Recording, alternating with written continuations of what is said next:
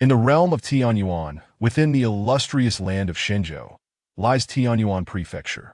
Here, in the grand city of Junlin, one can find the esteemed Qinglong Merchants Guild. Esteemed elder, to peruse these martial arts manuals, one must first make a purchase. Such is the regulation of our guild, the attendant at the top of the guild said, forcing a strained smile as he addressed the venerable figure before him. Though the elder's demeanor was somewhat brusque, his presence in the upper echelons of the Qinglong merchants guild indicated he was undoubtedly a person of considerable stature in Junlin. This city, situated in the heart of the four great sacred nations, is where the palace of Lin Xiuyin, the sovereign of these nations, is located. Despite being called a city, its expanse surpasses that of many premier dynasties within Tianyuan Prefecture, sprawling across millions of miles in vastness. It is safe to assert that Junlin is the very nucleus of Tianyuan Prefecture, teeming with unparalleled powerhouses. It is precisely due to this that the attendant approached the situation with such caution. Esteemed elder? He ventured again, noticing the elder's indifference. However, Jiang Yu, as if oblivious to the attendant's words, carelessly tossed the martial arts manual to the ground and turned his attention to another. He seized a heavenly grade martial art and, after a brief glance, discarded it as well. 10 billion spirit stones for a heavenly grade martial art. Truly, they know nothing of commerce. Jiang Yu exclaimed, indignation evident in his tone. I told young Lin thousands of years ago that in matters of trade, he could not hold a candle to me yet. The boy remains obstinate. The surrounding patrons regarded him with bemusement. In my opinion, the heavenly grade martial art should be priced at 10 million spirit stones per draw, with a mere 1% chance of success, and no cap on the amount one could spend. That would make for swifter earnings, he added, chuckling to himself in admiration of his own business acumen. The attendant, utterly at a loss, summoned the manager. As Jiang Yu continued his antics within the guild, the manager, clad in a cerulean robe, arrived briskly a few minutes later. Esteemed elder, I implore you to cease, the manager urged, frowning as he gestured to the two discarded heavenly grade manuals. The total value of these manuals is 20 billion spirit stones. Each of these manuals could incite turmoil and bloodshed outside. How could the elder treat them with such disdain? Although the elder's cultivation was inscrutable, resembling that of an ordinary man, the manager, well versed in the ways of the world, knew better than to underestimate him. After all, some ancient beings were known to conceal their true powers. Yet this did not imply he would permit the elder to act so recklessly within the Qinglong Merchants Guild. Such behavior could tarnish the guild's reputation, always demanding money. Even though 3,000 years ago, when I led young Lin into the sacred nation, he promised I could consider the Qinglong sacred nation my home. Must I pay to peruse manuals in my own house? The manager was increasingly bewildered by the elder's eccentricities and nonsensical ramblings. Was he perhaps unhinged? Observing the manager and the peculiar gazes from those around him, Jiang Yu, with a resigned sigh, retrieved a black gold spirit card from his spatial ring. Here, use this. Don't think that I can't afford to settle a bill of 200 billion spirit stones. The manager and attendant exchanged incredulous glances, the elder's certainty suggesting he was not jesting. They accepted the card, and the attendant hurried off to process the payment. Meanwhile, the manager's demeanor softened. Although the elder was unruly, he seemed not to be there to cause trouble. Yet, even the most powerful of beings would think twice before creating a ruckus in the Qinglong Merchants Guild, given its tenuous connection to the Lin King. Esteemed elder, you seem somewhat familiar. If I have spoken inappropriately, I beg your pardon, the manager said with utmost respect. One of the rules of survival in Junlin is to never underestimate anyone based on appearances. You can never know the true background or cultivation of those you encounter. Jiang Yu cast a casual glance at the manager and nodded, adopting an air of sagacity. Awakened from a long slumber, it appears no one remembers my name. Young Lin must have slacked off on spreading my deeds over the years. Ere the manager was at a loss for words. He felt as though he was conversing with someone from a different era, making communication laborious. Pray tell, who is this young Lin you speak of? I have worked at the Qinglong Merchants Guild for nearly 20 years, and I am familiar with all the notable figures in Junlin. The manager sought to continue the conversation. You certainly know him. Jiang Yu clearly wished to limit their exchange that I know him. The manager's eyes sparkled with interest. But he does not know you. Jiang Yu replied coolly, dousing the manager's enthusiasm with a splash of cold reality. Realizing he had been outmaneuvered, the manager could only force a smile. Just then, the attendant returned, looking flustered. "What is the matter?" the manager inquired, puzzled. "Is the spirit card fraudulent?" His gaze shifted back to the elder, a surge of ire igniting within him. "How dare he toy with me? I was just flattering him moments ago." "No, no," the attendant exclaimed, shaking his head vehemently, his face ashen. "The card is genuine, without a doubt. But the card's owner is. Why do you concern yourself with such details? As long as the payment is settled, that is all that matters." The manager lamented, bemused by the younger generation's lack of understanding of their duties. "It belongs to the Lin King." The revelation struck like a thunderclap, resounding in the hearts of the manager and those nearby. The Lin King? Who in Junlin would dare claim the title of Lin King? Aside from the sovereigns of the four great sacred nations, who else could it be? Lin Shuyan, one of the three most formidable heavenly sovereigns in Tianyuan Prefecture. Unfazed by the astonishment around him, Jiang Yu calmly took back the card and departed the Qinglong Merchants Guild without a backward glance. For quite some time, the people within the guild remained in stunned silence. Who was that just now, and how could he possess the Lin King's spirit card? As the memories of recent events flooded back, cold sweat trickled down the manager's forehead, coursing down his cheek. The Lin King, having lost both parents at a young age, had only one elder who was close to him, a figure shrouded in legend. In all of Tianyuan Prefecture, it was unlikely anyone had ever seen this person's true visage. The Lin King's master? A chill ran through the crowd. The Lin King's ascent to become a heavenly sovereign was not solely due to his innate gifts. The contributions of his enigmatic master were substantial. It could be said that in this lifetime, the Lin King answers to no one but his master. Rumor has it, the Lin King's master has surpassed even the heavenly sovereign level.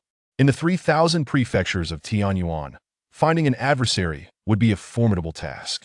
No wonder he asserted he was merely seeking to peruse manuals in his own home. That statement held true. This vast expanse of Tianyuan, stretching across hundreds of billions of miles, was indeed his abode. And just moments ago, they had inadvertently. "Is it possible to return this money?" the manager asked, quaking in fear. Upon exiting the Qinglong Merchants Guild, Jiang Yu stretched lazily, his joints cracking in response. Who would have thought that after 1,000 years of slumber, such tranquil days would feel ill-suited for me? He chuckled, shaking his head as he reminisced about the tumultuous years of yore. Back then, he had inexplicably traversed into this fantastical realm, endowed with the most potent disciple cultivation system. He had led 3 lackluster disciples from the farthest corners of this mystical world into the heart of empires, top-tier sects, and even the 4 great sacred nations, carving a bloody path through Tianyuan Prefecture. The mountains of corpses beneath their feet could fill the entirety of Junlin. Yet now, all had settled, conflicts had ceased, and no one dared to challenge the 4 of them. His 3 disciples had also achieved great success, standing as formidable figures within Tianyuan Prefecture. Truly, invincibility brings a solitude akin to snow. Gazing upon the unchanging system interface that had remained constant for millennia, Jiang Yu's lips curled into a slight smile. "You two have accompanied me for 10,000 years, yet now, it seems your usefulness has waned." Having attained the rank of sovereign, there was no one in Tianyuan who could rival him. Cultivate the final disciple Jiang Yue. Just as he finished speaking, the system before him shifted, presenting a new notification. The final disciple? A surge of thoughts coursed through Jiang Yu's mind. At that moment, a long-lost smile graced his face. Finally, a meaningful task awaited. To train a new disciple now felt akin to a max-level overlord returning to a novice village. Note: Jiang Yue is currently in a perilous situation. What? Jiang Yu's expression darkened abruptly. In an instant, his visage transformed, rejuvenating into that of a youthful figure. With a flourish of his sleeves, the black gold dragon robe that had accompanied him for millennia adorned him once more. An unparalleled aura of pressure suddenly enveloped the entire Qinglong sacred nation. At this very moment, all the formidable beings within the sacred nation of the Azure Dragon, even the supreme ones, are engulfed in a profound sense of unease, their hearts racing as they soar into the skies, seeking the source of this overwhelming pressure. Within the grand palace at the heart of Junlin City, A black-haired man sits cross-legged, suddenly opening his eyes.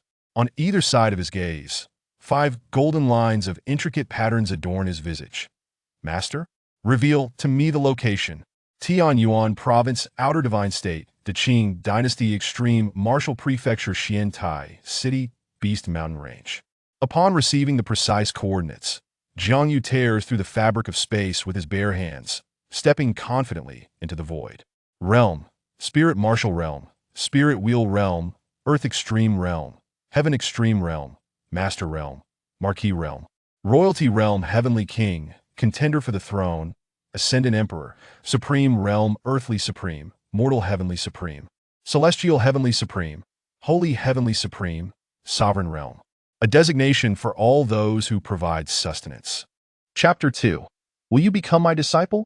In the realm of Xian Tai City, nestled within the treacherous confines of the Beast Mountain Range, the undulating peaks stretched endlessly into the horizon. The air was thick with a sinister green miasma, and from the depths of the mountains, the low growls of ferocious beasts reverberated, sending shivers down one's spine.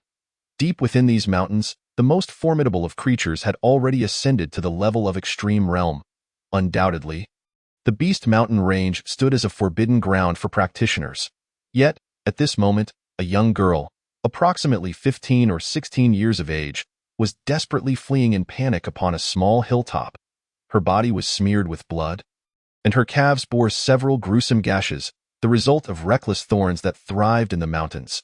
The path grew increasingly steep and perilous. Beside the winding, narrow trail lay a bottomless abyss. Should she stumble and fall, it would surely spell her demise. Stop!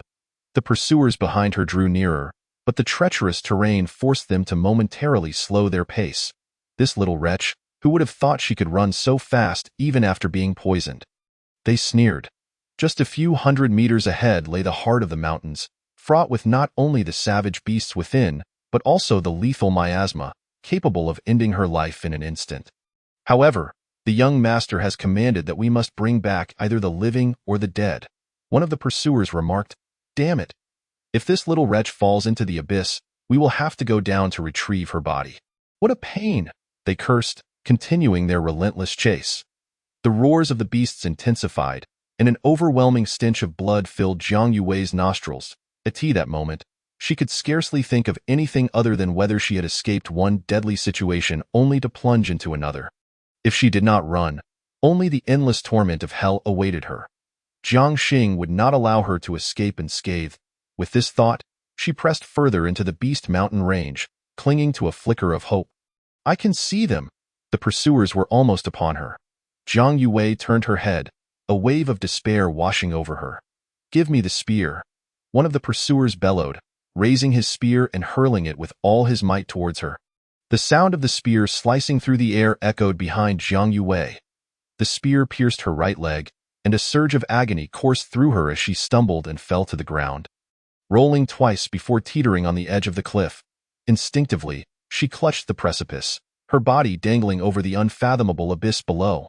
Moments later, the pursuers rushed towards her. "Why have you stopped running?" they scoffed.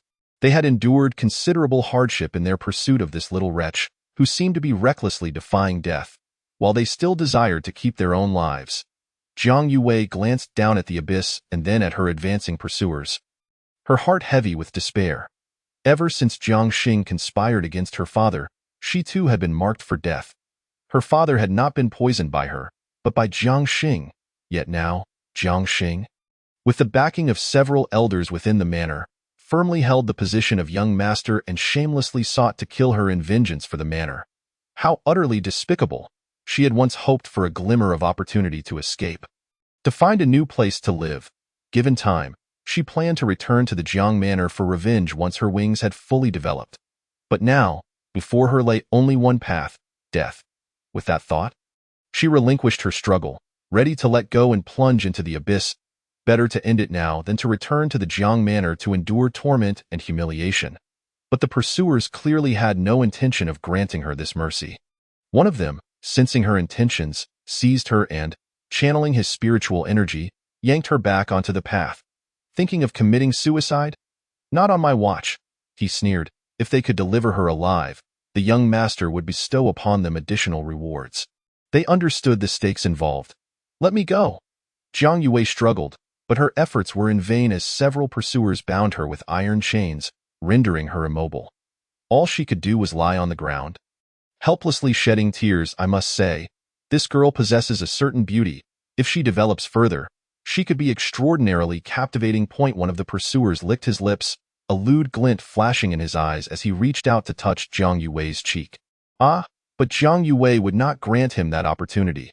She bit down fiercely, severing a portion of his finger. "You little wretch, I will kill you." The pursuer glared at his bleeding digit, enraged, raising his blade to strike her down. Jiang Yue shut her eyes, finally allowing a smile to grace her lips. To perish here was far preferable to dying at the Jiang Manor. Just then, a massive swirling storm cloud gathered in the sky. A colossal lightning bolt suddenly striking down from its center. In an instant, fierce winds roared, and the world around them dimmed. "Seal." A divine voice resonated from an unknown source. The voice echoed. Time around them came to a standstill. The blade held by the pursuer was mere millimeters from Jiang Yue's throat. Leaves swept up by the wind paused mid-air, and the dust remained suspended in its previous form in the distance. A youth clad in a black and gold robe descended from the sky, each step accompanied by a terrifying rumble that shattered the space beneath his feet, fragments coalescing into a staircase-like formation. Fortunately, I arrived just in time. Upon witnessing this scene, Jiang Yu breathed a sigh of relief. Had he arrived a second later, Jiang Yue's life would have been forfeit.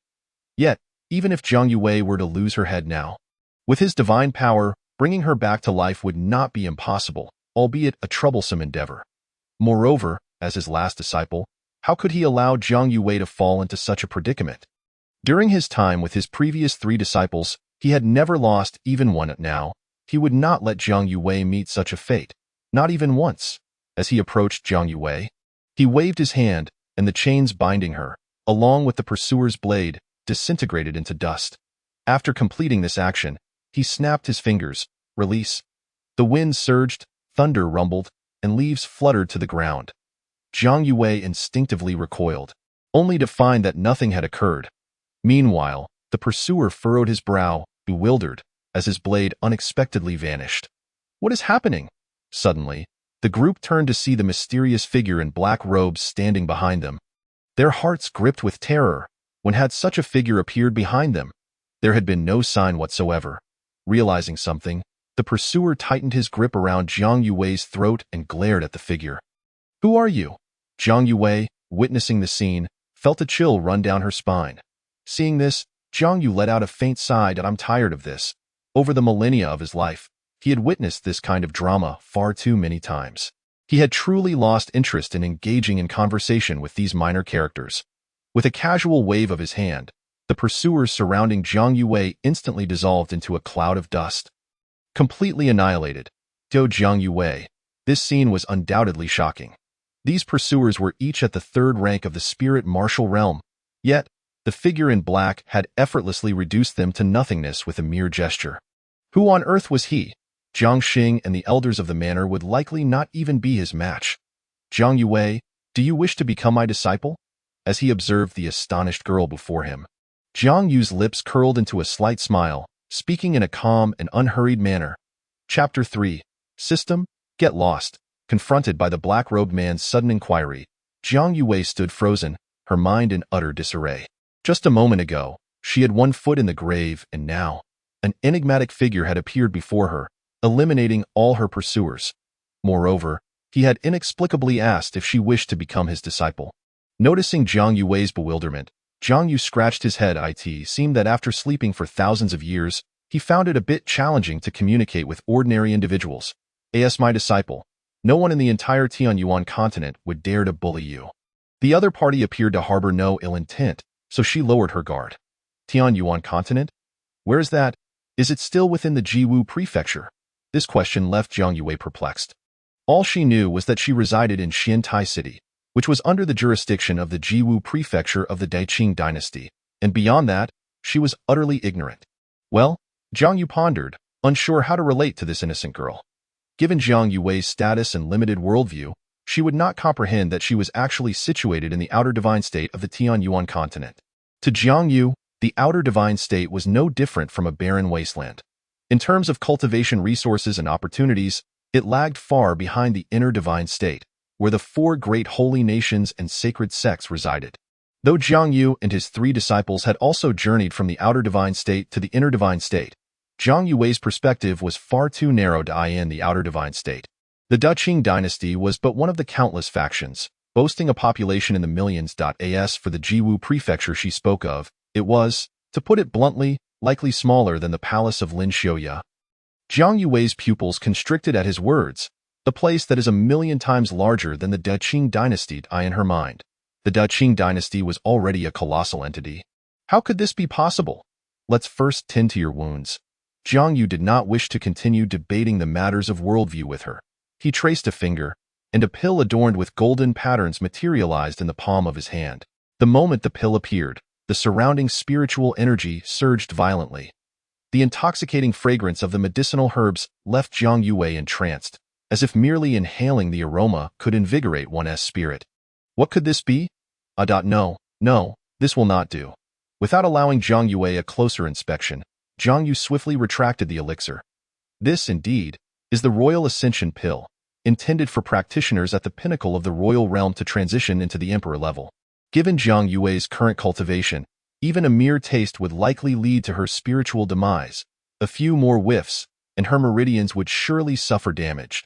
He rummaged through the medicinal pills in his spatial ring. He possessed elixirs capable of resurrecting the dead, yet for healing such injuries, he found none at that moment. Initially, he had intended to present Jiang Yu with a grand gift, but it seemed prudent to refrain for now. After all, any random gift would be beyond her current capacity to handle. Thus, Jiang Yu stepped forward, gently tapping her forehead with the golden light from his fingertip. Although Jiang Yu initially wished to evade, the warmth radiating from his touch swiftly transformed into a soothing energy that washed over her entire being. In an instant, all her wounds vanished, and even the chaotic spiritual energy within her stabilized, allowing her cultivation to ascend directly to the first tier of the spirit martial realm. Seeing this, Jiang Yu exhaled deeply, shakily rising to her feet. Feeling better? Jiang Yu inquired with a smile, casually surveying Jiang Yu. In a single glance, he comprehended her innate talents entirely. A rare prodigy, she possessed one of the ancient 10 sacred bodies, the Nirvana sacred body. Her potential, compared to those 3 young men from before, was equally formidable, if not greater. However, with the damage to her meridians, this extraordinary physique necessitated specific elixirs to mend her internal injuries. This was easily resolvable. Upon returning to the inner divine continent, everything would be at their disposal. As for her Nirvana sacred body, it was evident that it had not been fully activated, and due to the meager phoenix bloodline within her, this sacred body would only deplete her cultivation. Nevertheless, this could be remedied. A trip to the beast domain to acquire some pure blood from the divine phoenix clan would suffice. A matter of mere words. Moreover, it was unnecessary for him to intervene personally. Any of his 3 disciples could easily handle it with a simple request. You bear traces of a cultivation decline, which stems from your weak phoenix bloodline and the forced activation of the Nirvana sacred body. This severe depletion has caused your realm to falter. However, this also implies that at least one of your parents hails from a minor branch of the divine phoenix clan. Such a slender bloodline could give rise to a Nirvana body. How extraordinary! It would not be an exaggeration to say you descended with the fortune of heaven and earth, Jiang Yu remarked slowly. Jiang Yu's heart skipped a beat. She was bewildered by the youth before her, who seemed to have unraveled her entire being with just a glance. Indeed, she had experienced a decline in her cultivation. Once, she had been the most talented girl in Shintai City, entering the spirit martial realm's 8th tier at the tender age of 16. However, following Jiang Xing's treachery against her father and framing her for it, she had been compelled to rely on the power of her sacred body to narrowly escape a deadly pursuit. As for her parents, it was true that her mother was not of the human race, and the matter of the Nirvana sacred body was something her mother had revealed to her before departing. Even a seemingly insignificant branch of the divine phoenix clan adhered to their ancestral rules, which dictated not to associate closely with the human race. Your mother was likely summoned back by her clan? Jiang Yu said, casting a knowing glance at Jiang Yue. You wish to see her? This question held immense allure for Jiang Yue, for her father had been slain, and her only remaining kin in this world was her mother. Yet, the individuals who had taken her mother were powerful enough that even a single soldier among them could overpower the lord of Shintai City. "Where do you come from? Are you also a relative of my mother?" Zhang Yue asked eagerly. "I am not a relative of your mother, but arranging a meeting with her is merely a matter of a few words," Zhang Yu replied, shaking his head before shifting the conversation back to the initial topic. "Will you become my disciple? Do not concern yourself with my intentions. You need only know that upon becoming my disciple, you shall have free reign across the entirety of Tanyuanzhu." Zhang Yue pondered for a moment. Though the person before her was peculiar, he bore no ill will, and his cultivation was enigmatic. She could sense nothing, as tranquil as a still pond. Yet, this sensation was elusive, leaving her unable to grasp the true extent of his power. Regardless, he was her savior. "I, disciple Zhang Yue, pay my respects to my master." With that declaration, Zhang Yue knelt and bowed deeply to Zhang Yu. This act, at the very least, granted her a chance for vengeance against the Zhang family. One day, she would return to the Zhang estate. Zhang Yu nodded, thus completing the initiation of their master-disciple relationship. Ding! Congratulations to the host for acquiring disciple Zhang Yue. Reward. Go away. Zhang Yu waved his hand dismissively. Times had changed. He now almost dominated the entire realm of fantasy, holding the esteemed title of Saint Lord, towering above countless beings. What the system could offer, he could provide, and what it could not, he could still furnish. Ungrateful wretch. The system muttered indignantly before wisely choosing to conceal itself. With the absence of the electronic noise, Zhang Yu turned to Zhang Yue and asked, "Who were those pursuing you? Do you require my assistance?" "They were from the Zhang family," Zhang Yue replied, proceeding to recount her experiences in detail to Zhang Weiyud. As she spoke, her emotions became increasingly aggrieved, sorrow welling up in her eyes. "Crying will not avail you. In the face of enemies, one must retaliate," Zhang Yu said gently. The Zhang Yue before him appeared to be merely 16 years old. It was only natural for such a young child to feel this way. However, in the realm of fantasy, tears were among the least useful of responses. He stepped forward, placing a reassuring hand on her shoulder, softly assuring her, "Your pain and grievances shall be alleviated by your master." But the three elders of the Zhang family have all reached the 6th tier of the spirit wheel realm, and Zhang Xing is on the cusp of touching the threshold of the ultimate realm. "Can you truly face 4 opponents alone, master?" Upon hearing Zhang Yue's slightly worried words, Zhang Yu nearly lost his breath. He clutched his chest, replying helplessly, "Your master should be able to manage. Your master is the unparalleled Saint Lord. Do you understand? It is the pinnacle of cultivation, the realm attained by the protagonist in the final chapter when confronting the ultimate boss. Even those heavenly sovereigns would not dare to lift their heads before me. They would kneel, trembling in reverence," Zhang Yu muttered. Rubbing his temples, he glanced at the sky, then gently patted Zhang Yue on the back of her head, heading toward the Zhang estate. Following beside this youth clad in a black and gold dragon robe, Zhang Yue inexplicably felt a surge of safety, calming her nerves considerably. She had unwittingly accepted him as her master, and he planned to directly assist her in seeking revenge. Rest assured, master can handle it. Even if there were 10 more, no, 100 more, he could still prevail, haha. But be careful, Zhang Xing is quite treacherous. Not a concern. Those 3 elders are just as malevolent. Are you truly capable of taking on 4 foes? Even the lord of Shintai City might struggle. Admiring me? Indeed. Ha ha ha. Zhang Yu laughed heartily, feeling a joy he hadn't experienced in years. Since their quartet had risen to prominence in Tanyuanzhu, many had sought to flatter him. Yet Zhang Yue's words today resonated with him most profoundly. "Let us go and confront this so-called Zhang Xing." With a smile gracing his lips, Zhang Yu set forth, as the sun dipped below the horizon. The waning light cast long shadows of the 2 figures, one tall, one short, across the ground. Chapter 4. No overnight grudges. As dusk fell, the sky darkened, and the myriad beasts within the Beast Mountain range awakened, howling eerily at the full moon hanging in the night sky. "Master, there are many beasts in this mountain range." The chorus of wails from all directions, akin to ghostly cries, unnerved Zhang Yue, causing her face to pale. "Fear not." Zhang Yu, sensing her distress, willed a golden dragon aura to surge from his sleeve and penetrate the ground. Instantly, the entire Beast Mountain range fell into an eerie silence. All the beasts trembled in fear. cowering on the ground, tails tucked, whimpering as if in supplication.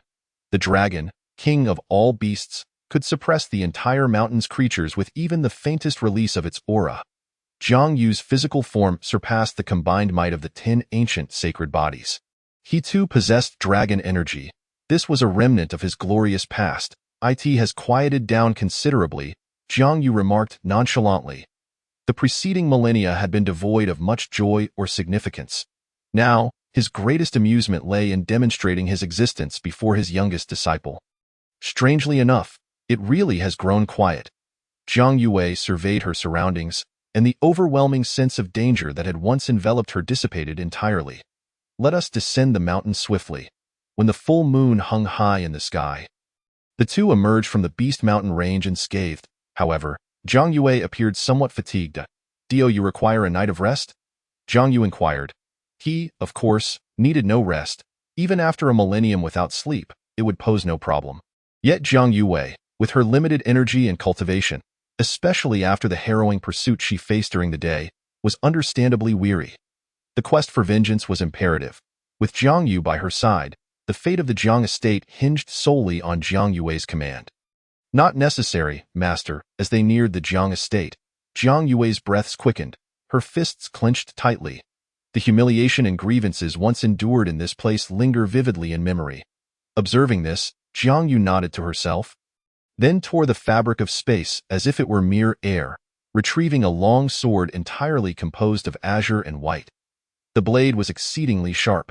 Even the slightest tremor could cleave the very fabric of reality, producing a resonant hum. "This weapon is a gift to you. Take it for your vengeance.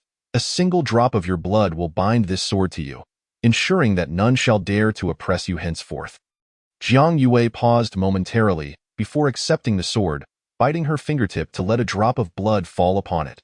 The azure-white blade emitted a resonant hum, then gently flew into her grasp. The instant she gripped the hilt, she felt an unparalleled surge of power coursing through her. This sword, known as Qingbai, was a unique artifact of the world. Should your strength suffice, it could cleave through the very heavens. However, with your current cultivation at the first tier of the spirit martial realm, such feats remain beyond your reach. Yet slaying a few lesser foes should pose no challenge, Jiang Yu remarked. Ultimately, it is best for you to exact your revenge personally, lest you harbor lingering resentments that might hinder your future cultivation. "I shall provide you with support." Jiang Yue gazed at her master and nodded earnestly. Her master must surely be an unparalleled expert, for the mention of cleaving through the heavens seemed almost trivial in his discourse. The legendary pinnacle of strength appeared to be of little consequence to him. "Master, your prowess must far exceed that of the pinnacle," she mused. Jiang Yu, observing the somewhat dazed young woman before him, chuckled softly. One might say so. Soon after, they arrived at the resplendent vermilion gates of the Jiang residence. The street lay desolate, yet within the Jiang estate, a cacophony of revelry echoed, imbued with a spirit of celebration. Witnessing this scene, Jiang Yue clenched her teeth. The jubilant clangor of gongs and drums only served to agitate her nerves. Her father's remains were scarcely cold, and these people had already commenced their festivities. "Do as you wish," Jiang Yu said, waving his sleeve and soaring into the air above the Jiang residence, standing upon the void and surveying all within. Taking a deep breath, Jiang Yue advanced swiftly, her azure-white sword slicing through the air with ferocity. A chilling azure sword aura surged forth, shattering the vermilion gates into splinters. The violent commotion caused the jubilant crowd within the estate to halt abruptly in their actions. "What is happening?" In the main hall, Jiang Xing sensed the disturbance, his expression darkening. Even the city lord's residence held a measure of trepidation towards the Jiang family's power. Who could it be? Elder Jiang Lu, seated at the head of the stairs, rose respectfully to Jiang Xing. "My lord, do not be alarmed. I shall investigate." With that, Jiang Lu, accompanied by a contingent of Jiang guards, strode purposefully towards the gates. "Who dares to cause trouble at the Jiang residence?" Jiang Lu bellowed, his aura surging as 6 azure spirit rings manifested behind him. Spirit ring realm, 6th tier. Such strength was sufficient to command the winds and rains across the entire Xintian city. Yet when Jiang Lu beheld the figures standing at the entrance, he was taken aback. "Jiang Yue?" A smirk curled upon his lips, revealing a knowing smile. I never expected you would dare to return on your own. To conspire against the former patriarch is a heinous act. Your life must be forfeit, Jiang Lu scoffed. Yet at this moment, bolstered by Jiang Yu's support, Jiang Yue felt no fear. Conspire against my own father? How dare you, you old scoundrel, she retorted vehemently. Such words would surely be deemed absurd if uttered aloud. Any reasonable person would know that the one behind the former patriarch's demise was Jiang Xing. Jiang Xing, the adopted son of the former patriarch. What a pity that ambition ran rampant. However, Jiang Xing was undeniably gifted, having reached the peak of the spirit ring realm at merely 20 years of age, just a hair's breadth away from the pinnacle, akin to the city lord. Even if the truth were to be revealed, the overwhelming power of Jiang Xing would silence any dissent, allowing events to unfold unchecked. Stop your futile arguments. I never imagined you would be so ruthless in your pursuit of the patriarch's position, Jiang Lu proclaimed. I shall enact justice. Hovering in mid-air, Jiang Yu tilted his head, idly cleaning his ears. This band of villains truly had a penchant for verbosity, which was beginning to irk him. He then directly conveyed to Jiang Yue, strike him down. He cannot withstand it. Upon hearing this, the grievances that had long festered within Jiang Yue erupted forth. She swiftly swung her sword, unleashing a resonant hum, boom. An azure sword aura, roughly 4 meters long, surged towards Jiang Lu with unrelenting speed. Jiang Lu, standing still, felt a momentary dizziness. This force seemed capable of annihilating him. Fear wrapped around him like a shroud, rendering him immobile. No, it was not the strike itself. The source of his dread emanated from above. Jiang Lu looked up to see a youth clad in a black and gold dragon robe, standing upon the void, the space beneath him dissolving and reconstituting. The youth's eyes shone a divine golden hue, exuding an air of supremacy, akin to a deity, as the sword aura sliced through the air. Jiang Lu's entire form disintegrated into a cloud of blood mist. Observing this, Jiang Yu stroked his lower lip, intrigued by the chaos unfolding within the Jiang residence. In those tumultuous times, he too had brought 3 disciples to seek vengeance. Yet none had achieved the efficiency exhibited by Jiang Yue. His quartet had endured years of hardship, gradually amassing strength. Yet evidently, Jiang Yue could now bypass such cumbersome processes. With Jiang Yu by her side, there would be no lingering enmities. Chapter 5. The strong preying on the weak. The sudden demise of Jiang Lu plunged the entire Jiang residence into chaos. Blood mist hung in the air, and terror gripped the hearts of all present. How could this be? How could the elder fall so easily? The guards, who had previously exuded confidence, now stood dumbfounded, their minds reeling. That was the elder, a master of 6 spirit rings. And yet Jiang Yue had slain him with a single strike. Despite her cultivation being merely at the first tier of the spirit martial realm, inferior even to these guards, who would dare to obstruct her? Whoever dares to stop me shall die. In that moment, Jiang Yue grasped the true power of the azure-white sword, advancing toward the main hall of the residence. The guards of the Jiang estate could only shrink back, paralyzed by fear, unwilling to impede her progress. Meanwhile, Jiang Xing within the main hall sensed something amiss. The overwhelming surge of spiritual energy was too terrifying. As the commotion outside grew louder, he slammed his palm on the table, leaping to the entrance of the main hall. What is happening, my lord? Why has the elder not returned? The left elder inquired anxiously, his heart filled with trepidation. Jiang Xing's forehead creased with tension as he beheld a familiar figure approaching, sword in hand, striding toward the entrance of the main hall. Jiang Yue, you are alive. The word sent shockwaves through the left and right elders, their pupils constricting. Jiang Yue had survived? How could this be? She had been poisoned by the wolf spider venom, a toxin potent enough to kill the former patriarch, who was at the 8th tier of the spirit ring realm. After her cultivation had plummeted, she hadn't even reached the spirit martial realm. Logically, she should have been doomed. What a predicament! Jiang Xing gritted his teeth, a sense of impending doom washing over him, regretting not having dealt with Jiang Yue sooner. The sword in her hand now radiated an aura of terrifying power. He sensed that should Jiang Yue wield it, his demise would be inevitable. This sword was no ordinary artifact. That old man had indeed left her with substantial opportunities. As this thought crossed his mind, a flicker of hatred ignited in Jiang Xing's eyes. Since childhood, he had been taken in as the adopted son of the former patriarch. Though he held some power within the Jiang residence, he always felt like an outsider. Despite his superior talent and cultivation compared to Jiang Yue, the old man had chosen to pass on the patriarchal position to a mere 16-year-old girl. Was bloodkin truly more precious than a foundling like him? After all these years of risking life and limb for the Jiang family, he found himself unable to attain the position of patriarch. If one day Jiang Yue were to rise to power, he would once again become a drifting weed in this world. The feeling of abandonment was enough to last a lifetime. Your father treated you well in life. Considering you as his own flesh and blood, I, too, regarded you as a brother. Yet you, ungrateful wretch, have committed such treachery. Jiang Yue's chest heaved violently, her sword pointed directly at Jiang Xing. Today, she would avenge her father. No wonder your own parents abandoned you. They must have sensed you were a born villain the moment you were born. You are but a bastard, an unwanted bastard, Jiang Yue scoffed, and those words pierced the most vulnerable part of Jiang Xing's heart. Clenching his fists, he trembled violently, the 9 spirit rings behind him resonating ominously. You. Jiang Xing's forehead pulsed with veins. Jiang Yu, floating in the air, raised an eyebrow. Ah, this little one is quite eloquent. It seems Jiang Xing is on the verge of breaking. He observed with amusement. Though Jiang Xing was at the 9th tier of the spirit ring realm, that azure white sword was a renowned artifact. To slay him would be akin to using a sledgehammer to crack a nut. What?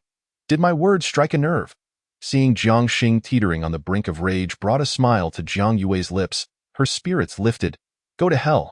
In the next moment, the 9 spirit wheels behind Jiang Xing shattered 3 of them instantly. This fellow actually chose to self-destruct 3 spirit wheels in exchange for a chance to deliver a lethal strike to Jiang Yue. He had already realized that if Jiang Yue swung her sword, he would stand no chance at all, as long as he prevented her from wielding her sword. Jiang Yue would be no different from a paper tiger. Sensing the impending danger, Jiang Yue felt the hair on her body stand on end. It was too fast. Jiang Xing's speed had surpassed the limits of her dynamic vision. She had no opportunity to swing her sword. What a ruthless character. Jiang Yu, hovering in midair, smiled slightly, his gaze piercing as he looked down at him. In an instant, an overwhelmingly terrifying pressure surged towards Jiang Xing like a tidal wave. In but a moment, he was immobilized, unable to move. What power is this?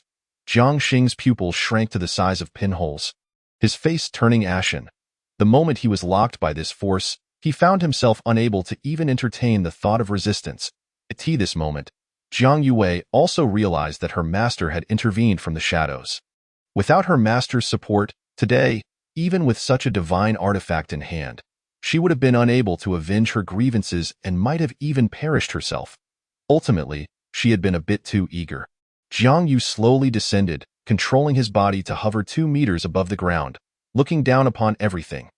Who? The elder on either side was now tense, immediately drawing their weapons and cautiously staring at Jiang Yu. Previously, they believed Jiang Xing would effortlessly kill Jiang Yue, but they never anticipated that Jiang Xing would suddenly be frozen in place, unable to move. Furthermore, this heart-stopping pressure was likely emanating from this mysterious figure before them. Walking through the air, the opponent's cultivation was utterly unfathomable. To this thought, both their grips slackened, and their weapons clattered to the ground. We are unaware of how our humble Jiang family has offended you. Esteemed one, we humbly request your guidance. The 2 elders quickly knelt, their voices trembling. Jiang Yu's gaze remained fixed, never once turning towards the 2. With a flick of his sleeve, the 2 elders instantly transformed into a cloud of dust, silently dissipating into the world. How noisy! He dug at his ears. Were it not to impart a lesson to Jiang Yue, he would not have lowered himself to interact with such insignificant creatures. You may move now, Jiang Yu said indifferently, and as soon as his words fell, Jiang Xing felt his entire body go limp, his legs giving way as he collapsed to the ground. Cold sweat streamed down his forehead like a waterfall. The mysterious youth before him was terrifyingly powerful. This sense of oppression felt less like being crushed by a mountain and more like the entire world was bearing down upon him. Master. Upon seeing Jiang Yu, Jiang Yue hurriedly greeted him respectfully. In the future, when undertaking tasks, be sure to sharpen your blades and bide your time. Do you understand? I will heed your teachings. Jiang Yu nodded. Jiang Yue was still quite young and naive. It was understandable that she would lose her rationality in the face of her father's murder. The three disciples, however, would not make such a mistake, as they had endured countless beatings by the time Jiang Yu found them, becoming remarkably mature. Nevertheless, Jiang Yue remained a promising talent. "Kill him," Jiang Yu stated coolly, then turned to Jiang Xing, a smirk playing at the corners of his mouth as he added, "You may resist?" The despair etched on Jiang Xing's face deepened. He raised his head, staring intently at Jiang Yue. Everything had transpired too quickly. How could this be? He had clearly secured his position as the lord of the mansion. Where had Jiang Yue found such formidable assistance? Without hesitation, Jiang Yue stepped forward, mercilessly taking Jiang Xing's life with a single strike. The entire Jiang family fell silent, trembling in fear, their heads bowed, unwilling to meet Jiang Yue's gaze.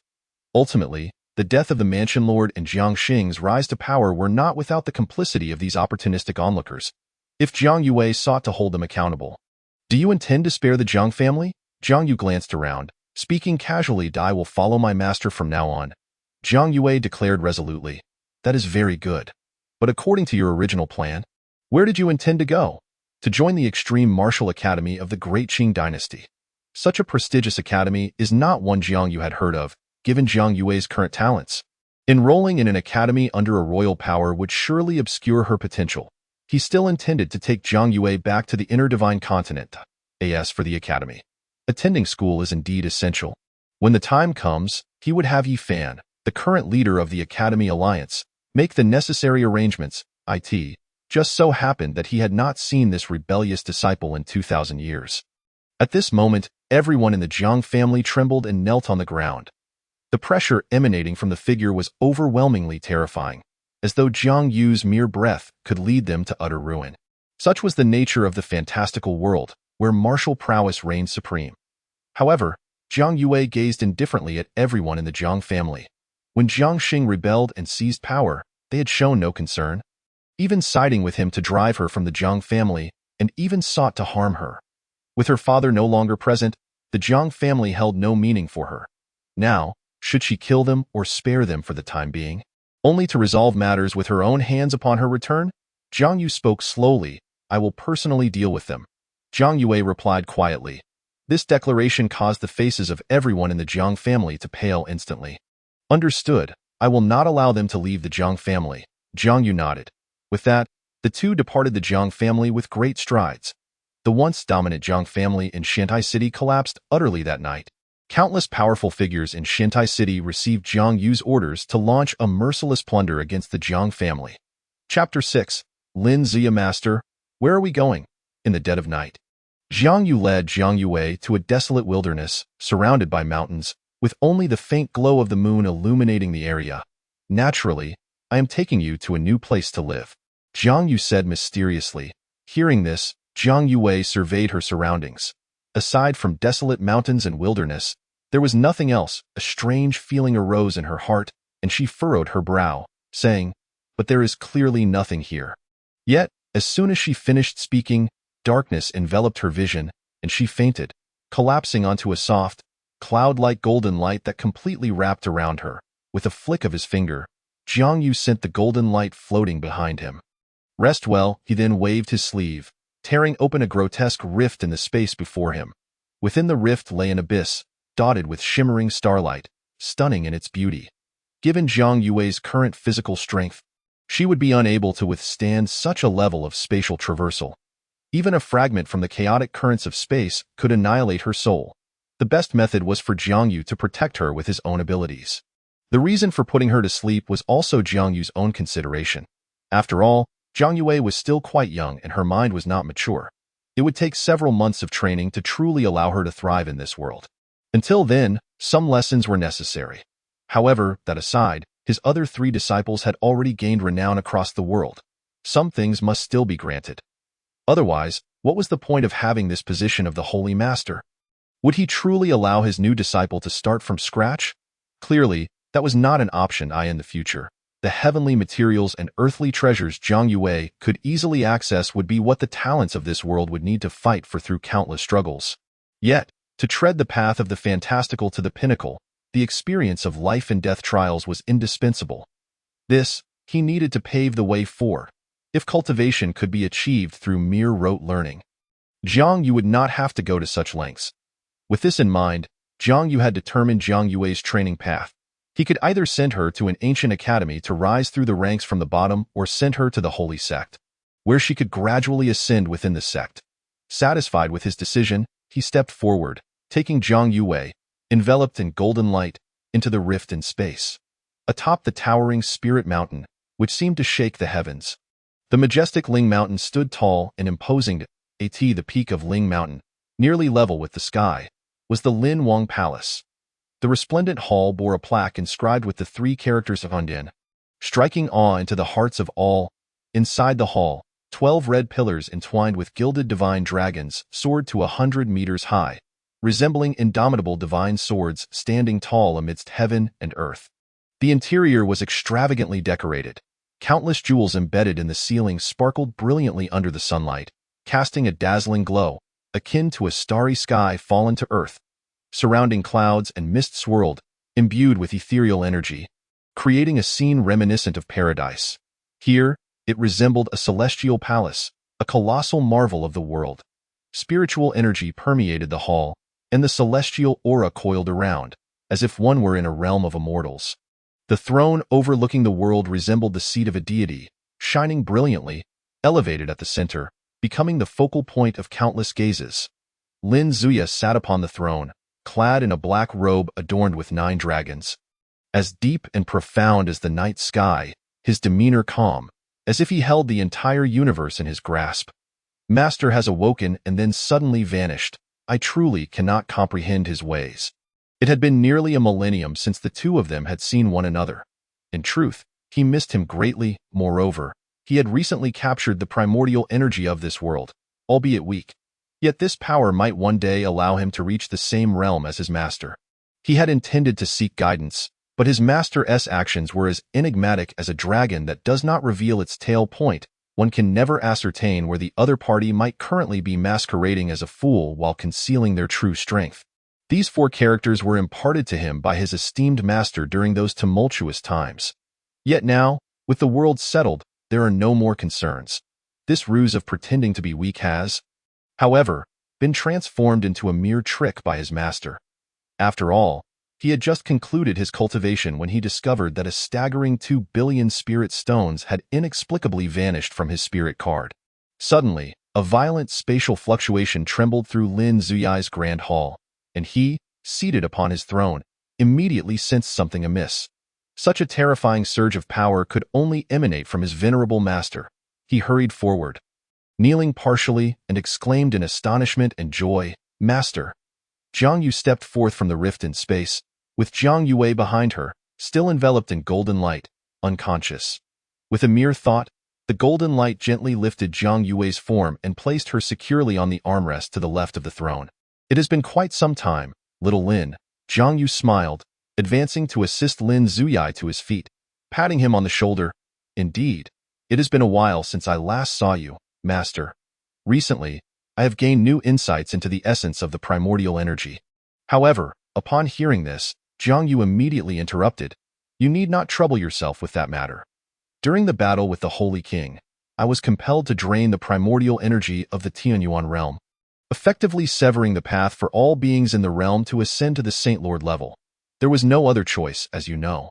Had I not done so at that time, the Holy King could have effortlessly annihilated our master-disciple quartet." Lin Zuyai sighed and shook his head in resignation upon hearing this. The memory of that battle was indeed one that shook the heavens and moved the gods. Had it not been for his master ascending to the unparalleled Saint Lord level in their time of crisis, it is likely they would not be standing here today. Yet, there is an alternative, which is to transcend the Tianyuan realm. Jiang Yu smiled. "Transcend the Tianyuan realm? This seems impossible," Lin Zuyai thought, a shiver running through him. Such words could only be uttered with such composure by his master. In the past, it was indeed impossible, but with your junior sister's assistance, everything becomes feasible. Saying this, Jiang Yu gestured toward the unconscious Jiang Yue to the left of the throne. It was only then that Lin Zuyai began to grasp the situation. Although he had sensed the presence of this girl when Jiang Yu emerged from the rift, he felt it inappropriate to speak further without his master's prompting. I see I was mistaken. So it is my junior sister. Wait a moment, junior sister? Lin Zuyai stared incredulously at Jiang Yu, then glanced at the girl on the left of the throne. He hurried forward to scrutinize her closely. A nirvana sacred body?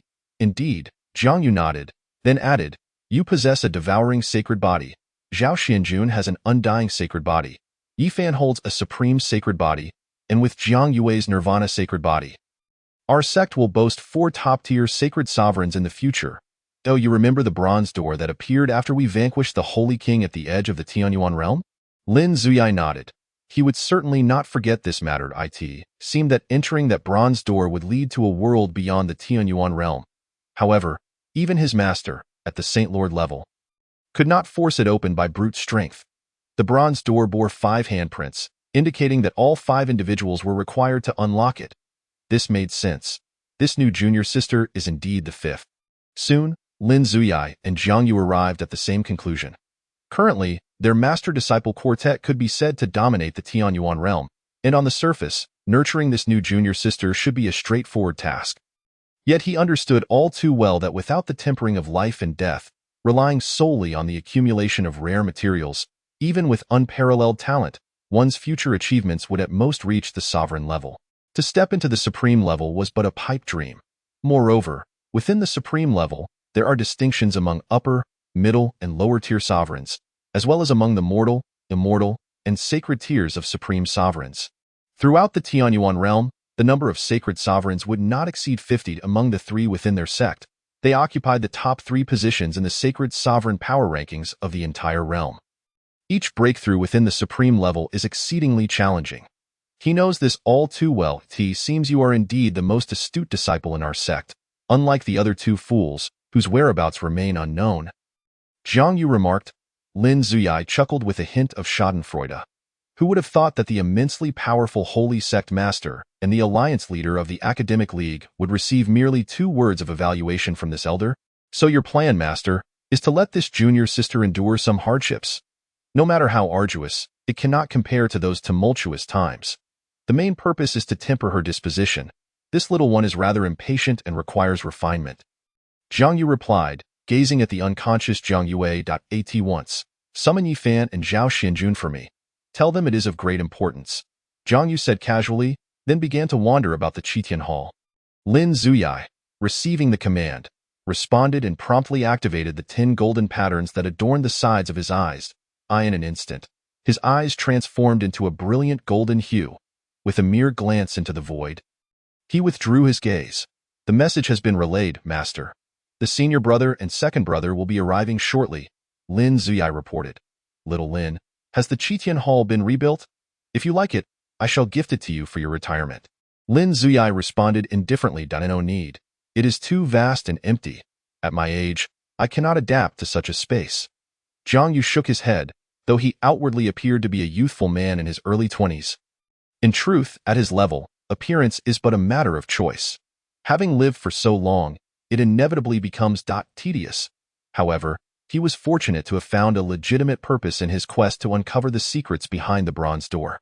These 2 fools are taking far too long. After saying this, Jiang Yu waved his sleeve, and the space behind him was instantly torn to shreds. 2 somewhat disheveled figures suddenly emerged from the rift. Crashing heavily to the ground, witnessing the scene, Lin Zuyai could only gasp in astonishment. Sacred sovereigns, in the presence of his master, were as feeble as fledglings. Chapter 7. The nurturing plan. The 2 figures staggered momentarily, then quickly realized they were now in the Qitian Hall. Seeing Lin Zuyai and Jiang Yu, they regained their composure. 3rd junior brother, senior brother, 2nd junior brother, 3rd junior brother, senior brother, 2nd brother. The 3 exchanged respectful gestures. Jiang Yu, hearing this, regarded them as if they were fools, then his expression darkened as he said, do not waste time with pleasantries. There is serious business at hand. Master, you look younger. A young man with sharp features and a clear countenance exclaimed in surprise.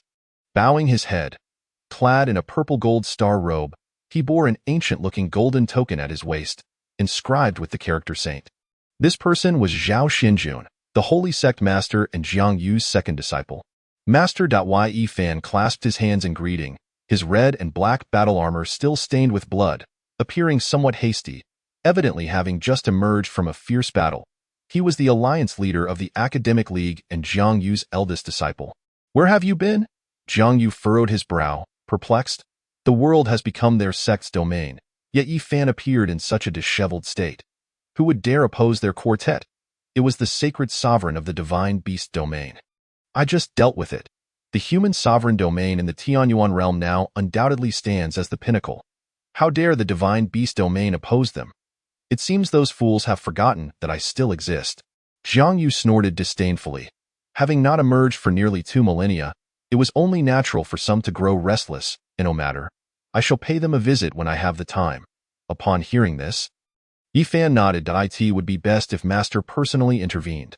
After all, if 2 sacred sovereigns unleashed their full power, countless beings would undoubtedly suffer, and as the Saint Lord, Master would not face such a predicament. "And who might this be?"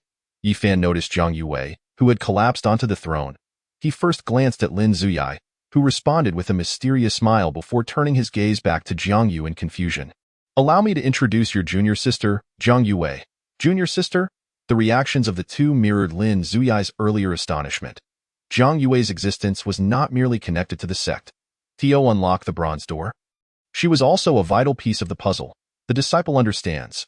The two were quick to grasp Jiang Yu's intention. Yi Fan, as the alliance leader of the Academic League, please elaborate on the cultivation system in the League. Yi Fan nodded upon hearing this, then pondered for a moment before replying. In the cultivation system of the Inner Shenzhou, students begin their training at the most basic academy level, such as the Tianming Spirit Academy of the Qinglong Sacred Nation. Academy-level institutions can accept students of the spirit martial realm with an age requirement of 14. After 3 years and reaching the heavenly extreme realm, they may graduate. Above the academy level is the Sacred Academy, such as the Tianyuan 4 Sacred Academies of the Qinglong Sacred Nation, which has a 10-year program. Any student who reaches the marquee level may choose to graduate or remain to teach. The cultivation system of the Inner Shenzhou concludes at the marquee level, as this realm already ranks among the world's strongest. After listening to Yi Fan's explanation, Jiang Yu appeared contemplative. The academy's training. "Sounds promising. I recall you once followed this path." Upon hearing this, Yi Fan reminisced about those glorious days from thousands of years ago, smiling broadly. The academy's training consists of various grand competitions, trials, and experiences. Indeed, it was a memorable time. Jiang Yu turned his gaze to Zhao Xianjun and inquired, "And you? Please share the cultivation system of the sect, as you have traversed this path." Unbeknownst to him, upon hearing these words, Zhao Xianjun suddenly became invigorated. He patted his chest confidently and declared, "Master, you can rest assured that I will take full responsibility for my junior sister. She can directly enter the sacred sect without any examinations. The might of the sacred sect reverberates throughout the universe. Once she steps into the sacred sect, we shall bestow upon her the title of chief disciple, granting her the freedom to choose any martial arts or techniques, select any divine artifacts, enter any spirit pools, and consume any elixirs. The enlightenment peak shall be her home." Such a fool, Zhang Yu scoffed. Is it any wonder that this second disciple is indeed a simpleton? His mannerisms and approach to matters are distinctly Navi. Is that so? Zhao Xianjun momentarily appeared perplexed. Master desires a steady and cautious approach, taking one step at a time, just as we did in our time. Seeing this, Lin Xiui stepped forward to elucidate, then turned to Jiang Yu, scratching his head as he inquired, "Why didn't Master ask me? You, my dear fellow, are a loose cultivator. To put it kindly, you are a solitary practitioner. To put it bluntly, you were once lacking in talent, unable to enter the academies or join any sections, living under the heavens as your blanket and the earth as your bed. If we were to let your junior sister endure the same hardships you once faced, it would be better for us to disband our sect." Jiang Yu massaged his temples. At present, it seems that the eldest disciple, Yi Fan, is indeed the most prudent choice. Yet, Master, you just mentioned wanting to let my junior sister suffer. One must differentiate between necessary and unnecessary hardships. There is no need to force unnecessary suffering upon her. Jiang Yu waved his hand dismissively. "What does junior sister mean?" Yi Fan pondered for a moment before asking. "I fear that my junior sister's intention is still to enter the academy." Jiang Yu recalled Jiang Yue's previous words and added, "Personally, I believe the academy is preferable. Besides cultivation, One can also acquire knowledge and avoid being illiterate. Education is indeed important. After much contemplation, he reached a decision. However, all academies in Inner Shinjo had concluded their enrollment 2 months prior. I believe Master S' intention is to conceal our sect's background, allowing my junior sister to begin her cultivation from the academy with a more ordinary identity.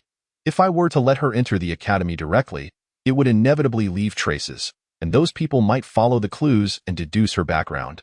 Yifan's concerns were not unfounded. Given his current overwhelming power, it would be unrealistic to expect to operate discreetly. Without hesitation, Zhang Yu replied, "Then let us hold another enrollment. Conducting 2 enrollments in a year should suffice."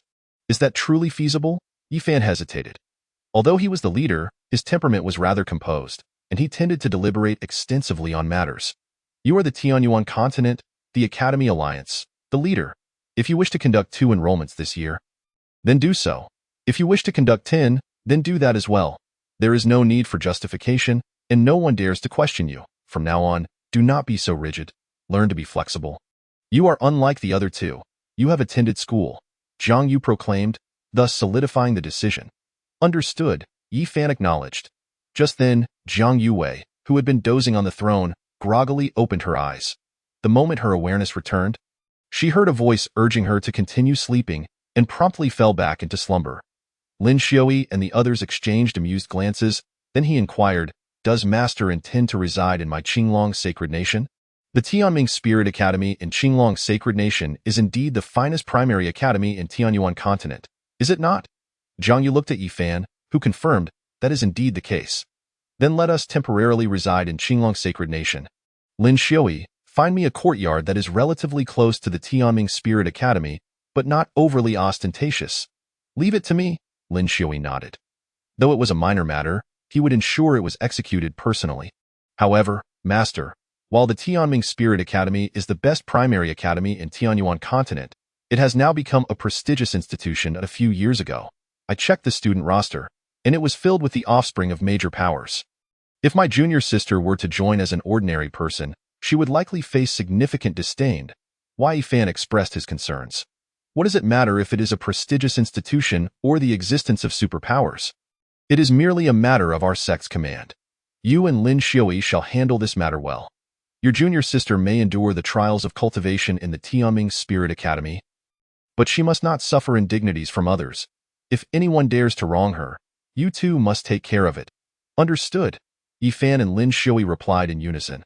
"Since there is nothing more, you may disperse." Upon hearing this, the crowd respectfully bowed to Zhang Yu and then withdrew. However, after taking a few steps, Lin Xiui sensed something amiss and turned back to look at Zhang Yu, saying, "Master, I will reside here, heh." Chapter 8. The dread of the divine beast domain in the vicinity of the Tongtian River in Qinglong Sacred Nation. Thousands of years ago, the Tongtian River was desolate, with spiritual energy raging uncontrollably. However, now, with Lin Xiui unifying the 4 sacred nations, the area once deemed a forbidden zone for life has become a primary residence for myriad races. Various dynasties and sects sprang forth like mushrooms after the rain. Aside from Junlin City, the region surrounding the Tongtian River, spanning 10 billion miles, is the most prosperous territory of the 4 sacred nations, and the renowned Tianming Spirit Academy is located here. Qitian Mansion. Arriving at the residence Lin Xiui had prepared for him, Zhang Yu's expression darkened upon seeing the dazzling golden characters. "Who in the 4 sacred nations dares to use the words Qitian? Master, is this your residence?" Zhang Yue exclaimed in astonishment at the imposing and magnificent mansion before her, gasping in disbelief. The so-called Zhang Mansion here is entirely at the level of old, dilapidated, and small. Indeed, Zhang Yu rubbed his temples in response. Leading Zhang Yue into the mansion, the interior of Qitian Mansion epitomized opulence, with various rare herbs and treasures growing as if they were mere flowers and trees. The air within the mansion carried a faint, delightful fragrance, and the concentration of spiritual energy was terrifyingly high. Such a vast estate. Did Master live here all alone? Zhang Yue excitedly wandered around the mansion and then inquired. Not at all. You have 3 inept elder brothers. Upon hearing the term elder brothers, Zhang Yue became curious and pressed. Where are those 3 elder brothers now? You will meet them one day, but not now, Zhang Yu replied slowly, then turned to Zhang Yue. Presently, Zhang Yue's cultivation was barely at the first level of the spirit martial realm, and with such a level of cultivation, she would not qualify for the second round of enrollment at the Tianming Spirit Academy. The academy's admission standards required candidates to be 16 years old or younger and at least at the spirit wheel realm. Zhang Yue only met the age requirement. I will now impart a technique to you. You must comprehend it diligently. In 1 month, the enrollment for the Tianming Spirit Academy will commence, and you need to reach the spirit wheel realm within this period. A month? Zhang Yue exclaimed in disbelief. Having grown up in the outer Shenzhou, the notion of advancing from the first level of the spirit martial realm to the spirit wheel realm in just a month seemed utterly preposterous. Even at her peak, her cultivation only reached the 8th level of the spirit martial realm. The resources for cultivation in the outer Shenzhou are scarce, and your innate talent cannot be fully displayed. However, this place is different. With that, Zhang Yu waved his hand, and a brilliant golden technique materialized in his grasp. This technique is called Chaos Divine Demon Scripture, and it is the one used by our sect. Zhang Yue took the technique, and upon merely glancing at it, she was instantly captivated. The comprehension of a saint-grade genius was indeed extraordinary. Zhang Yu smiled. Previously, when faced with this technique, others had found it obscure and challenging to understand. Yet Zhang Yue entered a state of enlightenment merely from a glance. He then casually constructed a supreme-level spirit-gathering array, drawing in all the surrounding spiritual energy. All the rare herbs and treasures within the mansion were uprooted, gathering in midair, where they were swiftly refined into golden spiritual liquid by an overwhelming force, cascading gently onto Zhang Yue's head. With these rare herbs and the support of the supreme-level spirit-gathering array, Zhang Yue's cultivation would accelerate dramatically, and her foundation would not be harmed. Rather, it would be further solidified. A solid foundation would make overcoming levels in combat not a daunting task. However, there remained a pressing concern. Zhang Yue's nirvana sacred body required a substantial amount of blood from the Divine Phoenix clan. Given the recent agitation in the Divine Beast domain, it would be prudent for him to make a personal visit. Shang, Dan, Jing, Mo, Cho. With a single command from Zhang Yu, 5 individuals clad in black robes materialized before him. These 5 were the assassins he had trained during that tumultuous era, and they had now attained the level of mortal-grade Heavenly Supreme. In theory, those of the Heavenly Supreme rank would seldom obey any commands, let alone willingly serve as someone's assassins. Yet, this individual was Zhang Yu. Guard her well. I shall return. Understood, the 5 replied in unison. Although on the surface, the Tongtian River was under the iron-fisted rule of Lin Xiui, the prevailing conditions in some clandestine areas remained tumultuous. Desperados often frequented the Tongtian River. Currently, Zhang Yue lacked the means to protect herself, and while Chitian Mansion possessed protective formations, having 5 mortal-grade Heavenly Supremes stationed there would provide him with peace of mind. Zhang Yu stroked his chin, pondering, and then left a recording stone before Zhang Yue. If I am delayed in returning, you are to take her to participate in the enrollment assessment at the Tianming Spirit Academy. Understood. Additionally, take this. It is Lin Xiui's personal royal order. Seeing this order is akin to meeting Lin Wang in person. With this, many troubles will be alleviated. This little one has quite an impatient temperament. Ensure you train her well, but be mindful of the limits. Zhang Yu retrieved an unremarkable, antiquated wooden token from his spatial ring, upon which was inscribed a single character, Lin. To the untrained eye, its significance would be lost. However, any cultivator with a modicum of prowess would perceive the aura of a divine artifact emanating from it. ASU command. Shang received the token. With the task successfully accomplished, Zhang Yu nodded in satisfaction before tearing through the fabric of space and stepping into it.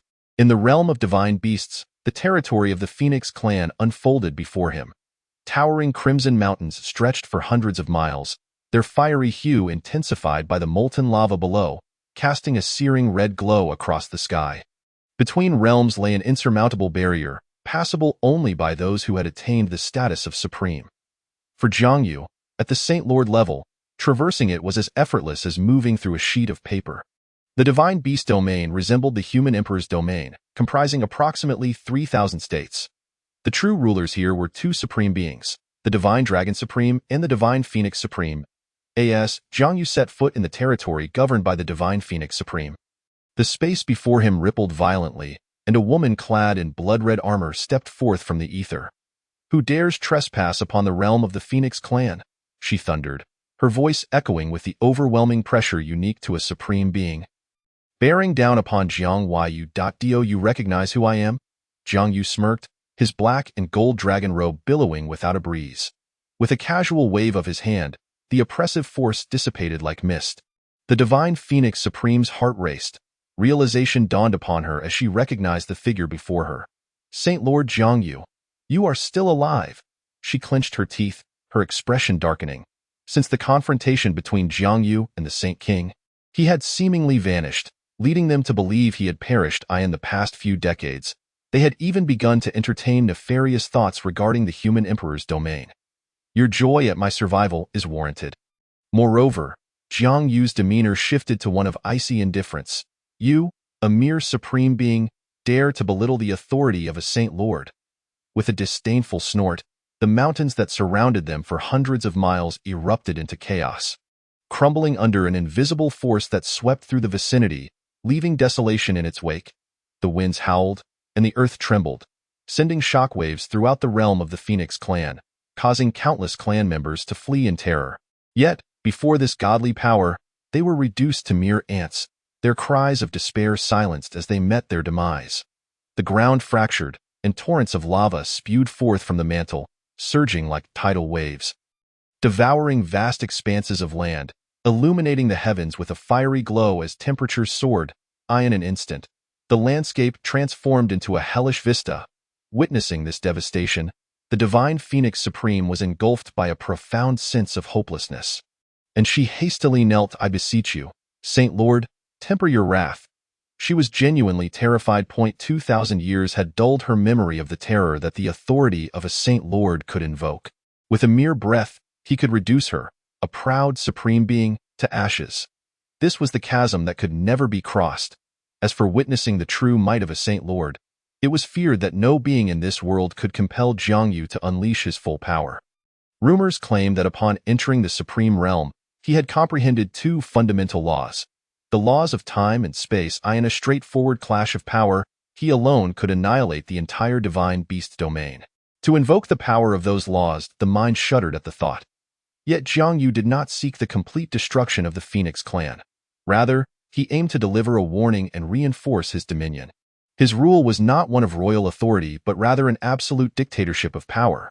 Your name is Feng Yun, is it not? 2,000 years ago, I cradled you in my arms. Back then, your old clan leader was still alive, and he played a significant role in the battle against the Saint King, Jiang Yu remarked with a smile.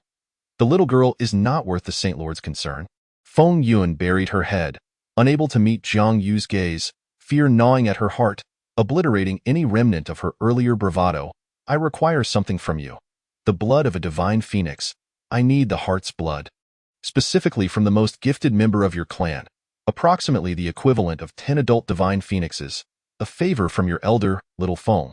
You wouldn't be unwilling, would you? Jiang Yu's lips curled into a slight smirk. The sacrifices made by the Phoenix clan for Jiang Yu's disciple were of no concern to him. They needed to be reminded that intimidation through sheer force was not the only method to assert his authority. A significant price must be paid to engrave the lesson in their minds. Saint Lord. This, the heart's blood, is the most treasured possession of the Phoenix clan. Even a single drop requires 10 years of cultivation. She protested, aghast at the quantity he demanded.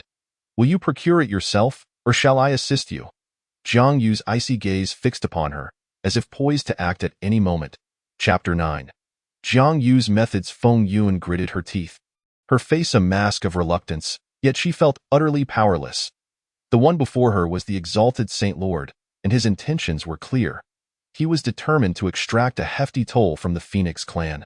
Had she known better, she would not have heeded the Divine Dragon Supreme's insidious counsel, leading her to battle with He Fan. Saint Lord, my engagement with He Fan that day was not of my own volition. It was the Divine Dragon Supreme who instigated it. Feng Yun was compelled to divulge the truth. That is of no concern to me. The Divine Dragon clan will receive their due interest. But from your end, I too must collect my dues. To dare engage with my disciple demonstrates your confidence, yet you seem to have forgotten how we four masters once dominated the Tianyuan realm.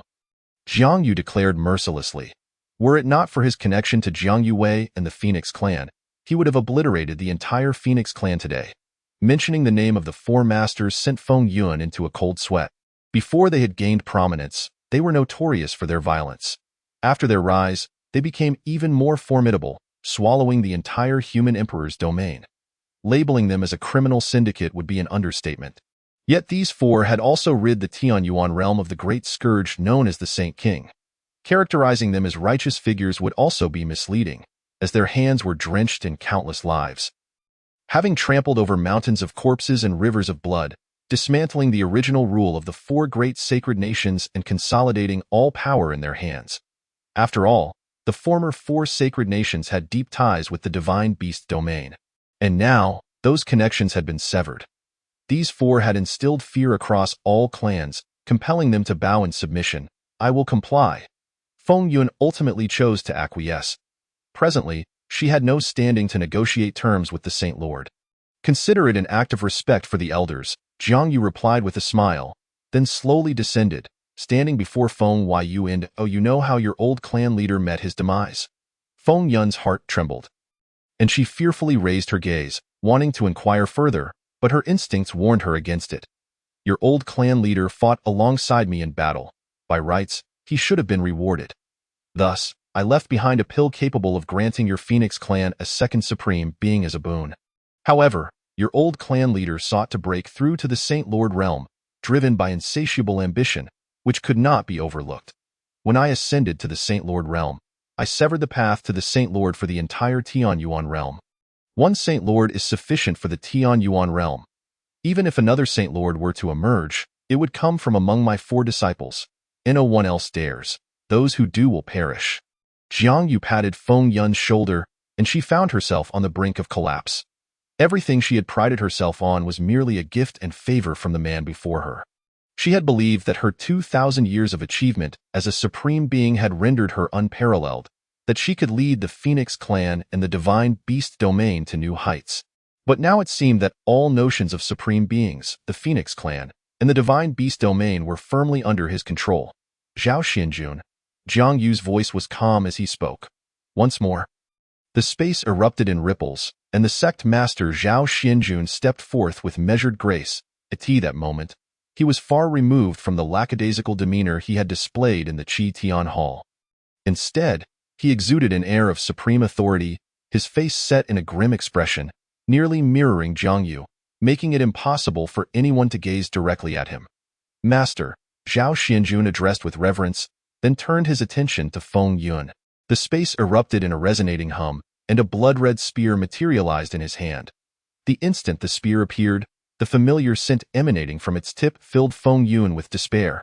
The essence of the divine phoenix's blood was unmistakable, a remnant of the old clan leader. Your old clan leader was killed by him, under my directive. If you desire revenge, you too shall engage in combat this very moment. My eldest disciple, Yi Fan, is known for his kindness and compassion, preferring not to involve the innocent. Yet you and the Divine Dragon Supreme chose to injure him. But my second disciple, the sect master, cares not for such matters. Upon hearing this, Zhao Xuanjuan's expression hardened, and he pointed the spear's tip beneath Feng Yun's chin. Her eyes were filled with trepidation. Let it not be said that Jiang Yu was present. Even without him, she was no match for Zhao Xianjun. He was a pure embodiment of a killing machine, never showing mercy, ruthless in his methods. To uphold the prestige of the sacred sect, Zhao Xianjun would stop at nothing, having obliterated numerous sects and factions in the past. If he were to unleash his full strength, the Phoenix clan would no longer have any reason to exist. We, the Phoenix clan, have served the Saint Lord for generations, willing to be slaves for eternity. The pact was established. Jiang Yu revealed a rare smile, and an unusual energy fluctuation resonated throughout the heavens and the earth. Each word spoken by the Supreme Lord constituted a binding contract. To renege on such a pact would invoke the wrath of the very laws of nature. Your master has spared you a life by making you a servant. Zhao Xianjun spoke lightly, acknowledging that although he appeared unflinching in the face of death, only a select few knew that their master was the true embodiment of ruthlessness. Hence, when they witnessed their master's rare display of benevolence at the Qitian Hall, the three of them were astonished for quite some time. This clearly demonstrated the significant weight that Jiang Yue, their new junior sister, held in their master's heart. The might of our holy sect resonates throughout the universe. Yet the beast domain has never borne witness to our presence. Zhao Xianjun cast a glance at Jiang Yu, and upon receiving the latter's tacit approval, he smiled, Chief Fengyun, you must find me a suitable location to establish our holy sect within the beast domain. As you command. Fengyun replied weakly. At present, their Phoenix clan was merely a pawn in Jiang Yu's hands. Establishing the holy sect on the territory of the Phoenix clan within the beast domain, given Zhao Xuanjuan's merciless methods, would likely result in bloodshed once again. Soon, Fengyun excused herself from their sight to procure the blood essence of the Phoenix. How does the residence arranged by that lad Lin Shuyan please our master? Zhao Xianjun jested. It's acceptable, though it is rather ostentatious. However, in a lawless region like the Tongtian River, it goes unnoticed. Besides, the roles of Shang, Dan, Jing, Mo, and Cho are all under my control. Jiang Yu replied unhurriedly. And what of our junior sister? As the elder brother, it is only fitting that I present her with a gift, is it not? Zhao Xuanjuan's eyes gleamed with mischief. Your junior sister has no immediate need of your gifts. Focus on resolving the matters at hand first. Jiang Yu waved dismissively. It appeared that among the three disciples, only Yi Fan was practical, while the other two seemed somewhat idle. But master, what shall we do about the dragon clan? Allow me to handle it, Zhao Xianjun proactively offered. In recent years, they had faced no worthy opponents, leaving them somewhat bored. Go and severely injure the dragon sovereign, rendering him incapable of achieving complete mastery for a millennium. If you fail, do not return, Jiang Yu commanded. Master jokes? I might as well kill him outright. Zhao Xianjun twirled the spear in his hand. Killing him outright is unnecessary. A leaderless chaos would be more advantageous. Instead, devise a way to frame the Phoenix clan, instigating internal strife among them, which would alleviate our burdens, Jiang Yu contemplated before proposing a plan. Very well, an old tactic. I will ensure that the two clans are locked in a deadly feud. Zhao Xianjun revealed a sinister smile and headed directly towards the dragon clan's domain. Shortly after, Fengyun arrived, holding a crimson spatial ring. Lord Saint, everything you requested is within, she said as Jiang Yu accepted the ring with satisfaction. Well done, but now you must take on the role of an informant. Zhao Xianjun has engaged the dragon sovereign. You know best what to do next. Fengyun's face turned ashen. This action nearly pushed her into an abyss. Should she truly align with Zhao Xianjun to vanquish the dragon sovereign, she would become a pariah within the entire Phoenix domain, and the prestige of the Phoenix clan would plummet. Even though regret filled her heart at that moment, it was of no avail. If the Lord intended to punish her, she could only accept. Otherwise, the Phoenix clan might cease to exist. As you command. She replied, Oh, and I have another task for you. I know that your Phoenix clan has bloodlines in the human emperor domain. Find me a woman from one of your branch families who was once lost in Tainyuanzhu, from the dead Qing dynasty, who bore a daughter with a human. She may have been forcibly taken back in recent years. Upon hearing Jiang Yu's words, Fengyun's despair deepened. What difference was this from searching for a needle in a haystack? I am not jesting. This person truly exists. However, considering the difficulty of this task, I grant you 3 years. If you cannot find her, or if you find her but she is no longer alive, I will refine the bloodlines of your Phoenix clan in the human emperor domain into blood pills and return them to you. Jiang Yu smiled nonchalantly. Fengyun had no choice but to bow her head once more. At this moment, she had become the Saint Lord's slave. She would dutifully fulfill her master's orders without second thoughts. The once proud supreme of the Holy Order was now akin to a stray dog before Jiang Yu. After completing these tasks, Jiang Yu tore through the fabric of space to leave the area. But instead of returning to the human emperor domain, he advanced towards the outskirts of Tianyuan realm. After tearing through the space, the chaotic currents within the void grew even more fearsome. Even a supreme would find it challenging to endure. Yet, he was Jiang Yu. After a considerable time, he arrived once more before the bronze door at the edge of Tianyuan realm. The bronze door stood firm at the border of Tianyuan realm. Encompassing all before it, Jiang Yu felt utterly insignificant. Upon the door was a colossal yin-yang symbol, accompanied by 5 handprints. The passage of time here had become increasingly erratic. Jiang Yu, well versed in the laws of time, keenly sensed that the flow of time in this place was over 40,000 times faster than that of the outside world. Spending a mere minute here meant a month had passed outside. Jiang Yu gazed intently at the bronze door, convinced that one day he would unlock it. Chapter 10. the second recruitment of Tianming Spirit Academy. In Tainuanzhu, an exhilarating announcement reverberated throughout the Academy Alliance. Have you heard? All academies and schools in Tainuanzhu are set to commence a second recruitment. What? Such a thing exists. I must hasten to encourage my wayward child to give it another shot. Countless individuals excitedly discussed this unprecedented event. Yet, none would realize that the second recruitment in Tainuanzhu was merely a means for Jiang Yue to seamlessly enter Tianming Academy.as for the benefits to others. They were merely supplementary.at this moment. The territory of the Tongtian River was bustling with activity, as various factions prepared to send their young talents to participate in the recruitment at Tianming Spirit Academy.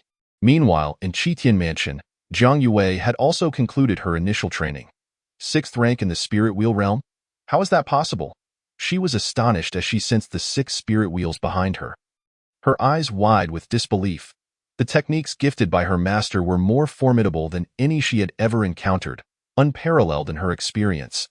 This had elevated her already extraordinary talents to unprecedented heights. Where is Master? Yet, when she raised her head, she found only 5 individuals in black robes, each wearing different masks, surrounding her, with no sign of her master. Instantly, Jiang Yue grew anxious.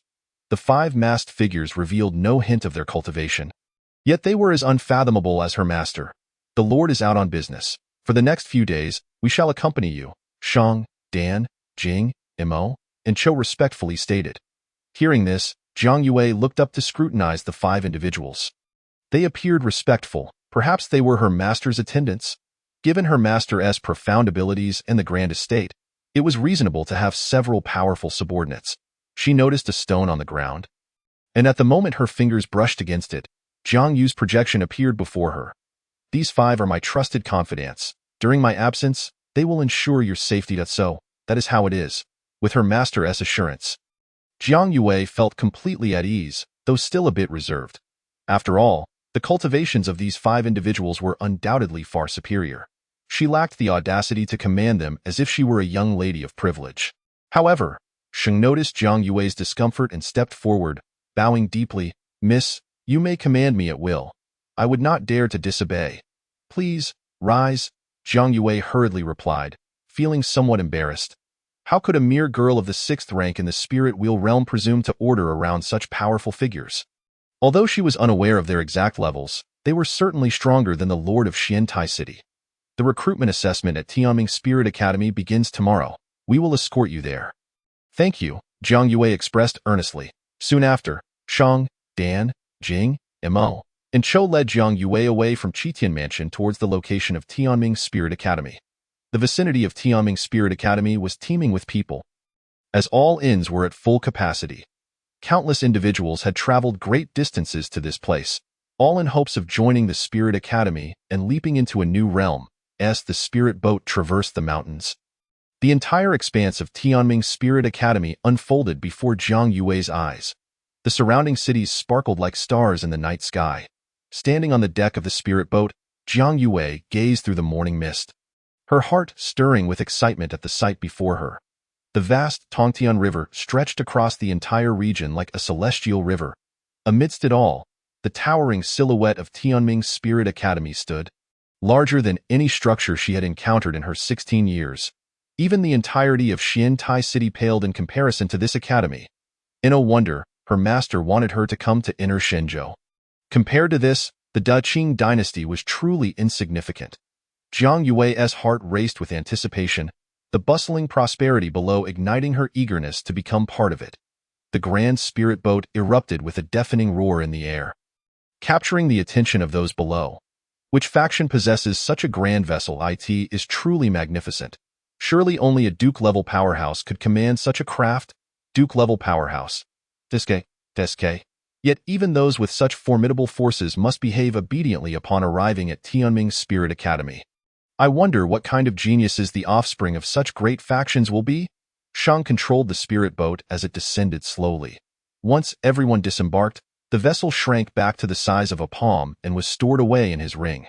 Shang, is that Tianming Spirit Academy ahead? Jiang Yue inquired as she gazed into the distance, where the academy stood like a radiant pearl, quietly towering between the heavens and the earth. Its contours are both flamboyant and graceful. the majestic architecture seamlessly merging with an ancient and enigmatic aura, creating a grand tableau. Through a day's acquaintance, she came to know the names of the 5 individuals: Shang, Dan, Jing, Mo, and Cho. However, when inquiring about their relationship with the master and how they met, they hesitated and were reluctant to divulge. Yet, Zhang Yue chose not to dwell on such matters. She was aware that her master had permitted her entry into the Tianming Spirit Academy for the purpose of diligent cultivation. And that was all that truly mattered. Shang nodded slightly, the familiar Spirit Academy evoking memories of a tumultuous past. As Jiang Yu's devoted warrior, they had arrived in this inner Shenzhou while Jiang Yu had just been granted the title of Marquis. The 3 disciples, who now commanded global renown, were at that time barely at the peak of the Tianji realm. It was then that these 5 were subdued by Jiang Yu, willingly pledging their loyalty. The first disciple serving Shang, Dan, Jing, Mo, and Cho was none other than the current leader of the Academy Alliance, Yifan. Back then, they had escorted Yifan to the Tianming Spirit Academy, and the journey was far from the unimpeded passage it is today. The realm of the Tongtian River thousands of years ago was rife with chaos. Now, these 5 had benefited from Jiang Yu, achieving the status of a lowly Tianzuan, albeit the weakest among them. Yet still regarded as superior to mere mortals, below the Tianzuan, all are but ants. What comes to mind? Zhang Yue, observing Shang's reminiscent expression, inquired curiously. I was reminded of a senior brother of the young lady. That year, he too was escorted by us 5 to the Tianming Spirit Academy. Shang replied with a chuckle. The master had previously mentioned that I have 3 senior brothers, though I have yet to meet them. Zhang Yue expressed with a hint of disappointment.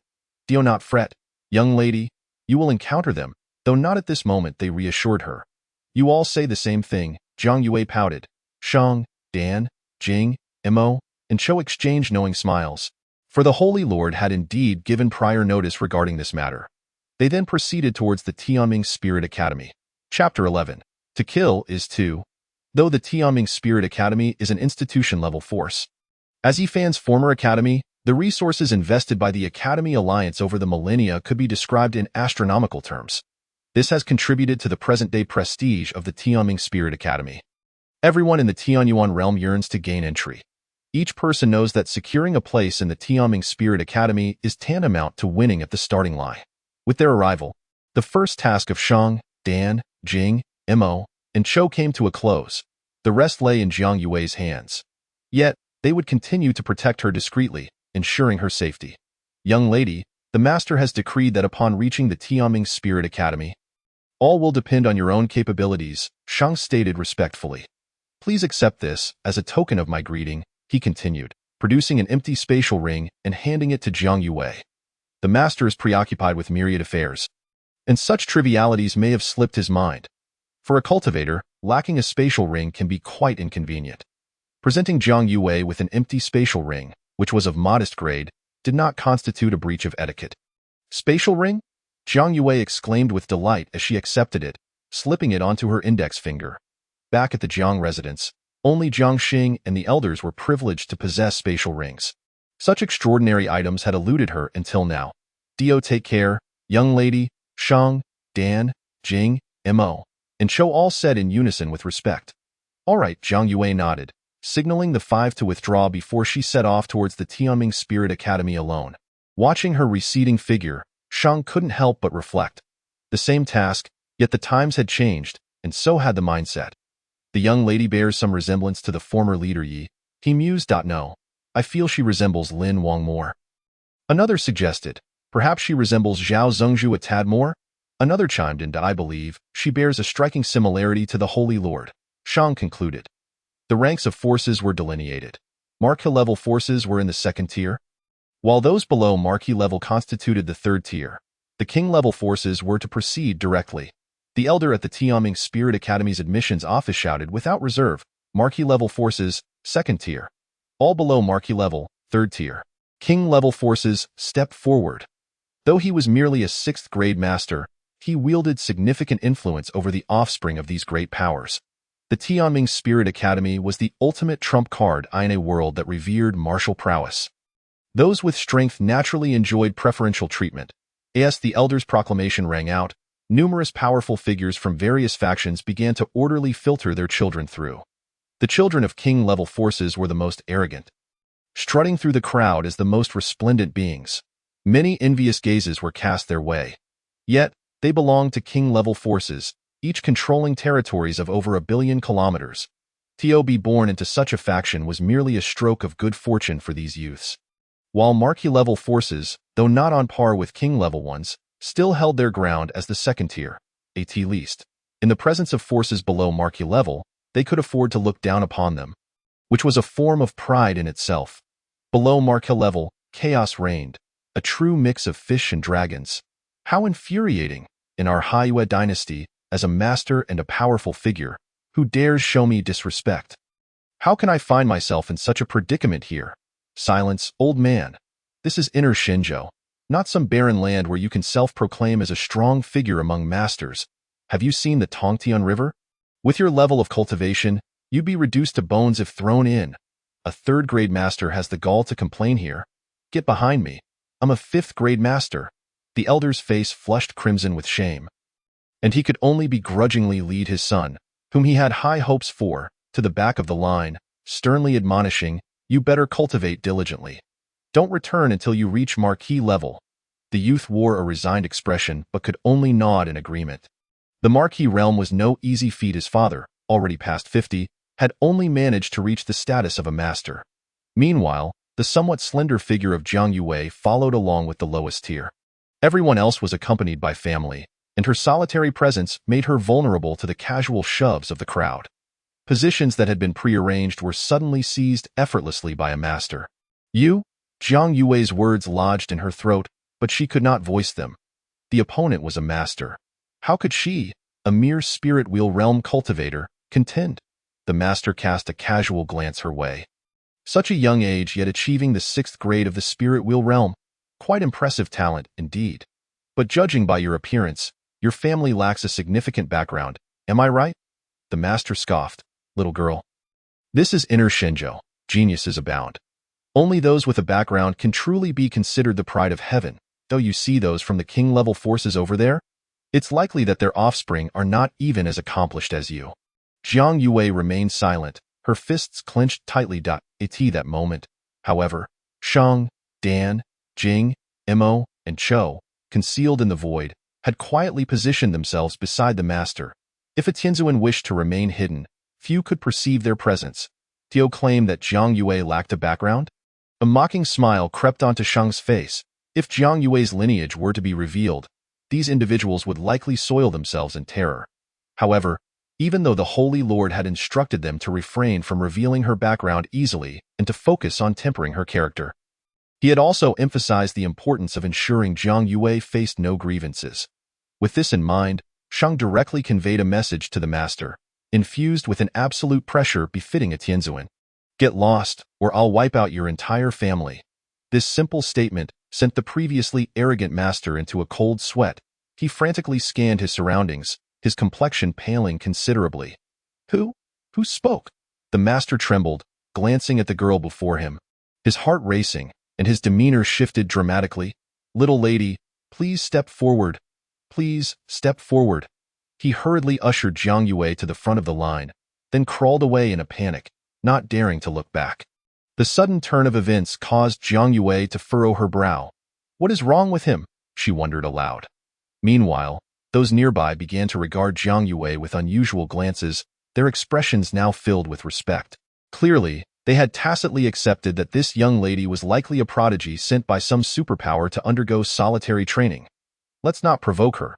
We've come this far, so let us allow her to enter the Tianming Spirit Academy directly. I see that the king-level forces line is rather short. Cho suggested from the void. No, Shang shook his head. This is a special request from the Holy Lord. She must endure some trials. Compared to the arduous journey they undertook to escort Yifan to the Tianming Spirit Academy thousands of years ago, the current trials were considerably lighter. After all, the Holy Lord likely did not wish for this new disciple to suffer too much. I estimate her only challenge will be waiting in line. Shang said with open palms, a look of resignation on his face. The other four could only shake their heads in silence. Waiting in line hardly constituted a trial, yet the Holy Lord's intentions were often inscrutable. Moreover, Jiang Yue would inevitably inherit the entire Tianyuan realm, just like her 3 senior brothers. The Holy Lord must have other expectations for her. Time flew by, and night fell. The gates of the Tianming Spirit Academy stood wide open, devoid of any human presence. Upon arriving at the entrance, Jiang Yue finally encountered the admissions elder. The elder merely glanced at her with indifference before slowly stating, "Bone age and cultivation level are adequate." With that, he retrieved a wooden token from beneath his desk, looking at Jiang Yue. Noticing her lack of response, he couldn't help but roll his eyes. "Did your master not inform you that participating in the Tianming Spirit Academy's assessment requires a fee?" "Fee?" Jiang Yue echoed, bewildered. "The master has never mentioned this matter. Without payment, you shall not obtain this token. The Tianming Spirit Academy is the most powerful institution in Tianyuan Prefecture. We do not engage in charity. Without the token, you will also be ineligible for tomorrow's qualification assessment." The recruiting elder scoffed. He had encountered many such naive youths. Without offering some benefit, he would naturally not let them pass. Relying on the backing of the Tianming Spirit Academy, even a mere recruiting elder like him could earn a handsome profit in a single day. "But I have nothing." Jiang Yue helplessly revealed her empty palms. She possessed nothing of value. "With your impoverished appearance, even if you were to enter the Tianming Spirit Academy, you would not rise to prominence," the recruiting elder derided. "If you cannot afford the fees, then turn back. The Tianming Spirit Academy does not engage in charity. What does it matter if you are merely a 6th-grade spirit wheel at such a young age?"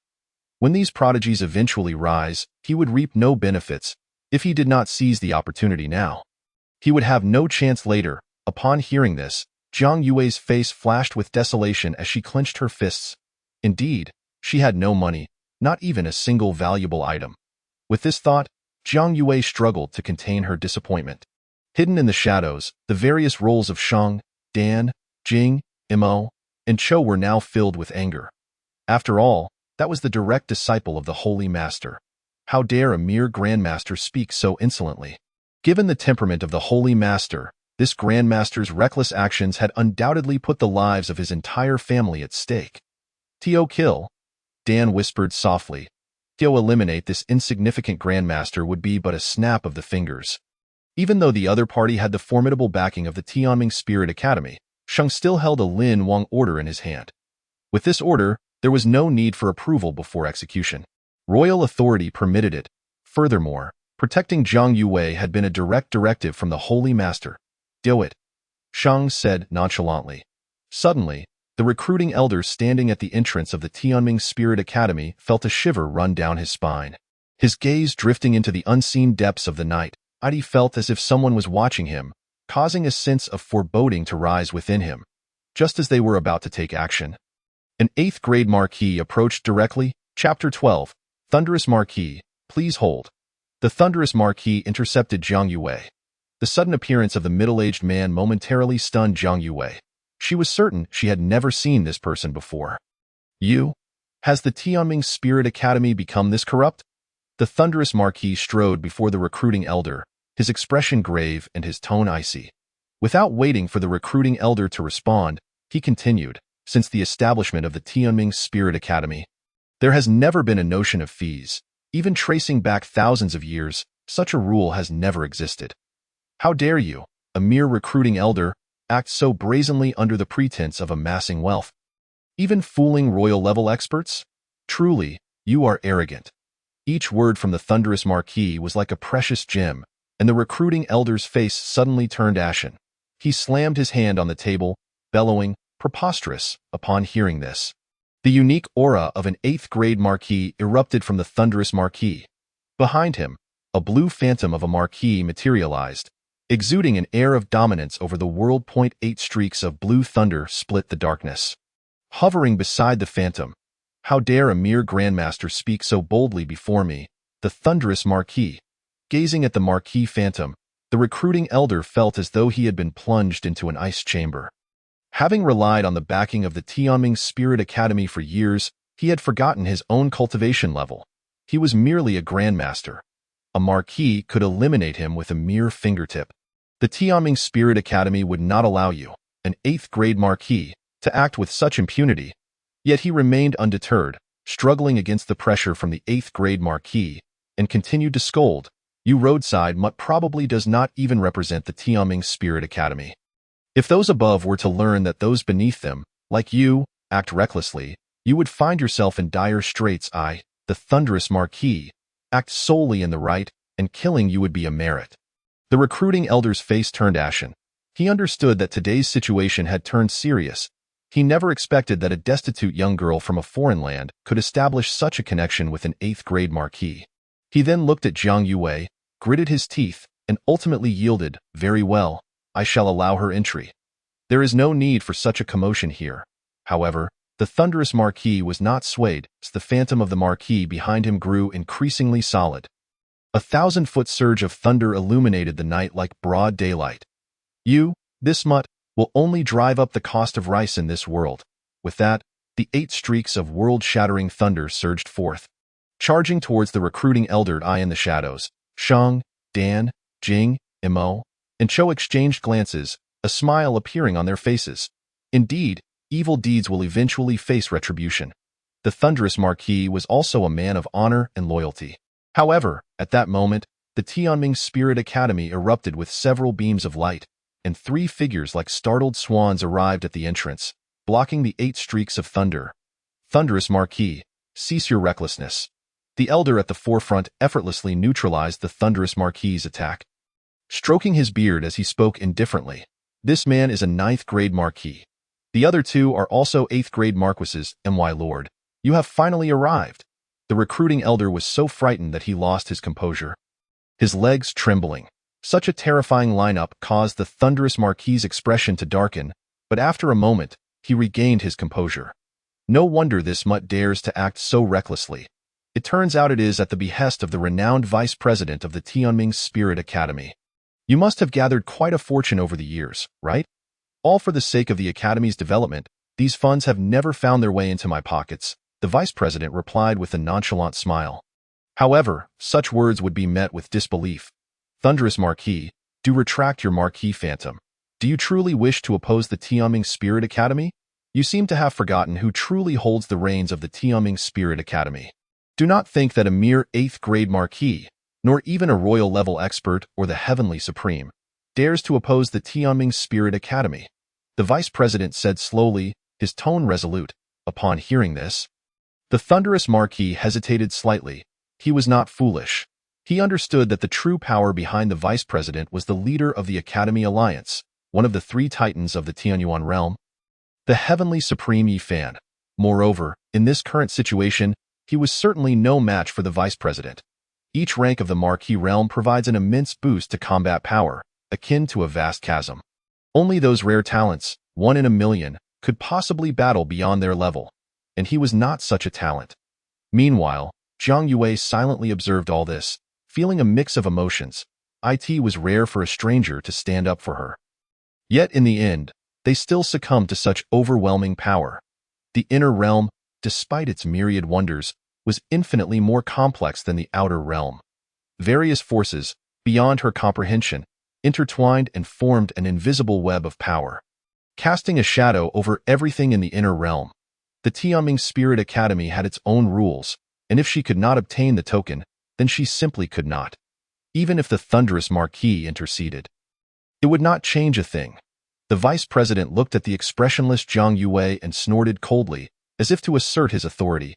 Ultimately, you, a young girl from a foreign land, should obediently cultivate in the outer realm. The inner realm is not a place for just anyone to enter. Alone and without backing, such a predicament would render one utterly helpless in the inner realm. The vice president's acerbic words struck deep into Jiang Yue's most vulnerable spot. She had left the Jiang family and journeyed to this unfamiliar inner realm with her master, and apart from her master, she had no other support. Alone? I have my master.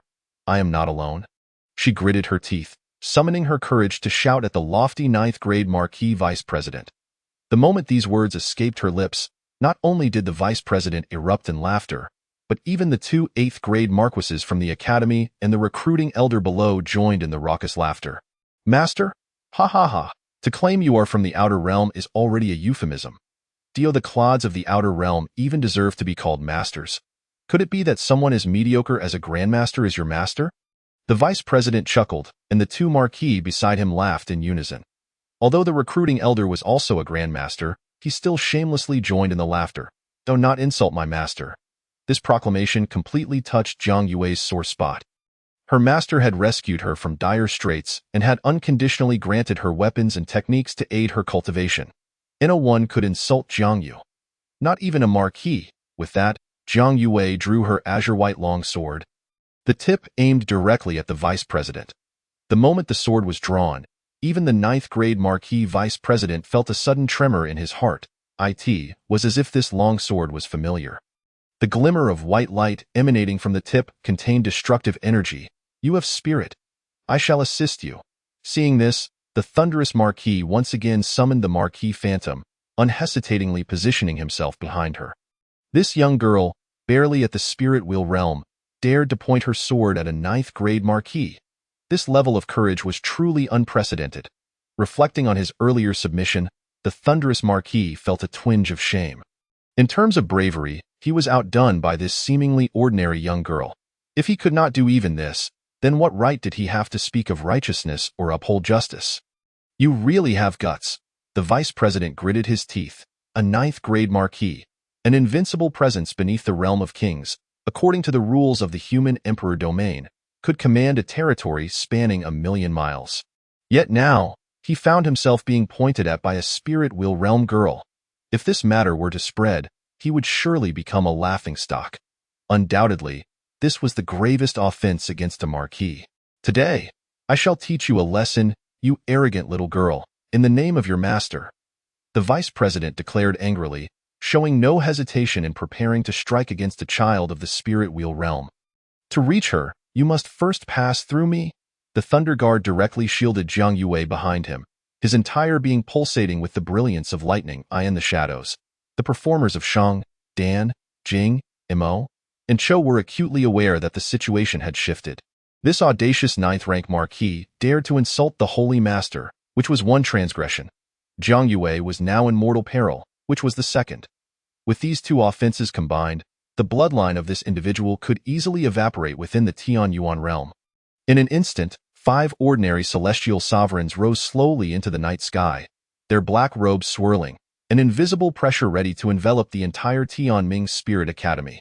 Suddenly, they sensed a more terrifying surge of power emanating from behind them. Turning to look, their gazes pierced through the heavens, extending into the starry expanse 100,000 meters above, a distance that only the sovereigns could fathom. This moment, Lin Xiui sat upon his lofty throne, the 10 golden patterns at the sides of his eyes radiating blinding light. His robe, adorned with golden edges and embroidered with dragons, exuded an unparalleled majesty. He was the king of this realm. "Remain on standby," Lin Xiui said with calm assurance. "As you command."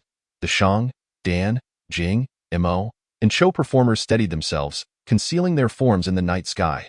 Lin Xiui glanced at the Thunder Guard, who was engaged in battle with the ninth-rank marquis. Nodding in satisfaction, then shifted his gaze to Jiang Yue, who was evading the cataclysmic energy waves. With just a glance, as an unusual light flickered in Lin Xiui's eyes, an invisible energy barrier manifested around Jiang Yue. A force drawn from the laws of the universe. No one could perceive it but the sovereign's junior sister. "Do not blame your elder brother for not assisting you. If there is blame, let it fall upon our master's folly for insisting you attend some academy. Had you come to my 4 holy kingdom, I would never have allowed you to endure such indignities. A girl should not be raised in hardship. Our sect is more than capable of providing for you." Lin Xiui spoke with a hint of exasperation, yet with this safeguard in place, at least his junior sister would be out of harm's way. However, this insolent ninth-rank marquis had insulted the master twice, and this king would demand the extermination of his entire clan. The Shang, Dan, Jing, Mo, and Cho performers, cautious and prudent in their actions, dared not act rashly, but he was Lin Xiui. He needed no one's permission to slay whom he wished. Chapter 13. Eyes that shatter the heavens. The gap between the 8th-rank and 9th-rank marquis was indeed insurmountable. Mere minutes had passed, and the Thunder Guard was already subdued by the deputy dean, his body covered in wounds. Even the towering phantom of the marquis behind him appeared battered and dim, on the verge of dissipating. Despite the deputy dean blocking the other 2 8th-rank marquises and choosing to confront the Thunder Guard alone, the latter could not withstand the assault. Little girl, depart swiftly from this place. I see your talents are exceptional. One day, you may attain the rank of Marquis and avenge today's humiliation. The Thunder Guard's body was on the brink of collapse. His breath feeble. You worry too much. I shall kill you first, then her. The Deputy Dean replied coldly. He had not anticipated that such a seemingly insignificant 8th-rank Marquis would possess such resilience, originally believing that a casual strike would suffice to eliminate him. Nevertheless, the vast disparity in power allowed the Deputy Dean to secure victory without difficulty.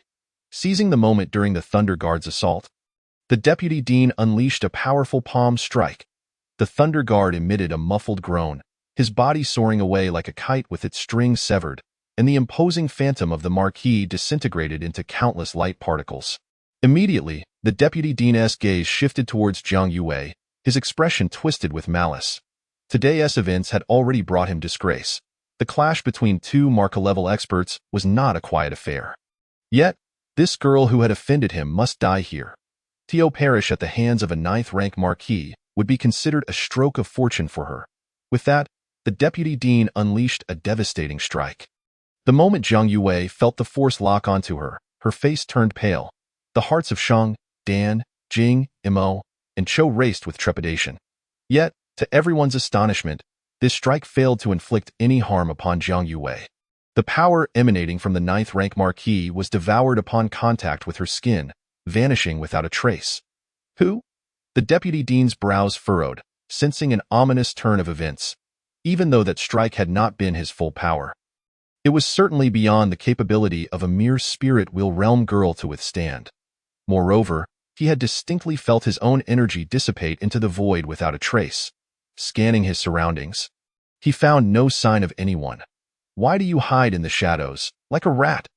Opposing me is tantamount to opposing the Tianming Spirit Academy. You may find yourself in dire straits. Should you not reveal yourself within 3 breaths, the performers of Shang, Dan, Jing, Imo, and Chou could no longer contain themselves, while even Lin Shui upon his throne displayed a rare hint of fury. Rising from his seat, he cast a glance imbued with divine might, a gaze that shattered the heavens, dimming the myriad stars, causing them to tremble precariously. The Deputy Dean felt an indescribable sense of crisis and fear wash over him, his blood nearly freezing in his veins. Even the spiritual energy within him dissipated entirely. Under the scrutiny of the illustrious 9th-rank Marquis, he felt as deflated as a punctured balloon. The sudden change bewildered those around him. But the Deputy Dean plummeted from the sky, kneeling upon the ground. As the invisible force intensified, the earth began to crack beneath him, sinking him until only his head remained visible. His expression was one of terror. As he realized he had provoked an unimaginable entity, I am the Deputy Dean appointed by the Alliance Leader. My father was once the mentor of the Alliance Leader. Whoever you are, you cannot kill me. The Deputy Dean's voice was a mere whisper. But Lin Shui, high above, heard him clearly. Even I cannot kill you. Once those words were spoken, the Deputy Dean's consciousness was drawn into an abyss-like space. Such a feat could only be accomplished by an Emperor-level expert. As a pair of golden eyes appeared from the depths of that abyss, 10 golden sacred patterns illuminated the sides. The Deputy Dean was struck as if by lightning, his face turning ashen. Frozen in place for a long moment, 10-eyed sovereign, Lin Wang, Lin Shui. The Deputy Dean hastily bowed his head, trembling. With Lin Wang personally intervening, no one could offer him salvation. The proud lineage he had just boasted was rendered utterly meaningless before Lin Wang. A mere maggot dares to offend me and even attempts to harm my junior sister, uttering disrespect towards my master. How many of your clans should I eradicate? Lin Shui's foot pressed down upon the Deputy Dean's head as he inquired. At that moment, the Deputy Dean's previous arrogance evaporated. Having provoked Lin Wang, his best outcome was immediate death, while the worst would see his entire clan obliterated. Lin Wang, I beg you to spare my kin. Spare my family. His pleas were as faint as a mosquito's buzz, yet Lin Shui, 100,000 meters above, heard every word. Even I cannot spare you. With that declaration, the Deputy Dean's consciousness was obliterated in an instant. Enough of this. Lin Shui had no patience for the man's pleas.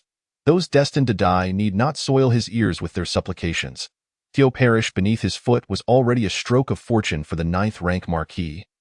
Had it not been for the man's provocation of royal dignity and the matter concerning his junior sister, he would not have taken direct action.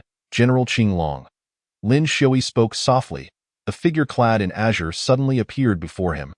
Bowing respectfully, "Your servant is here." The deputy dean of Tianming's Spirit Academy. Lin Shui merely mentioned the target of his intentions, and the general understood immediately. As a celestial sovereign who had served Lin Shui for thousands of years, he was acutely aware of his master's thoughts. It was simple enough to eradicate the entire clan without leaving a trace. Moreover, that 8th rank Marquis, Thunderguard, is quite intriguing. Have him visit the Qi Tian Hall. I shall offer him an opportunity. With that, Lin Shui waved his hand, his consciousness returning to the realm of reality. He snapped his fingers, and his figure dissipated into the fabric of existence. Sensing Lin Shui's departure, Shang, Dan, Jing, Imo, and Cho understood that matters were drawing to a close. The deputy dean, now resembling a mushroom embedded in the ground, possessed lifeless eyes. His consciousness extinguished, he was irretrievably lost. Greetings to the 5 elders. The General Qinglong's figure sliced through space, appearing before Shang, Dan, Jing, Imo, and Cho, offering a respectful bow. Though he was a celestial sovereign, the combined might of the 5 elders would not match his own single-handedly. However, when Shang, Dan, Jing, Imo, and Cho had followed the Holy Master, he had not yet been present. Furthermore, the Holy Master would undoubtedly possess more than 5 ordinary celestial sovereigns at his command. Even if he encountered 5 sovereigns today, General Qinglong would not find it surprising. General Qinglong, the 5 replied with smiles before Sheng spoke. You must be here to handle the aftermath on behalf of Lin Wang. If so, we 5 old fellows will take our leave for now. With that, Shang, Dan, Jing, Imo, and Cho vanished into the cosmos. General Qinglong glanced at the ground. Given his status, his involvement would undoubtedly stir considerable ripples. Lin Wang's intent was likely to remain discreet. Therefore, it was now his turn to retrieve the Thunder Guard. Other matters should be entrusted to the director of the Tianming Spirit Institute to ensure legitimacy. Immediately, General Qinglong crushed the jade talisman in his hand and called out from within. General's order from the Qinglong Sacred Nation. To the Academy Alliance. The director of the Tianming Spirit Institute must return immediately to address the issues at hand without fail. Chapter 14. Jilan, once the general's order was issued. The headquarters of the Academy Alliance in Tianyuan Prefecture swiftly received the news. Meanwhile, beyond the borders of Tianyuan Prefecture, Jilan's jade pendant suddenly became scorching hot, compelling him to cease his current activities and grasp the pendant. General's order from the Qinglong Sacred Nation. Recall the director of the Tianming Spirit Institute, Jilan. At once, a simple line of text stirred tumultuous waves in Jilan's heart. Although he was a formidable figure at the kingly level and the renowned director of the Tianming Spirit Institute, such an esteemed background paled in comparison to that of the Sacred Nation. While the Tianming Spirit Institute belonged to the Academy Alliance, it ultimately lay within the territory of the Qinglong Sacred Nation. Without the Qinglong Sacred Nation's willingness to delineate the region of the Tongtian River, even with the Academy Alliance pouring in countless resources, the Tianming Spirit Institute would not have flourished to such an extent. In the end, any matter involving the Sacred Nation inevitably entangled the powerful figures above, particularly concerning this sudden emergence of a general's order. What could have transpired at the Tianming Institute to capture General Qinglong's attention? This thought ignited an ominous premonition within him. Jilan shook his head, dismissing such considerations. He realized that having traveled extensively for years, he had not returned to the Spirit Institute for quite some time. Firstly, there was little to attend to. Secondly, no one dared to provoke the Tianming Spirit Institute. Would the Alliance hold him accountable for negligence upon his return? Jilan pondered, and thus he constructed a transmission array. Departing from the location. Outside the Tianming Spirit Institute, everything had unfolded too swiftly for anyone to comprehend, and it had abruptly concluded. Lord Jinlei gazed at the lifeless body of the vice-director, feeling a mix of relief and trepidation. Who could have secretly slain him? You killed the vice-director, exclaimed the 2 8th-grade lords, stepping forward with fierce intentions. Lord Jinlei shielded Jiang Yue once more. Today's events had escalated significantly. Even though the vice-director had not perished by his hand, he could not absolve himself of blame. Now, he had irrevocably entangled himself with a colossal entity like the Academy Alliance. And no matter how far he fled, it would be of no avail. Observing the situation from the shadows, General Qinglong casually flicked his fingers, and the two 8th-grade lords instantly met their demise. Lord Jinlei, this matter does not concern you any longer. My master wishes to see you. General Qinglong's voice resonated from the darkness. Lord Jinlei surveyed the lifeless figures before him in disbelief. He found nothing amiss in his surroundings. Surely, a powerful figure of at least the kingly level was concealing themselves nearby. Meanwhile, Zhang Yue felt utterly perplexed by the unfolding events.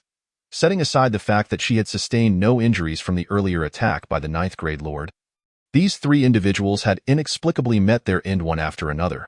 Could it be that her master was assisting her from the shadows? Or perhaps it was those five. However, she had already learned from Lord Jinlei that the force backing the Tianming Spirit Institute was the formidable Academy Alliance, controlled by the legendary Sacred Supreme, Yi Fan. While her master was indeed powerful, how could he possibly contend with such a vast force? Surely, today would bring trouble upon her master. Before she could spiral further into her thoughts, a colossal legendary transmission array materialized in the sky, its grandeur stirring the spiritual energy surrounding the Tianming Spirit Institute. An elderly man clad in a celestial star robe descended slowly before the crowd. Upon witnessing the scene, Ji Lan furrowed his brow. This place had witnessed a fierce battle, involving two high-ranking lords. The corpse of the vice-director lay as if abandoned on the ground. How could such events transpire at the entrance of the Tianming Spirit Institute? Just as he was about to express his anger, a voice suddenly echoed in his ear. Ji Lan, your neglect and management over the years has allowed the Tianming Spirit Institute to rot from within. These three individuals have deceived and acted recklessly. I, the general, am here to uphold justice for the students of Tianyuan Prefecture, and I shall execute these three insolent fools, should there be a next time. Your life shall be forfeit, and even the Academy Alliance cannot intervene. Mark my words. Ji Lan, a seasoned individual, recognized that voice well, even if he were to feign ignorance. Cold sweat trickled down his aged face. You know what should and should not be said better than anyone. General Qinglong spoke slowly. Hearing this, Ji Lan finally breathed a sigh of relief. It seemed this was merely a warning, not a death sentence. However, should he mishandle this matter, his life would indeed be at stake. He then fixed his gaze on the admissions elder, who stood frozen at the entrance, and transmitted a message. You must recount every detail of what just transpired without omission. Once the admissions elder had relayed every detail to Ji Lan, he let out a cold snort and swiftly ended the admissions elder's wretched life. At last, he had rid himself of this malignant tumor. Ji Lan feigned innocence, as if the recent killings of the vice-director and the two 8th-grade lords had been meticulously planned by him from the outset. He then turned to the severely injured Lord Jinlei and expressed his gratitude. I truly appreciate your timely intervention, Lord Jinlei. Without your support, I would have found it challenging to seize their tails. Lord Jinlei stood stunned for a moment before responding with repeated gestures of humility, indicating that it was nothing of consequence. Little girl, I apologize for the distress you've endured. After saying this, Ji Lan's gaze fell upon Zhang Yue, and at a glance, he was captivated by the long sword in her hand. This sword was no ordinary weapon. It was at least a superior royal artifact. What background did this child possess? Though he too was a king-level powerhouse, he could not afford to wield a superior royal artifact. Yet, those fools dared to threaten a child bearing such a weapon. They truly were ignorant of their own limitations. However, the quality of the sword would be indiscernible to anyone below the kingly level. Director, I merely acted in defense of justice. This child from the outer divine continent possesses extraordinary character and exceptional talent. Regardless, she deserves to enter the Tianming Spirit Institute for further training, Lord Jinlei interjected. Outer divine continent? Ji Lan's brow furrowed. I do not believe it. However, many students admitted to the Tianming Spirit Institute hailed from various superpowers, and while children of king-level forces were rare, they did exist. After all, some super forces preferred to send their heirs to hone their skills in the outside world rather than shelter them as greenhouse flowers. However, typically, only heirs from imperial or emperor-level forces would choose to come to a foundational academy for cultivation, often merely for the sake of a name, facilitating their ascension to a sacred academy later on.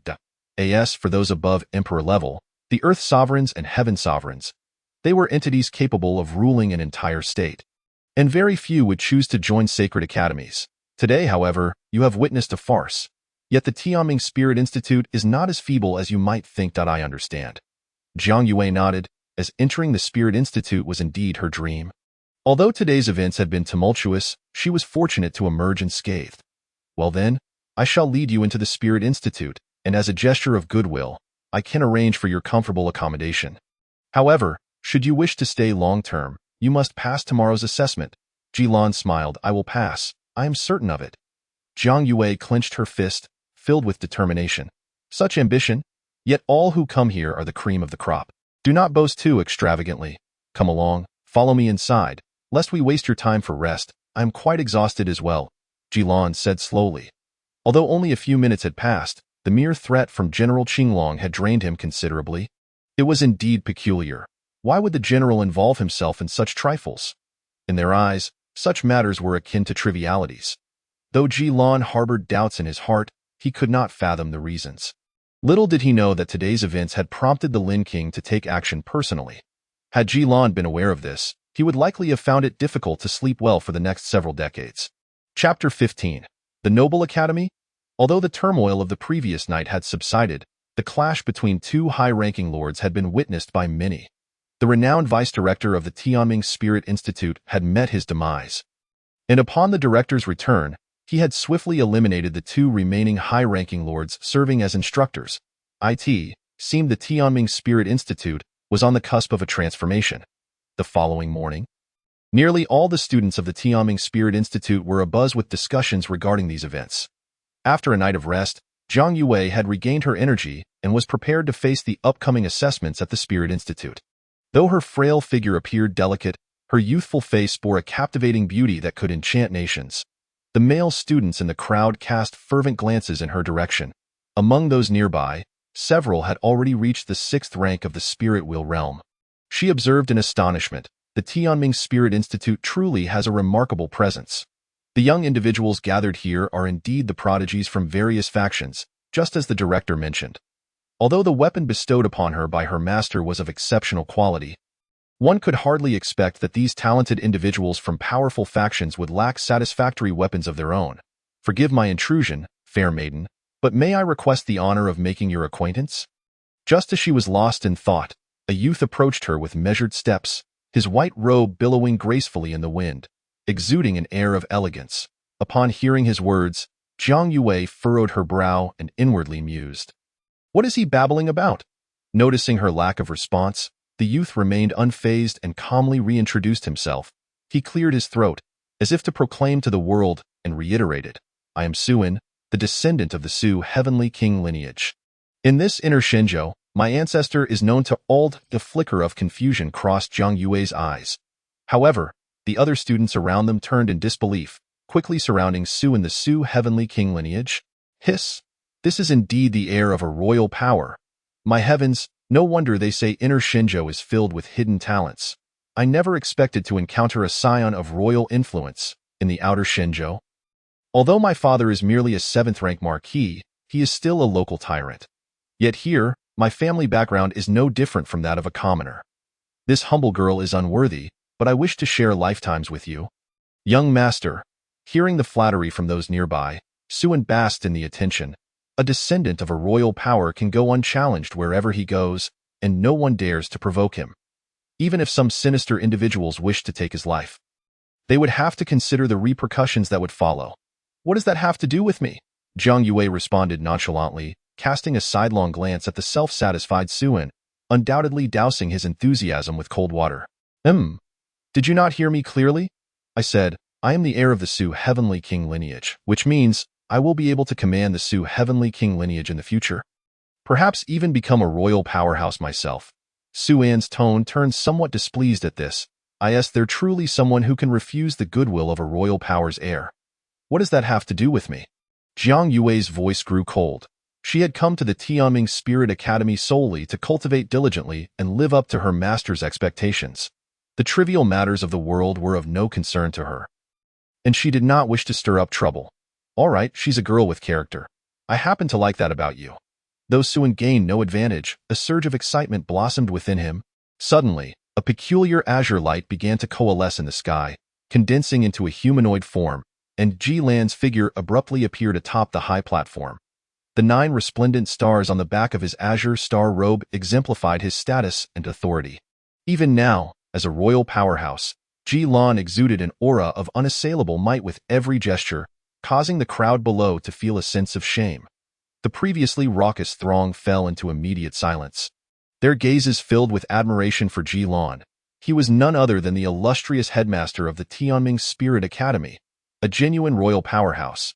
It was uncertain whether this group had ever encountered a royal powerhouse in their lifetimes. Even Suin, who prided himself as a descendant of a royal power, had never met his own ancestor. This examination of the Spirit Academy is presided over by me, under the mandate of the Academic Alliance. The examination must be conducted with relative fairness. Therefore, upon entering the examination's secret realm, the weapons brought by the challengers will be prohibited, and all weapon grades will be replaced with middle-level Shin-tier weapons. Furthermore, regardless of which superpower you hail from, even if your ancestor is a heavenly king, in this Tianming Spirit Academy, you must behave yourself, Ji Lan declared. Here, you are simply students of the Tianming Spirit Academy, and that is your only identity. Should anyone attempt to bully others with their status, I will have them expelled. At these words, the entire assembly erupted in an uproar. Truly, only the headmaster of the Tianming Spirit Academy would dare to speak thus. If any young scion here finds my words offensive, either summon your ancestor to confront me, or have them seek out Alliance Leader Yi, Ji Lan snorted coldly. With Alliance Leader Yi backing him, he had no fear of offending this group. Just last night, he had received a top-level document from the Academic Alliance, personally issued by Alliance Leader Yi, specifically addressing the issues of bullying within the academy. Upon reading the content, Ji Lan felt as though the words were accusing the Tianming Spirit Academy. The pressure was immense. Failing to execute the tasks assigned by Alliance Leader, he could only lead to one outcome, death. As long as he remained in the Tianyuan realm, he could only await his fate. However, recent events surrounding the Tianming Spirit Academy had been overwhelmingly numerous. First, the Academic Alliance initiated the second round of recruitment this year. Then General Qinglong visited due to some trivial matters, followed by Alliance Leader Yi demanding the entire Academic Alliance to rectify its practices. It was hard to believe that everything had been fine just a few hundred years ago. With this in mind, Ji Lan's gaze fell upon the bewildered young men and women below, and an absurd thought suddenly arose in his mind. Surely, among this group, there can't be the children of those 3 veteran players from the Tianyuan realm? The thought sent a shiver down Ji Lan's spine. He swallowed nervously, feeling a sense of dread. If that were true, then should anything happen, the responsibility would be far beyond what a single royal contender could bear. Even the legendary supreme being of heaven could not shoulder such a burden. Perhaps I should resign in a few months. He felt that the Tianming Spirit Academy had become a hot potato. If he remained in his position, he might one day inexplicably vanish. Although the likelihood of that thought was slim, it was better to be cautious than to be reckless. Chapter 16. The remnants of the Holy King. All weapons must be stored in spatial rings and cannot be used. The secret realm has been personally set with restrictions by me. Any use of weapons above the middle Xian tier within the secret realm will result in disqualification, Ji Lan stated seriously. He believed that such regulations in the secret realm should not cause any issues. This rule also served as a form of rectification. The examination in the secret realm operates on a points system. By defeating monsters within, one can earn points, and by defeating challengers, one can acquire half of their points. Official acceptance will be based on points ranking. I wish you all safe travels. After Ji Lan concluded his speech, he waved his sleeve, and a towering statue suddenly rose, standing majestically in the heavens. This colossal figure, crafted entirely of white jade, shimmered brilliantly under the sun, radiating an aura of sanctity. The man depicted in the statue bore striking features, wielding a long sword, as if standing tall against the heavens. Just a glance was enough to inspire a sense of reverence in the hearts of all below. This was a necessary ritual before each examination at the Tianming Spirit Academy, paying homage to the Alliance Leader. Several millennia ago, Alliance Leader Yi had emerged from this very academy, subsequently becoming one of the most formidable beings in the world, now esteemed as the leader of the Academic Alliance, as alumni of this institution. They must acknowledge this connection. The implication was clear. Our Tianming Spirit Academy boasts the unparalleled Alliance Leader Yi as a distinguished alumnus. Who would dare to show disrespect? Among the young men and women below, some appeared puzzled upon seeing the statue of Yi Fan, clearly failing to recognize it. Nevertheless, the aura emanating from the statue compelled them to behave with respect. "Bow to the Alliance leader," Jilon bellowed. And then, facing the statue of Yifan, he bowed reverently and sincerely. The numerous students and academy instructors also bowed respectfully toward the statue. The previously arrogant Suan trembled with excitement at the sight of Yifan's statue. His eyes filled with fervor. Alliance leader Yi, the surrounding youths, who had grown up in inner Shenzhou, mirrored his expression. In Tianyuan Prefecture, who does not revere Alliance leader Yi. Rising from the lowest depths, he ultimately stands proudly above the world. Who would dare show him disrespect? If I could meet Alliance leader Yi in this lifetime, I would die without regrets. Suan suppressed his excitement, murmuring. While a royal powerhouse may be a significant figure, compared to the holy supreme being Yi, they were akin to ants. Observing the fervor igniting in the eyes of the surrounding students, Jiang Yue, having completed her bow, felt perplexed but did not display it. One day, I too shall become such a figure, worthy of my master's pride. Jiang Yue clenched her fists, gazing at the statue of Yifan, whispering. This declaration earned her curious glances from those nearby, who regarded her as if she were a fool. Having completed the bow, "Everyone, safe travels." Jilon raised his head and called out again. Then with a grand gesture, a magical formation surged skyward, transporting the thousands of challengers directly into the examination's secret realm. After completing these tasks, Jilon finally exhaled in relief. He then beckoned to the newly appointed vice principal beside him, saying, "Bring me the list of students with notable family backgrounds this year." He was determined to identify the young master among this cohort of students. At this moment, in Junlin City, at the Qitian Palace, Jiang Yu stepped through a spatial rift and arrived before Lin Zuya. "Master!" Lin Zuya exclaimed in delight, quickly advancing to clasp his hands in greeting. "Master, you truly are elusive. Just as I settled matters for my junior sister, you vanished for over a month again. Please report on recent developments. Where is Yifan? Have him come here." Jiang Yu waved his hand and casually took a seat on Lin Zuya's throne, saying nonchalantly, "The senior brother is right here in my Qitian Palace. Today marks the first day of my junior sister's examination at the Tianming Spirit Academy." Lin Zuya smiled, and then recounted everything that had transpired recently to Jiang Yu. Upon hearing this, Jiang Yu nodded thoughtfully, praising, "Well done. It is only right to protect my junior sister." Lin Zuya scratched his head, feeling pleased to hear his master commend someone. That moment, Yifan also arrived in the Great Hall. "Master, third junior brother, have you completed the tasks I assigned?" Jiang Yu inquired. Why Yifan understood precisely what Jiang Yu wanted, so he replied earnestly, "I have issued the new regulations overnight, dispatched to the Academic Alliance, ensuring fairness. My junior sister will never face injustice at the Tianming Spirit Academy." Hearing this, Jiang Yu nodded in satisfaction and then turned to Lin Zuya, handing him the crimson spatial ring he held. "Did you not express a desire to meet your junior sister? When you have the opportunity, please hand this over to her, allowing her to focus on her cultivation. As for her mother's situation, I have already dispatched someone to investigate."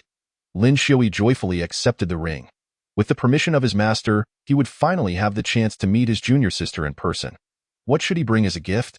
And do avoid flaunting your Lin family arrogance, making it widely known throughout the Tianyuan continent. A more understated approach would be advisable. Jiang Yu shot him a glance, retorting with mild irritation, "Yes, master," Lin Shui replied with a smile. How to approach his junior sister was a matter he would decide for himself. "Master, there have been rumors from other states lately that the bloodline of the Saint King still lingers." Yifan spoke solemnly. Hearing this, Jiang Yu also stood, his brow furrowing deeply. Thousands of years ago, the lineage of the Saint King had been utterly annihilated by him, leaving no trace behind.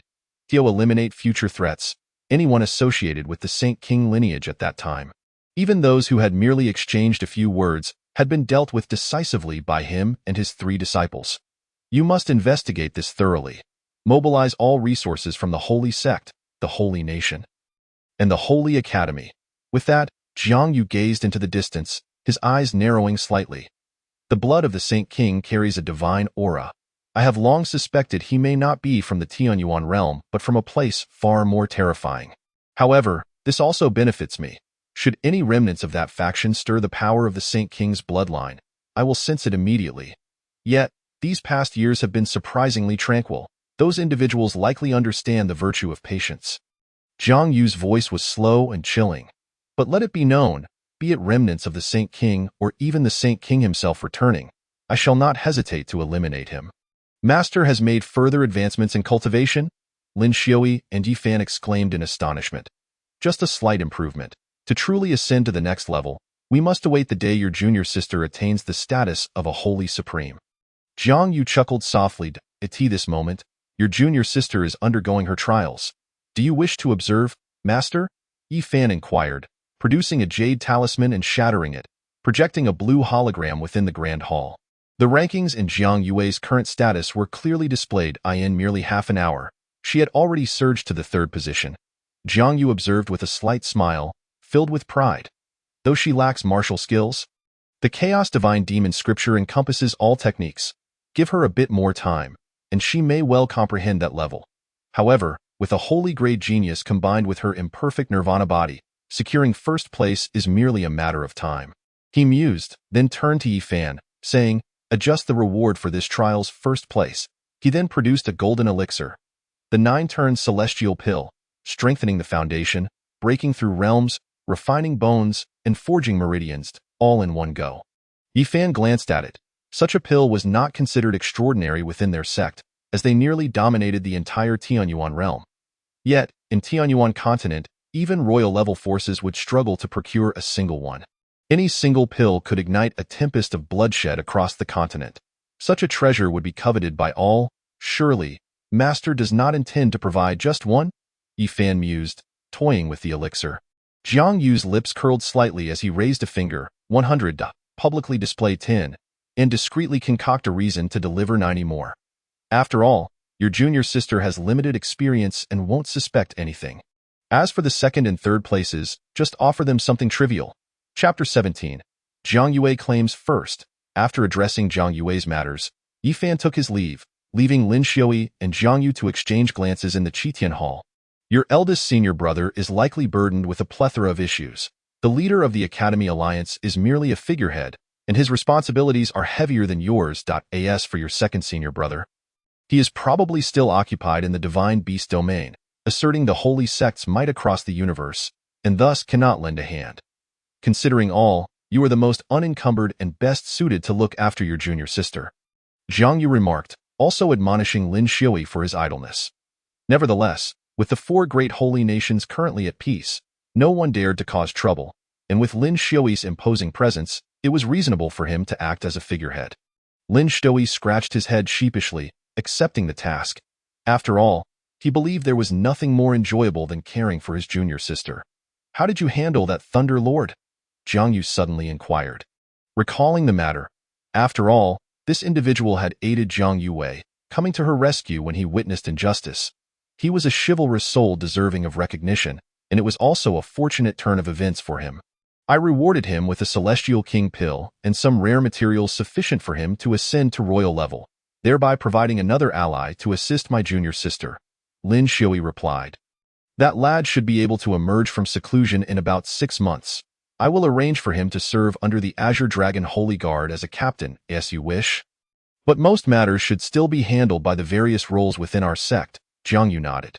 The Thunder Lord would likely never anticipate that his casual act of kindness would lead to such a remarkable opportunity. Sometimes, taking the right path can elevate one to greatness, while straying from it can lead to a fate akin to that of the vice president of the Tianming Spirit Academy, dying not only himself but also causing the downfall of his entire clan at Lin Xiui's hands. Within this spatial ring is the blood of the Divine Phoenix. Once your junior sister completely refines it, her nirvana body will achieve perfection, at which point she will truly be the pinnacle genius of Tianyuan continent. During this period, I will be at the Bronze Gate. Your junior sister will be entirely in your care. Jiang Yu concluded, rising to his feet and tearing open a rift in space before departing the Qitian Hall. Lin Xiui watched him leave, exhaling in relief. He then resumed his seat on the throne, gazing at the current rankings. Jiang Yue had astonishingly ascended to second place, and my junior sister surpasses my own prowess in my youth. Lin Xiui mused, clicking his tongue. 3 days later, in the trial's secret realm, Jiang Yue casually dispatched a magical beast, observing her rising score with a graceful smile. She wiped the blood from her long sword. sheathing it, and continued deeper into the realm. The first place score is only 400 points ahead, merely 40 magical beasts. As long as I maintain this pace, overtaking them will be effortless. Zhang Yue considered the name of the individual in first place. A flicker of displeasure crossing her features.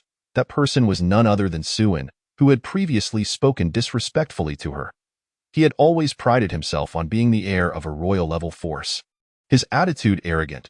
Fortunately, the headmaster had introduced new regulations, stating that from now on, in the Tianming Spirit Academy, strength and talent would reign supreme.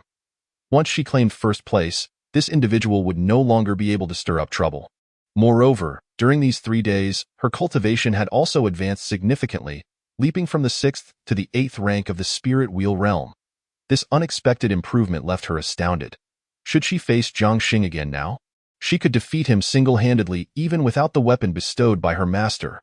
However, as she continued her search for magical beasts, several sharp figures suddenly darted past her. Zhang Yue unsheathed her long sword without hesitation, pointing it at them with a stern expression. Upon recognizing the leader among them, a look of disdain crossed her face. What a twist of fate! Suan surveyed Zhang Yue from a superior position. He had never failed to capture his prey. Zhang Yue, such a delightful name. I hadn't expected your strength to be quite impressive, with signs of potentially surpassing me. Suan spoke slowly, as his companions drew closer to Zhang Yue. Just an 8th rank of the Spirit Wheel realm. Yet Zhang Yue remained unfazed, her composure steady. Now, if she were to tap into the power of her nirvana holy body, defeating this individual would be effortless. Oh? You've reached the 8th rank as well? Suan raised an eyebrow, a hint of amusement playing at the corners of his mouth, and suddenly, 8 spirit wheels erupted behind him, in this inner divine continent. Who is not a genius? Who cannot battle beyond their rank? Do not underestimate yourself. He smirked, and as he spoke, another spirit wheel manifested behind him. 9th rank of the Spirit Wheel realm, as a scion of a royal-level force. Do you think I am like you, and your lot? Suan laughed, exuding an overwhelming pressure that made Zhang Yue feel uneasy. This individual was terrifyingly powerful. He was likely telling the truth when he claimed that his cultivation had long surpassed the Spirit Wheel realm, now reaching an even higher echelon. While she could contend against those of the Spirit Wheel realm at the 9th rank, facing a peak-level expert would indeed be challenging. Moreover, she was not just facing one opponent. This individual was also a prodigy. Now you understand the vastness of a royal-level force, do you not? Suan remarked, seemingly uninterested in initiating combat, merely intending to flaunt his prowess before Zhang Yue. If you intend to fight, then do it. Spare me the idle chatter. Zhang Yue gripped the hilt of her sword. Her master had told her that her nirvana holy body was one of the 10 greatest ancient sacred bodies. Should she give her all, it would take quite a bit for him to lay a hand on her. How could I bring myself to strike at such a lovely beauty as you? If I were to hurt you, it would break my heart. Moreover, should you be eliminated, then spending 3 years in the Tianming Lingyuan on this day would indeed lose all significance. I must earnestly pursue you. Suan mocked, his words laced with playful teasing, treating Zhang Yue as though she were a mere plaything within his grasp. I truly do not comprehend why you would spurn my goodwill. I can offer you everything this world has to offer. Whatever you desire is within my means, do you understand? Just speak your wish, for as a scion of a royal power, there is nothing I cannot provide. Yet, Zhang Yue had no intention of indulging his nonsensical chatter any longer. With a mere thought, the nirvana sacred body manifested its utmost power. In an instant, an immortal crimson flame erupted around her, enveloping her form and even coating her sword with a layer of fire. Upon witnessing this flame, Su An's demeanor shifted to one of gravity. Since you wish to fight, then I shall indulge you, Su An declared, slapping the sheath at his waist and unsheathing his long knife. In an instant, the two were locked in combat. Observing this scene from the Qitian Hall, Lin Shuyan wore a grim expression. His face darkened with displeasure. How dare a royal power toy with my junior sister? He took a deep breath, pondering in his mind. The Su family's royal power, not to mention royal powers. Even imperial powers have yet to earn the right to engage with him. Though those imperial powers are revered by the world as great emperors, in his eyes, they are no different from children playing house. Ultimately, they are but mere royal realms. Only the Supreme of Heaven may claim the right to know him. Even the earthly Supreme does not qualify. It is indeed challenging to find. This Tiny Yuanzu, vast as it is, makes searching for such a royal power akin to finding a needle in a haystack. Each of these powers has its own domain.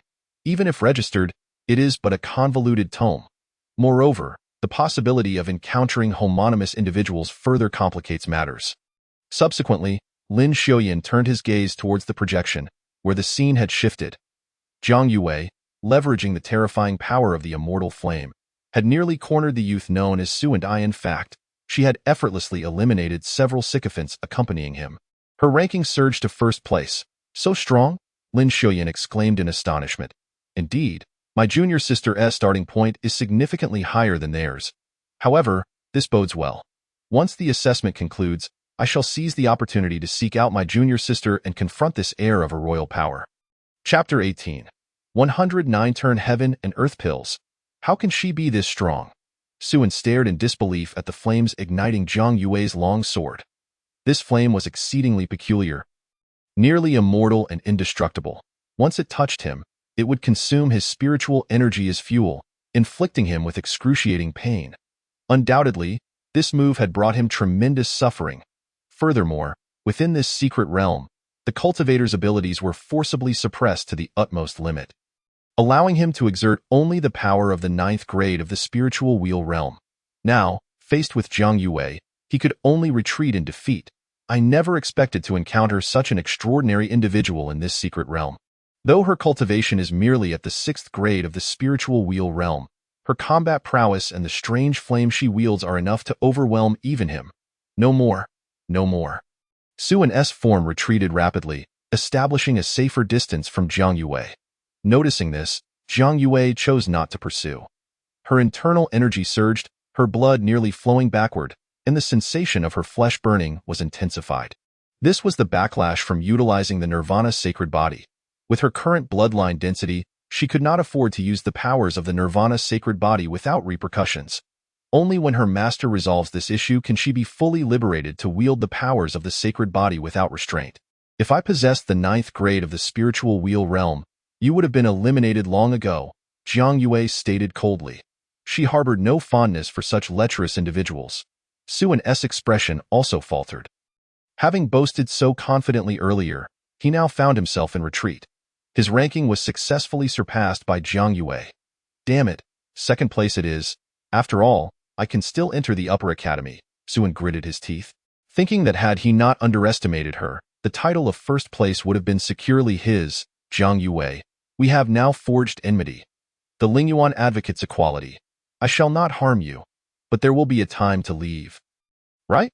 He coldly remarked, having initially viewed her as a mere plaything, but now realizing she was not someone he could easily handle. Only by relying on his royal power could he hope to obtain what he desired. Upon hearing such threats, Zhang Yue felt no fear, responding nonchalantly. Do as you wished at this moment. She was too exhausted to continue battling Suan and paid little mind to his threats. She was not one to be easily intimidated. How bold! Suan's face darkened. This was the first time in 18 years that he had experienced such a setback. Yet, he would soon repay her in kind. This little girl would not be able to prance around for long. Meanwhile, the secret realm concluded, and all the trial participants were teleported out, returning to the Tianming Lingyuan. Those who had been eliminated earlier had no chance of entering Tianming Lingyuan. The remaining participants were ranked into various tiers. The Tianming Lingyuan's 1-star academy was divided into upper, middle, and lower tiers, with the upper tier being the best and the lower tier the worst. The resources allocated to different tiered academies varied significantly. As the 1st place in this assessment, Zhang Yue was naturally entitled to enter the upper tier, equipped with the finest mentors and the best cultivation resources. All she sought was a place where she could diligently train, temper herself, and enhance her abilities. One day, she hoped to reach a height akin to that of her master. She did not seek to make her master proud, but at the very least, she wished to stand on her own without always relying on her master's protection. At this moment, Ji Lan had also returned to the trial grounds of Tianming Lingyuan. Acquiring the list of results, Zhang Yue, this individual is not a disciple of a royal power, nor even of a marquis-level power. He furrowed his brow in confusion. Instead, Suan, ranked just behind Zhang Yue, is the descendant of Su Tianwang. That old fellow, however, when he summoned the top 3 to the Dean's Grand Hall, he was taken aback, for the girl before him was indeed the same one he had encountered just days prior at the entrance of the Lingyuan. "You are Zhang Yue?" Jilan exclaimed in surprise. Zhang Yue nodded, having met the Dean. She felt a modicum of goodwill towards the Dean, for he did not appear to be a person who abused his power and seemed to possess some integrity. Jilan regarded her with curiosity. Last time, he distinctly saw a high-grade royal artifact on Zhang Yue. Yet, the student list showed her identity and background were nearly blank. Who would believe that? Nevertheless, he quickly composed himself. Until confirmed, it would be wise not to act rashly. If this girl before him is indeed the prince, revealing her identity could lead to dire consequences. "Ah, I have had the pleasure of meeting you before. Who would have thought you would emerge as the first in this assessment? It truly surprises me," said Jilan, stroking his beard and chuckling. He then turned his attention to Suin, the son of Su Tianwang. "Correct? When you return, please convey my regards to your esteemed ancestor. I have been thinking of him." Jilan spoke calmly, exchanging pleasantries. Although the Yi Alliance primarily aimed to diminish the influence of large powers in the Lingyuan, his private words of courtesy should not be deemed a violation, right? Suin, upon hearing this, wore a face of delight, casting a proud glance at Zhang Yue before promptly replying, "I shall heed the Dean's command." Jilan then looked at the third individual, a youth who seemed rather taciturn and uncommunicative. "Your name is Quan Fu? What a peculiar name. You are not from Tainuanzhu, are you?"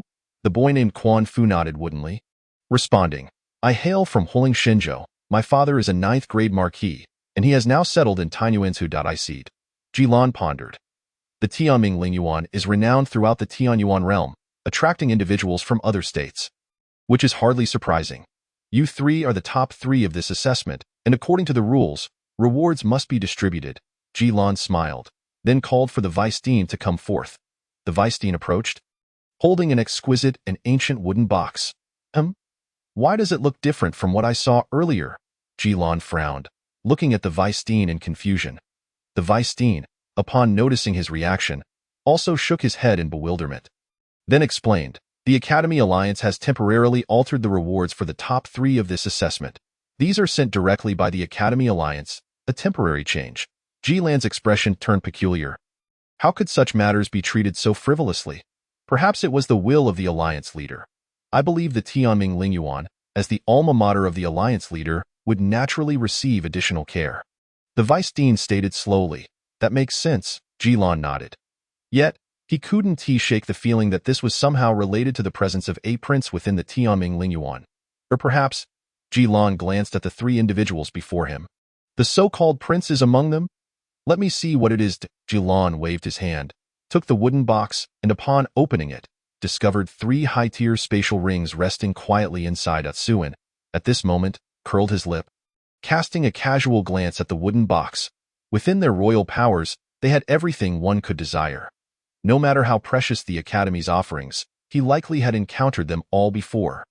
Even if he had not seen them, they were hardly different from the rare treasures he had once used. After all, he was well aware of the rewards bestowed by the Tianming Spirit Institute each term. However, when Jilan examined the prize for first place, his hand trembled in shock, nearly causing the box to slip from his grasp. How could this be possible?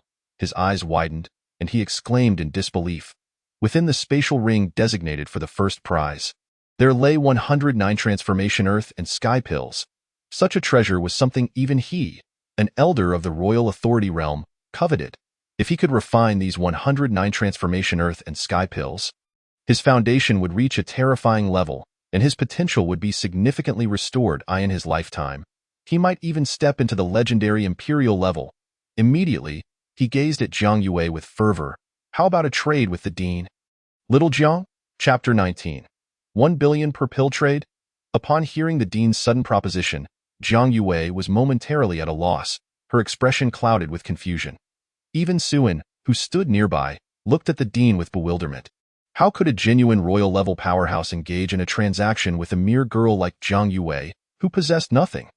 If a trade were to be made, surely it would be with him. After all, he had the backing of a royal force. Could it be that the first-place reward was enticing enough to tempt a royal-level expert? At this thought, Su An's expression darkened. He desperately reminded himself that such a scenario was impossible. The Tianming Spirit Institute would never offer treasures so extraordinary that even royal-level powerhouses would be tempted. It defied logic. Can I purchase some of those pills? Ji Lan inquired eagerly. 10 will suffice. Name your price. He spoke with enthusiasm, his grip tightening around the spatial ring, his face alight with fervor. He needed those pills. 10 9 transformation earth and sky pills could elevate his foundation to an unprecedented level. In the past, he had no chance of reaching the imperial level. But with these pills, he glimpsed a sliver of possibility. Dean, I don't understand what you're saying. Are the things inside that valuable? Jiang Yue replied helplessly. She had no idea what was contained within the ring. How could she name a price? Moreover, weren't these items the property of the Tianming Spirit Institute? How could the esteemed Dean be swayed by the rewards he had distributed? It was utterly baffling. Ji Lan took a deep breath and slowly explained. This is the 9 transformation earth and sky pill, an exceedingly rare alchemical product in this world, crafted only by great emperors. He then retrieved one from the spatial ring and held it in the palm of his hand. The moment the golden pill appeared, a captivating fragrance wafted through the dean's office, and the surrounding spiritual energy surged. Enveloping the pill's surface, the pill contained an extraordinarily pure wave of energy. It seemed that just one could elevate one's power to an unimaginable level. 9 transformation. Su An's pupils constricted to the size of pinpricks as he stared blankly at the pill in the dean's hand. The rarity of 9 transformation pills needed no further explanation. Even within his royal-level force, he had never encountered such a treasure. After all, acquiring pills crafted by a great emperor was no small feat. This was beyond mere spirit stones, Dean. Since the first-place reward includes the 9 transformation earth and sky pill, surely the second place must have one as well? A glimmer of hope appeared in Su An's eyes as he eagerly looked toward the second spatial ring within the wooden box. It must have one. It had to have one. He had previously lost the first place due to carelessness. If he missed out on the 9 transformation earth and sky pill because of it, he would regret it for a lifetime. Upon hearing this, Ji Lan focused his thoughts on the second spatial ring, then shook his head. The second place reward does not include the 9 transformation earth and sky pill. However, it does contain 7 transformation pills. What? Su An felt as if he had been struck by lightning, his face turning pale, his mind blank. He had actually missed such a monumental opportunity. Those were 9 transformation earth and sky pills. Even if he could bring back just one, his ancestor's cultivation could potentially advance further. Their Su family might surpass other royal-level forces in the future. Yet he had let it slip away. From the dean's words, it was evident that there was not just one 9 transformation earth and sky pill. The dean wished to buy 10. How many were there in total? Seeing Su An's dismayed expression, Jiang Yue couldn't help but smirk, a sense of satisfaction blossoming within her. Watching him falter brought her immense relief. Little Jiang, what do you say? Can we make a deal? I only need 10. I won't ask for more. The remaining quantity will certainly suffice for your cultivation, and there will be plenty left, Ji Lan declared, his tone tinged with a hint of pleading. I'll take a look first, Jiang Yue replied, extending her hand. Upon noticing this, Ji Lan quickly handed over the ring. He knew that in order to obtain the 9 transformation earth and sky pills, he had to respect the fact that these were rewards bestowed by the Academy Alliance. To obstruct this process would be tantamount to courting death. Jiang Yue accepted the spatial ring and probed within. There were indeed 100 gleaming golden pills.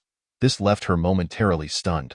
Although the dean had extolled their virtues, she vaguely recalled having seen even greater treasures elsewhere, though she couldn't quite remember where.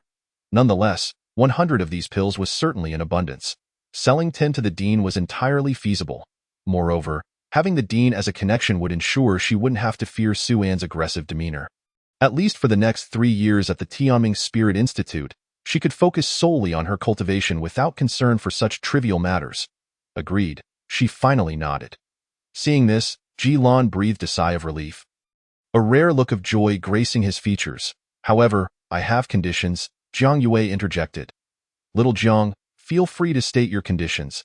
As long as it is within my capabilities, I shall certainly comply, Ji Lan replied passionately, his desire for the 10 pills overshadowing his composure. First, I am unclear about the price of these pills, so I hope the esteemed dean will be fair. You may set the price. Second, as I hail from an outer realm with no power or influence. I simply wish to cultivate in peace at the Tianming Spirit Institute, without any disturbances from others. How do those two conditions sound? Jiang Yue smiled. Ji Lan was momentarily taken aback, then confidently patted his chest. Rest assured, I am a royal-level powerhouse. I would never deceive a junior. Furthermore, these prizes were sent by the Academy Alliance, not the Tianming Spirit Institute's assets. I will purchase these 10 pills at the most fair price. No? At a price beyond your imagination. As for your second condition, leave that to me. If anyone dares to act against you. As he spoke, Ji Lan's gaze fell upon Suin, who immediately broke into a cold sweat. His knees weakening under the weight of the royal-level expert's scrutiny. No matter who they are, I will not show leniency. From now on, I will personally guide you. I shall be your mentor. How does that sound? Little Jiang? Ji Lan concluded, seeking her approval. Though this girl hailed from an outer realm, she exhibited a keen sense of propriety and restraint. All her requests posed no difficulty for a royal-level expert like him. Moreover, considering she was the first place in this assessment, having her as a disciple was a worthwhile endeavor. It was a profitable arrangement. Ji Lan found himself harboring a newfound admiration for the girl before him. Deal, Jiang Yue smiled. She wished to avoid burdening her master, and with a royal-level expert like the dean as her mentor at the academy, she would no longer have to worry about being a liability. This way, her master could focus on his own affairs. Little Jiang, I shall purchase each 9 transformation earth and sky pill 4.10 billion spirit stones. This is nearly all of my savings. I cannot afford more. Ji Lan said with a wry smile. Chapter 20. A bloody past 10 billion per pill. That totals to 100 billion spirit stones. This astronomical figure sent shockwaves through Jiang Yue's heart. Suin, standing nearby, also began to breathe rapidly. What did 100 billion spirit stones even signify? Although their Su family was a royal-level force, the annual output of spirit stones from their territory was likely just about this amount. However, that was the total output, not the net income. Damn it! Suin clenched his fists tightly, racked with regret and a fleeting moment of folly. He had let such a fortune slip through his fingers. But what he had lost was not merely a vast sum of money. The value of those pills far exceeded 100 billion. It could very well be 1,000 billion or more.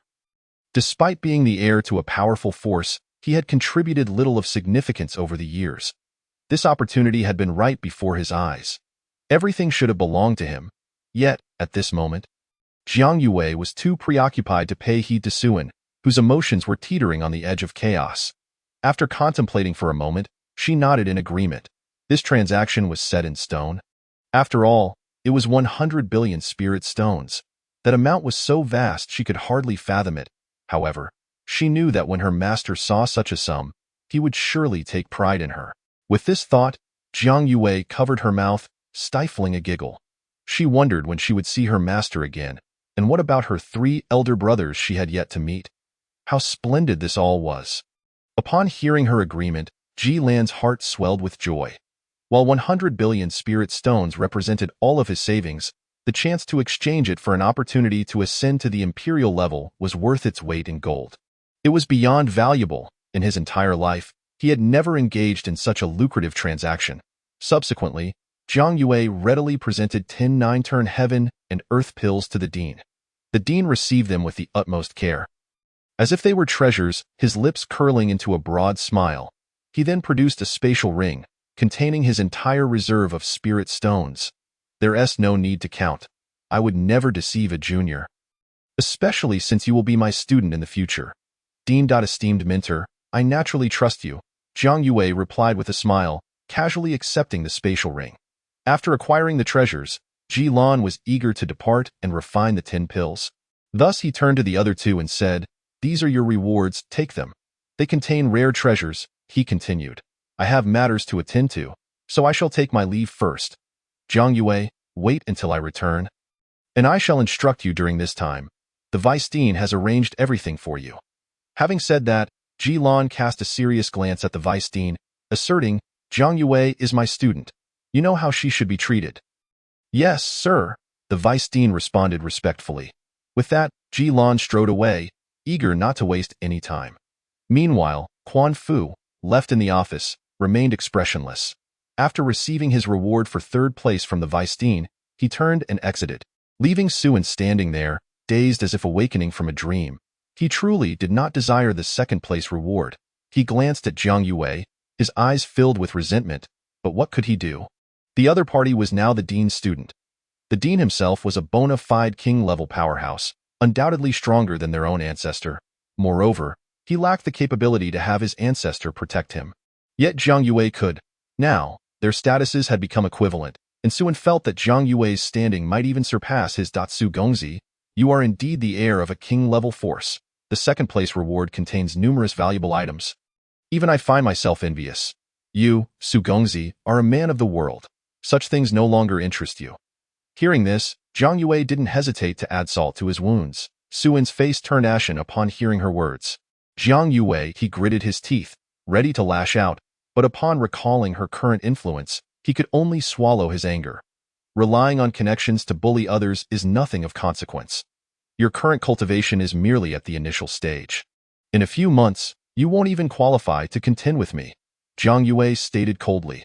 She had confidence in her talent, and with the 9-turn heaven and earth pills, her cultivation would soar in the near future.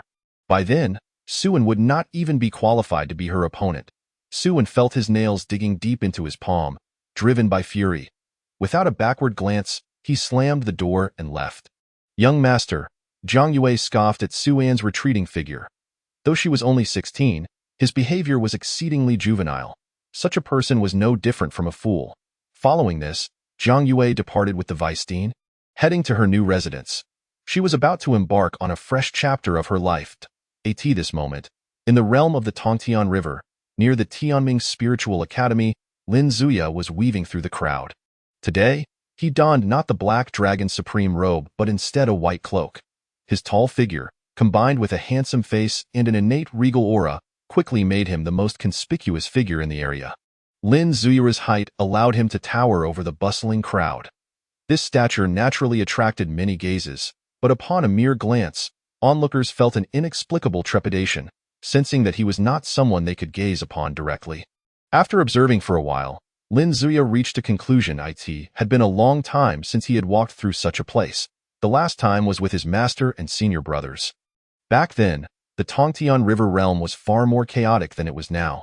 Surveying the surging crowd around him, Lin Zuya couldn't help but reminisce softly. S1 ages, nostalgia often creeps in, especially in a state of carefree contentment. Having attained everything one desired. Last time, the Lin King furiously slew Hibation, and the 3 brothers fled from the Tongtian River. A millennium ago, the Tongtian River realm was rife with chaos, shrouded in darkness. And the people suffered greatly. The Lin King drew his blade, slashing against injustice, severing the heavens with one stroke, shaking the world, and moving the spirits. Hearing the storyteller's resonant words, Lin Zuya couldn't help but chuckle. Casting a glance at the elderly man in brown, who was spitting words as he spoke, along with the audience applauding around him. Hibation, I indeed remember that fellow. He was the leader of the Qinglong sacred nation. After killing him, I attracted tremendous trouble for my sect. Even my master had to lead us away from the 4 sacred nations to this Tongtian River realm under the cover of night. Recalling the past, Lin Zuya shook his head with a smile.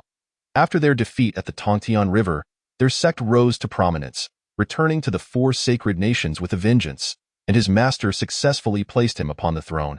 Thus began the absolute dominance of their sect, gradually enveloping Tainyuanzhu and spreading throughout the entire human emperor domain. With his master slaying the sacred king, their sect completely took control of the 4 realms of Tainyuandai. It was undoubtedly a bloody rise to power, so bloody that the original inhabitants of the 4 sacred nations were entirely extinguished during that time. The scene of corpses littering the ground and blood flowing like rivers remained vivid in his memory. Today, the subjects and citizens rooted in the 4 sacred nations are merely those who migrated later. Thousands of years of recuperation and reproduction have led to the present-day 4 sacred nations. This is a history that cannot be recorded in texts, as the witnesses of that period have long become stepping stones for their sect's rise, a sea of corpses and rivers of blood. Boundless and infinite. With this recollection, Lin Zuya suddenly remembered his purpose for today. He patted his head and quickly rose to his feet. He then looked at the storyteller, flicking his thumb and tossing a premium spirit stone. Thank you, sir. The storyteller's eyes lit up, and he clasped his fists in gratitude. Lin Zuya smiled slightly and turned to leave, slowly making his way towards the Tianming Spiritual Academy. Chapter 21. Su An's challenge with the conclusion of the new student assessment at Tianming Spiritual Academy. Everything had settled. Zhang Yue successfully entered the upper academy and was granted a purple gold level student token, signifying her status as the leader among this year's newcomers. Furthermore, the dean had taken her under his wing as his student, causing Zhang Yue's name to echo throughout half of Tianming Spiritual Academy. The entire academy knew of her. As for Suan, he too entered the upper academy, earning the favor of an 8th grade prospective mentor. Receiving a gold level student token, the previously reticent Quan Fu also attained a gold level. However, Suan's expression was far from pleasant. Su Gongzi, after all, you are only one rank behind that girl. Her title is merely nominal. Moreover, the mentors at Tianming Spiritual Academy are only prospective level powerhouses. You are the heir of a king-level force. A number of sycophants around him tried to console him. Yet upon hearing the words heir of a king-level force, Su An's anger flared, and he shot a resentful glare at the speaker. How could these fools understand that losing the top rank meant losing a tremendous opportunity and fortune? The 9-turn heaven and earth pills. Such treasures, and he had not obtained a single one. You all can leave. I need to cultivate. Suan painfully rubbed his brow, then waved his hand, and the sycophants dispersed wisely. Once he was alone, he took a deep breath and revealed his full cultivation. Initial stage of the Earth Extreme Realm. Feeling the surging power within him, Suan gritted his teeth. If only he had been able to unleash his full strength in the secret realm that day, Zhang Yue would not have stood a chance against him. A single misstep leads to eternal regret. This matter was serious. Regardless of the means, he had to obtain several 9-turn heaven and earth pills. If he could secure some, perhaps his ancestors' cultivation could advance further, Suan mused. However, Zhang Yue now wielded power and influence. It was evidently unrealistic to rely solely on his background to bully others. There was only one opportunity left. Tio issue a challenge. Zhang Yue was currently the top-ranked student in the First Star Academy, and according to the rules of Tianming Spiritual Academy, challenges must be accepted and cannot be refused. As the second-ranked student, he had a unique advantage. As for the stakes in the challenge letter, they would naturally be the 9-turn heaven and earth pills. He wouldn't ask for too many. Just 10 would suffice. Even if others accused him of being shameless for taking advantage of her, it mattered not.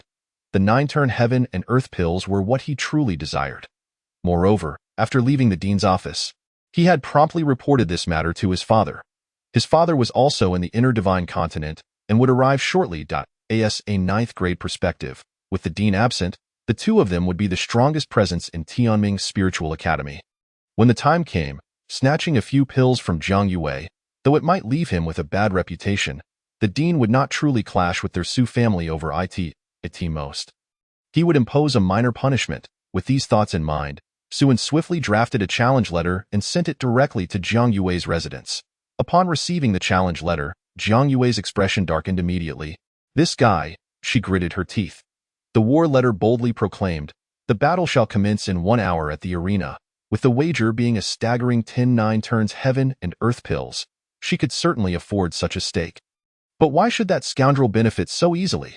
Su An's urgency clearly stemmed from the fear that she might refine the 9-turns heaven and earth pills, thereby drastically enhancing her power. At this moment, the vice dean stood by Zhang Yue's side. Is it absolutely necessary to accept this challenge? She inquired. She was acutely aware that should Suan unleash his full strength without any restrictions on his realm, she might struggle to gain any advantage. Although her master had bestowed upon her a weapon of indeterminate rank, it was likely that Suan, as a scion of a royal-level power, wielded a weapon of superior quality. After all, she could not compare her master to the royal-level factions. The vice dean, seeing her apprehension, could only nod in resignation. You hold a higher position, and Suan is of a lower rank. You have no choice but to accept this challenge. However, if Suan were to be defeated, he would owe 5 times the wager. Upon hearing this, Zhang Yue clenched her fists. This battle was inevitable. If that is the case, then let us fight, Zhang Yue stated coldly. Suan had repeatedly opposed her. Did he truly think her an easy target to manipulate? Yue, there is another piece of news. Suan's father has arrived at the Tianming Spirit Academy under the pretense of a visit. He is a pinnacle 9th rank marquis, And if the dean is absent, he is the strongest presence in the academy, the vice dean remarked, her tone tinged with worry. Although this was indeed the Tianming Spirit Academy, Suan's father would not dare to act recklessly. However, during the course of the battle, any underhanded tactics might be difficult for me to prevent. The allure of the 9 turns heaven and earth pills for royal-level powers is simply too great, and their visit is likely driven by a shameless desire for them.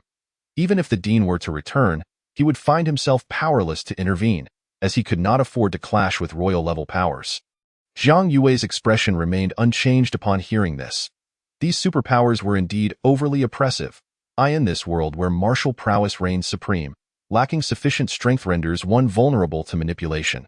I am not afraid, Zhang Yue calmly declared, grasping her azure-white longsword, and followed the vice dean towards the arena. At that moment, the arena was alive with commotion, as most students from the First Star Academy had gathered to witness the impending clash between Zhang Yue and Suan. Such a spectacle was indeed a rare occurrence. Isn't Suan the heir of a royal-level power? I heard that his true cultivation is at the initial stage of the earthly extreme realm. I wonder what transpired in the secret realm that allowed Zhang Yue to claim the title of first. It's unclear, but perhaps young Master Su is eager to reclaim his reputation after suffering a loss of face. Regardless, we are in for a good show. It is indeed rare for someone like Zhang Yue to be accepted as a disciple by the dean. But how can Zhang Yue possibly contend with young Master Su, who is fully committed? The crowd buzzed with speculation as Suan stood on the arena, his expression unwavering. This was a contest built on dubious principles, yet such considerations were irrelevant now. As the vice dean led Zhang Yue into the arena, the atmosphere shifted to an exhilarating crescendo. Moments later, Zhang Yue gracefully ascended the arena, her right hand firmly gripping the sword's hilt. What manner of weapon is that? Suan mused uneasily, for reasons unbeknownst to him. He felt that the weapon in Zhang Yue's grasp was of an astoundingly high grade. This is impossible. Perhaps I am mistaken, he thought, shaking his head as he drew his own weapon, a low-grade royal weapon. The instant the blade appeared, it erupted in a dazzling golden light, as if declaring its royal status to the world. My heavens, is that a royal weapon? The golden radiance dazzled and dominated the arena, overshadowing the seemingly mundane weapon in Zhang Yue's possession. Suan's cultivation surpassed hers, and his weapon's rank was also superior. How could she possibly win this battle? Zhang Yue felt a weight of pressure upon witnessing this scene. Although her master's weapon was undoubtedly formidable, it paled in comparison to Suan's. She had unwittingly found herself at a disadvantage.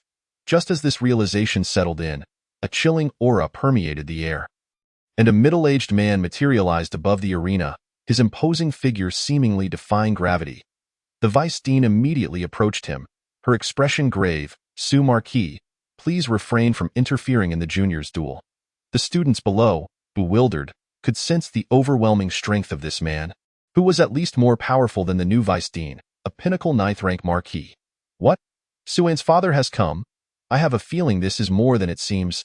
Chapter 22. Pinnacle 9th rank marquis Zhang Yue gazed at the middle-aged man hovering in midair.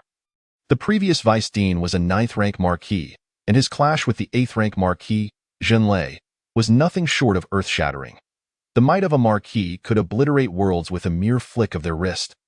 A level of power far beyond her current realm, Su Marquis' appearance conveyed an unmistakable message. This battle was one she could only lose. Turning to the vice dean, she noticed the weight of concern etched upon her face.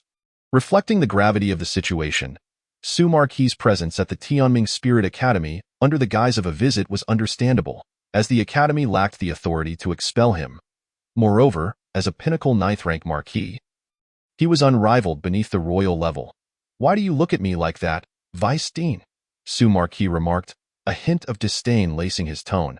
You are merely a newly appointed figure, lacking the seniority and strength to challenge me. This is merely a casual spar between two juniors. There is no need for you to be so tense. The vice dean merely snorted in response, refusing to engage further. Casual spar? Shall we discuss what the wager entails? If this is truly a casual affair, what business does a pinnacle 9th rank marquis have here? Yet, such words could not be spoken aloud. The vice dean's eyes met Zhang Yue's with an apologetic gaze. If Su Marquis truly intended to employ underhanded tactics, she might not be able to intervene. Let us begin. With no other choice, she spoke heavily. Upon hearing this, Suin cracked his neck, the sound echoing ominously. Before pointing his sword directly at Jiang Yue and slowly stating, "You may surrender in this battle to avoid claims of my victory being unearned." Jiang Yue, however, remained silent, drawing her own sword. She was not one to be intimidated into retreating. The value of 10 turns heaven and earth pills was astronomical. She would not let such a precious treasure fall into the hands of someone like Suin. "How about I allow you 3 strikes?" Suin raised an eyebrow at her proposition. Yet this approach displeased Su Marquis, who transmitted a thought directly to Suan's ear. End this quickly to avoid further complications. The objective was clear: to obtain the 10 turns heaven and earth pills. Nothing more. Once secured, they would be swiftly delivered to their own faction. Thus, it would be ensured. When their ancestor refined the pills, even if the dean came knocking, there would be nothing to be done. They could only relent. Suin paused for a moment at his father's words, but quickly regained his composure, gritting his teeth. How could he retract his earlier statement? Such a reversal would make it impossible for him to maintain his standing within the Tianming Spirit Academy. However, Jiang Yue paid no heed to this. "Allow me 3 strikes." Very well. Instantly, her aura became unrestrained, the scarlet, undying flame enveloping her entire being, along with the azure-white long sword, which was now wreathed in flames. Unlike before, the moment the azure-white sword was tainted by the undying flame, it emitted a deafening hum. In an astonishing transformation, the sword's entire body turned a brilliant scarlet. The radiance of the flames threatened to overshadow even the undying flame. "The power of the flames has intensified," Jiang Yue exclaimed in astonishment. This enhancement was not merely doubled. It was a resonance. At this moment, the azure-white sword, herself, and the undying flame within her had become a singular entity, interconnected and unified. In such a state, she could unleash an extraordinary and terrifying force. "What rank is the sword my master left me?" Jiang Yue wondered in awe, then launched herself like a shooting star towards Suin. Suin, seeing this, dared not underestimate her. Having experienced the might of the undying flame firsthand, he would not fall victim to it a second time. Currently, his spiritual power was likely over 8 times more potent than Jiang Yue's. To him, her movements seemed. Just as he thought this, Jiang Yue's long sword cleaved through the air, leaving a haunting afterimage. From the azure-white sword erupted an immensely terrifying force, expanding the undying flame scale tenfold and unleashing it entirely. Faced with an almost all-encompassing fiery assault, Su An's countenance darkened. It was too fast. There was no way to evade. When did Jiang Yue master this technique? Damn it. Suin grit his teeth, and a surge of spiritual power erupted from his body, forming a faint blue barrier around him. Yet, before the indestructible flames, this barrier proved as fragile as mere paper in the blink of an eye. Without even a moment's respite, Su An's spiritual barrier was shattered with a resounding crash, and the flames engulfed his entire being. The excruciating pain of the devouring force spread through his limbs and bones. How painful! Suin's face contorted, but he managed to steady himself and aimed a sword strike directly at Jiang Yue. The sword energy gathered instantaneously, erupting with a sonic boom as it hurtled toward Jiang Yue. Extreme split slash. Even though he was afflicted by this enigmatic fire, relying on his formidable spiritual power, he believed that if he could strike Jiang Yue even once, this battle would come to an immediate conclusion. Facing Suin's counterattack, Jiang Yue displayed no sign of panic. She was acutely aware of her advantages, the relentless erosion of the indestructible flames and the azure-white sword in her hand. If it were merely her own abilities, she would have been incapable of countering Su An's assault. However, with the azure-white sword in an instant, Jiang Yue countered with her sword, the azure sword energy clashing with Su An's white extreme split slash. And in the blink of an eye, the latter's power was utterly obliterated. The azure strike surged wildly towards Su An. How is this possible? Su An's pupils constricted. Something was amiss.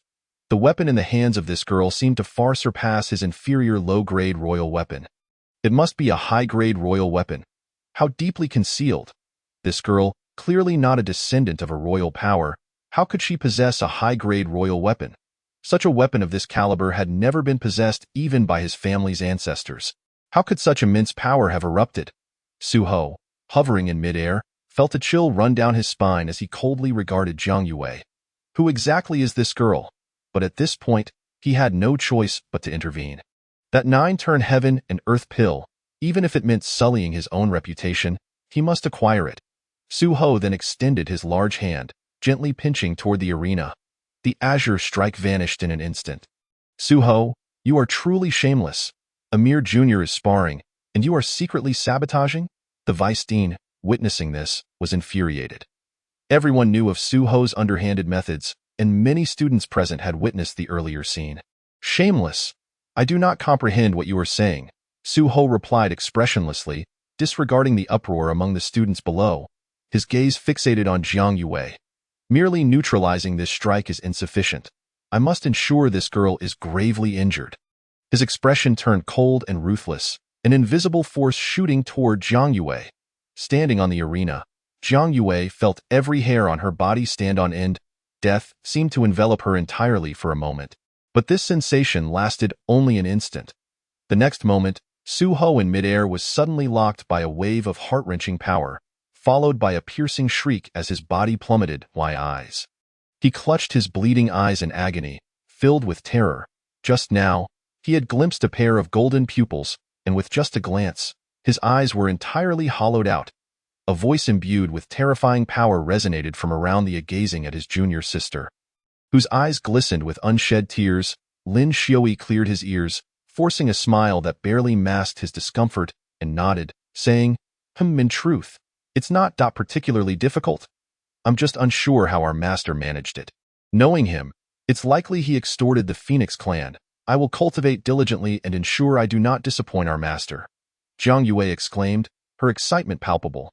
Moreover, our master has dispatched someone to locate your mother, though this matter requires patience and time. Upon hearing this, Jiang Yue nodded, replying, I am not in a hurry. Mother is within the Phoenix clan and should be safe. It's inherently challenging to find her. But as long as she is secure, I am indifferent. Such maturity, Lin Xiaoyi remarked with a gentle pat on Jiang Yue's head. Brother, look at this. In the next moment, Jiang Yue produced a spatial ring containing a staggering 100 billion spirit stones, exclaiming, can you guess how many spirit stones are inside? Observing her enthusiasm, Lin Xiaoyi's brows furrowed slightly. How could there be such a mixture of mid-grade and high-grade spirit stones? The top-grade stones account for merely 1% of the total. Wait, where did this come from? So many? Lin Xiaoyi retorted. Though to avoid dampening his junior sister's spirits, he feigned surprise. Deep down, he already had an inkling. Someone had purchased a significant quantity of 9-turn heaven and earth pills from Jiang Yue, cleverly deceiving her innocent nature. Within the inner divine continent, spirit stones serve as the fundamental currency, yet only top-grade spirit stones are utilized. Mid-grade and low-grade stones are not recognized as currency there. Jiang Yue smiled mysteriously, then declared, this totals 100 billion spirit stones. She had no direct concept of that figure, aside from the understanding that it was an enormous sum, enough to last a lifetime. Looking at his naive junior sister, Lin Xiaoyi shook his head in a mix of exasperation and amusement. After contemplating for a moment, he offered her some praise. Yet, he truly wished to inform Jiang Yue that spirit stones held little value to their sect. They possessed everything one could desire in this world. Every time their master performed a field study in the 4 holy nations, the expenditures often reached tens of billions. Fortunately, his black gold card held a terrifying abundance of spirit stones, rendering him indifferent to such a trifling expense. That day, I secured first place among the new students at the Tianming Spirit Academy, thus earning a full 109-turn heaven and earth pills. I felt it was indeed excessive, so I sold 10 to the academy head. That Suan must have coveted the 9-turn heaven and earth pills, hence his challenge to me, even going so far as to involve his father. Upon hearing this, Lin Xiaoyi inquired, the head of Tianming Spirit Academy? Yes, why? Oh, nothing, Lin Xiaoyi replied, shaking his head. The Tianming Spirit Academy truly produced an abundance of talent. He had recently dealt with the former vice president, and now the president had emerged. It seemed he was merely preying on Jiang Yue's naivety, bullying the unsuspecting. This 100 billion spirit stones, not to mention the quality issue, were even numerically incorrect. There were clearly just over 80 billion. He would confront him about it later. Moreover, the president had even accepted him as a disciple. That is splendid, Jiang Yue said proudly. Indeed, That makes it even better. Lin Xiui rubbed his forehead. In this case, the president is temporarily safe from harm, but he ought to face some minor retribution for daring to deceive my junior sister. By the way, brother, what is your cultivation level that you could so severely injure Su Ho? They say Su Ho is at the peak of the 9th rank, an invincible force beneath the king level. Zhang Yue inquired curiously. She was uncertain of their master's cultivation level, only possessing a vague notion that he was quite formidable. The brother before her emanated a similar aura. After a moment of contemplation, Lin Xiui responded, I too am at the peak of the 9th rank, but there are distinctions even within that level, which allowed me to overpower him. The peak of the 9th rank, this realm could be traced back thousands of years. Yet, concocting a tale of being at the peak of the 9th rank shouldn't be considered breaking the rules. Should it? To him, the rank of a noble was merely insignificant. The royal level above it, regardless of whether king level, emperor level, or those who incessantly proclaimed themselves invincible, were but ants that could be obliterated in an instant. Only upon entering the supreme realm would he regard them with interest. And what of our master? What realm does he occupy? Zhang Yue pressed on. Lin Xiui was momentarily taken aback by her incessant inquiries. Should he claim king level or emperor level? Perhaps he should say he is an emperor? None seemed quite right. After entering the royal realm, one could be considered a superpower, granting true significance in this Tianyuan realm. Their master arrived and departed without a trace. He truly did not know what realm he currently occupied. Lin Xiui could only chuckle awkwardly, deflecting the question. You should refine this phoenix blood and the 9-turn heaven and earth pills as soon as possible. Once you do, both your cultivation and innate talent will ascend to an entirely new level. He then handed her a jade talisman, which bore no inscriptions. Crush it, and I will appear before you instantly. Zhang Yue took the jade talisman, handling it with care, and asked, Brother, are you leaving? I have some urgent matters to attend to. This journey has fulfilled the task assigned to me by our master. You may focus solely on your cultivation at the Tianming Spirit Academy.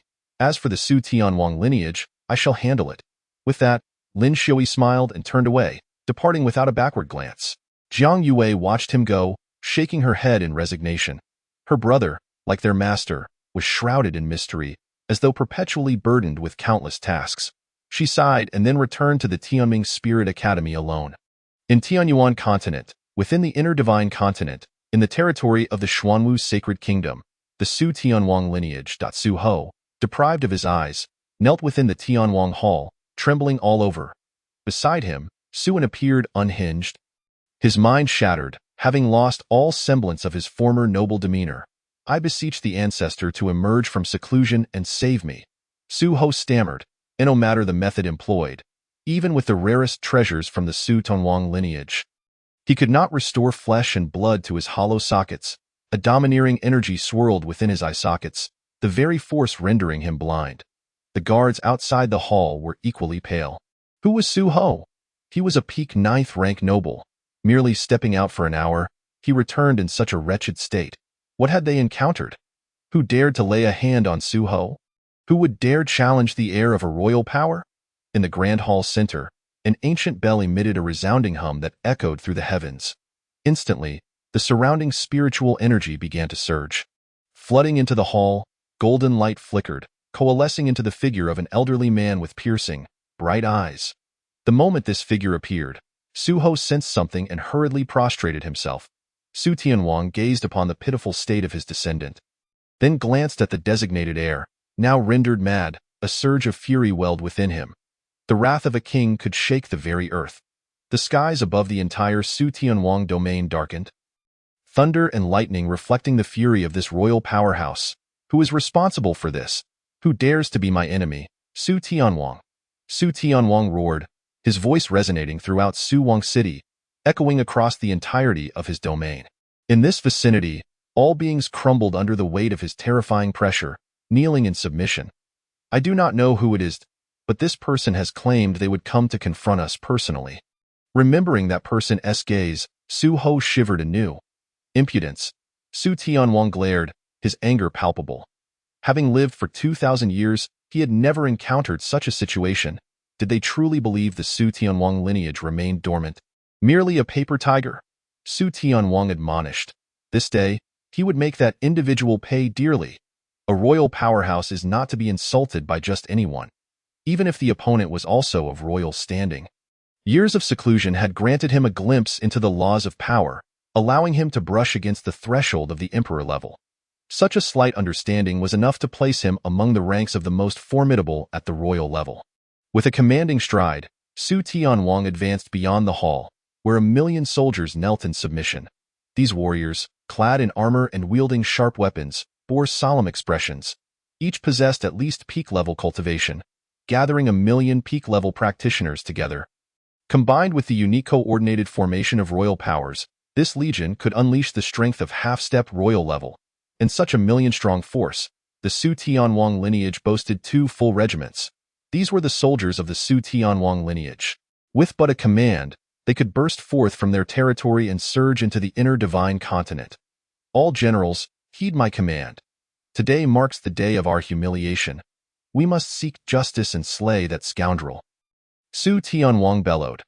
The soldiers below surged with righteous indignation, their blood boiling, and they roared in unison, "Kill!" However, at that moment, a figure stepped through the void, approaching with an air of unparalleled imperial might. This individual bore an incredibly formidable visage, yet not a hint of spiritual energy emanated from him. "You are Su Tianwang?" Lin Xiui stood high above, arms crossed, and scoffed. Chapter 25. Absolute monarchy. Are you Su Tianwang? The words, though softly spoken, resonated precisely in the ears of all present.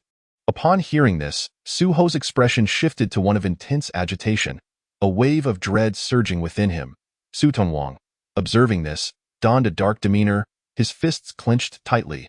"Those who do not kneel before the king shall face divine retribution." With a thunderous roar that seemed to shake the very heavens, Su Tianwang's colossal palm descended with ferocity, aimed squarely at Lin Xiui. Above, the oppressive black clouds were violently smashed apart, forming a gigantic imprint resembling the gaping maw of hell. An invisible force, akin to 1,000 thundering bolts, bore down upon Lin Xiui with annihilating might. Boom! The deafening clash echoed as if the world itself were crumbling. A cloud of dust obscured the sky, engulfing the entirety of Su Wang's city.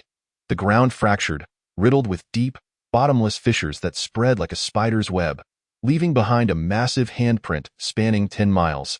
Such was the power of a monarch-level warrior. The soldiers of Su Wang's city, witnessing this spectacle, felt their blood surge with fervor in their lifetimes. They had never witnessed the wrath of a monarch-level being, nor seen one unleash their might. Su Tianwang's earlier strike had clearly not been delivered with full force, yet the terrifying power that reverberated through them left an indelible mark on their souls. The wrath of a king could spill rivers of blood. This audacious intruder dared to venture alone into the realm of Su Tianwang. His demise would be of little consequence. Surely, this individual must also be a monarch-level warrior. Otherwise, he would not so foolishly seek his own death. Yet, what of a monarch-level warrior? The elder had secluded himself for decades, his cultivation having advanced significantly. A typical monarch-level opponent would pose no challenge to their ancestor. Indeed, we possess 2 legions of 1,000,000 strong. And when we activate the combined formation, we can unleash power equivalent to that of 2 half-step monarchs. He will not withstand it.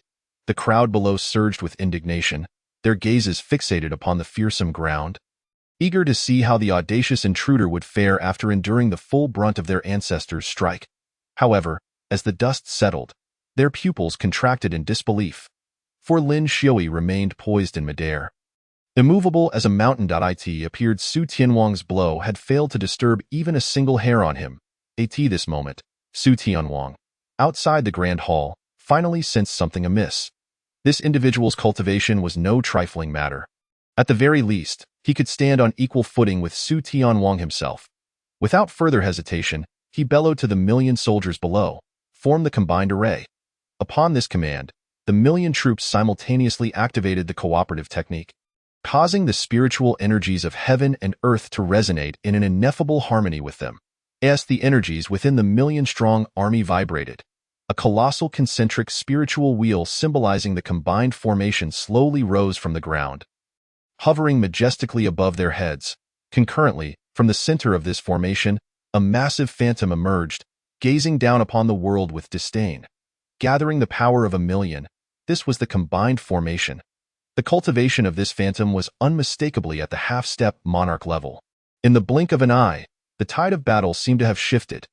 Yet, Su Tianwang was meticulous, and with another command, a second million-strong legion began to form their own combined array behind the Grand Hall. Soon, a second massive phantom soared into the heavens, exuding an air of superiority. With such formidable combat prowess, Su Tianwang regained his composure, coldly regarding the still unfazed figure aloft. Today, your death at my hands shall be your fortune. None shall mock your fate when it is revealed. Yet, Lin Xiui merely scratched his ear, turning his head with a mocking inquiry, have you finished your little performance? Su Tianwang, taken aback, could not suppress a disdainful snort. Then leaped into the sky to join the two massive phantoms in scrutinizing Lin Xiui. To die at the hands of Su Wang is indeed a blessing. Say it, and none shall ridicule you. However, to boldly trespass into Su Wang's city alone is to court death. Lin Xiui keenly caught the two words uttered by Su Tianwang. Su Wang. He then let out a derisive laugh. A chill emanating from him. Su Tianwang, you are rather young. Have you forgotten the rules? At these words, Su Tianwang's face flushed with rage. The audacious intruder appeared no older than his own descendants, yet dared to assert his youth. Before Su Tianwang could retaliate, Lin Xiui continued, the land beneath your feet does not belong to you or your lineage. It is merely a fief granted to you by the one who reigns over Junlin City. In the four holy nations, do you not know how a monarch-level warrior ought to refer to themselves in deference? After speaking, Lin Xiui chuckled, his gaze filled with curiosity as he regarded the now pale-faced Su Tianwang. The elder, reminded of this crucial point, suddenly recalled the gravity of his misstep. Cold sweat broke upon his brow, soaking through his robe. Within the four holy nations, the title of king could only be bestowed upon one, the sovereign of the four holy nations. Residing in Ling Mountain, Junlin City, within the Qitian Hall, Lin Wang. All other monarch-level warriors could only refer to themselves as Tianwang. To do otherwise was an act of grave disrespect, a rebellion against sovereignty, a contempt for the crown. The penalty for such disregard was singular: annihilation, along with the extinction of one's bloodline. Realizing this, Su Tianwang trembled with fear, yet stubbornly retorted, if I kill you, no one shall know what transpired here. The heavens are far away. What can you do to me? Once you descend to the underworld, you may claim to have been slain by a king, thus elevating the worth of your life. The murderous intent in Su Tianwang's words was palpable, solidifying into a tangible threat. This man must be eliminated. Should word of his self-proclaimed kingship spread, his entire lineage would be at risk on a single night. The legacy of Su Tianwang would be obliterated. Gazing at Su Tianwang, who hovered at a height nearly equal to his own, Lin Xiui's face bore an unusual expression of anger. The situation had transcended mere retribution for his junior sister. Initially, he had only intended to administer a slight punishment to Su Tianwang's lineage, merely slaying Su Ho and Suin, and perhaps causing Su Tianwang to lose his status as a monarch. Yet now, Su Tianwang's contempt for his sovereignty was intolerable. As a king, he could not abide such insolence. Moreover, he could not permit a mere monarch-level cultivator to arrogantly claim kingship within his own territory. It seemed the four holy nations, and this Tianyuan continent, had long been unacquainted with his fury. From the moment Su Tianwang uttered the word Su Wang, his fate had been sealed. With a calm demeanor, Lin Xiui placed his palm against his brow, his gaze sharp as a blade, precisely assessing Su Tianwang's height, a cold smile creeping upon his lips, too high. Before he could finish speaking, a terrifying slash erupted. As if the very heavens trembled at that moment. The fabric of space tore as an invisible blade cleaved the world in two, violent fragments of space surging forth like a torrent, causing the ground of Su Wang's city to tremble violently. This strike, fierce as a bamboo splitting, bore such immense power that it nearly rent the very fabric of reality, sending a wave of destructive pressure across the entire Tianyuan continent. At this juncture, Su Tianwang remained in a state of bewilderment, utterly oblivious to the calamity about to befall him. It was only when a sharp pain coursed through him that he realized his crown had been severed by that merciless strike. Chapter 26. The Annihilation of Su Tianwang's Lineage. Blood cascaded from his head like a torrent, instantly staining his visage, before trickling down to saturate his robe. The excruciating pain nearly wrenched his soul from his body. The imposing aura he had previously exuded dissipated in an instant, his form beginning to plummet earthward, akin to a fallen star dimming in the sky. Boom! The earth quaked as Su Tianwang's vacant gaze stared at the heavens, the life force within him visibly waning. This earth-shattering strike had directly led to Su Tianwang's demise. All transpired too swiftly for the two half-step monarch phantoms within Su Wang City to comprehend the unfolding events. Lin Xiui gazed down with indifference, his unmatched sovereign presence once more radiating from him, enveloping and suffocating the entirety of Su Wang City. Under this insurmountable pressure, the two massive phantoms disintegrated into countless specks of light. Unable to muster even the slightest thought of resistance, the 2 million-strong legions stared blankly at Lin Xiui, their minds reeling from the fact that he had dispatched Su Tianwang with but a single strike. Yet, merely unleashing his pressure had caused the two half-step monarch manifestations to vanish. Who, then, was this individual? Such a formidable being. How could Su Tianwang's lineage have provoked him? Could he be a royal-level warrior? Or perhaps an emperor? Beyond that, they dared not speculate, for it belonged to an entirely different realm. Inside the grand hall, Su Ho crawled out, trembling, acutely aware of the profound silence outside, akin to a stillness before a storm. Igniting a foreboding feeling within him, he bellowed, "Ancestor." Moments passed with no reply. Even the 2 million troops fell into a chilling silence. As Lin Xiui turned his gaze toward Su Ho, his expression turned icy. Boom! Another strike surged forth, imbued with a destructive force that effortlessly tore through the earth and sky, cleaving Su Wang City in two with astonishing clarity. A gaping chasm, roughly 100 meters wide, was carved into the ground, its depths unfathomable, resembling an abyss. Naturally, the grand hall was obliterated under this might. As for Su Ho and Suan within, they were surely beyond salvation, having completed all these tasks. Lin Zuyai finally withdrew his gaze and slowly spoke to the sky. General Qinglong, and no sooner had the words left his lips than the figure of General Qinglong abruptly materialized in the high heavens. Though he stood significantly lower than Lin Zuyai. Upon seeing this, General Qinglong knelt in the void, bowing in reverence. King Lin. His voice was soft, audible only to Lin Zuyai. The lineage of King Su disdains royal authority. You know well what must be done, but do not ravage this vast expanse of land nearly 1 billion miles in size. This fertile ground, I intend to reserve for Lord Zhenlei. Once he ascends to the king level, this territory shall be his. Lin Zuyai spoke slowly, his words pronouncing the death sentence for all beings beneath him. As you command. General Qinglong's expression turned solemn, and he rose to survey the 2 million-strong armies below. His gaze sweeping over countless mountains and rivers, finally resting upon the subjects of the Su royal lineage.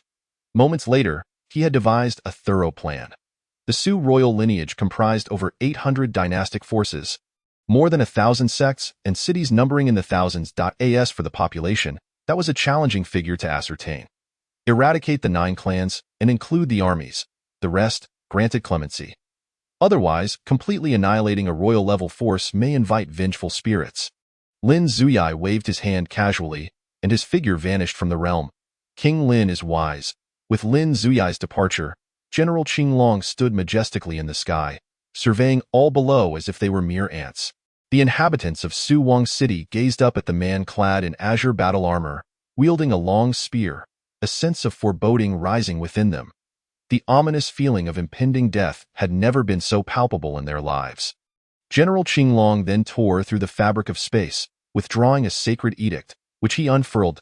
As it appeared, the heavens and earth shifted hues, leaving only the sacred golden light of the edict. It was then that the people of Su Wang City realized who that man was, the sovereign of the 4 sacred nations. Lin Zuyai, King Lin. The Su royal lineage disdains royal authority and shall be exterminated. General Qinglong's voice echoed throughout the realm, resembling a chilling death knell, instantly causing terror to wash over all below. Their faces turning ashen and devoid of color in an instant. The entire realm erupted into chaos, with people fleeing in panic, the ground itself trembling from the commotion. Yet, as General Qinglong finished reading the edict, he merely raised his head, his eyes devoid of compassion, only a cold intent solidifying in their depths. He pointed his spear toward the ground and calmly uttered a single word. Killed, a simple command, yet infused with boundless spiritual power. The surrounding space was obliterated by an invisible force, and countless Qinglong holy guards surged forth, descending to the earth. The cultivation of these holy guards was on an entirely different level compared to the soldiers in Su Wang City. The Qinglong holy guards were an army composed of over 10,000 marquises. They could flatten any corner of Tainuanzhu. Thus began a massacre. Within minutes of the slaughter's commencement, the Xuanwu sacred nation received word. In the Xuanwu sacred hall, the sovereign, Xuanwu Supreme, wore a grim expression, plagued with worry, unable to find peace. How could he explain such an occurrence to King Lin? For years, everything had been tranquil, yet today, a grave affront to royal authority had transpired. Those in high positions loathed disrespect towards their power. It was likely that once the matter concerning the Su royal lineage was resolved, General Qinglong would soon come seeking him.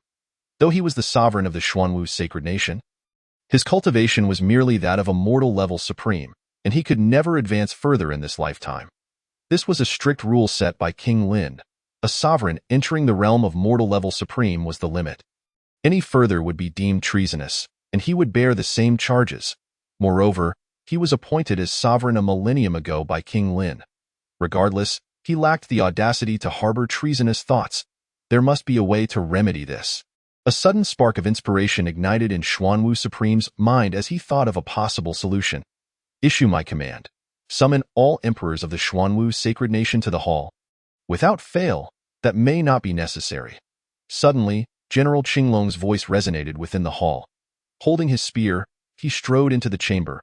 Upon seeing this, Xuanwu Supreme hurriedly descended from his throne, along with all the ministers in the hall. Kneeling in respect before General Qinglong, uttering, General Qinglong remained expressionless. The sovereign of the four sacred nations was merely a puppet supported by King Lin, serving to convey his edicts.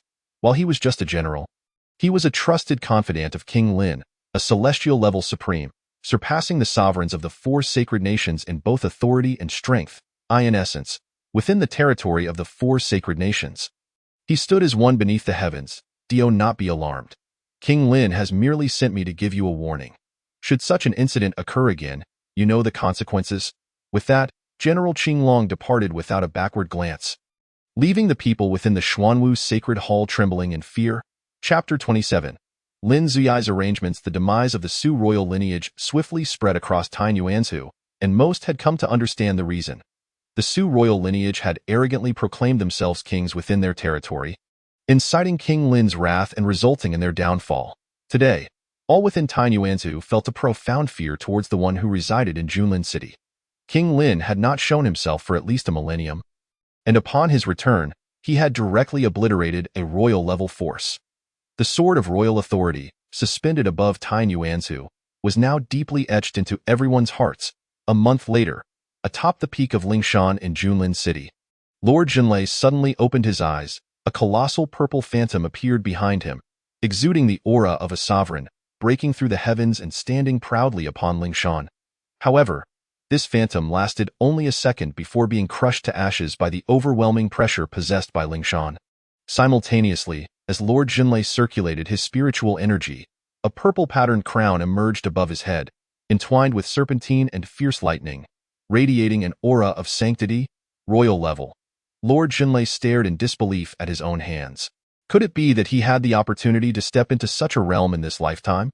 Although he had previously been an 8th-grade Marquis, his potential had long been exhausted, and even attaining the rank of 9th-grade Marquis seemed uncertain. Yet, following the incident at Tianming Spirit Academy, he had inexplicably garnered King Lin's favor. The elixir granted to him by King Lin had effortlessly allowed him to ascend to the royal level. This grace, Lord Zhenlei felt, he could never repay. Just then, Lin Zuyai's figure also appeared in the realm, approaching Lord Zhenlei. Upon seeing him, Lord Zhenlei withdrew all his spiritual energy, kneeling directly before King Lin with utmost reverence. King Lin, rise. No need for such formality. Lin Zuyai replied nonchalantly. Lord Zhenlei was of commendable character. Although they had never met outside Tianming Spirit Academy, he had still been willing to lend a hand. His chivalrous nature deeply resonated with Lin Zuyai. For this reason, he had brought Lord Zhenlei directly to Lingshan for cultivation, providing him with the finest environment and resources for training. This was not only a reward for his actions, but also a means to place such a royal-level powerhouse beside his junior sister, which would prove beneficial in many ways. Thank you, King Lin. Lord Jinlei's expression was grave, not daring to exhibit even a hint of negligence, for the person before him could command the winds and rains of Tainyuanzu. No, of the entire human emperor domain. With merely a gesture, T was the first time in his life he faced such a prominent figure. Lord Jinlei, I have 2 tasks for you. Are you willing? Lin Zuyai smiled, revealing his true intentions. Upon hearing this, Lord Jinlei immediately knelt on one knee, bowing his head, exclaiming, by your command, King Lin, I dare not refuse, even if it means traversing mountains of blades and seas of fire. It is not that exaggerated, Lin Zuyai replied casually. Today, I appoint you as the captain of the Qinglong Holy Guards, with the authority to mobilize 100 Qinglong Holy Guards. Lord Jinlei was momentarily taken aback. Qinglong Holy Guards? It had once been my dream to join them, but 10 years ago, I was merely a second-grade marquis and was eliminated in the first round. Now, I can directly become a captain? Thank you, King Lin, for your grace, Lord Jinlei exclaimed excitedly. But do not be in haste to express your gratitude. Managing the Qinglong Holy Guards may not be an easy task, even as a royal-level powerhouse. They are merely high-grade marquises, and if you cannot command their respect, you may end up as a mere figurehead. Lin Zuyai admonished, looking intently at Lord Jinlei. He emphasized this because each soldier in the Qinglong Holy Guards was of great value. Thus, even as captain, he could not execute them at will. Should mistakes occur, only King Lin possessed the authority to decide the fates of each soldier. This was precisely why the Qinglong Holy Guards had become an indomitable cavalry, unwaveringly loyal to Lin Zuyai, a supreme blade for suppressing Tainyuanzu. Lord Jinlei understood this rule well and promptly declared, I will certainly give my all, living up to King Lin's expectations. That is splendid. Lin Zuyai nodded in satisfaction and continued. The second task is to make you the chief officer for the upcoming grand competition of Tainyuanzu Academy. I will assign you a deputy. He will teach you the ropes. For he is a veteran within the Qinglong Holy Guards. The grand competition of Tainyuanzu Academy? Lord Jinlei's face was filled with confusion. Why this sudden shift in responsibilities? One moment he was with the Qinglong Holy Guards, and the next, he was entangled with the Academy Alliance. Yet, despite the lingering doubts, the commands of King Lin were to be executed with unwavering loyalty. Your servant obeys, the Duke of Thunder respectfully declared. The Duke of Thunder, as it happens, owes his current standing to that fateful day when he acted with chivalry and righteousness. After a lengthy discourse, Lin Zuyai finally steered the conversation towards the crux of the matter. Since my youth, I have harbored a deep-seated aversion to evil. The vice president of the Mingling Academy's tyrannical behavior undoubtedly jeopardizes the very talents of Tainyuanzu. Had not anticipated that such a trivial incident would earn me the favor of King Lin. Truly, your wisdom is unparalleled. Upon hearing this, Lin Zuyai smirked, pondering how one could so readily resort to flattery upon assuming a position of authority. Yet, he understood that only those from his sect would not tremble in his presence. Individuals like the Duke of Thunder were already perspiring from merely engaging in a normal conversation with him. It was commendable that the Duke would act thus, although it did not alter his inherent character. I recall that your confrontation with the vice president was solely to protect a completely unknown young girl, Lin Zuyai inquired with a smile, having finally broached this particular topic after much deliberation. Indeed, regardless of her identity, I would have intervened that day, driven purely by a sense of righteousness, replied the Duke of Thunder. Do you remember what she looked like? Lin Zuyai continued, eager to steer the discussion further. It is imperative that you recognize your junior sister's appearance. Otherwise, how can you safeguard her? After a moment of contemplation, the Duke nodded. That I do remember. That young girl is, in fact, my benefactor. Without her, I would never have had the opportunity to serve King Lin. If I were to encounter her during the grand competition at the Tainyuanzu Academy, I would certainly express my gratitude. Upon hearing such heartfelt words, Lin Zuyai exclaimed, Excellent, that is precisely the sentiment I sought. You may leave now. I shall instruct that vice captain to seek you out shortly. Lin Zuyai spoke with a calm demeanor. As you command. The Duke of Thunder then took his leave. Having concluded this matter, Lin Zuyai summoned the vice captain he had previously mentioned. This individual, named Quan Jianqing, had been by his side for a considerable time. though his cultivation aptitude was lamentably poor.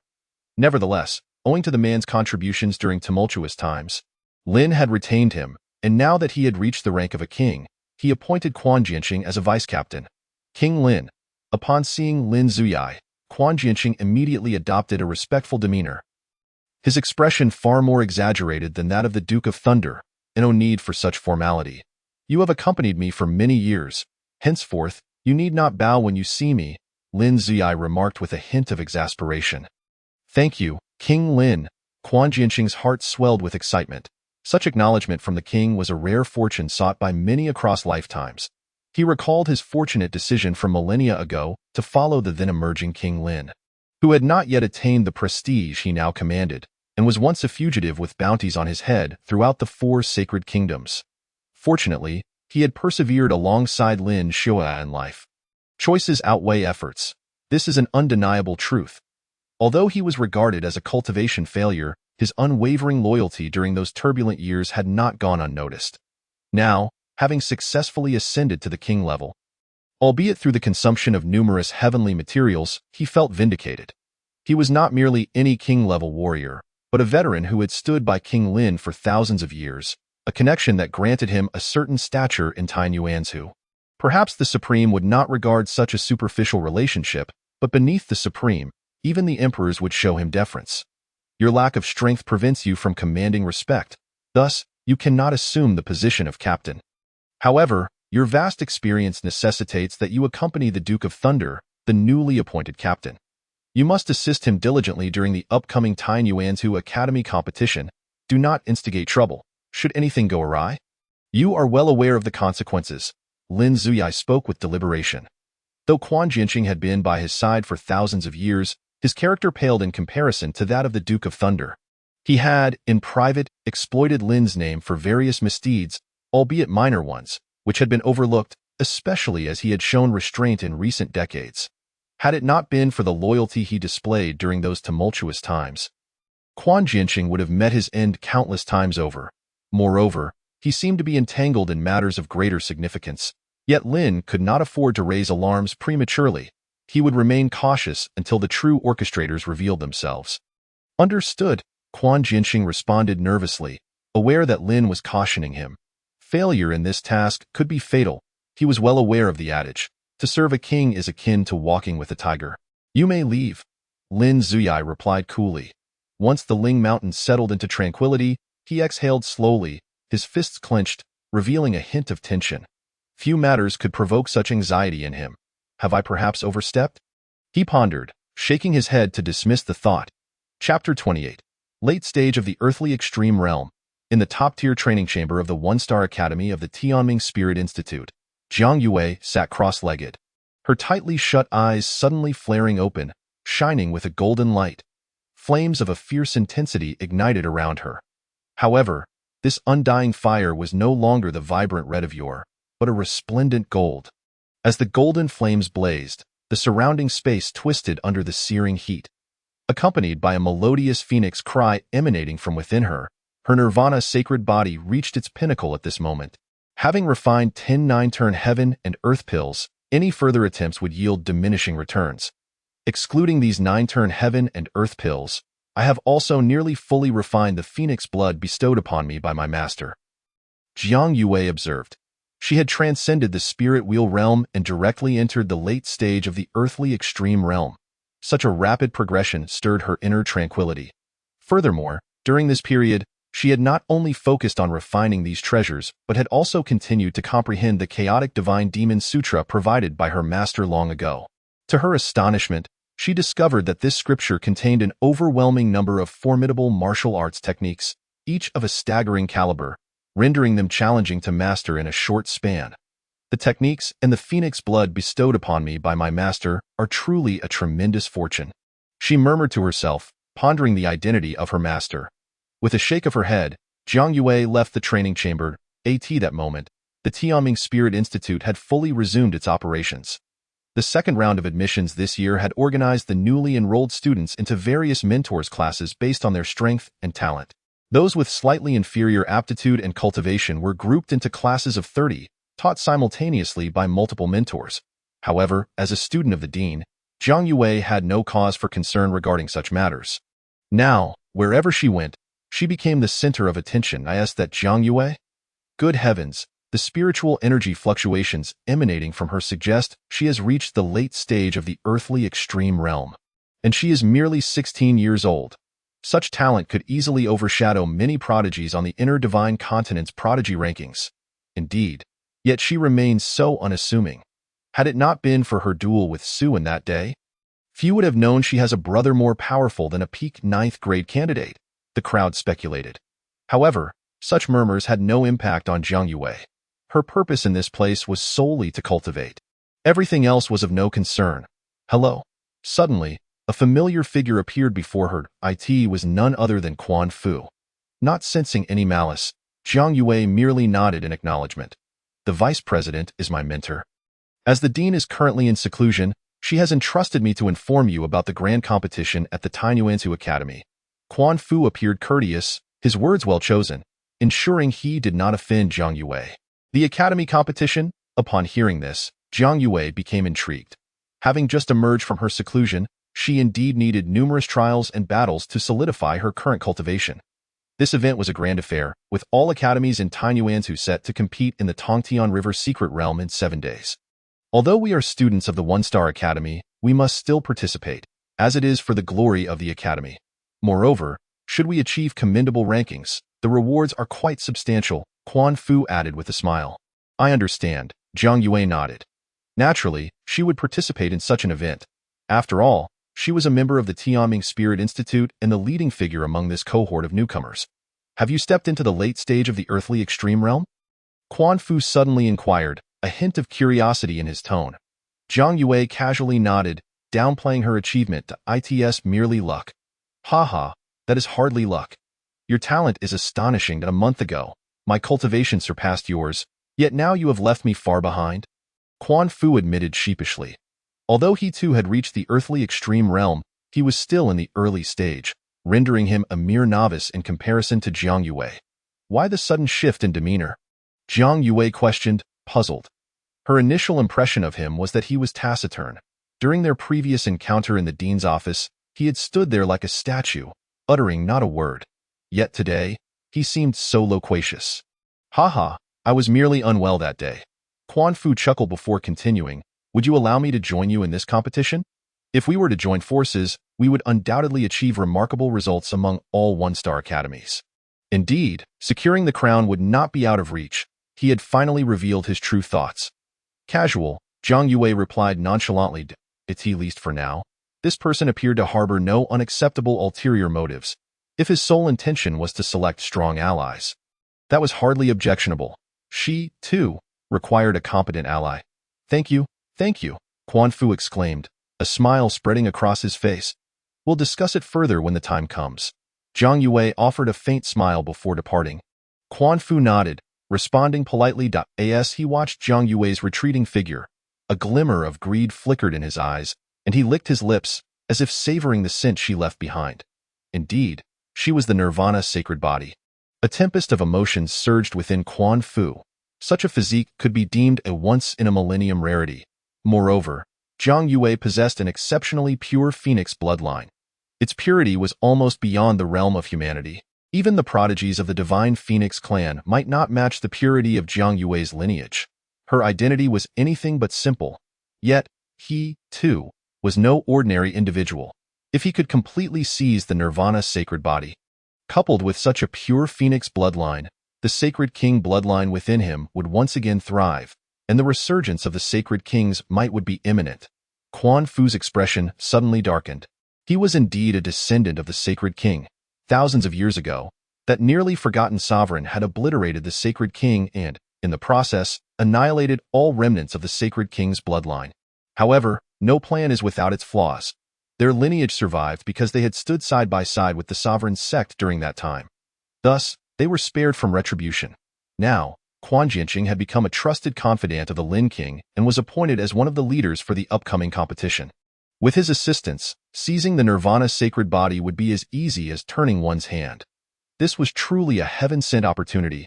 Heaven, do not extinguish my sacred king bloodline, Quan Fu declared coldly, regardless of the obstacles. He was determined to obtain the Nirvana sacred body. This was his sole hope for a reversal of fortune. Chapter 29. Good and Evil, Black and White. Time flew by. The realm of the Tongtian River became more bustling than ever. Academies from across Tianyuan Prefecture had gathered here, preparing to participate in the Grand Inter-Academy competition. The foremost academy of Tianyuan Prefecture, the Tianming Spirit Academy, had long finalized its roster for the competition. Among the one-star academies, there was a duo comprised of Jiang Yue and Quan Fu. These two were the first and third-ranked individuals within the Tianming Spirit Academy, representing the most anticipated combination. Now, they had departed from the academy, arriving at the vicinity of the Tongtian River to prepare for the competition. Soon, the designated leaders would tear open the secret passage to the mystical realm, allowing them to engage in fierce battles. This secret realm was far more perilous than the ones encountered during assessments. It could be said that danger lurked at every corner, and many had perished within its confines. Yet, the various rare treasures within the realm compensated for the high casualty rates. The path of martial arts demands seizing every opportunity to enhance one's cultivation. Death, in the presence of cultivators, is merely a laughable jester. After several days of interaction, Jiang Yue and Quan Fu had temporarily formed a friendship, at least enough to converse with one another. Quan Fu's nearly flawless social skills and his adeptness at flattery left Jiang Yue feeling somewhat perplexed. Yet she did not dwell on it. "Oh, you see that river over there?" Quan Fu pointed to the colossal river that cleaved the land in two, the Tongtian River. "Who hasn't heard of it?" Jiang Yue looked at him as if he were a fool. "Do you know how the Tongtian River was formed?" Quan Fu suddenly spoke with an air of mystery. Seeing the look of confusion on Jiang Yue's face, he continued, "This river is said to have been formed by a casual strike from the Sacred King." The Sacred King? Upon hearing this name, her expression changed.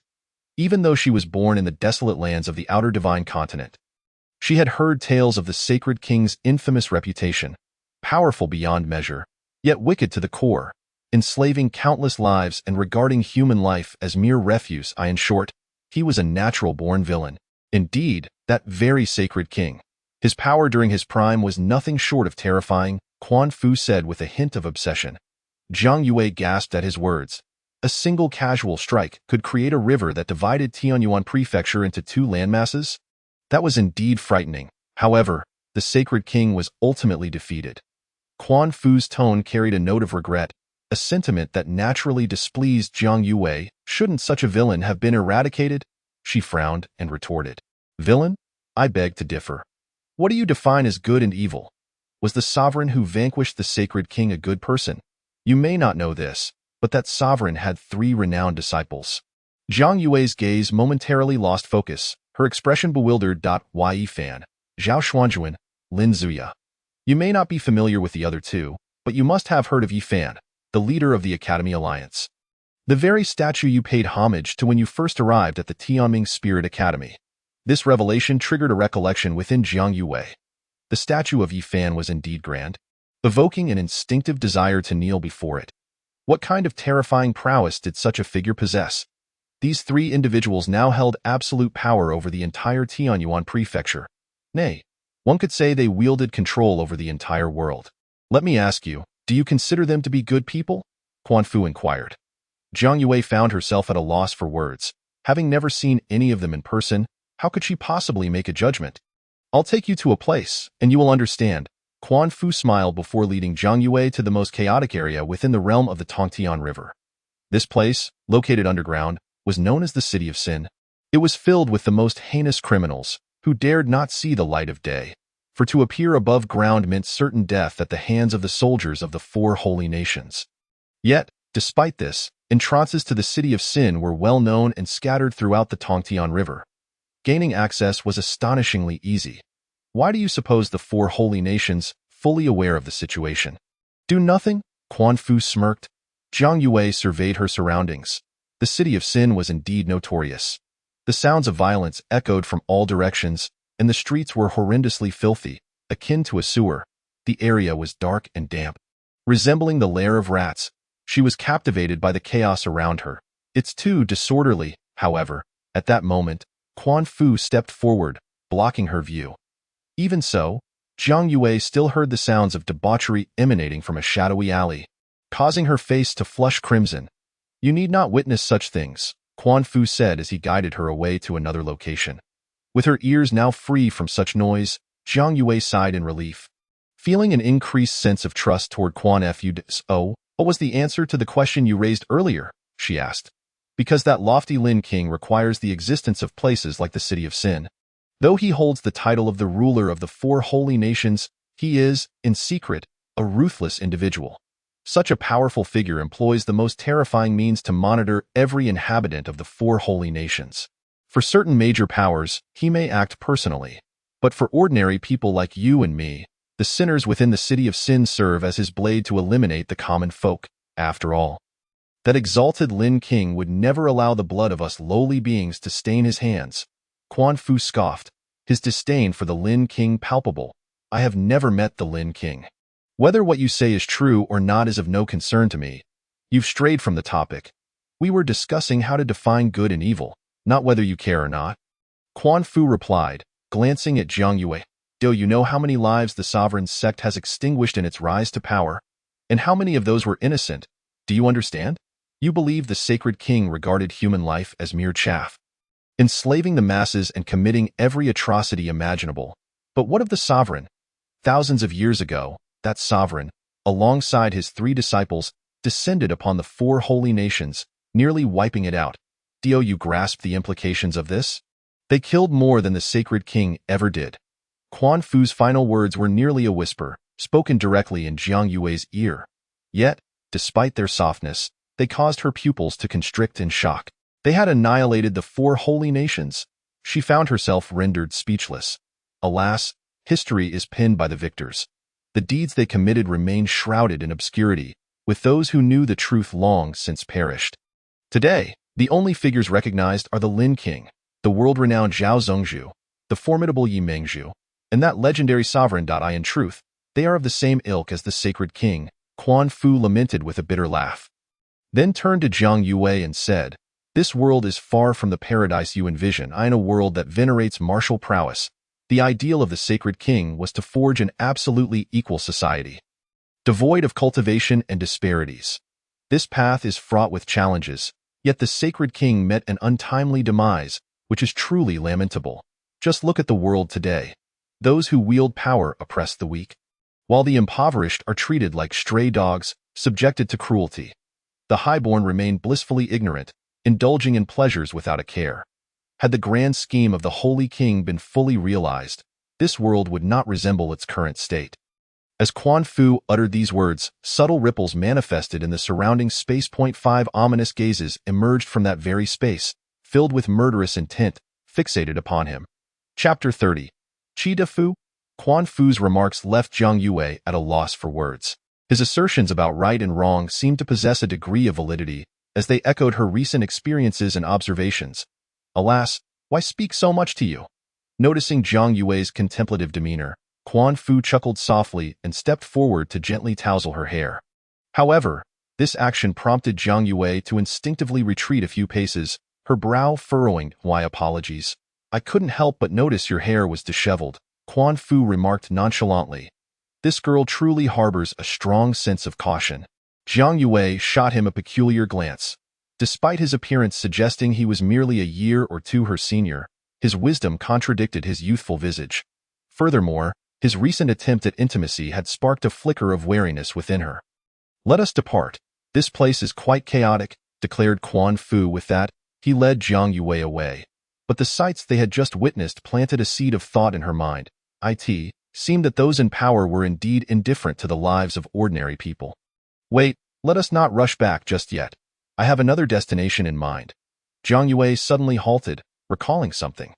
This location was not far from Chi Tianfu, and she realized it had been quite some time since she last saw her master. Could her master be residing at Chi Tianfu? Then let us go. "It is unwise for a girl to wander alone in this realm," Quan Fu replied with a smile, adding playfully, "though my cultivation may not match yours. Should danger arise, I would gladly stand before you." This remark elicited a laugh from Zhang Yue, and thus the two promptly departed from the Sin City, heading toward Chi Tianfu. Shortly after their exit, figures from the Shang, Dan, Jing, Mo, and Chou emerged amidst the crowd of Sin City. Shang furrowed his brow, observing Quan Fu's receding silhouette, a sense of foreboding rising within him, a feeling that set his heart racing. Yet, how could the esteemed celestial sovereign harbor such apprehension toward a mere novice at the initial stage of the earthly realm? Undoubtedly, this youth harbors secrets, and they are no ordinary secrets. The knowledge he imparted to Jiang Yue today. How could he possess such insights at his age? This matter must be reported to the Holy Master. It is likely that this lad is inextricably linked to the remnants of the Holy King. Just as they were about to leave, General Qinglong appeared amongst the throng, though today he was clad not in armor but in casual attire. "General, what brings you here?" Sheng inquired, puzzled. General Qinglong would not appear without reason. His every appearance was a mandate from Lin Zuyai. "Lord Lin dispatched me to inform the elders to remain on standby and to ensure Jiang Yue's safety from the shadows," he replied. As commanded by Lord Lin. Although Sheng, Dan, Jing, Mo, and Cho were perplexed, they nodded in agreement. Yet, a vague sense of foreboding lingered in Sheng's mind. It seemed that significant events were about to unfold. It felt as though the long-standing balance of yin and yang had been disrupted by a mysterious force. Observing the confusion on Sheng and his companions' faces, General Qinglong shook his head helplessly and remarked, "Elders, I too am unclear about Lord Lin's intentions. My role here is merely to deliver a message." Sheng clasped his fists in acknowledgement. "General Qinglong, your words are insightful.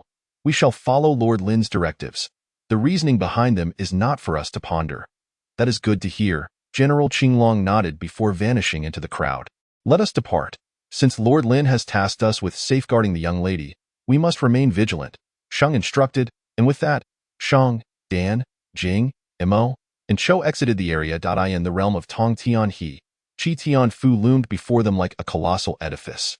Quan Fu suddenly paused, incredulity washing over him as he turned to Jiang Yue, exclaiming, "Is this your home?" The scale of the mansion was nothing short of astonishing, and the opulent decorations suggested royal origins. Could this individual be of royal lineage? Perhaps a daughter of one of the four holy kingdoms? Before he could ponder further, his gaze was drawn to the imposing inscription of Chi Tianfu, causing him to gasp in astonishment. "Who named this mansion?"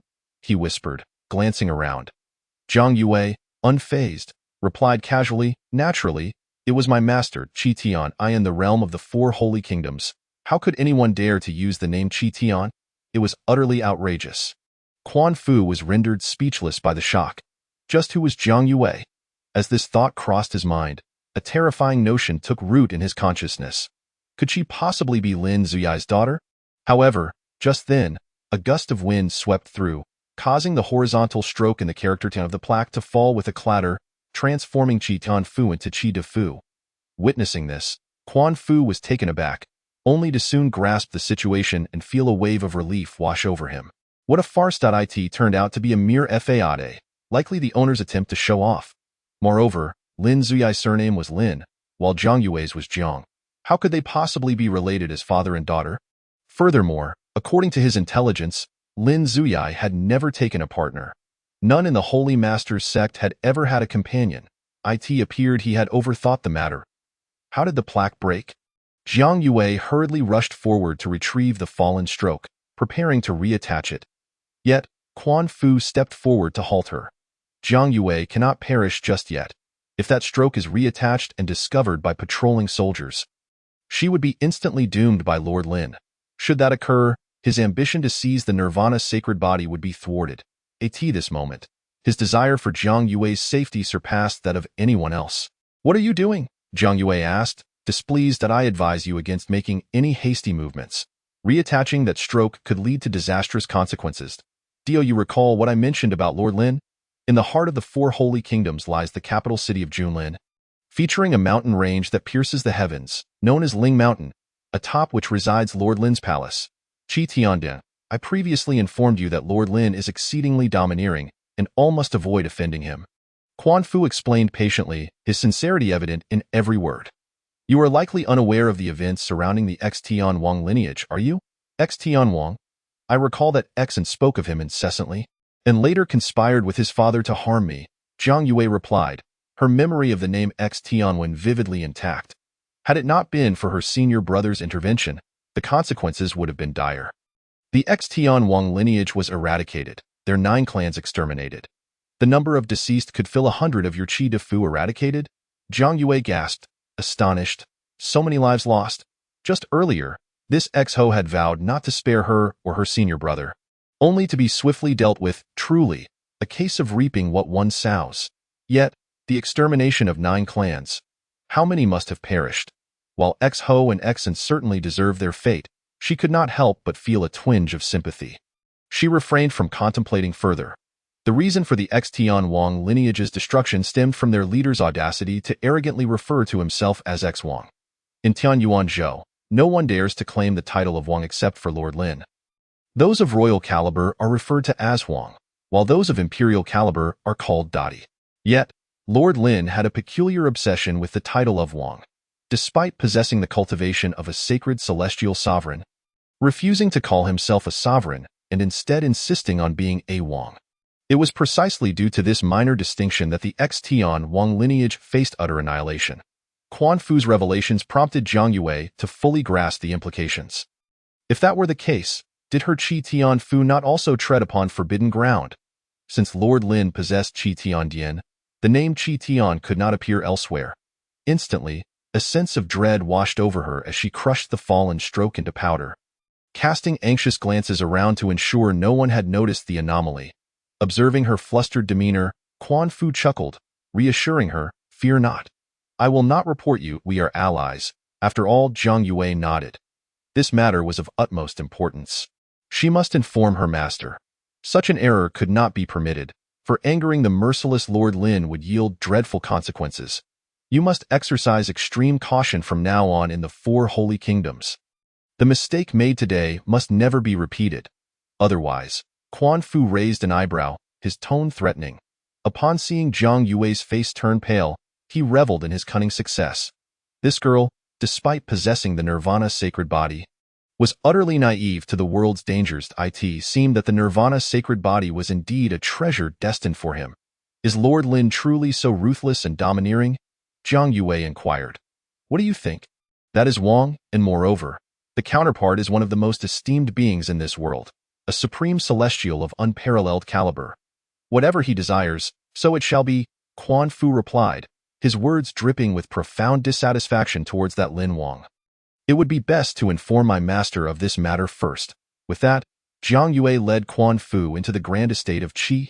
Chapter 31. All within grasp, what is this delightful aroma? As Quan Fu stepped inside, he was immediately enveloped by an intoxicating fragrance, one that could only emanate from the rarest and finest heavenly treasures. His pupils widened in astonishment, for those treasures, which could cause a stir outside, grew wildly in this Qi estate like common weeds. Such opulence was beyond anything he had ever seen or heard of. With a furrowed brow, Quan Fu turned to Zhang Yue, inquiring, "What level of cultivation does your master possess?" "I am unsure, but they should be quite formidable, I suppose?" Zhang Yue responded with honesty. "That cannot be right." Quan Fu stroked his chin thoughtfully. "I am aware of your senior brother. He heavily injured Su Ho, who was at the pinnacle of the 9th rank, unrivaled beneath the king level. Thus, your senior brother must also be at the king level, correct?" "No," Zhang Yue replied bluntly. "Damn, why senior brother is not a king-level powerhouse. He is merely a 9th rank candidate, yet his innate talent is extraordinary, allowing him to severely injure Su Hoi. Is such a thing possible?" Quan Fu's mouth fell slightly agape, left speechless. How could one possess such high talent to effortlessly defeat a 9th rank pinnacle candidate with merely 9th rank strength? However, seeing Zhang Yue's unwavering conviction, he refrained from further questioning. Such occurrences cannot be deemed entirely impossible.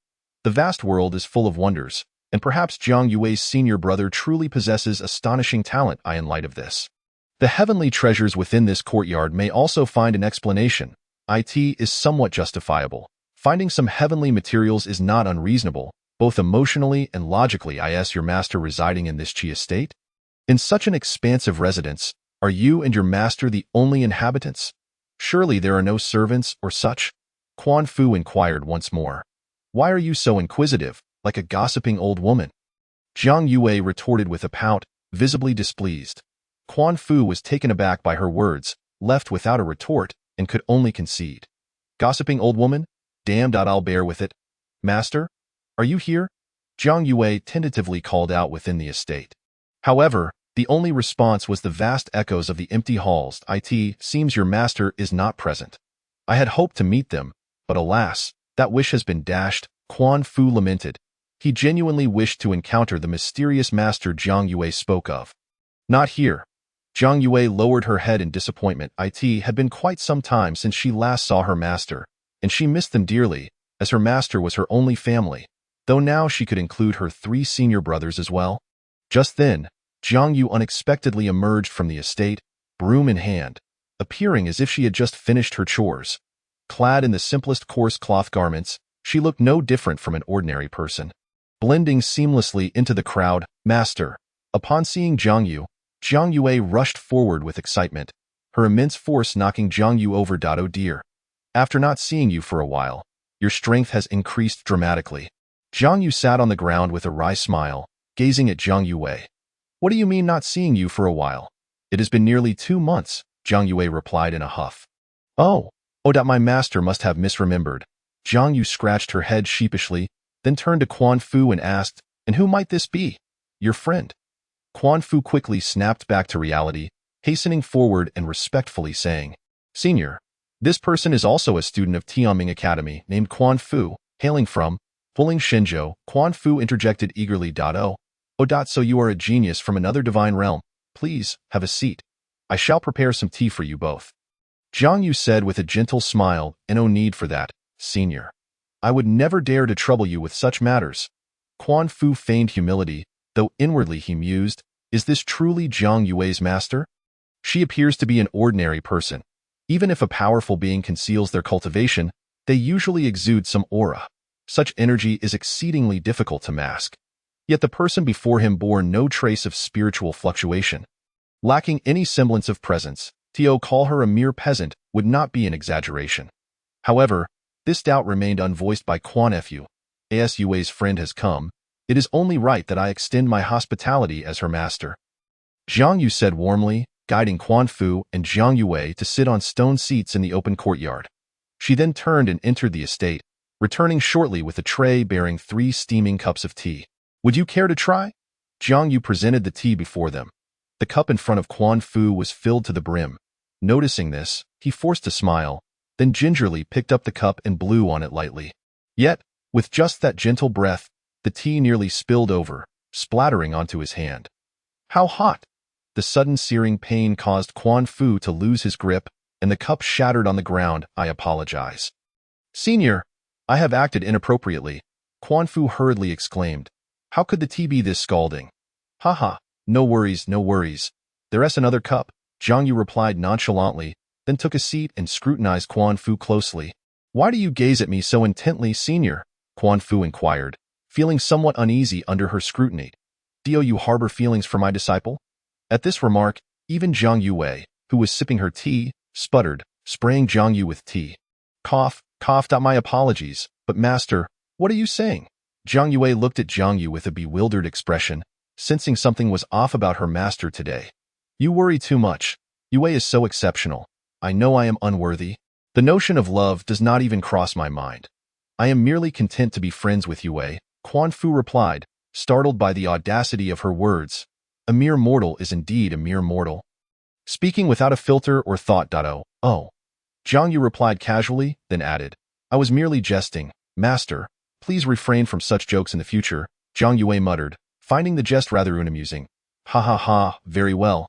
I shall refrain from such jokes in the future. Jiang Yu said, patting Jiang Yue on the head to comfort her. I truly did not expect that a senior could cultivate a disciple like Yue's senior brother. That is quite impressive, Quan Fu remarked. Upon hearing this, Jiang Yu merely laughed heartily and replied, perhaps I possess extraordinary vision. Each disciple I choose is destined for greatness. She looked at Jiang Yue, as if encouraging her. In time, you too shall become a figure of your senior brother's caliber. That is only natural. With Yue's talent, reaching the rank of Marquis is as easy as pie. Perhaps she may even ascend to the royal realm, potentially achieving supremacy, or even becoming a celestial supreme being. The pinnacle of the celestial hierarchy, Quan Fu continued along with Jiang Yu's train of thought. You are quite knowledgeable, Jiang Yu smiled, her lips curving upward. Then, Jiang Yue animatedly recounted the events of the past few months to Jiang Yu. Detailing her victories, the 9-turn heavenly elixir, Su En and Su Ho, and the grand competition of Tainyuanzu Academy.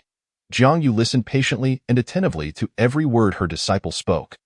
Time is running short. Master, I must return to the Tianming Academy's outpost, Jiang Yue remarked, glancing at the sky. Indeed, it is getting late. If we do not return soon, the vice dean will surely worry, Quan Fu added in agreement. Seeing this, Jiang Yu rose, her tone gentle. Then you two, travel safely. I hope you both achieve commendable results in the Academy's grand competition. Of course, simply do your best in this world. Some matters can be pursued while others cannot.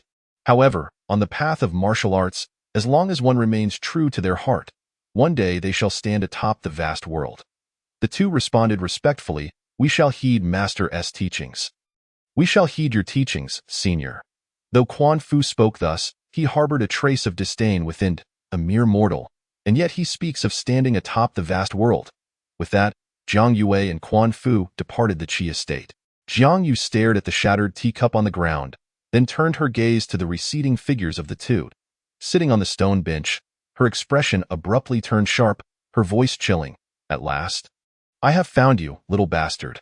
With that, Lin Zuya, Yi Fan, and Zhao Xianjun emerged from behind the estate. Master, is that him? Yes, I will never forget that distinct aura, even if this fellow has yet to reveal his Saint King bloodline. Jiang Yu replied coldly.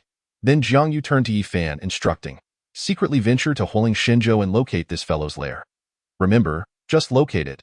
Do not engage yet that I suspect that all the supreme beings of Huling Sh. Please keep a close watch on the affairs of Tainyuanzu.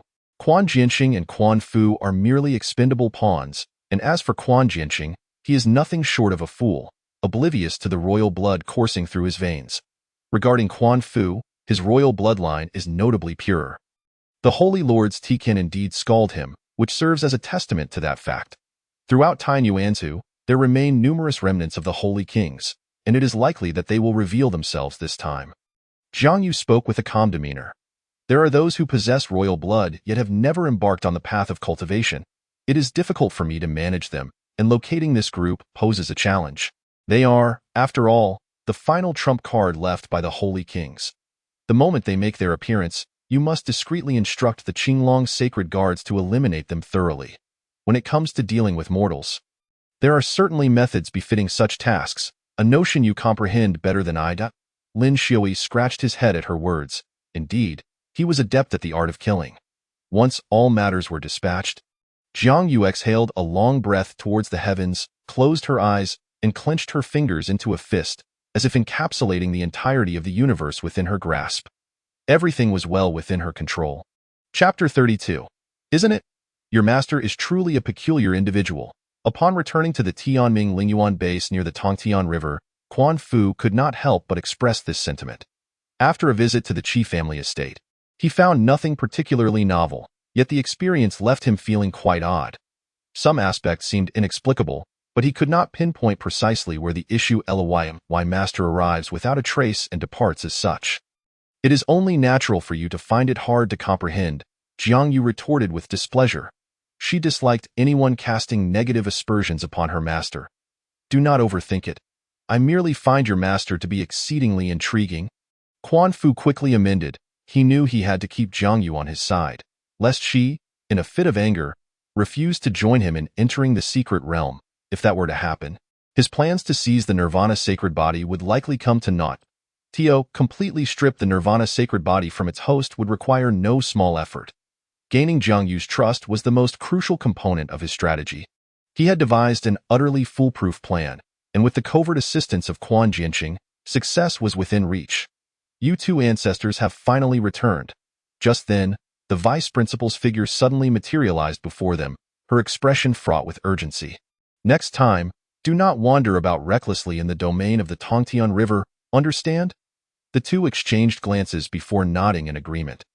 This realm was not as peaceful and prosperous as it appeared on the surface. A truth Jiang Yu had already witnessed. The two senior officials will be coming here to inspect soon. Remember, do not say anything amiss. The vice principal instructed, looking at them. These two officials hold power and status that even the principal cannot rival. One has been a companion to the king for many years, and the other is a captain of the Qinglong Sacred Guards, favored by the king. Both are formidable royal-level powerhouses. The reason they are here to inspect Tianming Lingyuan? I trust you both understand. Jiang Yu nodded, having comprehended the terrifying status of Tianming Lingyuan within the entire Tainyuanzhu during her recent studies. Teacher, we shall proceed with caution, she declared. Quan Fu bowed respectfully. Though a hint of delight flickered across his face, he was well aware that one of the significant figures among them was Quan Jianxing. All Tianming Lingyuan students, assemble, with a loud shout from outside. All representatives of the Tianming Lingyuan rushed out in a flurry, swiftly forming a square formation. Their expressions were solemn as they focused on the Qinglong Sacred Guards soaring through the skies. The armor they donned was that of the Qinglong Sacred Guards, such a grand spectacle. The person responsible for this academy competition must hold an extraordinary identity. The Qinglong Sacred Guards lined up in the air, their long spears gripped tightly, exuding an unparalleled martial aura. Soon after, two figures gradually emerged from the rear. The first to appear was Quan Jianxing, a royal-level powerhouse. The pressure emanating from him left the onlookers trembling in fear and awe. Quan Fu gazed at the resplendent Quan Jianxing above, and could not help but smirk disdainfully. One could only say that this old fool was fortunate. Given his aptitude, it was astonishing he managed to attain royal status. Yet, despite his irritation, the thought of leveraging Quan Jianxing's power to seize the Nirvana sacred body brought him joy. He cast a triumphant glance at Jiang Yu. Now, your ninth-rank marquis brother may not be able to protect you. However, Jiang Yu remained oblivious to Quan Fu's gaze, her attention fixated on the second figure that had appeared in the sky, a visage that seemed somewhat familiar. The Zhanlei Marquis manifested in the world. Nearly all present knelt before him, overwhelmed by the thunderous might he carried. Only Jiang Yu stood in place, astonished by his presence. Zhanlei Marquis, she exclaimed in surprise. Hey, what are you doing? Kneel. Quan Fu suddenly panicked at the sight. Regardless of the title, this man was the newly appointed Zhanlei king, specifically favored by the king as the captain of the Qinglong Sacred Guards. Given their status, one must kneel before the Zhanlei king as a sign of respect for royal authority. Failing to do so would be a grave disrespect. Jiang Yu, momentarily dazed, prepared to kneel. The hidden figures watching from the shadows observed the scene with malicious intent. Should Jiang Yu truly kneel, the Zhanlei king would be finished. In terms of status, Jiang Yu could kneel only to one person, Jiang Yu.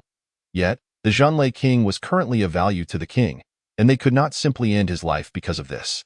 They could only act subtly, just as a surge of spiritual energy began to rise covertly to gently support Jiang Yu's knees. The Zhanlei king in the sky recognized her first. He paused for a moment before smiling. Little girl, long time no see. With those words, the entire assembly fell into stunned silence. Jiang Yu, taken aback, straightened her bent knee and looked up at the Zhanlei king.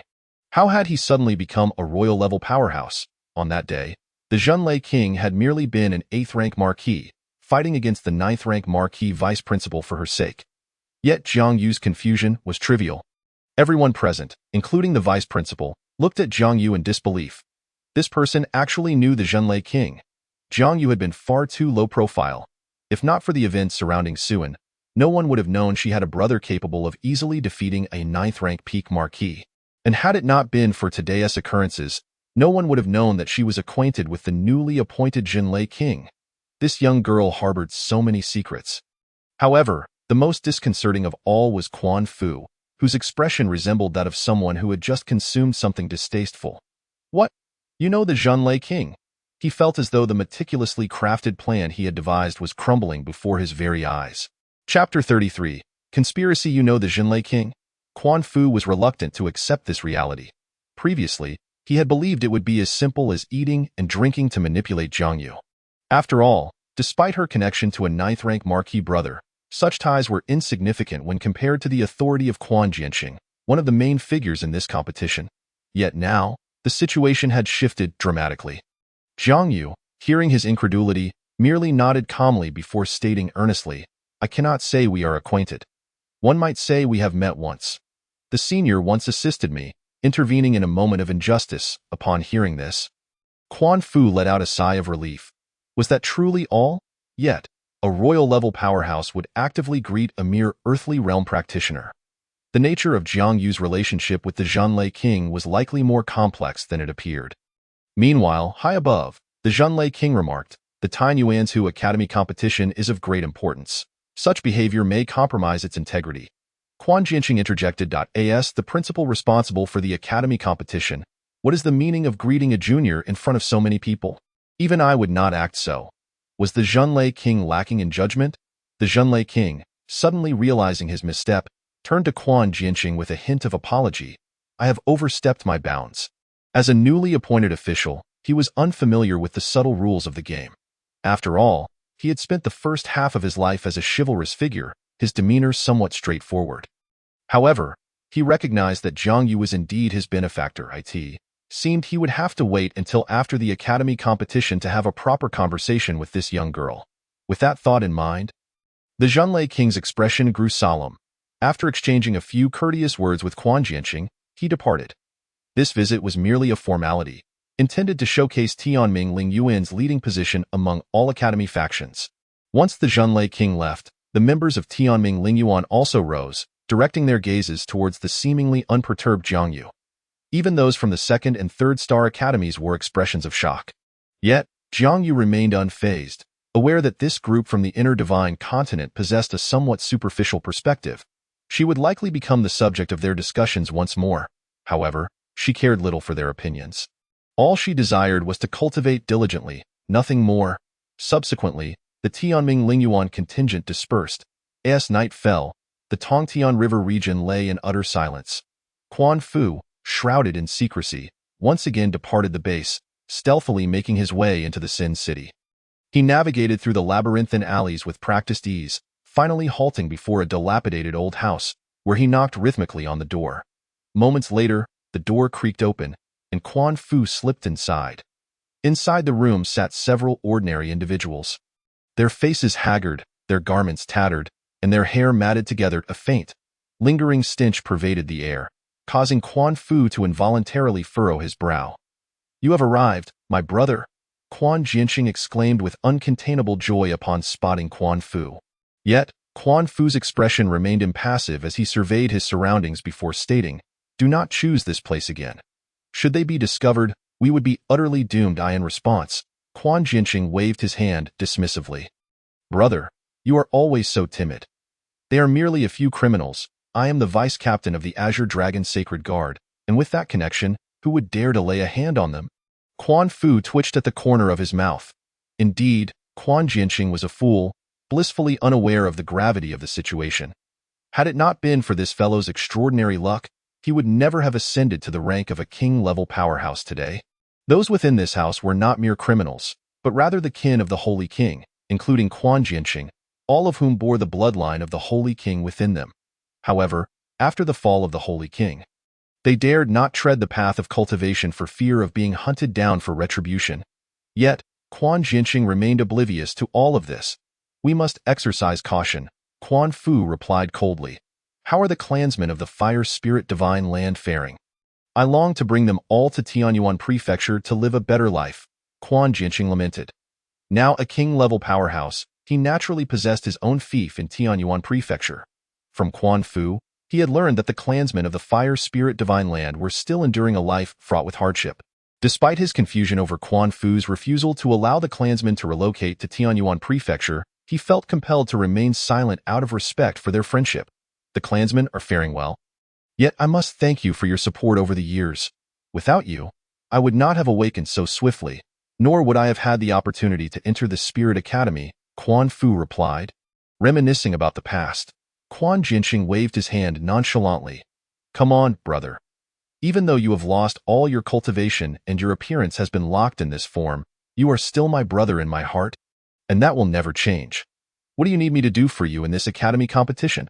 Quan Jianqing inquired. Upon hearing this, Quan Fu signaled for the ordinary individuals to leave before firmly shutting the door and cautiously stating, "What can you do? That Thunder King is your superior. You cannot interfere. Moreover, the person I intend to target has some connections to that Thunder King. This individual possesses the Nirvana sacred body. If I can claim it, I shall restore my cultivation and heal completely, Quan Fu expressed his deep yearning for Jiang Yue's nirvana sacred body. You cannot interfere? Have you forgotten that I followed King Lin into battle at the age of 12? Quan Jinqing retorted. That Thunder King is merely fortunate.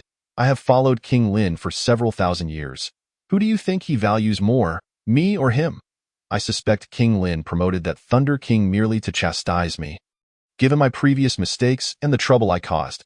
However, after this reprimand, the captaincy will still be mine. Quan Jinqing asserted confidently. He disregarded everything except for one fact. He had followed King Lin since he was 12. Be wary of Lin Xiaoya. That fellow is not as simple as he seems, including the sect behind him. I sense that something significant may soon transpire. Quan Fu warned coldly, if you can assist, then help me one last time. After I obtain the Nirvana sacred body, I will return directly to the Fire Spirit Divine Land. Upon hearing this, Quan Jinqing rose and nodded, declaring, Brother, I will certainly assist you. You are my only brother.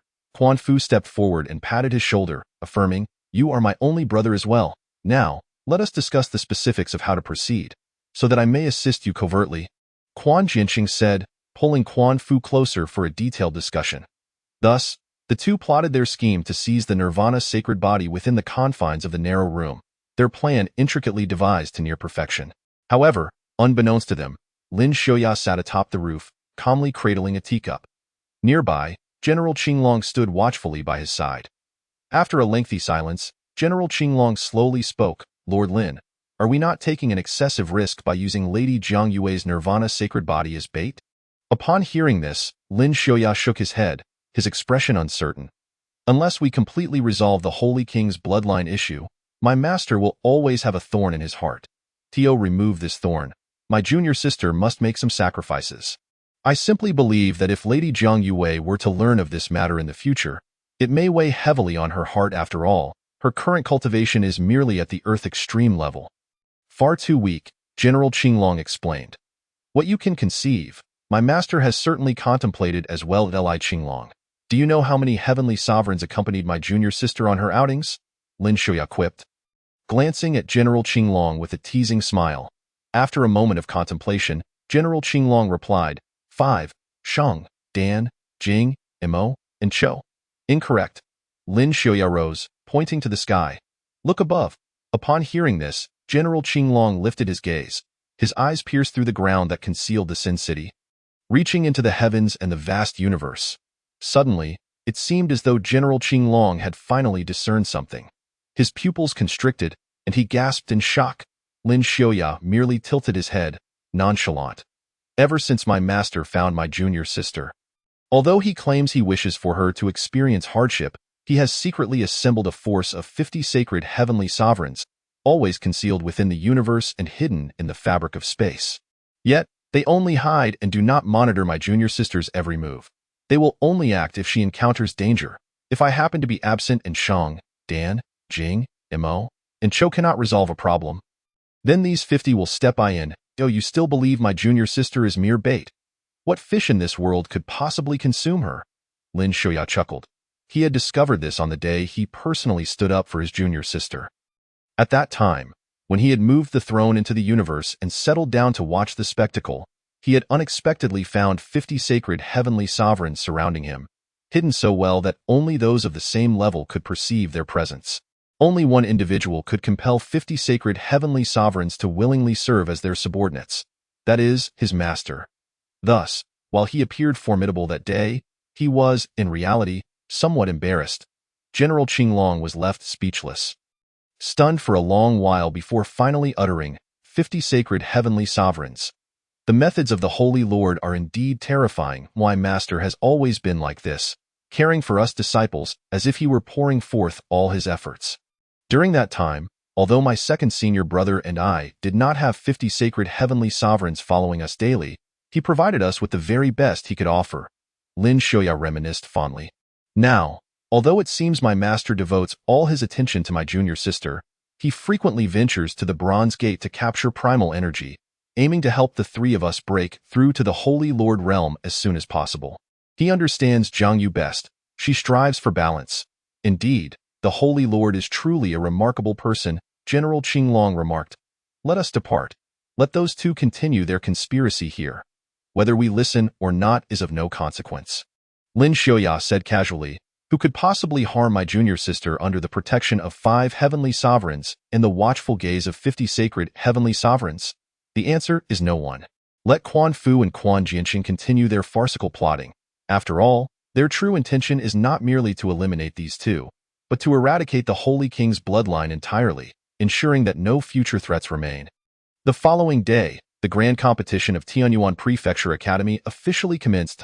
The Thunder King and Quan Jianqing jointly opened the trial secret realm. Countless prodigies from various academies in Tianyuan Prefecture surged forth. The scenes within were, as usual, broadcasted live to the outside world. For Quan Jianqing, such academy competitions had become tiresome. Having witnessed far too many in his lifetime, it was merely a matter of engaging in skirmishes, with the fortunate ones stumbling upon ancient ruins to seek out fortuitous encounters, only to emerge again to battle and slaughter. Such acts of killing and treasure seizing were not uncommon within these events. Ultimately, only the participants or those closely related to the event found it intriguing. Individuals like him were simply jaded by the experience. Is this your first time witnessing the academy competition, Thunder King? Quan Jianqing inquired, curious about the Thunder King's interest. The Thunder King shook his head. Tianyuan Prefecture holds such a grand competition every 5 years, and various tests occur every year. I too have grown weary of it. Having previously held the rank of an 8th grade marquis, he had lived for nearly 200 years. Then are you watching that little girl from yesterday? Quan Jianqing chuckled. After discussing matters with Quan Fu throughout the night, he was well aware that the nirvana sacred body Quan Fu sought was possessed by that little girl. Ha! The Thunder King truly possesses a discerning eye. The Thunder King smirked. Inside this secret realm, it is a place where blades and swords show no mercy. Should that little girl encounter life-threatening danger, would you intervene? What do you mean? The Thunder King's brow furrowed at this insinuation, his tone displeased. No. I merely spoke thoughtlessly, Quan Jianqing hurriedly clarified. The Thunder King snorted coldly. I am the appointed head by King Lin. I understand the rules. Regardless of what occurs inside, I will not violate the regulations. For that would be disrespectful to King Lin. As for that little girl, life and death are fated. Moreover, the adversary is capable of drawing their sword to challenge the 9th rank even at the spirit wheel realm. Such resolve undoubtedly could not perish in a place like this. I must keep a close watch on her, quipped Quan Jianqing. The Lord of Thunder did not continue to entertain him, but instead focused on the figure of Jiang Yue within the massive crystal. At this moment, Jiang Yue was traversing alongside Quan Fu. Their combined strength was indeed formidable. Within a mere hour, the duo had firmly established themselves at the top 2 positions on the leaderboard. Given the momentum, it seemed nearly impossible for anyone to surpass them. The late stage of the Earth Extreme Realm is indeed powerful. The beasts within this secret realm are far beyond a single opponent's capability. Quan Fu sat down, sheathing his long sword, breathing heavily. Jiang Yue remained expressionless, casually replying, "Not bad, let's take a break. No one can catch up to us. Even if someone attempts to ambush us, they would only meet their demise at our hands." Upon hearing this, Jiang Yue surveyed her surroundings, confirming the absence of danger before she felt at ease to sit down. Although Quan Fu was merely at the initial stage of the Earth Extreme Realm, she found it impossible to discern his true strength. Fortunately, she had concealed her own abilities along the way. After all, no one could compel her to reveal her nirvana sacred body. There seems to be a relic nearby. Shall we pay a visit? I've heard there are countless opportunities within. Treasures like the 9 transformation heavenly elixir might even be found there. Quan Fu inquired tentatively. The mention of the 9 transformation heavenly elixir piqued Jiang Yue's interest. Without that elixir, she would not have been able to ascend to the late stage of the Earth Extreme Realm in such a short time. If she could obtain a similar treasure, she could step into the heavenly extreme realm. Let us go. Although it may be perilous, with our combined strength, we are invincible. Quan Fu smiled, rising to his feet and looking towards Jiang Yue, seemingly seeking her approval. Let's go. Jiang Yue did not hesitate in the slightest. Quan Fu turned away, a scheming smile appearing on his face. Once they reach that place, the nirvana sacred body will be within easy reach. Coupled with Quan Jianqing's covert maneuvers, he could safely return to the Fire Spirit continent and continue the grand cause of the resurgence of the sacred clan. Chapter 35. Who exactly are you? Do you know how vast the secret realm of this academy competition is? The silence was broken by Quan Fu, who spoke first. I don't know. Zhang Yue replied casually. Heard that this secret realm was personally opened by the renowned Alliance leader. A Saint-grade Heavenly Supreme could effortlessly create such a realm. It is said to span millions of miles, comparable to the territory of a king-level powerhouse. Quan Fu remarked, looking at Zhang Yue with keen interest. Yet regrettably, her expression remained unchanged. After a moment, Zhang Yue responded, You seem to know quite a lot about these prominent figures. Each of Quan Fu's conversations seemed to touch upon those illustrious individuals, which did not appear to be topics suitable for their age. However, perhaps it was reasonable given his background from the ruling power of the Fire Spirit continent. Yet, she found such discussions uninteresting, feeling rather that Quan Fu was merely showing off. Of course, I am well acquainted with them. Feel free to ask me anything about those three, and I shall have an answer. Quan Fu chuckled. Zhang Yue cast him a glance, and in a bid to silence him, she directly asked, Didn't you mention that one of them has a master? Are you also well informed about him? This question momentarily stunned Quan Fu, and after pondering for a moment, he scratched his head. That person, my knowledge is quite limited. After all, when the Holy Master and the Holy King battled, I was just an unknown nobody, lacking even the qualification to enter the battlefield. I surely have never seen the Holy Master himself, so I cannot claim to know him well. Well, I truly do not know about that, but I do know that all the powerful beings in this world respect him as the Holy Master. Do you know why? Quan Fu, feeling a bit embarrassed, threw another question back at her, intending to test Zhang Yue again. Zhang Yue took a deep breath. This person always spoke nonsense, asked absurd questions, and was self-righteous to a fault. Had it not been for his promise to take her to some relic to seek opportunities, she would have long since abandoned him. I don't know. I knew you wouldn't know. That's because the Holy Master has reached a realm above the Saint-grade Heavenly Supreme, a realm known as the Holy Master Realm. Now you know, right? Quan Fu continued, reflecting on such matters, he couldn't help but shake his head. Such power and status were truly terrifying. Just imagine, if someone had a master like the Holy Master, what could they possibly fear in life? What could they not accomplish? However, once he acquires the Nirvana sacred body, there will come a day when he too reaches the level of the Holy Master. At that time, everything in this world will belong to him. Is it here? Zhang Yue suddenly halted her steps, inquiring. Upon hearing this, Quan Fu looked up. A pyramid shrouded in vines stood abruptly on the ground, appearing endless, exuding an aura of profound antiquity. Yes, indeed. This is it, Quan Fu exclaimed excitedly. This place had long been ensnared by Quan Jianqing's traps. Once Zhang Yue stepped inside, his schemes would surely come to fruition. Even if she did not fall into the trap, he was confident he could subjugate her there with his own strength. Although his cultivation was at the initial stage, and Zhang Yue was at the late stage, his true combat power vastly exceeded that of an ordinary late-stage Earth Extreme Realm cultivator. After all, he had been cultivating again after suffering a loss in his cultivation. You go in first, Zhang Yue said coldly. You still don't trust me. Quan Fu spread his hands in resignation, then willingly walked ahead of Zhang Yue, directly entering the interior of the pyramid. Inside lay a maze of intricate pathways, twisting and turning, indistinguishable from a labyrinth. The space was narrow, and the surrounding walls were forged from an extremely hard material, making it difficult to fully unleash one's abilities should any danger arise within. Don't worry, it's just a maze. Such things are trivial for me. Stay close, Quan Fu reassured, patting his chest as he skillfully navigated through the maze. Less than 2 minutes later, Zhang Yue suddenly stopped, sensing something amiss, and swiftly drew her Qingbai sword, pointing it at Quan Fu. Is this your home? You seem so familiar with it? Zhang Yue furrowed her brow. This person was undoubtedly suspicious. Quan Fu, seeing this, turned around leisurely, licking his lips. Should I now emit a sinister laugh or boast about the success of my scheme? Both seem too kitsch, but even such old tricks can ensnare foolish individuals like you. Leaving the Nirvana sacred body within you is simply a waste. Upon hearing this, Zhang Yue's expression remained unfazed. Her confidence appeared unshakable. Oh, since I dare to bring you here, I must be capable of subduing you. What's wrong? Do you wish to fight me? You don't really believe I possess only the initial stage of the Earth Extreme Realm, do you? Surely not. You are adorably naive. Quan Fu spread his palms. A heavy sphere of spiritual energy hovering above. Even if you are at the heavenly extreme realm, you cannot contend with me. Jiang Yue coldly scoffed. Since she dared to follow Quan Fu, she was confident in her comprehension of the Chaos Divine Demon Sutra. Having surpassed the halfway mark, she was well aware of her true strength. Within this secret realm, no one could stand as her equal. The Chaos Divine Demon Sutra was no ordinary technique.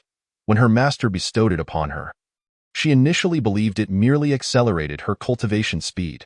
However, she was gravely mistaken. The teachings within this technique were extraordinarily powerful. Quan Fu's expression shifted, watching as golden flames suddenly erupted from Jiang Yue's body. Though the heat stung his face, a chill gripped his heart. Golden flames? Only the most gifted of the ancient Phoenix clan could summon such flames. Even though Jiang Yue possessed the Nirvana sacred body, she was ultimately human. Even if she were a hybrid of the Phoenix clan and human, she could not possibly possess pure Phoenix blood. Yet the undying golden flames before him conveyed a singular truth. Jiang Yue lacked even a drop of human blood. How could such a thing occur? Even if one were to refine the blood of the Phoenix clan, it would at most replace 1/10 of their bloodline. Unless, of course, the blood was the core essence of the ancient Phoenix clan. No, it had to be the heart's blood of the divine Phoenix clan, the purest essence. What on earth are you? Quan Fu gritted his teeth. All his schemes paled in comparison to this power, making him undoubtedly the greatest fool of the day. No, who are you really? A high-grade royal weapon, pure Phoenix blood, effortlessly injuring a 9th-rank peak brother, and an unremarkable master. His eyes narrowed, as these connections made Jiang Yue's background appear increasingly enigmatic. Such a bewildering background clearly concealed something significant. Then, which force would have the need to hide their background? A royal power? An imperial one? A great emperor? Or perhaps a supreme one? The supreme of the heavens? No, that's not right. None of these need to conceal their backgrounds.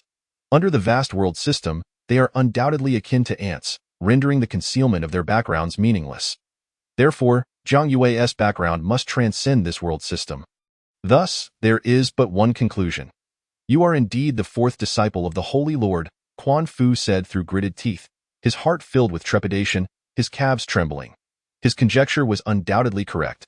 Jiang Yue's admission into the Celestial Ming Spirit Academy corresponded to Yi Fan's methods. The Thunder King was aligned with Lin Zuyai's tactics.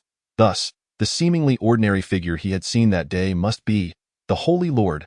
Chapter 36. A last-ditch counterattack. I am the Holy Lord's 4th disciple? Jiang Yue found the assertion somewhat amusing. What do you mean you don't know? Quan Fu exclaimed in disbelief. Jiang Yue was unaware of this matter. Then it must have been the Holy Lord's deliberate concealment of the background. Do not speak nonsense. Although some events are indeed coincidental, Jiang Yue replied slowly.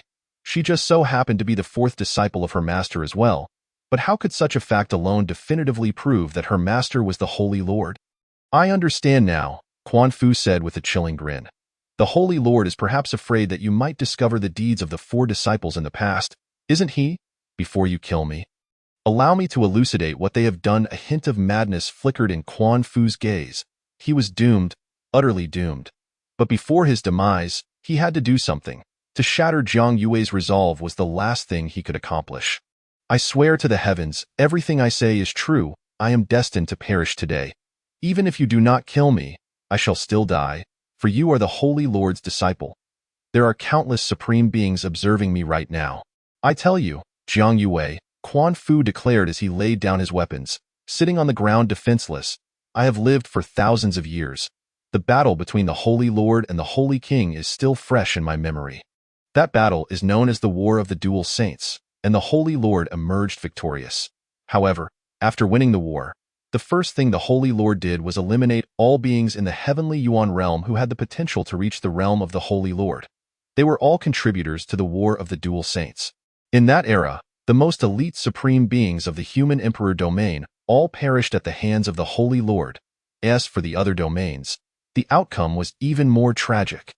The divine beast domain was strictly controlled, becoming the Holy Lord's backyard. Astonishingly, within an entire domain, there were only 2 supreme beings, and they were mere puppets, oblivious to their plight, entirely the Holy Lord's playthings. The demon martial domain and the star domain were directly modified by the Holy Lord's laws, rendering it impossible for anyone to attain the realm of Supreme Being. Upon reflection, there is no such thing as a Holy Lord realm in this world. Rather, it is the Domain Lord realm. The Holy Lord's methods have reduced the 4 domains of the heavenly Yuan realm to a singular Domain Lord, that is him. He simply does not permit the emergence of geniuses in other domains.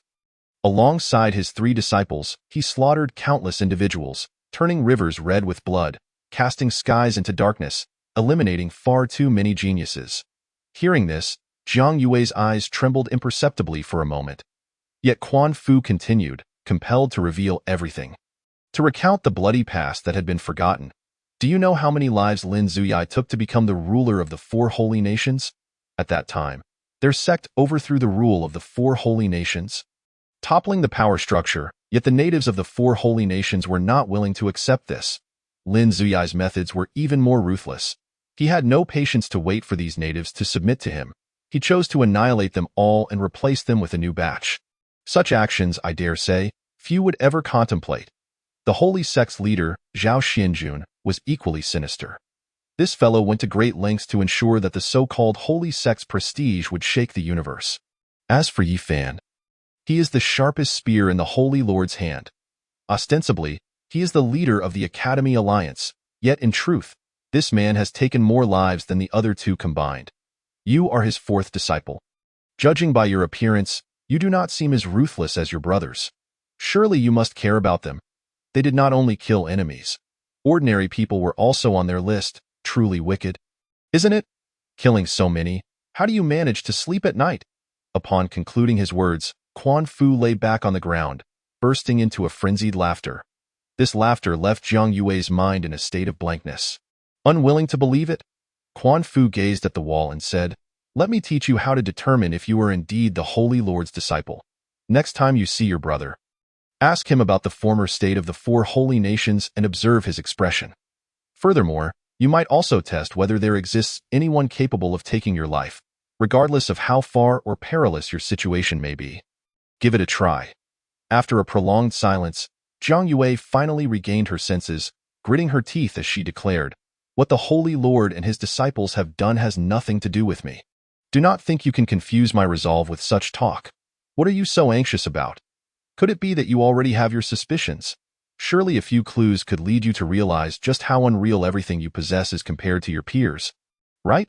Indeed, you are the Holy Lord's disciple. Everything in this world bears your share.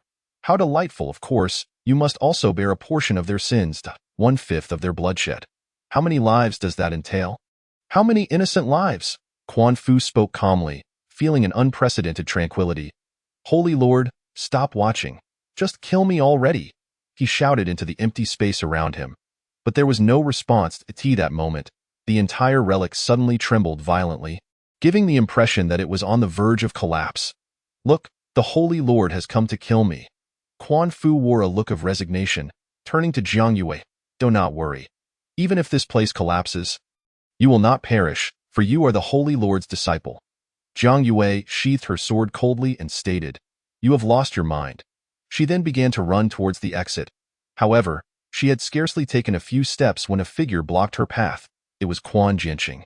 At this moment, Quan Jianqing's gaze was intensely fixed on Quan Fu. He seized Zhang Yue and shouted, "You cannot kill her. I will do it." After waiting so long without any response, something was evidently amiss. Fortunately, he had arrived swiftly. Hearing this, Quan Fu suddenly looked at Quan Jianqing in terror. "What the hell are you doing here?" he seethed through gritted teeth. "You told me to come," Quan Jianqing retorted, producing a note with the inscription, "If I do not emerge within 10 minutes, swiftly enter the secret realm." Quan Fu snatched the note away, his face turning ashen. "This is not my handwriting. How am I supposed to know what your handwriting looks like?" Quan Jianqing replied, puzzled. "Last night, after you left, this thing ended up in my clothes. If it was not given by you, then who? Last night?" Quan Fu suddenly recalled something, his face going pale. Even having known his destined demise, he had never felt such terror before. Their conversation the night prior had disclosed the locations of all the Holy King bloodlines, including those in the Heavenly Yuan state and Fire Spirit Divine state.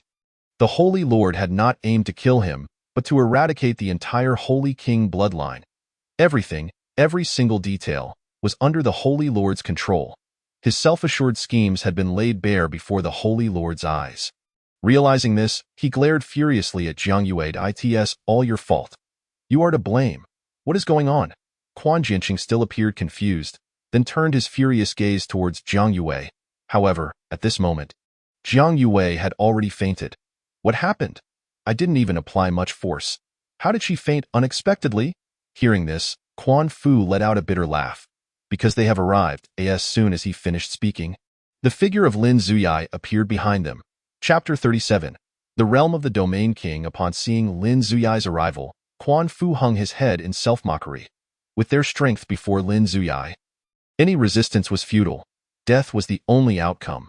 But this time, it was not just the two of them who would perish.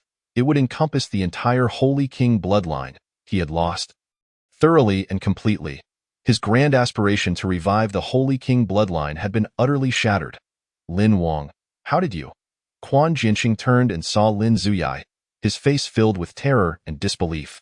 Lin Zuyai's lips curled into a slight smile as he approached and patted Quan Jianqing on the shoulder, then turned to Quan Fu with a mocking expression. "You Holy King clan members are fond of intermarriage. See how this Quan Jianqing's mind is rather lacking, a fitting retribution for his actions. You have won. I concede. Deal as you wish, whether to kill or to maim." Quan Fu replied coldly. After all, death was inevitable. It was better to die with some dignity. "Oh, I know that death is inconsequential to you, but I possess countless methods to make your existence a living hell. Your master has already gone to the Fire Spirit Divine State. A single strike from him could cleave the Fire Spirit Divine State into two. At that point, would you like to split the responsibility?" Upon hearing this, Quan Fu clenched his fists, veins bulging on his forehead. Yet he felt utterly helpless. Indeed, everything in this world was under their control. After a moment, he could only concede, "Perhaps, but no matter how I calculated, I never anticipated you would say such things to my junior sister just before my demise. That has left us somewhat troubled. I have indeed committed the actions you described, but you have portrayed me in an excessively dark light. That is slander. However, I find it unnecessary to explain myself to you. You are not worthy of hearing it."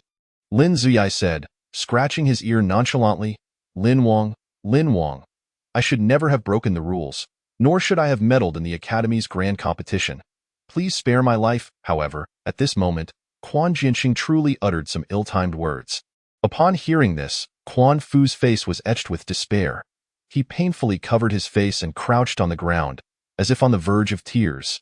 Yet Lin Zuyai burst into hearty laughter, shaking his head as he continued to pat Quan Jianqing's shoulder, relishing the terror etched on the latter's face. "So foolish. I no longer wish to kill you. Quan Fu, do inform your brother of the truth, lest he perish without understanding," Lin Zuyai remarked. "What is the meaning of this?" Quan Jianqing asked frantically, but upon seeing the silence in response, he turned back to Lin Zuyai, almost pleading, "Lord Lin, please don't kill me. I have followed you since childhood." Lin Zuyai rubbed his temples, closed his eyes, and pressed down on Quan Jianqing's head, unleashing a surge of spiritual energy.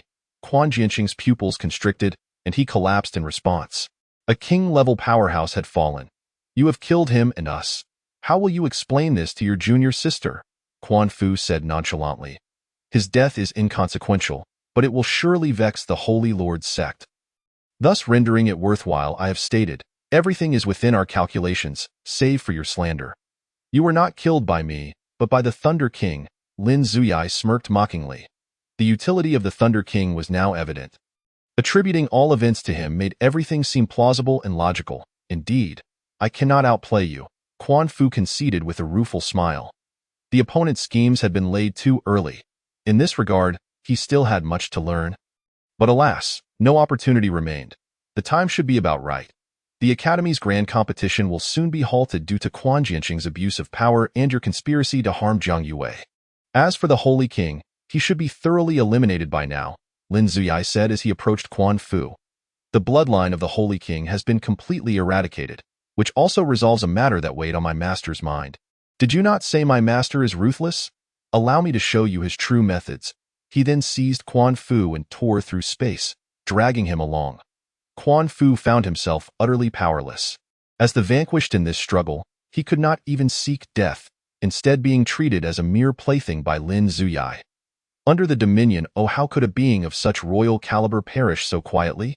At that moment, Jiang Yue awoke from her unconscious state, struggling to rise as she gazed at the Thunder King, her eyes wandering in confusion. What transpired here? Observing her state, the Thunder King spoke urgently. Jiang Yue appeared somewhat at a loss, her mind a blank canvas. The implication from King Lin is that you are to take credit for this. The voice of General Qinglong resonated through the air. And in an instant, he materialized before the Thunder King, General Qinglong. The Thunder King, upon seeing him, knelt partially, bowing his head in reverence. Jiang Yue regarded the man known as General Qinglong and then glanced at the Thunder King.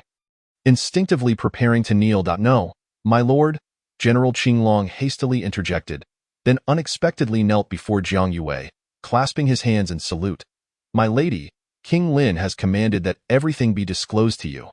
Jiang Yue's mind buzzed as if struck by thunder, rendering her motionless, akin to a statue. The Thunder King, witnessing the unfolding scene, found it utterly bewildering. What on earth is happening? My lady, what manner of identity does this young girl possess that would compel General Qinglong to kneel in submission? So, King Lin is my senior brother, and the Holy Master they refer to is indeed my revered teacher. Jiang Yue spoke slowly, taking a deep breath. The revelation was overwhelmingly shocking. She needed a moment to compose herself. Indeed, General Qinglong rose, nodding in affirmation. Thunder King, your protection of my lady has earned you the favor of King Lin, who has appointed you as the commander of the Qinglong Sanctified Guards. The Thunder King, upon hearing this, felt a mixture of confusion and clarity, kneeling to express his gratitude. At this moment, he likely grasped the entire truth. This young girl is no ordinary individual. She is the disciple of the Holy Master and the junior sister of King Lin. This also explains why everything has gone so smoothly since he inadvertently assisted her. You would do well to keep our conversation today to yourself. Understood. The Thunder King replied respectfully, Why, lady, let us depart. General Qinglong turned to Jiang Yue, effortlessly tearing open a rift in space. Where to? To meet the Holy Master. Jiang Yue pondered for a moment. Regardless, she could not connect the Holy Master spoken of by these top-tier powerhouses with her own teacher. Yet how naive she was. A technique as formidable as the Chaos Divine Demon Scripture could hardly be bestowed by an ordinary individual. Let us proceed. Once eager to see her teacher daily, she now felt a twinge of uncertainty and unease at the prospect of meeting the Holy Master. Shaking her head, Jiang Yue followed General Qinglong into the rift. The Thunder King remained rooted, his eyes shut tight as he attempted to digest the events that had just transpired. Chapter 39. Meeting the Holy Master. In the central region of the Four Holy Kingdoms, at Junlin City, atop Ling Mountain, in the Qitian Hall, within the Grand Hall, Jiang Yu sat firmly upon the throne. Lin Zuya, Zhao Xuanjuan, and Yifan stood beneath the throne, their expressions solemn as they awaited Jiang Yue's arrival. The atmosphere within the hall felt oddly oppressive and heavy. After a prolonged silence, Lin Zuya spoke softly. Teacher, must we really maintain such severity? The others exchanged glances upon hearing this, and Jiang Yu lightly cleared his throat, saying, Do not be so formal. Your junior sister is coming, not a stranger, to his words. The others casually dispersed, wandering about the hall. However, Jiang Yu's expression remained uncertain. If Jiang Yue were to discover her true background, would this young girl truly be able to focus on her cultivation? Though he sensed that Jiang Yue was not the kind of spoiled child, he was, after all, the Holy Master, and the entire Tianyuan realm was akin to a backyard for their sect. It was difficult to say. After all, whether Jiang Yue could break through to the holy rank celestial sovereign was a crucial element in his future plans. Speaking of which, my senior brother and I have yet to meet our junior sister. Zhao Xuanjuan remarked leisurely.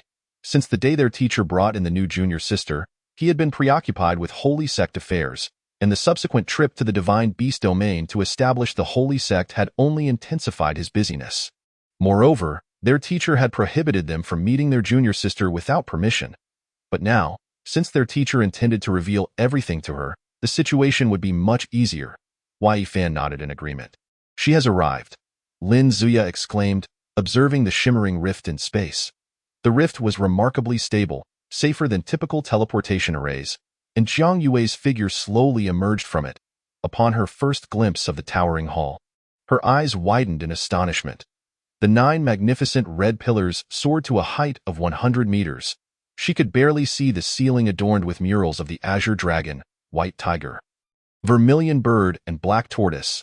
Such craftsmanship was beyond anything she had ever encountered in this grand hall. Her form felt diminutive, like an inconsequential speck of dust. Then, she beheld Jiang Yu seated upon the throne, gazing at her with the same calmness as always. Yet at this moment, Jiang Yue sensed an overwhelming aura of authority emanating from him, a presence so formidable that it felt as though she were confronting the very essence of the universe. As Jiang Yue stood there, lost in a daze, Lin Zuya hurried forward and gently patted her shoulder. "Senior brother?" She gazed at the familiar face before her. Wasn't this the senior brother who had come to her aid that day? "He is King Lin?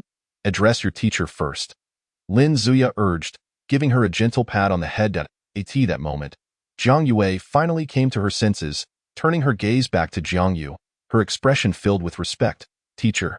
Upon hearing these words, Jiang Yu's tense features relaxed. He silently rejoiced that Jiang Yue had not taken offense. "Step forward and speak. There is no need to be so reserved." Jiang Yu beckoned. Upon hearing this, the others quickly ascended the steps, approaching the side of the throne. "Junior sister, isn't my Qitian hall remarkable?" Lin Zuya teased upon seeing their gathering. Jiang Yue nodded woodenly. Indeed, it was impressive, for she had never seen a hall of such grandeur in her life. With its soaring height of 100 meters, the cost must be astronomical. And no wonder when she told her senior brother that she had earned 100 billion spirit stones, he had shown little reaction. "This is your second senior brother, Zhao Xuanjuan, the sect master. Should you tire of the academy's cultivation, you may seek him out." Lin Zuya introduced Zhao Xuanjuan with care. "Second senior brother." Jiang Yue quickly nodded. Addressing Zhao Xuanjuan, hearing her call him second senior brother brought him a sense of relief. After all, it was certainly better than being addressed by that rascal Lin Zuya.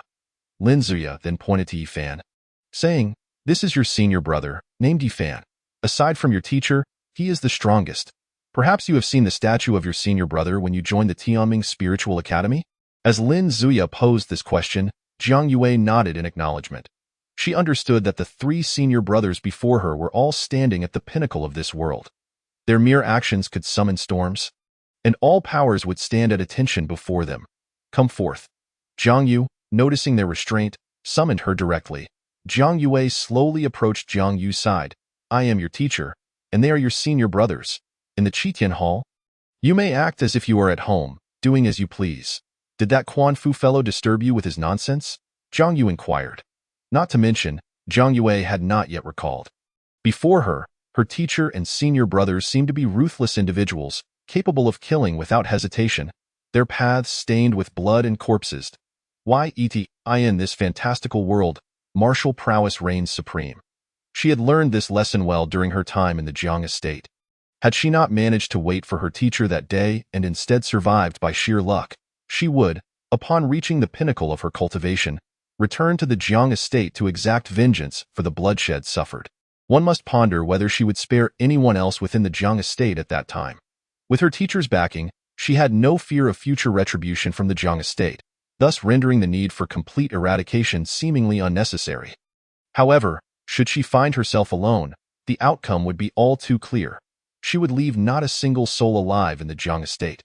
Quan Fu's words do not sway me. In this fantastical world, the strong prey upon the weak. If one does not eradicate the roots of their enemies, they will bring misfortune upon themselves in the future. Jiang Yue spoke slowly. "Excellent." Jiang Yu rose, his face alight with approval. As expected of my disciple, he directly pulled Jiang Yue before the throne and forcefully seated her upon it. Instantly, Jiang Yue felt as though she were perched on needles, utterly uncomfortable. "Teacher." This, she understood the implications of the throne. The throne represented supremacy over all.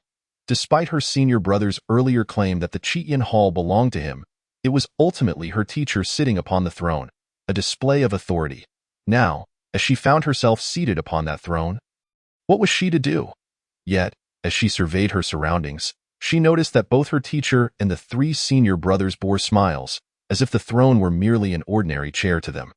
Junior sister, if the teacher wishes for you to occupy this position, then do so. If you like, you may sit here every day.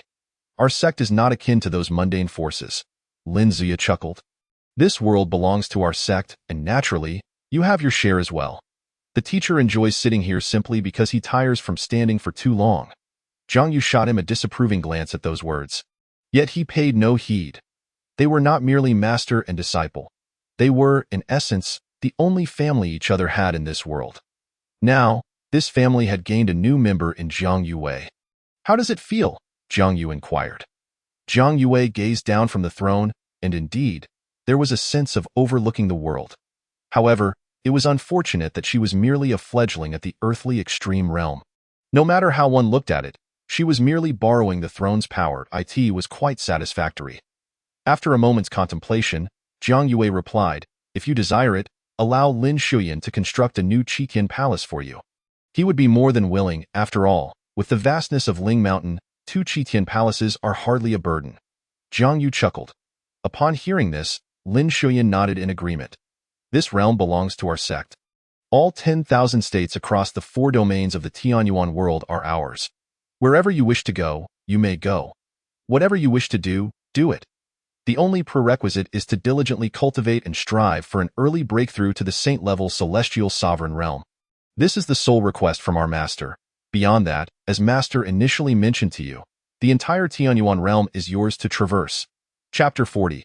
Third senior brother will accompany you. It was only today that Zhang Yue realized that her master's words that day were not mere platitudes, but rather the truth. Logically speaking, as my disciple, you ought to establish your own faction and dominate this world. Yet, your current strength is still lacking. Even with our backing, it would appear rather frivolous. Zhang Yu glanced at her 3 disciples, pondered for a moment, and spoke slowly. Do you desire these things? If so, I can temporarily deduct some from your senior brothers. No. No. Zhang Yue shook her head vigorously, akin to a rattle drum. Is it truly such a grand gift right from the start? Let us not forget that she is merely at the earthly extreme realm. Perhaps this cultivation level ranks among the best among her peers, yet in the eyes of our master, she is entirely dispensable. After all, those who can interact with our sect are likely the celestial sovereigns. If you wish for it in the future, the Suzaku Holy Nation can be offered to you. Lin Shuyan laughed. Should anyone else have spoken thus outside, they would have perished countless times over. Yet within the sect, all things can be mutually utilized, for, to be frank, they truly lack nothing. Thank you, third senior brother, but I truly cannot accept this. At least not now, as I am entirely unworthy. Zhang Yue expressed with trepidation. Observing Lin Shuyan's demeanor, it was clear he was serious. What would it be like to truly receive an entire holy nation? She dared not imagine. Such a gift was overwhelming. Once you step into the saint-level celestial sovereign realm, the Tianyuan realm can only serve as a base. I yearn for the world beyond. Zhang Yu gazed out beyond the grand hall. Observing the celestial clouds, her heart filled with emotion. By the way, master, when did you step into the Realm King realm? Lin Shuyan suddenly recalled this matter. Upon hearing this, Zhang Yu smiled mysteriously, saying, that day, I lingered for merely a minute before the bronze door and had an epiphany, effortlessly stepping into that realm. Moreover, it seems that a considerable amount of primordial energy has emerged from the bronze door. Given time, I will gather sufficient primordial energy to allow you to step into the Domain Lord realm. Upon hearing this, everyone displayed expressions of joy. The Domain Lord realm. Such a level was something they had yearned for many years. Ever since the battle between their master and the Holy King, the 3 of them had been stuck at the saint-level celestial sovereign realm. Is there anything beyond the Realm King? Yifan inquired, as the question seemed to touch upon the ultimate secrets of this world. There is, Zhang Yu nodded almost without hesitation, but what it entails will only be known after that bronze door is opened. In this Tianyuan realm, breaking through to the Realm King realm is the utmost limit. Zhang Yu sighed. At present, my strength can no longer advance even a fraction. The world's rules have bound me tightly. Like being ensnared by countless shackles, Zhang Yue listened to her master and brothers conversing, feeling utterly bewildered. What was the Domain Lord realm? What was the Realm King realm? And what was the bronze door? Zhang Yue, you need not continue your cultivation at the Tianming Spiritual Academy. The pace there is indeed too slow, and I underestimated your talent. Even placing you in the Sacred Academy would only stifle your potential. Henceforth, you shall cultivate alongside your 3 senior brothers. They will teach you everything about cultivation. I believe you should start with Lin Xiuyan. Zhang Yu commanded. Now, Zhang Yue, having fully perfected the Nirvana sacred body, was no longer a mere holy-level prodigy but rather a divine-level talent. This girl's qualifications surpassed those of her 3 senior brothers, standing on par with her master. ASU command. Lin Xiuyan and the others nodded in agreement. This proposal was not troublesome. Moreover, in this manner, their master would not need to worry about their junior sister's safety. With the 3 of them protecting her at all times, none could harm Zhang Yue in the slightest. That is all for today. For some time, I must head to the bronze door in that place. A minute for me equates to a month passing outside. This time, I will bring back primordial energy for you. It is likely that I will not be seen for quite a while. Zhang Yu reiterated. The 3, upon hearing, wore solemn expressions and respectfully nodded. I shall take my leave. Zhang Yu tore apart the fabric of space. Preparing to enter, he suddenly paused, turned back with a smile, and teased, Zhang Yue, you are still underage. No dating allowed. Upon hearing this, the 3 burst into hearty laughter, leaving Zhang Yue's face flushed crimson. Once Zhang Yu had completely departed, Lin Xiuyan patted Zhang Yue on the shoulder, chuckling, come to think of it, our sect members tend to be solitary. Master, your eldest senior brother, your second senior brother, and I have always walked alone. Zhang Yue, puzzled, inquired, why is that? Logically, given the sect's influence, finding someone to share a life with should be quite simple, no? You do not understand, Lin Xiuyan replied, offering no further words, merely ruffling Zhang Yue's hair affectionately. Though his thoughts were tumultuous, inadvertently tangling her hair into a mess. After a moment, Lin Xiuyan clasped his fists toward Yifan and Zhao Xianjun, saying, eldest senior brother, second senior brother, for the time being. Junior sister will follow me. Yifan and the others nodded and promptly departed from the Qitian Palace. It seems that third senior brother, eldest senior brother, and second senior brother are not particularly articulate. Zhang Yue remarked. They are quite busy, which is why Master allowed you to accompany me first. I have the leisure. Lin Xiuyan waved his hand nonchalantly. But senior brother, you are the ruler of the 4 holy nations. How could you be idle? Because I have been idle since childhood. Come, I shall take you to the Xuanwu holy nation, and by the way, let us train together. By the looks of it, you seem only a step away from the celestial extreme realm. Zhang Yue nodded. Her cultivation had reached the late stage of the earthly extreme realm, seemingly just a step away from the celestial extreme realm. However, crossing that step was not so simple. Encountering a bottleneck? Once you arrive at the Xuanwu holy nation, there will be no bottleneck. Lin Xiuyan smiled mysteriously, then added, before we go, is there anywhere else you wish to visit? This journey may take quite some time. Zhang Yue fell silent for a moment. There was indeed a place she wished to revisit. The Jiang residence. I wished to return to the Jiang residence. That was where her father had perished. Under Jiang Xing's machinations, her father's remains had been utterly obliterated. There was, of course, no grave. Observing the sorrow that flickered in Zhang Yue's eyes, Lin Xiuyan gently said, I will take you there. Chapter 41. Return to the Jiang residence outside Tianyuan Prefecture. In the Divine State, the Daqing dynasty, in the Zhuwujin, in Xiantai City. After Zhang Yue slaughtered Jiang Xing and 3 elders of the residence, the Jiang family's prestige plummeted dramatically, descending from a top-tier family in Xiantai City to its current state of utter decline. Now, only a handful of Jiang clan members remained in the Jiang residence, while the servants had long departed without a trace. The vast estate lay desolate, devoid of anything. Jiang He sat at a table with a furrowed brow. Gazing at the emaciated clan members before him, as a cultivator at the 3rd tier of the spirit wheel realm, he should not have faced starvation under any circumstances. The reason for this dire situation was the vendettas of former enemies that resurfaced after the Jiang family's decline. They sought nothing less than to starve the Jiang family members to death. Jiang He found himself utterly powerless against this. If he were to abandon his clan, he feared he would live the rest of his life burdened by guilt. Just as he felt toward his niece, if I had been able to protect Yue on the day Jiang Xing conspired against the lord of the residence, would the Jiang family not be in its current predicament? Jiang He lamented, a phrase he had repeated countless times. Yet, the past had transpired, and no amount of regret could alter it. The other party had gone on to live a good life with their master, leaving only them to await death in this Jiang residence. What significance did it hold to dwell on such matters now? That girl had found a master somewhere who wielded such terrifying power. Big brother, let us leave. Staying here is akin to waiting for death. Jiang Shui expressed his unease. He had long wished to escape this cursed place. With their spirit wheel realm cultivation, while they might not achieve great wealth and honor, simply joining another faction would at least allow them to scrape by. They did not seek further advancement in cultivation for this lifetime. They merely wished to live. You may leave if you wish. I shall not. Jiang He replied coldly, his expression darkening. Big brother, what are you pretending for? Do you think that by torturing yourself here, that little girl will come back to rescue you? Are you truly waiting for the day when Jiang Yue returns, only to feel sorrow upon seeing your current state? Will you then leverage her master's connections to secure a grand opportunity for yourself? Are you still fantasizing about a singular ascent leading to the elevation of all? Have you lost your senses? When Jiang Xing conspired against the master of the house and framed Jiang Yue, you remained utterly silent, did you not? Now, who are you pretending to be, with your feigned wisdom and righteousness? Jiang Shui has ruthlessly torn away the hypocritical veil that shrouded Jiang He. Upon hearing this, Jiang He's expression darkened further. Indeed, that was his true sentiment. Yet, having it so brazenly articulated by Jiang Shui left him feeling rather embarrassed.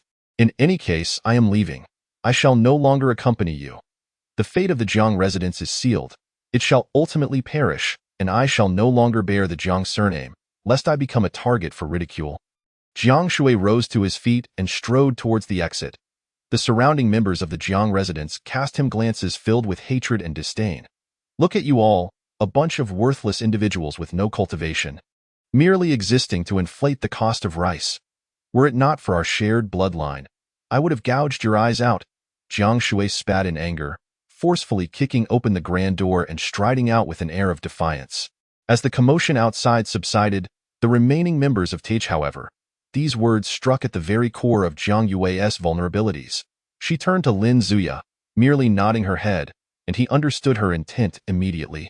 You may step outside and wait for your senior brother for a while. Lin Zuya's expression remained calm.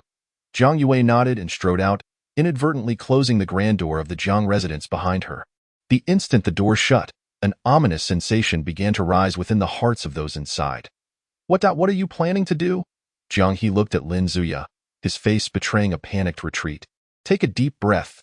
It will be over soon, Lin Zuya said with a smirk as a flicker of azure light ignited in his palm. In the next moment, the sky darkened dramatically, and a thunderous bolt descended with a cataclysmic roar. With a resounding crash, all present were obliterated into mere dust by the sheer might of the thunder. Having completed this grim task, Lin Zuya casually brushed his hands together, composedly opened the door, and then turned to Jiang Yue, stating, I have dealt with everything.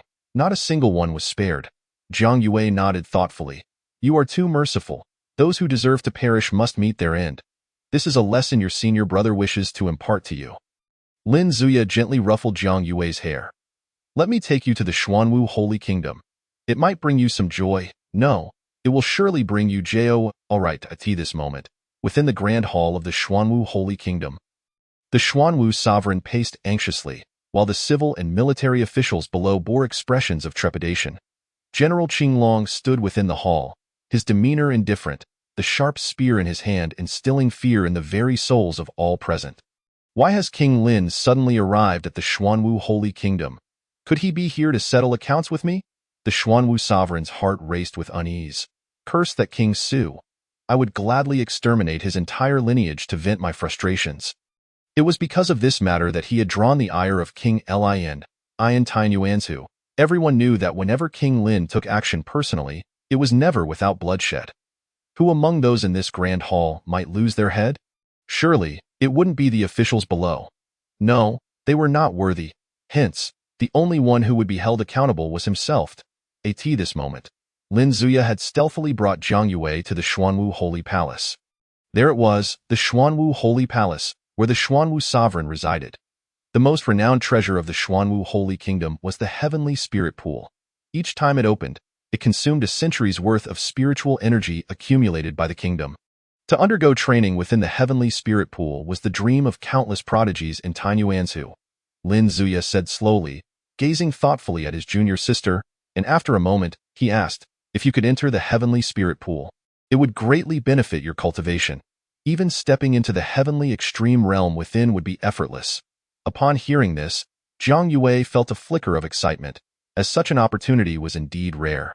The talented individuals of Tainyuanzu were all vying for this grand chance. You nod, and your senior brother will take you there directly. Although the time for the heavenly spirit pool to open has yet to arrive. If you wish to go, then go you shall. Lin Zuya flashed a charming smile. Jiang Yue gazed at her senior brother in astonishment. Perhaps it was the recent revelation of her formidable sect's background that left her momentarily speechless. Feeling somewhat out of her depth. Under normal circumstances, such a once-in-a-century opportunity would likely require the Xuanwu Holy Kingdom to host a competition among the most gifted, with only those who excelled being granted entry. Yet here, with her senior brother, it seemed to be merely a matter of a single command. Is this what power entails? Observing Jiang Yue's indecisiveness, Lin Zuya understood her dilemma. He was well aware of the allure such a monumental opportunity held for cultivators. Your senior brother will take it upon himself to grant you this chance. You must enter the Heavenly Spirit Pool. Chapter 43, The Heavenly Spirit Pool. Jiang Yue was taken aback by his words, but, after a long contemplation, she slowly nodded. If that is the case, then let us proceed, she thought to herself. Seeing his junior sister nod, Lin Zuya felt a sense of satisfaction. He then led Jiang Yue straight to the Xuanwu Holy Palace. Upon their sudden appearance, the officials within the palace fell to their knees in terror, their faces pale with fear. King Lin, they exclaimed, hastily bowing their heads to the ground, not daring to lift them. Clearly, King Lin had come to settle scores. Understanding their reaction, Lin Zuya was somewhat aware of the reasons behind it, and he waved his hand dismissively, saying, "Rise." The Xuanwu sovereign and others trembled as they stood, then respectfully positioned themselves to the sides, awaiting Lin Zuya's next words.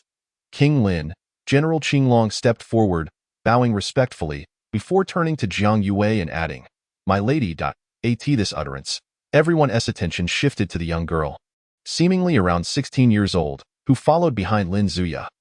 This girl had already reached the late stage of the heavenly extreme realm, placing her among the elite in Tainyuanzu. Yet they had just heard General Qinglong address this girl as my lady. I heard you summoned all the imperial-level powerhouses of the Xuanwu Holy Kingdom to reprimand them. Lin Zuya raised an eyebrow, remarking as he walked toward the throne with Jiang Yue. The subordinates acted without permission, seeking to eliminate any future disdain for royal authority. The Xuanwu sovereign quickly stepped forward to explain. Well done, Lin Zuya replied with a smile, his tone gentle. Such words were like a breath of fresh air to the Xuanwu sovereign and others, causing them to relax slightly. What is the current status of the Heavenly Spirit Pool?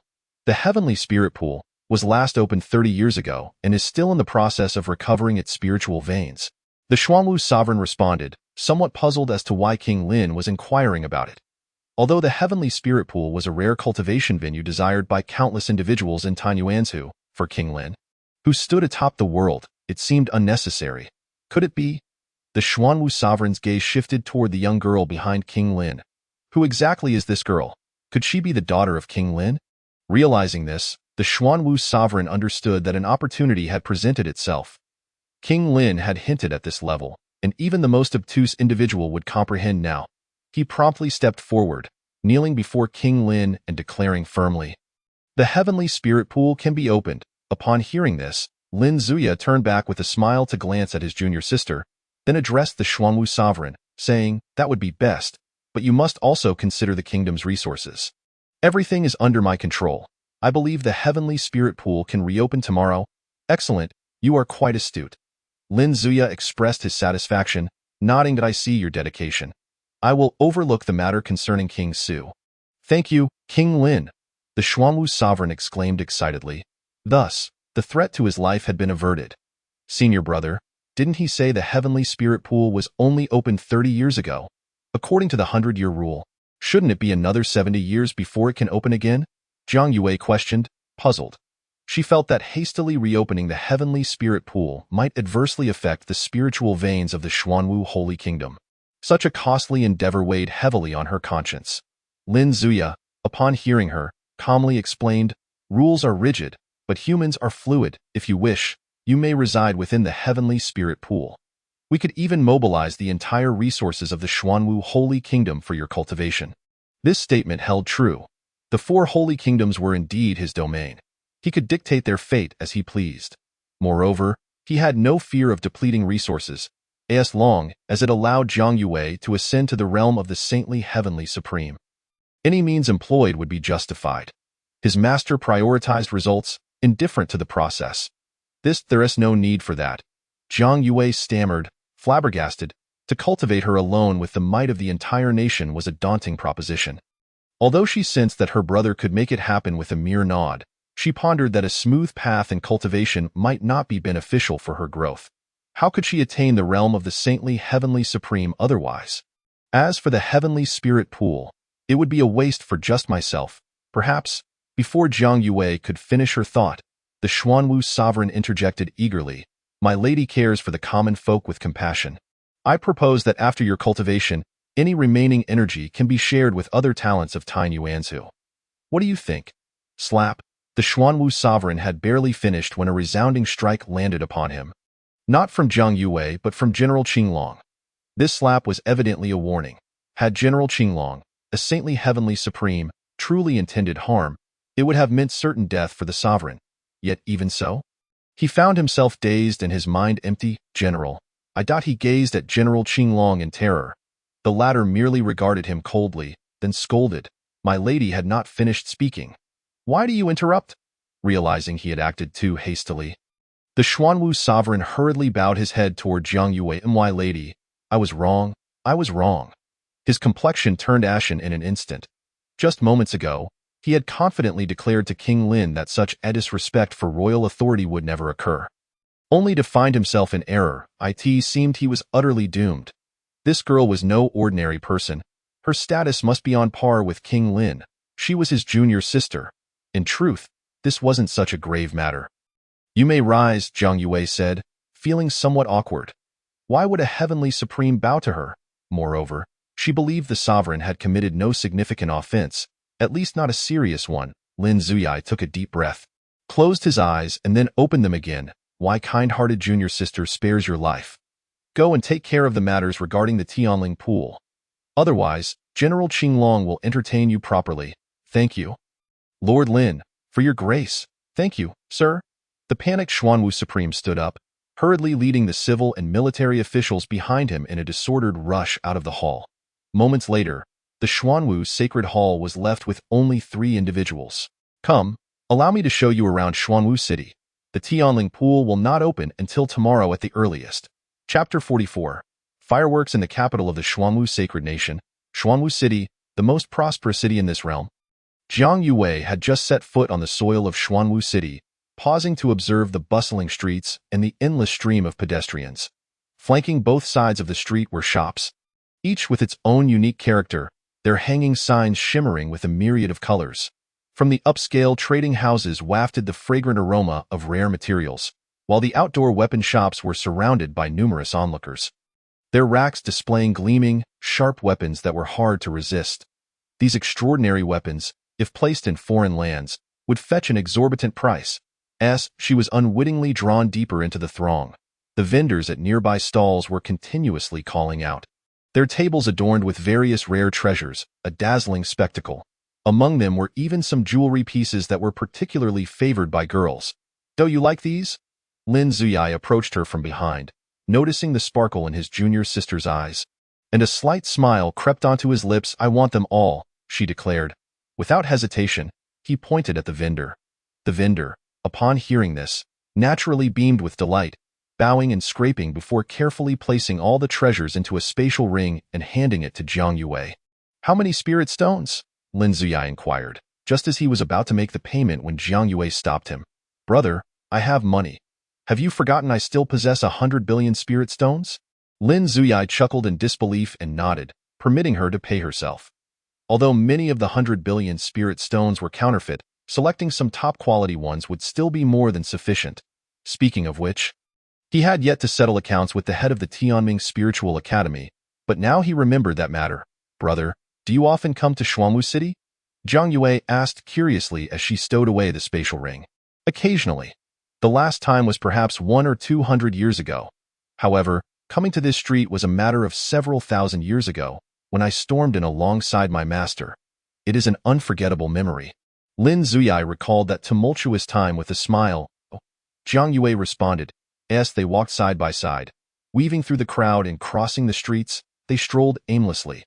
Zhang Yue seemed to relish this feeling, perhaps because she had never been to such a vibrant place before. Compared to the realm of Tongtian River, this was an entirely different concept. "What kind of person is our master?" After a while, she inquired.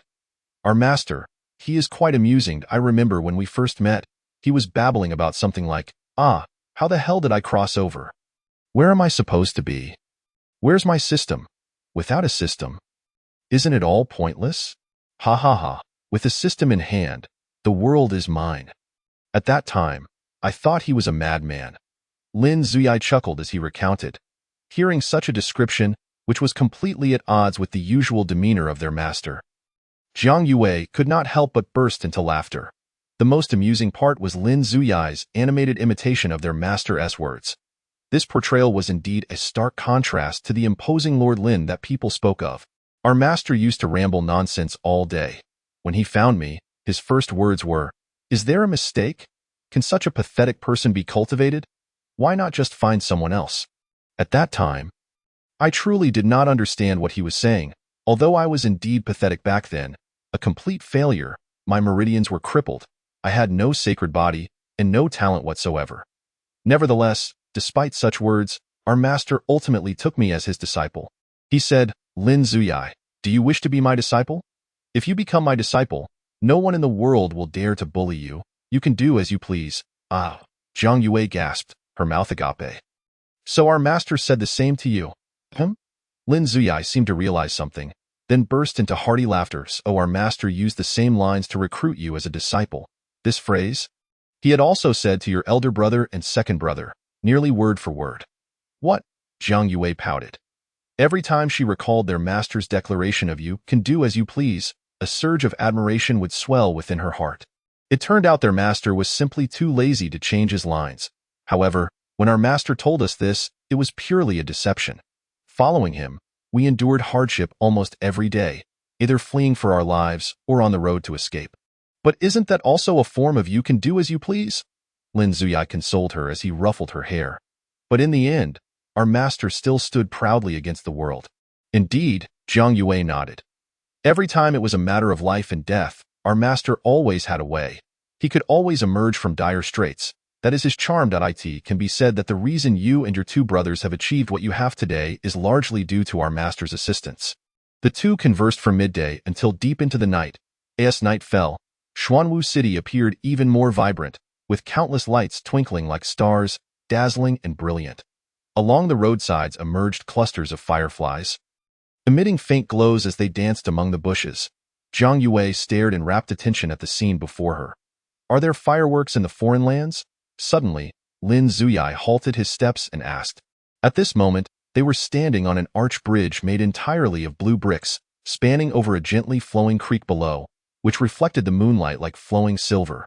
"Fireworks? I haven't heard of them." Zhang Yue shook her head, leaning her arms against the railing, gazing at the flowing water below. "They're quite beautiful. You'll see them soon," Lin Zuyai said with a mysterious smile, then glanced at General Qinglong standing against the night sky. Nodding his head. Receiving the order, General Qinglong summoned over 100 Qinglong sacred guards, taking advantage of the night's cover to position themselves in the direction facing Zhang Yue. Today, their task was not to kill, but to release fireworks. With a boom, as hundreds of strands of spiritual power ascended into the sky, Zhang Yue's gaze was instantly captivated. She looked up at the heavens. The spiritual power that soared into the night sky suddenly erupted, transforming into countless dazzling points of light, like stars descending to the mortal realm, blooming into a kaleidoscope of colors against the dark canvas of night, with fiery reds and cerulean blues. Zhang Yue gazed in rapture at the indescribable beauty before her. Under this starry sky, the brilliance of the fireworks illuminated her face, casting a radiant glow, as if she were a part of this resplendence. She would forever remember this night, this fireworks display. Chapter 45. The pinnacle of the Tianji realm at 16 the next day. In the Xuanwu Sacred Nation, at the Tianling Pool. The Tianling Pool was located atop Tianling Peak. Though not as grand as the Spirit Mountains, this peak still stood as a colossal entity between heaven and earth. The summit was remarkably flat, not steep, and brimming with abundant spiritual energy. The Tianling Pool, exuding soft white steam, was now fully revealed to everyone. This is the Tianling Pool. Zhang Yue gasped in astonishment at the hot spring-like pool before her. It was not the scenic beauty that captivated her, but rather the realization that the liquid within the Tianling Pool was not water, but pure, refined energy. This energy was not merely spiritual power, but a fusion of countless rare materials growing on Tianling Peak. It was hard to imagine the immense enhancement to one's cultivation that could result from soaking in it. However, Zhang Yue could also envision the tremendous consumption this Tianling Pool would entail for the Xuanwu Sacred Nation each time it was opened. Junior sister, this Tianling Pool is specifically designed for the talents of Tainyuan's Hode. A single baptism within can ensure one becomes a king-level powerhouse in the future. As for you, establishing a solid foundation within will naturally make you a supreme of the sacred rank without question. Lin Zuyai smiled. He had also once undergone the baptism in this Tianling Pool, so his words held truth. Moreover, Zhang Yue possessed all the opportunities in this Tianyuan realm. As long as no unexpected events occurred, her future ascension to the sacred rank was a foregone conclusion. I would be wasting it alone. It would be better to invite some other talents to share this opportunity. Zhang Yue shook her head. Speaking slowly, that makes sense. Once you finish your cultivation, the Xuanwu Supreme will arrange this matter. Lin Zuyai glanced at the taciturn Xuanwu Supreme nearby, speaking casually. The Xuanwu Supreme nodded in agreement. Only then did Zhang Yue feel assured enough to step into the Tianling Pool. A tide of spiritual power surged towards her, each second feeling as though it were a divine revelation. Without hesitation, she began to operate the chaotic divine demon sutra. Zhang Yue felt the remaining impurities within her body vanish completely under the cleansing of this tide of spiritual energy. And her cultivation began to rise steadily. 1 month later, the concentration of spiritual energy in the Tianling Pool had astonishingly been consumed by 1/10th. It is essential to note that only Zhang Yue is cultivating within. The energy contained in this heavenly spirit pool is immensely vast. A mere 1/10 of it emanates from the 12 spiritual veins of the Xuanwu Sacred Kingdom. Should this energy be funneled into the body of an individual at the earthly extremity realm, they would likely explode from the sheer force. Lin Wang's junior sister is indeed formidable. The Xuanwu Supreme, tasked with guarding this place, could not help but change his expression, not out of concern for the energy, but rather due to the unprecedented talent displayed by the individual. This fluctuation of power signifies the pinnacle of the heavenly extremity realm. Upon sensing Zhang Yue's current cultivation level, the Xuanwu Supreme could not help but click his tongue in astonishment. Logically, after fully absorbing this energy, Zhang Yue's cultivation should elevate by at least one major realm. Yet, it is evident that she is suppressing her own realm to ensure she does not hastily advance and jeopardize her foundation. After all, Lin Wang's expectations for his junior sister are nothing less than that of a saintly heavenly supreme. Such a realm is one he could never hope to attain in his lifetime. Just a minute after Zhang Yue's breakthrough, Lin Ziyuya also arrived at the scene. Observing his junior sister's sudden surge in cultivation, he nodded in satisfaction. Indeed, she understands the importance of controlling her advancement. Had Zhang Yue chosen to let her realm surge unchecked, she would likely already be at the master realm. However, the subsequent complications would inevitably compromise her foundation. The Xuanwu Supreme, this heavenly spirit pool of yours is rather impressive. It is truly a benevolent project. Lin Zaya smiled as he patted the shoulder of the Xuanwu Supreme, leaving the latter somewhat taken aback. When Lin Wang requests something, his subordinates dare not refuse. However, the Zhuke Sacred Kingdom also holds significant opportunities. There exists a place called Nirvana Mountain, and in the White Tiger Sacred Kingdom, a location known as Thunder Hell. Each of these is a rare opportunity that arises only once in a century. The Xuanwu Supreme murmured. Now that the Xuanwu Sacred Kingdom is in turmoil, he naturally remembers the other two sacred kingdoms. As for the Qinglong Sacred Kingdom, that place is brimming with opportunities, and within it, Lin Wang has not arranged for a sovereign position. The Qinglong general merely serves as a figurehead. Lin Ziyuya cast a glance at him, fully aware of his ulterior motives. Nevertheless, this serves as a reminder. Although Nirvana Mountain in the Zhuge Sacred Kingdom is a treasure, it pales in comparison to the Nirvana Sacred Mountain of the Divine Phoenix clan. That location pertains to the most ancient legacy of the Divine Phoenix clan. And even if the master possesses unparalleled strength, he cannot sever that legacy in his memory. Only the elder patriarch of the Divine Phoenix clan, who fought alongside the master, ever succeeded in obtaining that legacy. Regrettably, that individual was ultimately slain by the second senior brother when he sought to take that step. Perhaps his junior sister might be able to seize that legacy?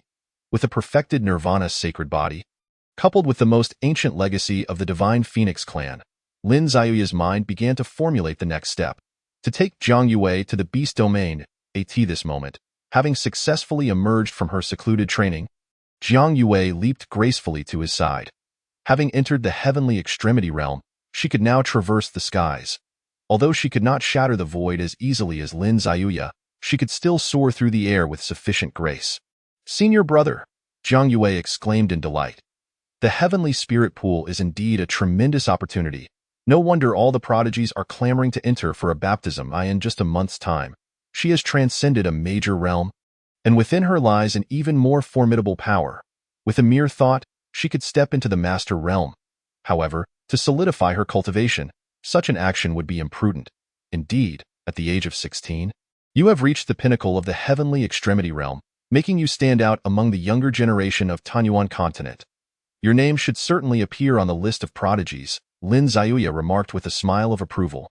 Achieving the pinnacle of the heavenly extremity realm at 16 is a feat that would leave many astounded. Even the children of those supreme beings, who toil painstakingly to cultivate, may find it hard to match Zhang Yue's current pace. Naturally, she is deserving of recognition on the prodigy list. The prodigy list, perhaps that is best left aside. Zhang Yue hesitated, feeling that her rapid advancement in cultivation was not solely due to her own merits. After all, who in this world could utilize the heavenly spirit pool as freely as she? No one. Lin Xiaoya, having perceived her thoughts, chuckled nonchalantly. "Junior sister, do not concern yourself. Opportunities are bestowed upon those with the capability to seize them. Indeed, one's background is also a facet of one's ability." Lin Xiaoya smirked. "Senior brother will take you to an even better place, where the opportunities far surpass those of the Xuanwu Sacred Kingdom." Zhang Yue could not help but feel a bit embarrassed at this declaration. Why did it seem as if her senior brother was leading her on a spree of plunder? However, perhaps it would be prudent to delay the next opportunity. Having just entered the pinnacle of the heavenly extremity realm, her cultivation remains unstable. That is indeed wise. "I was too hasty," Lin Xiaoya acknowledged thoughtfully, then turned to the Xuanwu Supreme. "The heavenly spirit pool still has a full 90% of its energy remaining. You should organize a grand competition among the prodigies of the Xuanwu Sacred Kingdom to compete for this opportunity, and while you're at it, allow my junior sister to practice her skills." The Xuanwu Supreme, upon hearing this, could only comply without delay. At 16, at the pinnacle of the heavenly extremity realm, who among the younger generation of the Xuanwu Sacred Kingdom could rival Zhang Yue? Moreover, she is Lin Wang's junior sister. Who would dare to truly challenge her? Nonetheless, the Xuanwu Supreme promptly disseminated the news. Although the announcement was sudden and somewhat urgent, all factions within the Xuanwu Sacred Kingdom hurriedly brought their offspring to Xuanwu City. This was a once-in-a-lifetime opportunity at the Heavenly Spirit Pool. As for how the competition would unfold and against whom, those details were secondary. Chapter 46. Lin Wang's junior sister? Merely 2 hours later, Xuanwu City was engulfed by a surging tide of people. Above the city, countless divine vessels tore through the void, hovering in the skies like ominous clouds, obscuring the sunlight. Each vessel exuded an overwhelming pressure, proclaiming the extraordinary status of their masters. Those top-tier powerhouses arrived, leading their children with an air of pride, their steps firm and their momentum formidable, heading straight for the Xuanwu Sacred Hall. The citizens of Xuanwu City exchanged glances, their faces reflecting shock and awe. Why had so many powerful figures suddenly descended upon Xuanwu City, and all accompanied by their offspring? A young man murmured, a hint of unease in his voice. "I have no idea. The last time the sovereign summoned the emperors, this time it seems he has gathered all the prodigies of the Xuanwu Sacred Kingdom." Another responded, anxiety etched on his features. "Word has it that the heavenly spirit pool has opened early." These prodigies are here to vie for a spot. An elderly man whispered, his eyes shimmering with excitement and anticipation. The heavenly spirit pool? That can't be right. It should still be 70 years until the time. The young man exclaimed, a flicker of doubt rising within him. I cannot say. The elder shook his head. A tense atmosphere permeated the air, as if the entire Xuanwu city had become increasingly insignificant under the aura of these powerful beings.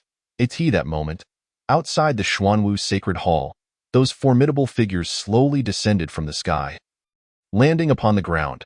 Xuanwu city is one matter, but the royal palace is another entirely. Below the supreme, one is forbidden to traverse the air. This rule is one that these kings, emperors, and sovereigns dare not violate. Qing Emperor, you have also made an appearance, a fellow emperor-level powerhouse remarked with a smile, glancing at the man standing nearby. The man known as the Qing Emperor nodded, then addressed the youth beside him. This is your uncle Zhao, an established emperor of the Xuanwu Sacred Kingdom. In terms of seniority, he is older than your father. Upon hearing this, the Qing Emperor's son quickly bowed respectfully to the Zhao-named man. And what of the White Emperor? His son has been quite remarkable these past 2 years, having leapt to the top of the prodigy list, stepping into the heavenly extremity realm at 18.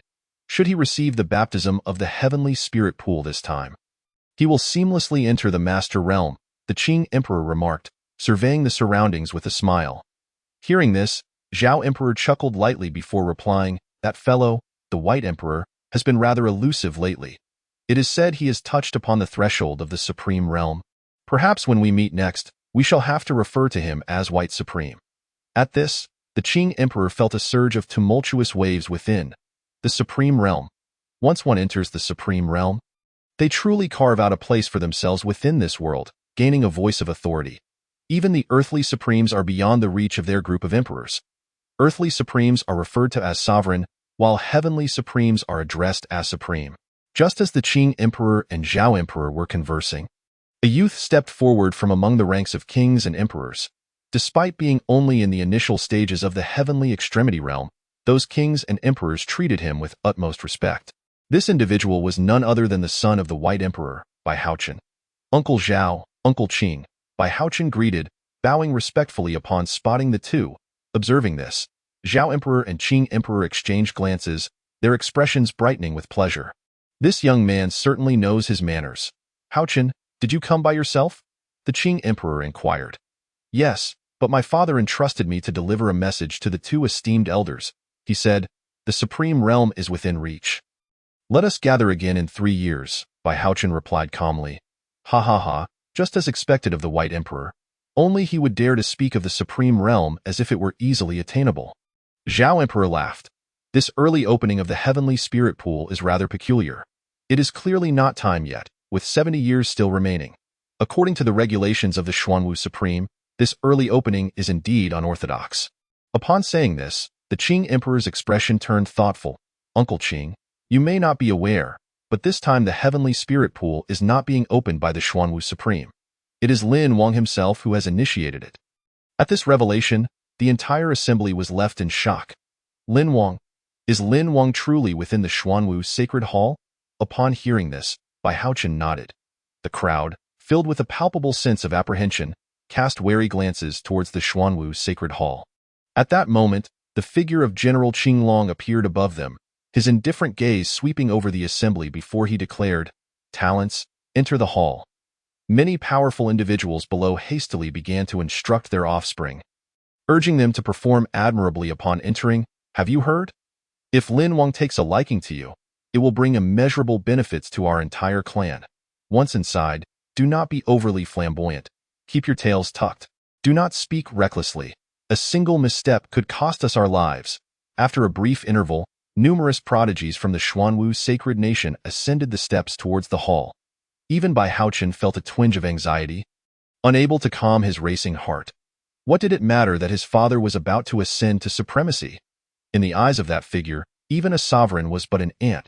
He could only attempt to exude some semblance of authority before this assembly of emperors. Moreover, as he surveyed his surroundings, he noticed many geniuses he had never encountered before. Their names were absent from the list of prodigies. Yet the cultivation they displayed sent shivers down his spine. At the initial stage of the celestial realm, he felt utterly ordinary among these concealed talents, as if lacking any distinguishing traits. After all, these hidden geniuses hailed from the ranks of supreme powers. Why were there so many of them? Bai Haochen gritted his teeth. He had initially hoped to make a mark within the sacred hall, but with the arrival of these second-generation supremes, he, a mere second-generation emperor, could hardly stir any waves. These were the offspring nurtured by the supreme forces who had always refrained from engaging in worldly matters, focusing solely on their cultivation in their own realms. However, with the opening of the celestial spirit pool, it was Lin Wang's directive that led them to send their children here. Seizing opportunities was one aspect, but perhaps more significantly, it was to meet Lin Wang. After a while, when they finally arrived outside the sacred hall, the hearts of all present thundered within their chests. They beheld the figure seated upon the throne within the hall. That person was none other than the legendary Lin Wang. Upon seeing the assembly of prodigies, Lin Wang's expression remained placid as he turned to the Xuanwu Supreme and inquired, "Approximately how many have arrived?" 4,000. The first row consists of the sons of supremes, followed by emperors, and so forth. The Xuanwu Supreme replied respectfully. Lin Zuyai stroked his chin, assessing the group of geniuses before he asked Zhang Yue, who sat behind the throne, "What do you think of 4,000? Too many, senior brother." Zhang Yue responded helplessly. She could not afford to engage in a war of attrition against 4,000. "Then I shall select the strongest for you," Lin Zuyai stated, rising to his feet and addressing the prodigies outside. Those at the celestial realm enter the hall with that. Approximately 200 individuals stepped cautiously into the hall. Their first act upon entering was to kneel in unison, exclaiming, "Lin Wang, rise." Lin Zuyai replied casually, his gaze sweeping over the assembly. Indeed, a significant majority were the sons of supremes. Among them were a few familiar faces. Lin Zuyai approached one young man, pondering for a moment before saying, "I remember you. Your ancestor, the Tianshui Supreme, was one of my subordinates for many years. Is your ancestor in good health? Can he ascend to the immortal rank? If not, give him this. It may ignite his spirit once more." A glimmer of joy flashed across the face of the questioned youth as he carefully accepted the pill amidst the envious gazes of others. He quickly expressed, "Thank you for your concern, Lin Wang. Our Tianshui clan has sworn to follow you for generations. Enough with the flattery. Just send my regards to your ancestor." Lin Zuyai waved his hand. Indeed, the Tianshui Supreme had stood by him during tumultuous times, unwavering in his support in his youth. Besides his master, the Tianshui Supreme had been the second person to care for him, even shielding him from a fatal blow during the assault on the Xuanwu sacred nation, which had left him with lasting repercussions. Now that he had achieved success, it was only fitting to bestow a generous gift upon his elders. Those around gazed enviously at the pill in the youth's hand, a treasure capable of producing an immortal-grade celestial supreme. How could they not covet it? Most of your clan's elders have likely fought alongside me. Once this matter concludes, go to General Qinglong to claim your rewards. What I can offer is limited, merely the chance for your clan to produce another celestial supreme." Upon hearing this, the youth's faces brightened, and they promptly bowed, exclaiming, "Thank you, Lin Wang. Your grace will be forever remembered by our clan. We vow to serve you faithfully for generations." "Enough," Lin Zuyai replied wearily. "The rules for you to secure a place in the celestial spirit pool are simple. Contend with my junior sister. If she deems you worthy, you shall have a chance." As soon as he finished speaking, Zhang Yue stepped forth from behind the throne. Upon seeing her, the many prodigies below gasped in astonishment. Lin Wang's junior sister? When had Lin Wang acquired a junior sister, and she appeared younger than they? Yet her cultivation, peak celestial realm. My junior sister is only 16 years old, and you all are prodigies from the sacred nation. Do show some restraint when we spar, Lin Zuyai remarked with a smile. The prodigies below exchanged glances, wearing expressions of bitter amusement. A peak celestial realm at 16. Was this the caliber of talent nurtured by a dominating power? They wished to show restraint, but her cultivation level already surpassed the highest among them, who was merely at the late stage of the celestial realm and already 20 years old. Moreover, being Lin Wang's junior sister, how could she lack skill? The sparring will be for practice. You are all the pillars of the younger generation in the sacred nation, and the future belongs to you. I shall merely observe from the sidelines. Lin Zuyai chuckled before stepping outside the hall. The Xuanwu Supreme hastily followed, pondering silently. Isn't the sparring supposed to happen here in the Xuanwu Sacred Hall? Please, no. Though these individuals were merely at the celestial realm, the treasures within the hall could easily be destroyed by their combined efforts. If over 200 of them fought, the Xuanwu Sacred Hall would likely be reduced to ruins. However, despite his trepidation, the Xuanwu Supreme dared not express even a hint of dissatisfaction. At that moment, Jiang Yue had reached the center of the Grand Hall, facing the assembly of prodigies from across the sacred nation. She understood that these individuals were scions of truly powerful factions, descendants of those who had once followed her brother. The prodigies looked at one another, hesitant to step forward, waiting to see who would make the first move. After a while, Bai Haochen was the first to rise. I am Bai Haochen, son of the White Emperor, and I wish to spar with you. Jiang Yue, caught somewhat off guard, nodded awkwardly, bound by her brother's authority. They could only address her as lady. Yet, in truth, she was merely a 16-year-old girl. Being addressed in such a manner daily was not particularly enjoyable for her. Very well, with that, Jiang Yue began to circulate the Chaos Divine Demon Sutra, deliberately suppressing her cultivation to the initial stage of the celestial realm. This will be a fair match. I shall not exploit my superior rank, Jiang Yue stated calmly. Her aim was to hone her skills rather than simply defeat these individuals. Otherwise, what would be the point of inviting these prodigies for her practice? Your wisdom is evident, lady, Bai Haochen nodded, unwilling to appear timid, and activated his techniques, unleashing a surge of spiritual energy that resonated outward. Please, Jiang Yue said coolly. As soon as her words fell, Bai Haochen darted forward like a wraith, instantly splitting into 3 indistinct shadows, making it difficult for Jiang Yue to discern his true form. Shadow clone technique? She mused internally. Such tricks held little value against her. As her eyes ignited with the flames of nirvana, the flow of Bai Haochen's spiritual energy became apparent before her. In a mere moment, she locked onto his true self. In the next instant, Jiang Yue closed the distance swiftly, delivering a single palm strike that sent Bai Haochen hurtling back, causing the other 2 phantoms to dissipate. Bai Haochen crashed to the ground, blood surging within him. Though he begrudged the outcome, he had to concede. I am indeed outmatched. He was the foremost talent on the prodigy list, not only in the Xuanwu Sacred Nation but throughout Tianyuan Prefecture. He was regarded as a paragon of brilliance. Countless times, he had emerged victorious in academy competitions, prodigy tournaments, and secret trials. Yet now, he had been bested by a 16-year-old girl who had only used a single palm strike, and had even intentionally suppressed her cultivation. I felt too hasty a defeat, but he was undeniably unable to continue fighting. Persisting would only deepen his embarrassment. With that thought, Bai Haochen could not suppress a bitter smile. The opportunity to enter the celestial spirit pool was likely lost to him. However, just as he felt despondent, Jiang Yue spoke directly. You are still eligible to enter the celestial spirit pool. Bai Haochen's eyes widened in disbelief as he turned to glance at Lin Wang, who merely raised an eyebrow. Is there really a need to question why? Jiang Yue stated that you may go, and so you may go, without any further explanation. Her mere presence serves as the sole reason. Bai Haochen evidently understood this principle, promptly expressing his gratitude before departing from the sanctuary. Remaining in this sacred hall held no significance for him, as it was filled with prodigies far superior to himself. He was undeniably the weakest among them. Next, Jiang Yue declared. Bai Haochen was clearly no match for her, rendering the contest unexciting, let alone a means for training. From the lineage of the Supreme Sea, Shun Yin stepped forward, proclaiming, I wish to compete with you, my lord. This individual possessed a foundation of strength that Bai Haochen could not hope to rival. It was clear that he was indeed a descendant of the Supreme. However, even Shan Yin was sent flying after just one exchange with Jiang Yue. Next, from the lineage of the Supreme Thunder, Lei Ting asserted, I wish to compete with you, my lord.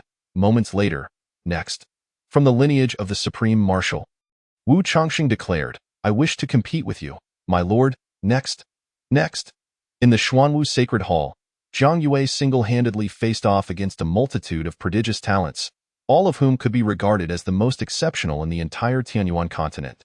Even in a battle of attrition, it was effortless for her. The Chaos Divine Demon Scriptures bestowed upon her an astonishing combat prowess.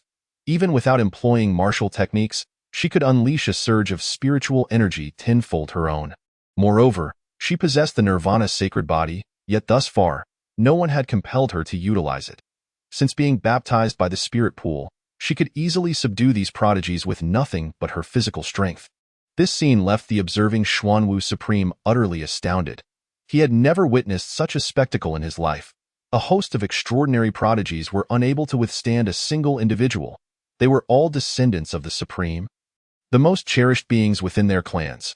Yet now, they stood in line to be bested in the Xuanwu Sacred Hall. How terrifying is Lin Wang's junior sister? What do you think of my junior sister? Lin Zuya jested. Upon hearing this, Xuanwu Supreme quickly replied, peerless and unmatched. Indeed, Lin Zuya smirked. One person overwhelming nearly all the prodigies of Tianyuan continent. Such an achievement is unprecedented and unparalleled. After this battle, Zhang Yue would likely achieve unparalleled fame across the land. Furthermore, it was not merely her connection to Lin Wang that earned her admiration. It was also her extraordinary talent, rarely seen in a millennium.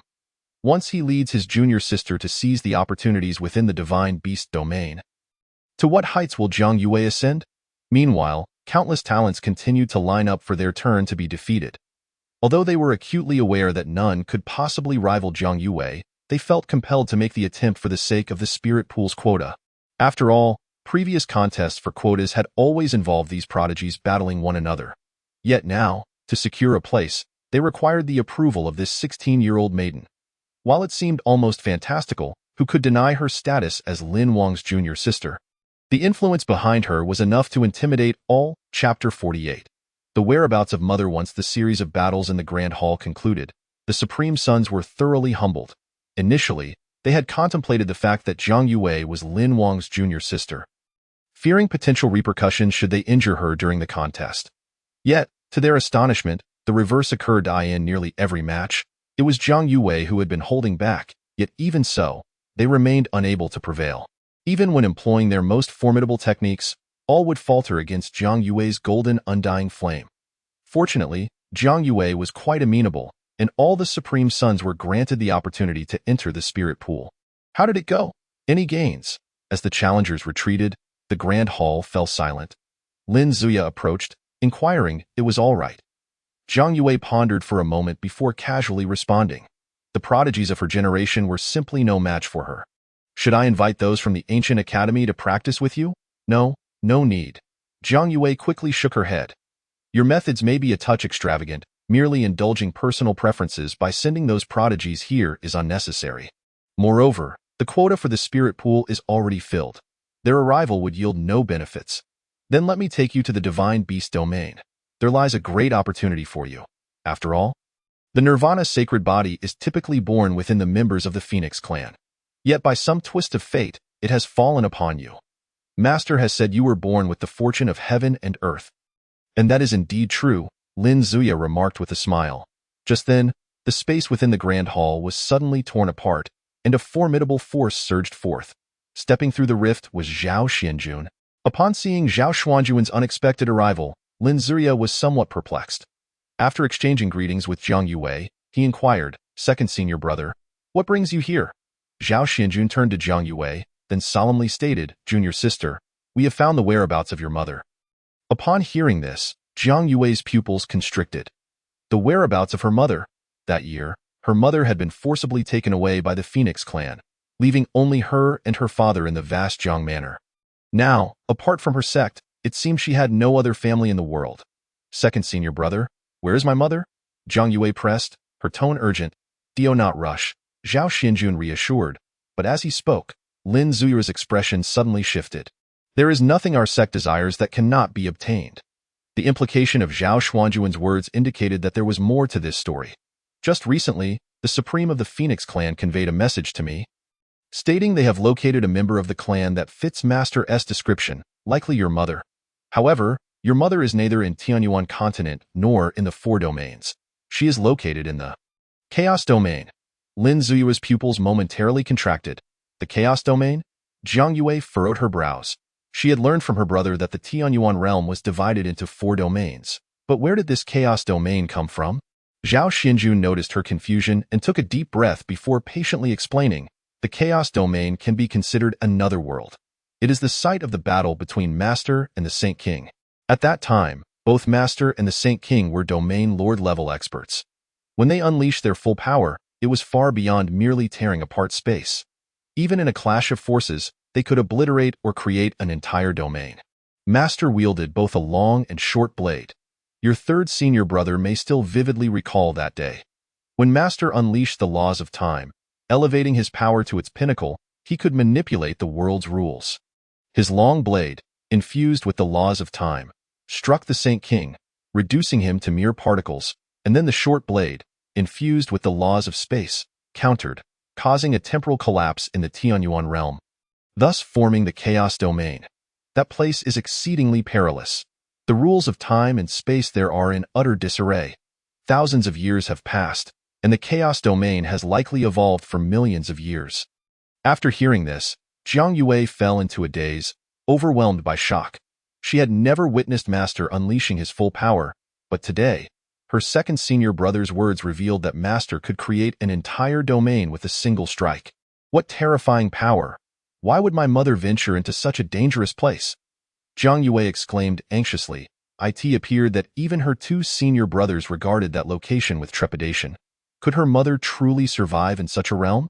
Your mother inadvertently entered the Chaos Domain through the Phoenix inheritance. Clearly, her attempt at the inheritance was unsuccessful, Zhao Xianjun explained, then stepped closer to pat Jiang Yue's shoulder, solemnly assuring her, "Do not worry. Your senior brother will ensure your mother is safely brought back from the Chaos Domain." Lin Zuya nodded in agreement.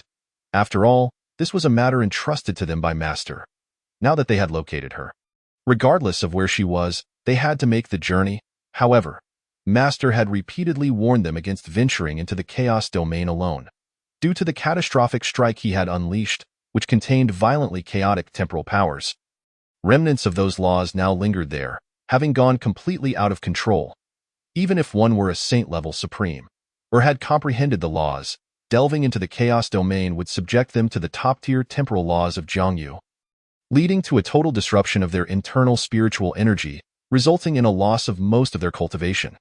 This disruption would last at least 7 days, a phenomenon Master referred to as the spiritual energy vacuum period, a manifestation of his law powers. When Master achieved Saint-level Supreme, he could reduce opponents of the same level to the rank of Marquis.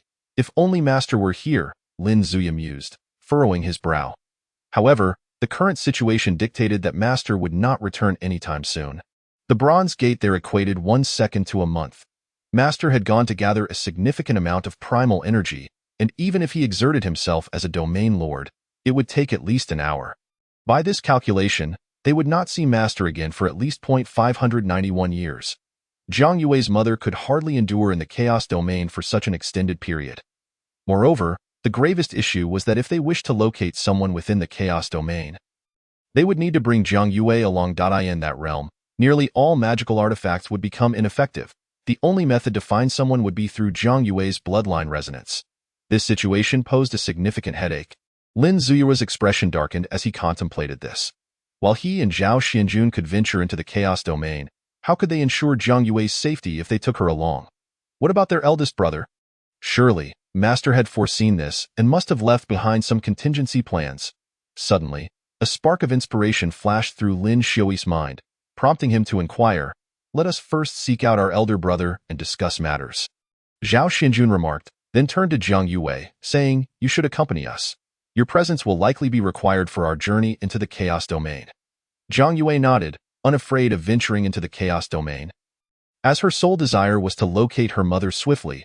By the way, where is the elder brother now? Is he at the Academy Alliance? Lin Xiui asked. The one at the Academy Alliance is merely a projection of our elder brother, Zhao Xianjun replied as he casually tore through the fabric of space. He has been tasked by our master to guard the intersection between the Chaos Domain and the 4 realms of the Tunyuan world. Chapter 49.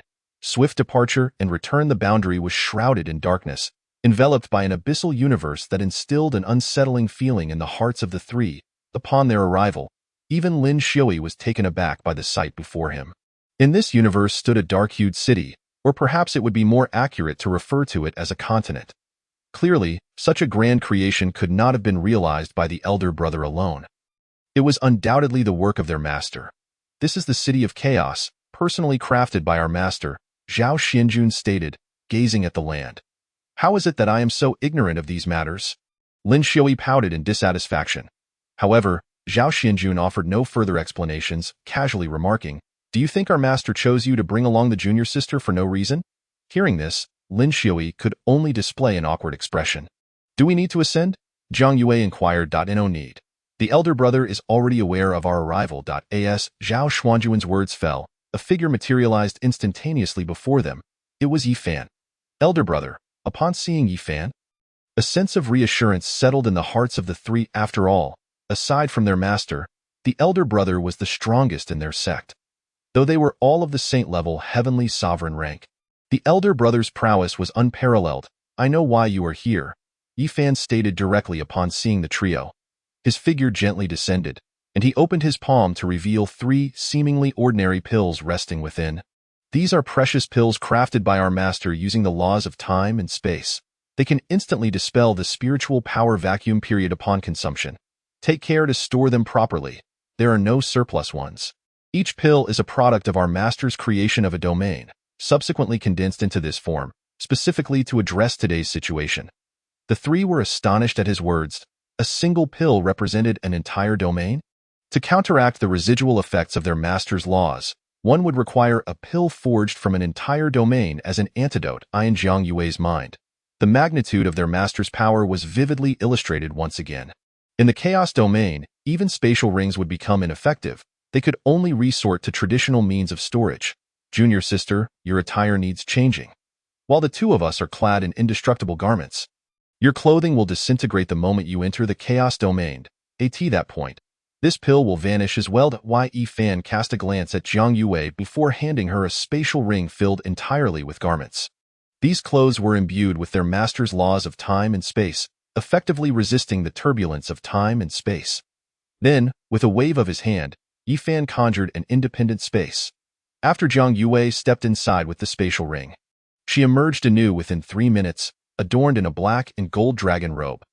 The others raised their eyebrows and shrugged, realizing that the aesthetic of the entire sect had undoubtedly been influenced by their master.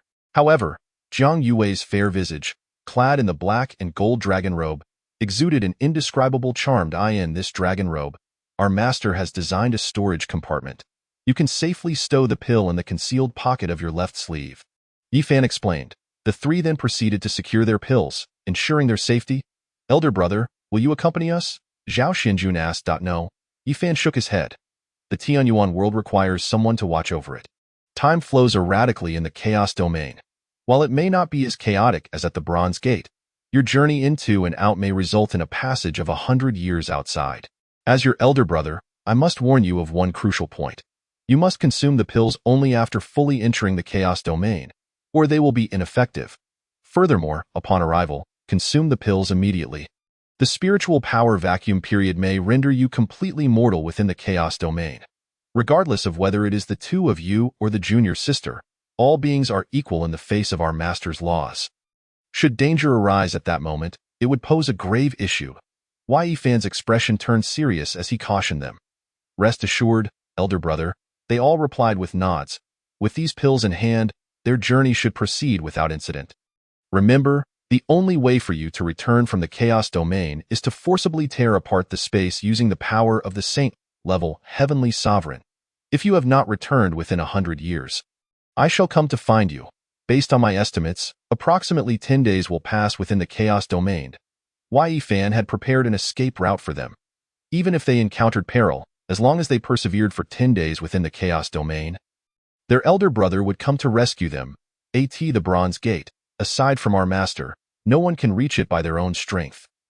Otherwise, this matter could have been resolved with our master's intervention, sparing us from much trouble. He shook his head, expressing a hint of regret. It is now impossible to rely on our master's strength. Originally, with the combined strength of the 3 of us in the 4 realms of the Tianyuan world, there was nothing we could not handle, but this matter pertains to the chaos domain, which is exceedingly troublesome. Not worry, elder brother. Once we enter the chaos domain, we will consume the pills, and with our saint-level cultivation, we will ensure the junior sister's safety while searching for her, Lin Xiui reassured him. "You have imparted too much today, elder brother." "Let us hope so." Yi Fan inhaled deeply, uncertain if he was overthinking things. He then unleashed his full spiritual power, gathering the might of a top-tier saint-level heavenly sovereign in his hands. Subsequently, Yifan grasped the edge of space as if lifting a curtain, tearing it asunder. The spatial rift revealed bizarre colors unlike the deep shadows typically exposed when tearing through space in the four realms of the Tianyuan world. The rift leading to the chaos domain shimmered with dazzling, multicolored light, utterly enchanting. Hasten forth and return swiftly. I have decided if you do not return within 50 years, I shall personally seek you out. Yifan amended his words, believing this to be a safer approach. Fear not. The three chose the most cautious method to enter the chaos domain, standing on either side while holding Zhang Yue's arm. This way, they would not lose their way in the turbulence of time and space. For, upon entering this rift, they would be subjected to the constraints of their master's laws. Exercise utmost caution, Yifan reiterated. Understood. The three nodded and leaped into the spatial rift. In the next moment, Yifan withdrew his power and closed the rift. Restoring tranquility to the surroundings, he gazed sorrowfully at the spot where his junior brothers and sister had departed, murmuring, "If you do not emerge within 30 years, I shall enter the chaos domain to find you." Chapter 50. Spiritual power vacuum. The instant the three entered the rift leading to the chaos domain, they felt as though invisible shackles bound them, causing their internal powers to dissipate rapidly. In mere moments, Zhang Yue had plummeted from the pinnacle of the Tianji realm to a state of utter helplessness. Observing this, the other two quickly formed a spiritual barrier to shield their bodies while simultaneously resisting the onslaught of spatial fragments. "Why is this taking so long?" Lin Xiui and Zhao Xinjun exclaimed in disbelief. Tearing through space outside the chaos domain was akin to opening a portal. One could step in and out with ease. Yet, this passage to the chaos domain seemed interminable. However, this did not instill fear in them. What truly unnerved them was the rapid depletion of their internal powers. The moment they stepped into the passage, their cultivation had dropped from saint-level heavenly sovereign to that of a mere mortal. Such diminished power was barely sufficient to withstand the turbulence within the time-space tunnel. If they were to fall any further, they would be in grave danger. Damn it. The two had no choice but to keep Zhang Yue protected between them. At this moment, she had been reduced to an utterly vulnerable state. Should she suffer harm from the spatial turbulence, her life would be forfeit in an instant. "Junior brother, you protect the junior sister while I shield both of you." Zhao Xinjun suddenly shifted his position to stand before them. At this point, their cultivation had fallen to the emperor rank, making it exceedingly difficult to endure the terrifying spatial turbulence. "Second brother, you, indestructible holy body, activate." Zhao Xinjun roared, his flesh and blood beginning to reassemble, facing the spatial turbulence with mere flesh. Witnessing this scene, Lin Xiui recalled the matter of the holy body. Having dominated for years, he had long forgotten about it as a last resort. However, he had the devouring holy body, which was of no use here. Zhang Yue's nirvana holy body was equally ineffective. With Zhao Xinjun leading the way using the indestructible holy body, they gradually spotted a glimmer of light ahead in the passage. However, at this moment, the three were utterly exhausted, with Zhao Xinjun at the forefront, barely hanging on by a thread. The three figures made contact with the radiant white light. A sudden and world-shattering thunderclap erupted from a certain realm within the chaos domain, illuminating the heavens and earth in a blinding white, as if to obliterate all in its path. Accompanied by a torrential downpour that thundered down, the world was engulfed in darkness, the rain pouring down like a deluge. Several indigenous people, adorned with peculiar decorations and wielding staffs, cautiously observed the three individuals who had inexplicably appeared atop the bronze altar, their attire starkly contrasting with the surroundings, yet all were unconscious. "Who are these individuals, the shamans of fire?" someone timidly inquired from below. Just moments ago, the shaman had brought them to the bronze altar for a routine sacrifice, never anticipating the sudden appearance of such bizarre figures. Could they be deities from the celestial realm? The shaman of fire cautiously approached, squatting before the three and prodding them with his staff. Upon receiving no response, a sigh of relief escaped him. These beings were not gods, merely ordinary people. He felt no trace of power emanating from them. However, in the next moment, his gaze fell upon the unconscious girl, adorned in a black and gold robe depicting a magnificent dragon. Upon seeing this vivid creature, his teeth clenched and a palpable fury ignited within him. They belong to the royal family. Bind them tightly and send them to the dungeons, in the Chaos Domain, on the desolate continent of the W tribe. Wilderness was synonymous with this land. The inhabitants here did not cultivate spiritual energy, but rather qi. They absorbed qi into their bodies, refining their physical forms to the utmost, which was the method of cultivation in the Chaos Domain. At this moment, within the dungeons of the W tribe, the shaman of fire fixed his gaze on the three individuals confined behind bars. Their garments had been replaced with prison attire. How could members of the royal family have suddenly arrived in our W tribe's territory? Was a war truly upon us? The shaman of fire coldly remarked, in recent years, the royal family had been exceedingly overbearing. Although the W tribe was a vassal force, they could no longer bear the exorbitant taxes imposed upon them.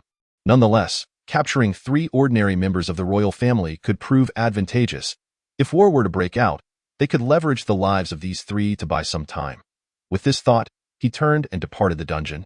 Shortly after the shaman's exit, Zhao Xianjun slowly opened his eyes, engulfed in excruciating pain. To his astonishment, he found himself imprisoned.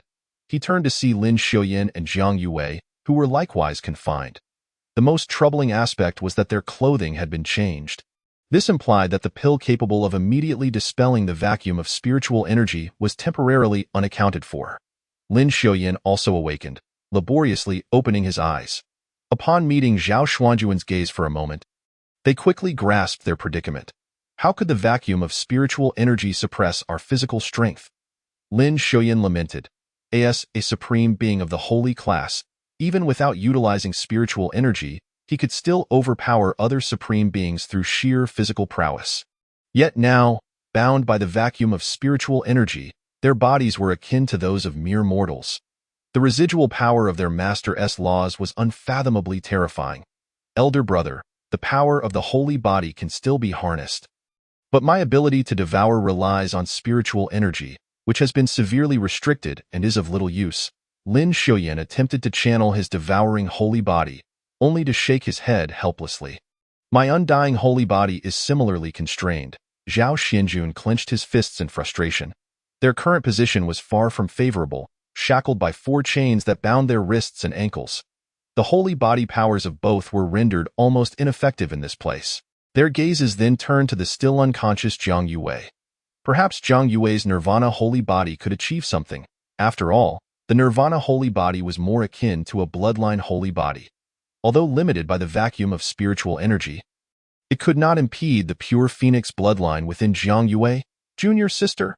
Lin Xiuyan twisted his body, attempting to rouse Jiang Yue, as a noble of the Lin clan. He had not experienced such a humiliating predicament in quite some time. After a brief moment, Jiang Yue awakened, and Lin Xiuyan quickly informed her of their dire situation. It was merely a stroke of bad luck. Upon entering the Chaos Domain through that spatial tunnel, they had been sent to a populated area. The most critical issue was that the moment they arrived, they were knocked unconscious by that blinding white light. When they regained consciousness, they found themselves as prisoners. Having never had the chance to consume the pill, junior sister, try your undying fire, Lin Xiuyan suggested quietly. Upon hearing this, Jiang Yue immediately summoned her nirvana holy body. The phoenix bloodline within her began to activate, and golden flames erupted around her wrists, rapidly heating the shackles until they glowed red and began to melt. Stop! Someone's coming!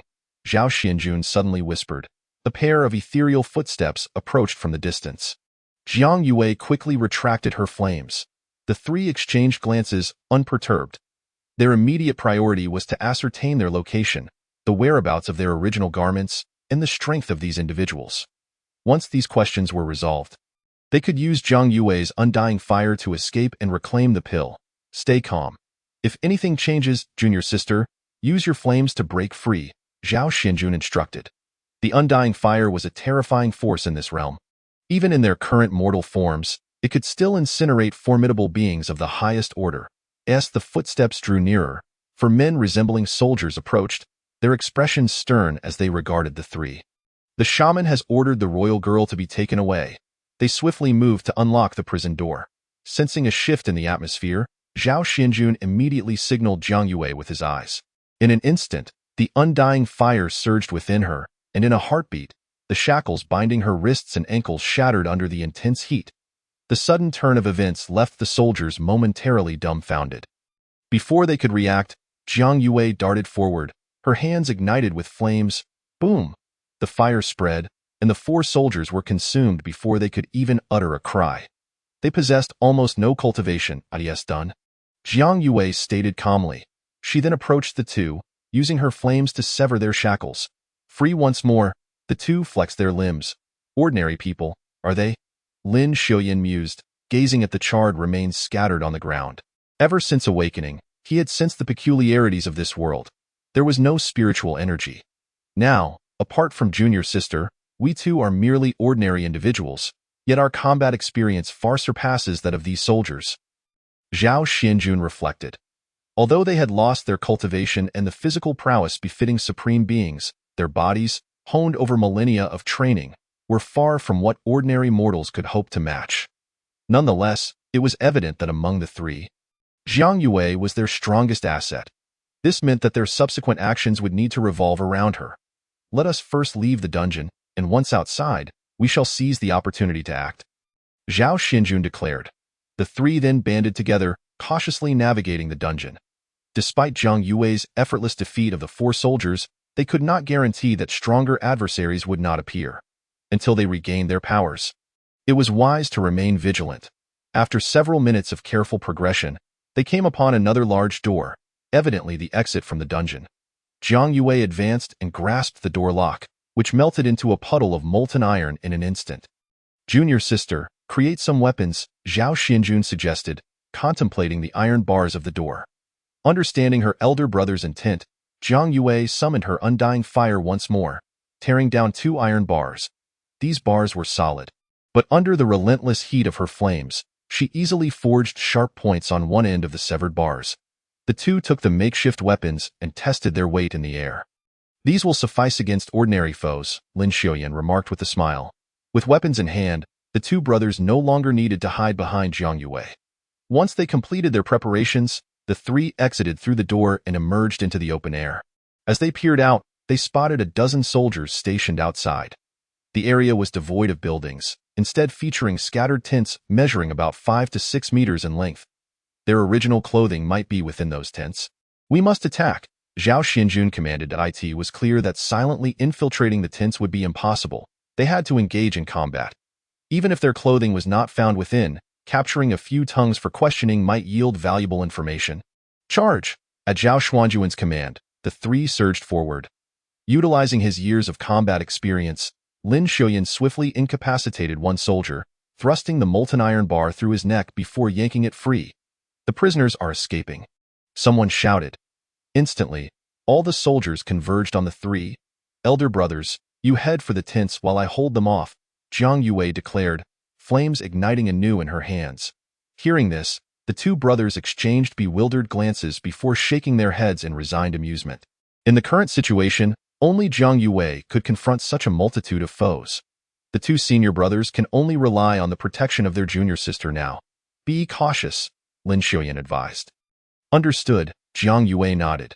She was acutely aware that her opportunities to shield her 2 senior brothers were limited, for she was merely at the celestial realm, while her brothers stood as exalted paragons of the sacred divine. Had it not been for the vacuum of spiritual energy they encountered in this chaotic realm, she feared she would have spent her entire life hiding behind them. With this thought in mind, a smile unconsciously crept onto her lips. In the next moment, flames ignited all over Jiang Yue's body as she charged towards the soldiers. Be careful. This one can wield fire magic too. Quick, alert the shaman. Yet, before the warning could fully escape his lips, a relentless inferno engulfed him, reducing him to ashes in an instant. All the soldiers, witnessing this, swiftly turned their weapons towards Jiang Yue. However, their ordinary iron weapons were utterly insufficient against the undying flames. The sharp spearheads barely grazed her flesh before being melted away by the searing fire. Such formidable flames. It seems this individual surpasses even the shaman, someone thought in silent astonishment. Yet, Jiang Yue had no intention of engaging in idle chatter with them. The identity of the shaman they spoke of was unclear to her. All she knew was that if that figure were to arrive, the current predicament would likely shift. Without hesitation, she plunged back into the fray. Meanwhile, Lin Xiaoyan and Zhao Xinjun, acting separately, had infiltrated a tent. Lin Xiaoyan rummaged frantically within, oblivious to his original attire. Shortly thereafter, he exited and swiftly entered the next tent. The moment he stepped inside, he spotted a soldier clad in armor, seemingly out of place, resting on a carpet with his eyes closed. This individual appeared to be a figure of authority among the soldiers. Without delay, Lin Xiaoyan pressed the sharp end of a metal rod against the soldier's throat and fixed him with a cold stare. The man suddenly awoke as if from a deep slumber, gazing at the captive before him. "Lower your voice, I will ask questions, and you will answer," Lin Xiaoyan commanded coldly, feeling the pain at his neck. The soldier nodded hastily. "Where is this place?" "This is the prison of the Wu clan, where all criminals are confined." "What happened to my original clothes?" "They were taken by the shaman. They should be in the shaman's palace." "What is a shaman? What powers does he possess?" "The shaman is the high priest of the Wu clan. He can manipulate the flames of the world, and his body is impervious to harm." "Where is the palace?" "Point me in the direction. From here, head east, and you will reach Wu City, where the shaman's palace resides." After hearing this, Lin Xiaoyan gained a fundamental understanding of their surroundings. It seemed they still had quite a distance to cover. Meanwhile, Zhao Xianjun arrived hastily at the tent. The two exchanged glances and began to share the information they had gathered from their respective interrogations. Their accounts matched up, confirming their truthfulness. Without hesitation, Lin Xiaoyan drove the metal rod into the soldier's throat, who gasped in defeat. Exiting the tent, they found the battle outside had long concluded, the ground marked by countless burn scars. "Junior sister, we will need your assistance in the journey ahead," Lin Xiaoyan said with a wry smile. With Jiang Yue's countenance darkened profoundly, her entire being tensed with trepidation. "Fear not, junior sister. Your indomitable flame of immortality shall strike true. We shall advance while battling." Lin Xiaoya attempted to reassure her, but before he could finish his sentence, a colossal scorpion suddenly leaped forth from the swirling sands behind them. The creature offered no time for reaction. With a sharp sound, the scorpion's stinger pierced through Lin Xiaoya's body entirely, lifting him high into the air. His mouth agape in disbelief, he emitted a whimper as excruciating pain caused his pupils to tremble. Brother. Chapter 53. A fight to the death. Blood gushed relentlessly from the gaping wound, and Lin Xiaoya's breath faltered instantaneously. As the scorpion withdrew its venomous stinger with a resounding thud, he plummeted to the sandy ground, clutching his wound and gazing upward at the sky. Xiaoxuanjin, witnessing this dire situation, hastily stepped forward to shield him. Confronting the monstrous scorpion with only an iron rod in hand, yet undeterred by fear, Jiang Yue let out a fierce shout, launching two blazing orbs of flame towards the scorpion, incinerating it in an instant. However, at the same moment, a multitude of scorpions emerged from all directions, and the ground trembled ominously as more worms approached. The current predicament rendered both of them with exceedingly grim expressions. Lin Xiaoya was gravely injured, and Xiaoxuanjin had no choice but to remain by his side. Another strike would surely spell his demise. How could Jiang Yue fend off such a horde of monsters alone? "Second brother, you and third brother must escape first. I shall deal with these creatures and join you shortly," Jiang Yue stated calmly, exuding confidence in her indestructible flame. One strike would suffice.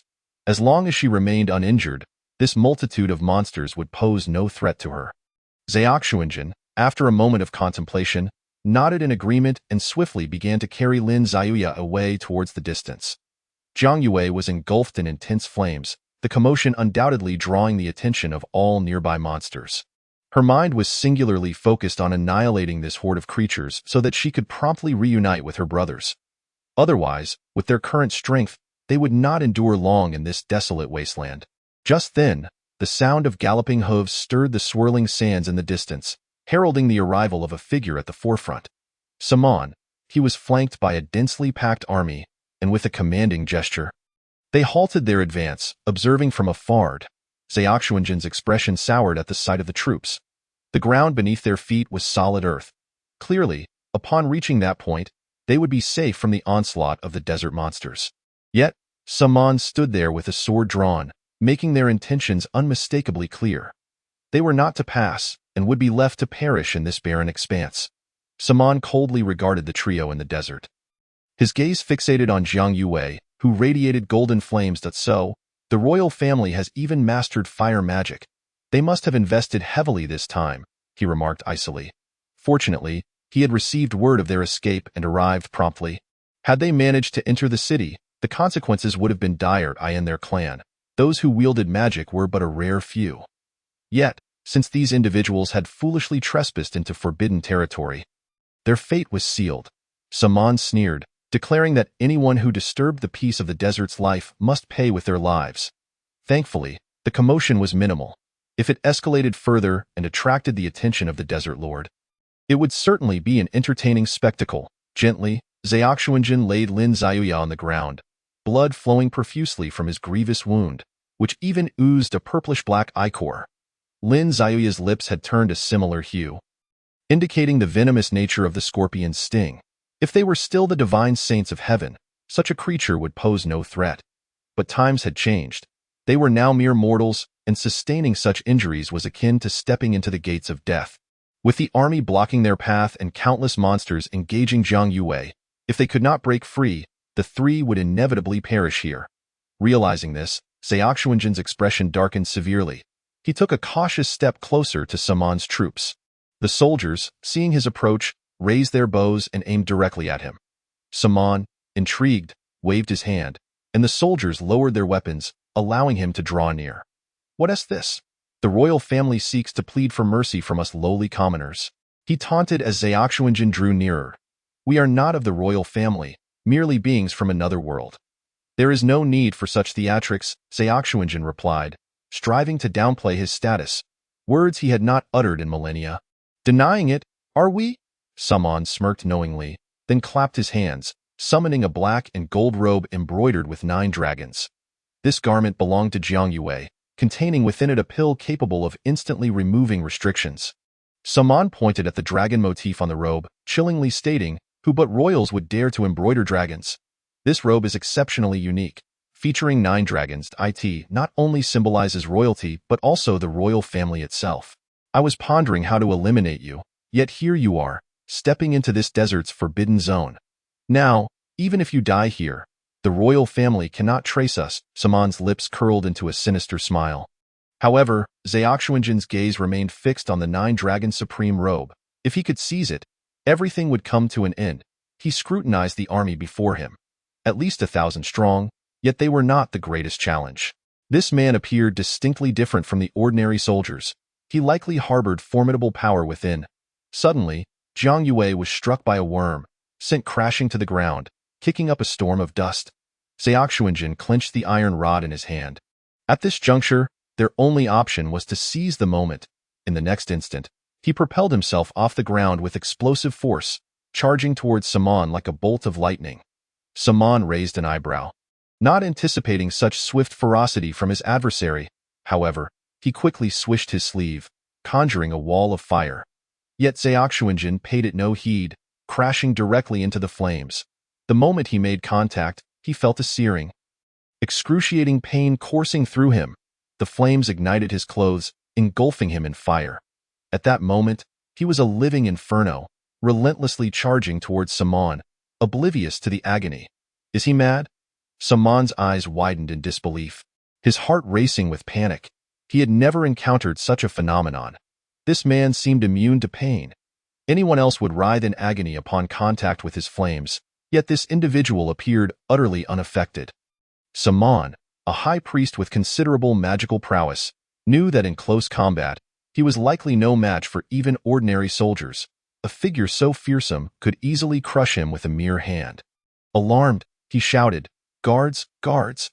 Soldiers responded, raising their shields and brandishing their spears as they charged forth.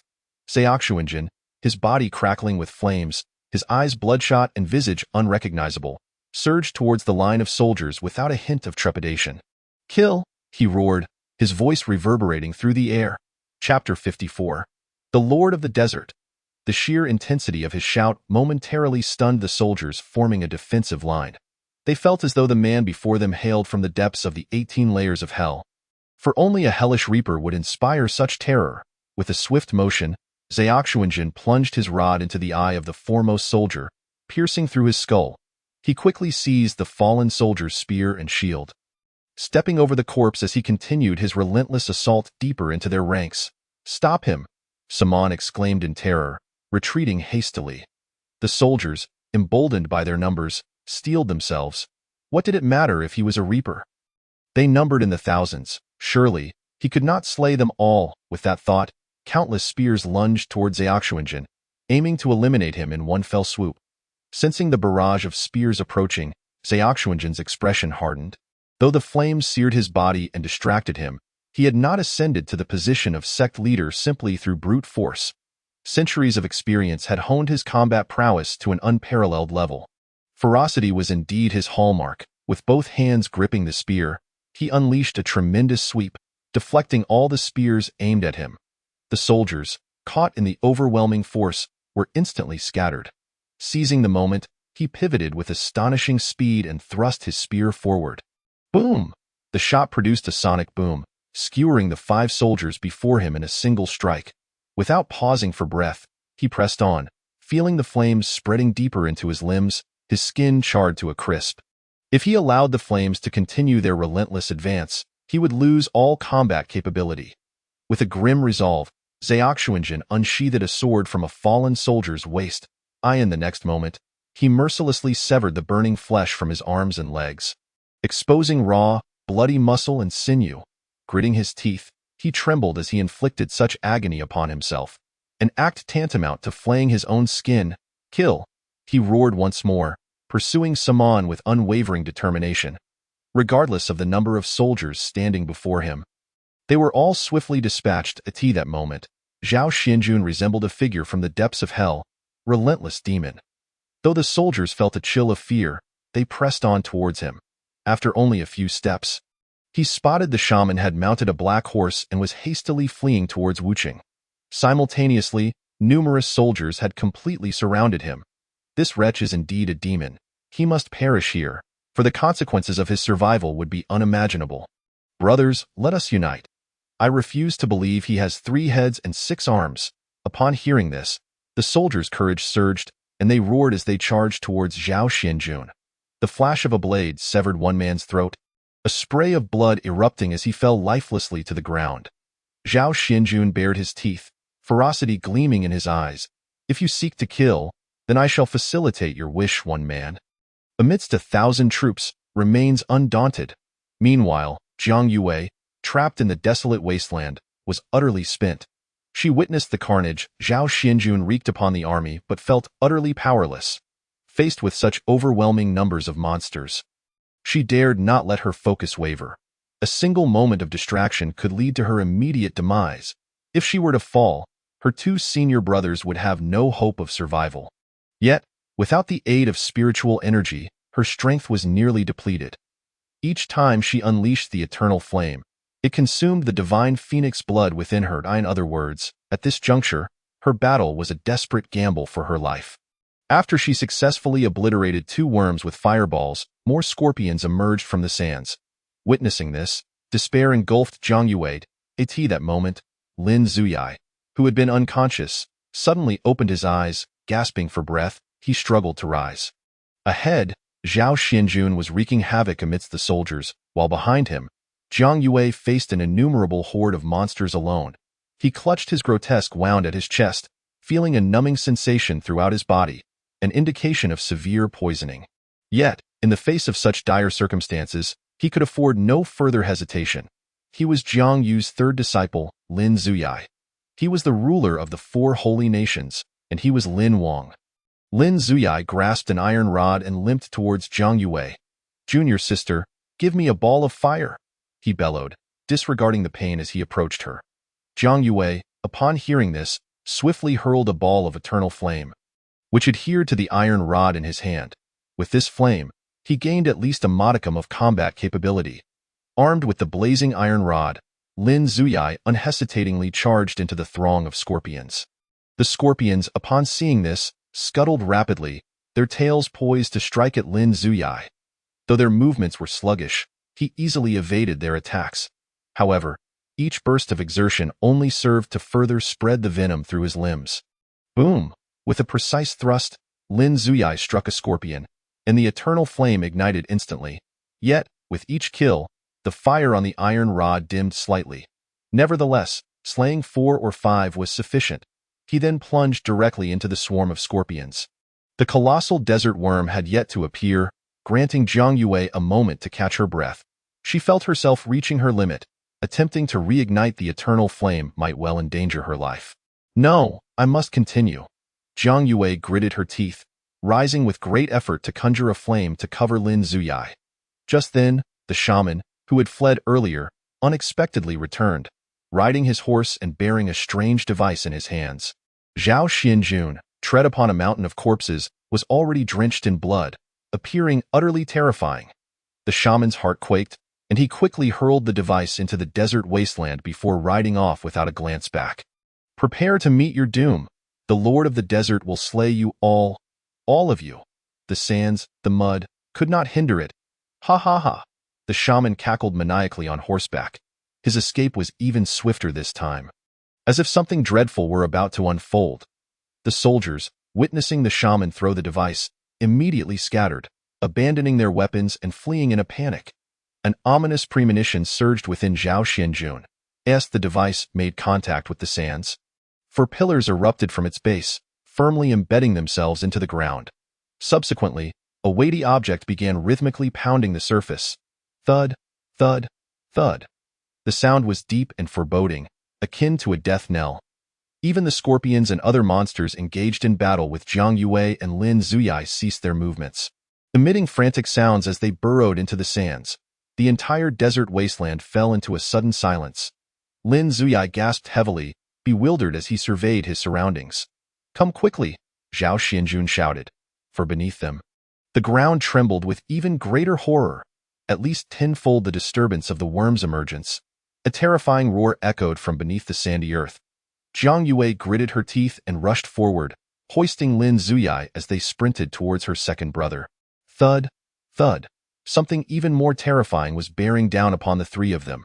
Suddenly, a powerful, resonant boom reverberated, seemingly shaking the entire desert, filling the air with a suffocating sense of dread. Below the surface, a massive shadow began to slither. The sands pushed aside by the ominous rumbling, revealing a long and fearsome silhouette. Its shape was indistinct, yet it writhed forward, carving deep grooves in the majestic dunes, while clouds of sand billowed to either side. Resembling a tidal wave rushing forth, it has arrived, the Lord of the Desert. Zhao Xianjun murmured, as the tremors intensified. The sands cracked, occasionally spewing forth clouds of dust that dimmed the sky. The very desert seemed to convulse, air particles being swept up, forming swirling sandstorms. Ultimately, before their horrified gazes, a colossal sandworm erupted from the ground, towering high, its skin glistening in the sunlight with a metallic sheen unique to black. Its maw resembled a blade capable of cleaving through armies. Sharp and terrifying, as torrents of sand cascaded from its form. The three of them turned pale. This creature, in terms of size, was nearly 20 times larger than the worms they had previously encountered. Chapter 55. Restoring Power. Faced with such a monstrous entity, the utterly exhausted trio felt an overwhelming sense of helplessness swell within them. Despair etched itself onto Jiang Yue's face as the ghastly maw of the Lord of the Desert emitted a chilling scent of blood. It possessed no eyes, yet it could sense that the three insects before it had disturbed its peace. It opened its gaping jaws, unleashing a silent roar, a terrifying pressure instantly pinning the three of them to the ground. There is no escape. Lin Zuyai gritted his teeth, never having imagined he would find himself in such a dire predicament. Beside him, Zhao Xianjun felt the same unwillingness. Bereft of his cultivation, he could scarcely move within the chaos domain. I am sorry, junior sister. Zhao Xianjun shook his head in resignation. There was truly no way out at this juncture. The Lord of the Desert could traverse the sands with ease, and it seemed equally unimpeded in the mud. Jiang Yue, upon hearing this, let out a long breath, remaining silent. The Lord of the Desert writhed its massive body, its maw descending towards the three of them. Just then, far away, seated cross-legged before the bronze door. Jiang Yu's eyes snapped open. He thrust his right hand into the fabric of space, retrieving a long knife that appeared entirely transparent, as if forged from shards of space, nearly matching his height. With a mental command, Jiang Yu aimed at the void and suddenly slashed downwards, in an instant. Everything before him shattered in layers with the force of the strike, transcending time and space. Once finished, he casually tossed the nearly transparent long knife, which instantly dissipated. Where did it run off to? He rubbed his nose, feeling a tinge of suspicion.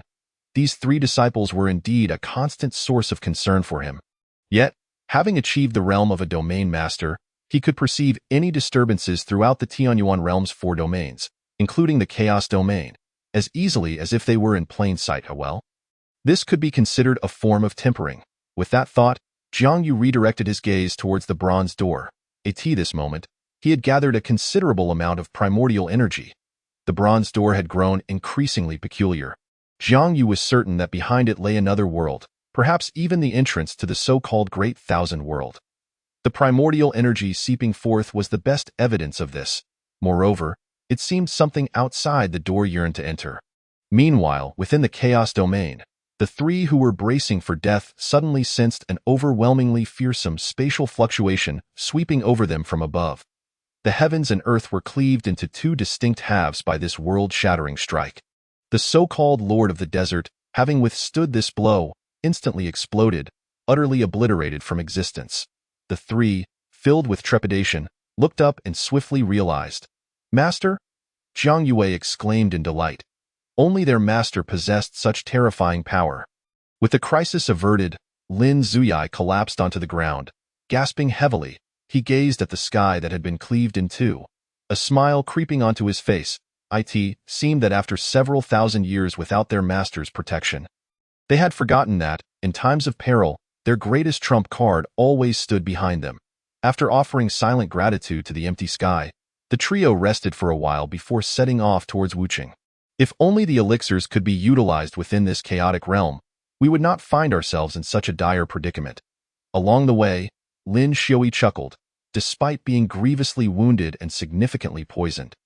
However, Jiang Yue's immortal flame seemed to possess purifying properties. Thus, he would not suddenly succumb to the poison. As for Zhao Xianjun, he appeared utterly bloodied, but his indomitable body ultimately proved effective, sustaining his life. Alas, only objects native to the chaotic realm may be employed. Zhao Xianjun shook his head. Clearly, the weight of the battle now rested squarely upon his junior sister. After half a day's rest, the divine phoenix blood within Jiang Yue had recovered significantly.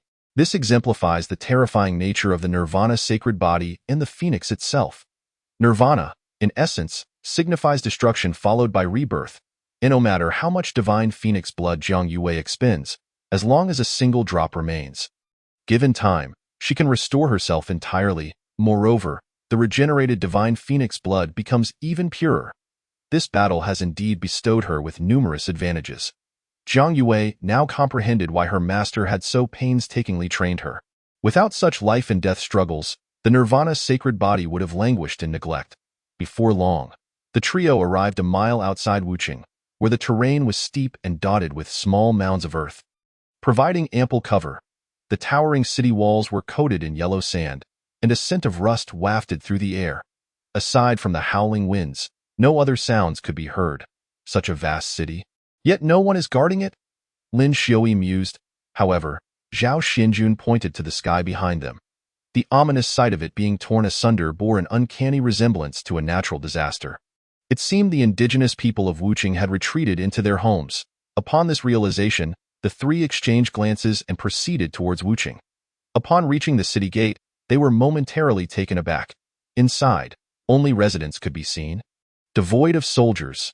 Yet at that moment, the populace was engaged in a bizarre, slow-motion manner, even walking on tiptoes, gently treading upon the ground at a painfully slow pace. No one uttered a word. All was eerily silent. Upon seeing the trio, the residents' pupils dilated, and an elderly woman hastened her movements, approaching Zhao Xianjun with a look of deep concern. "The Lord of the Wasteland has arrived," she whispered urgently into Zhao Xuanjuan's ear. Understanding the gravity of the situation, he leaned closer to her and said, "Hurried at its coming." The reason for the residents' silence was not fear of the royal family, but rather the Lord of the Wasteland. Previously, a shaman had utilized a peculiar device to rhythmically strike the ground, summoning the Lord of the Wasteland. Upon hearing this, despair flickered across the elderly woman's face. The surrounding residents, upon witnessing her expression, began to grasp the dire situation. The Lord of the Wasteland was coming. It would annihilate the entire Wuching, raising towering clouds of dust and claiming countless lives. I must see the shaman. I have a plan. Zhao Xianjun slowly articulated. The elderly woman shook her head, gesturing towards a nearby path. The shaman has fled. He defied the chieftain's orders and summoned the Lord of the Wasteland, knowing full well the consequences. Fearing retribution from his kin, he has abandoned us. He betrayed the Wuzhu clan and likely sought refuge with the royal family, with the knowledge that the Lord of the Wasteland was imminent. All further actions would prove futile. Zhao Xianjun followed the direction the woman pointed. Jiang Yue's black and gold dragon robe lay quietly on the ground. The three exchanged a knowing look and hurried towards the robe.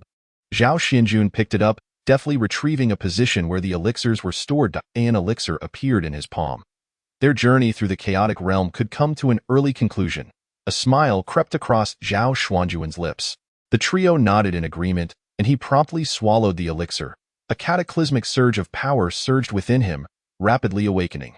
Zhao Xuanjuan's cultivation began to ascend rapidly, the most profound forces of the universe pouring into him, transforming into the purest spiritual energy: Marquis Realm, Royal Realm, Supreme Realm, Celestial Supreme, Sacred Supreme. An unparalleled pressure emanated from his being, permeating the entire world.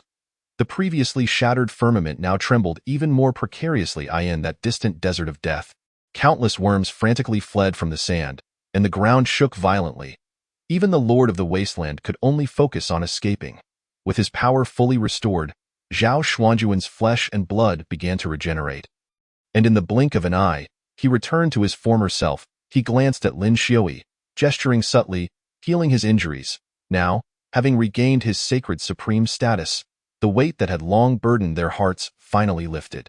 The chaotic realm was indeed vast and intimidating.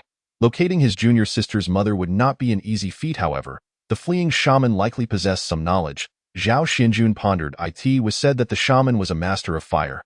The mere mention of flames conjured thoughts of the Phoenix clan's abilities. Anyone bearing the Phoenix bloodline was a master of fire. According to the information provided by the Divine Phoenix Supreme, Jiang Yue's mother had entered the chaotic realm a month prior. In terms of the Tianyuan realm's time, that equated to 300 years. The Phoenix clan generally has a lengthy lifespan. 300 years would not bring her life to an end. If she had further enhanced her cultivation here, her lifespan would extend even longer. Second brother, do you mean? Jiang Yue furrowed her brows, a thought forming in her mind. Could it be that the shaman's ability to wield fire was granted by your mother? Zhao Xianjun replied slowly. What second brother said makes sense. We should make our way to this so-called royal family. Lin Xiui nodded, eager to confront the shaman again. This fellow had nearly led the three of them to their demise in the desert of death. With his vengeful nature, he would not allow the shaman to live peacefully. At the very least, he would bring him back to the Tianyuan realm for a slow and torturous reckoning, in a rush. There are still 2 elixirs within Wuching, Zhao Xianjun declared, extending his powerful consciousness to envelop the entire city in an instant. Moments later, with a mere gesture, he retrieved the remaining 2 elixirs, handing them to his companions. After consuming the elixirs, both regained their normal cultivation levels. At that moment, the residents of Wuching gazed at the trio, astonished, mouths agape, rendered speechless. They can fly. Such powers were typically exclusive to the great shamans of the royal family. Excuse me, elder, could you kindly indicate the way to the royal family? Zhao Xianjun inquired with a smile. After a moment of stunned silence, the elderly woman pointed him in the right direction. Thank you. Zhao Xianjun grinned, then took Jiang Yue and Lin Xiui, swiftly making their way in that direction. Their figures transformed into streaks of light, vanishing into the horizon. Wait. Halfway through, Lin Xiui suddenly halted. What is it? Zhao Xianjun frowned, surveying their surroundings.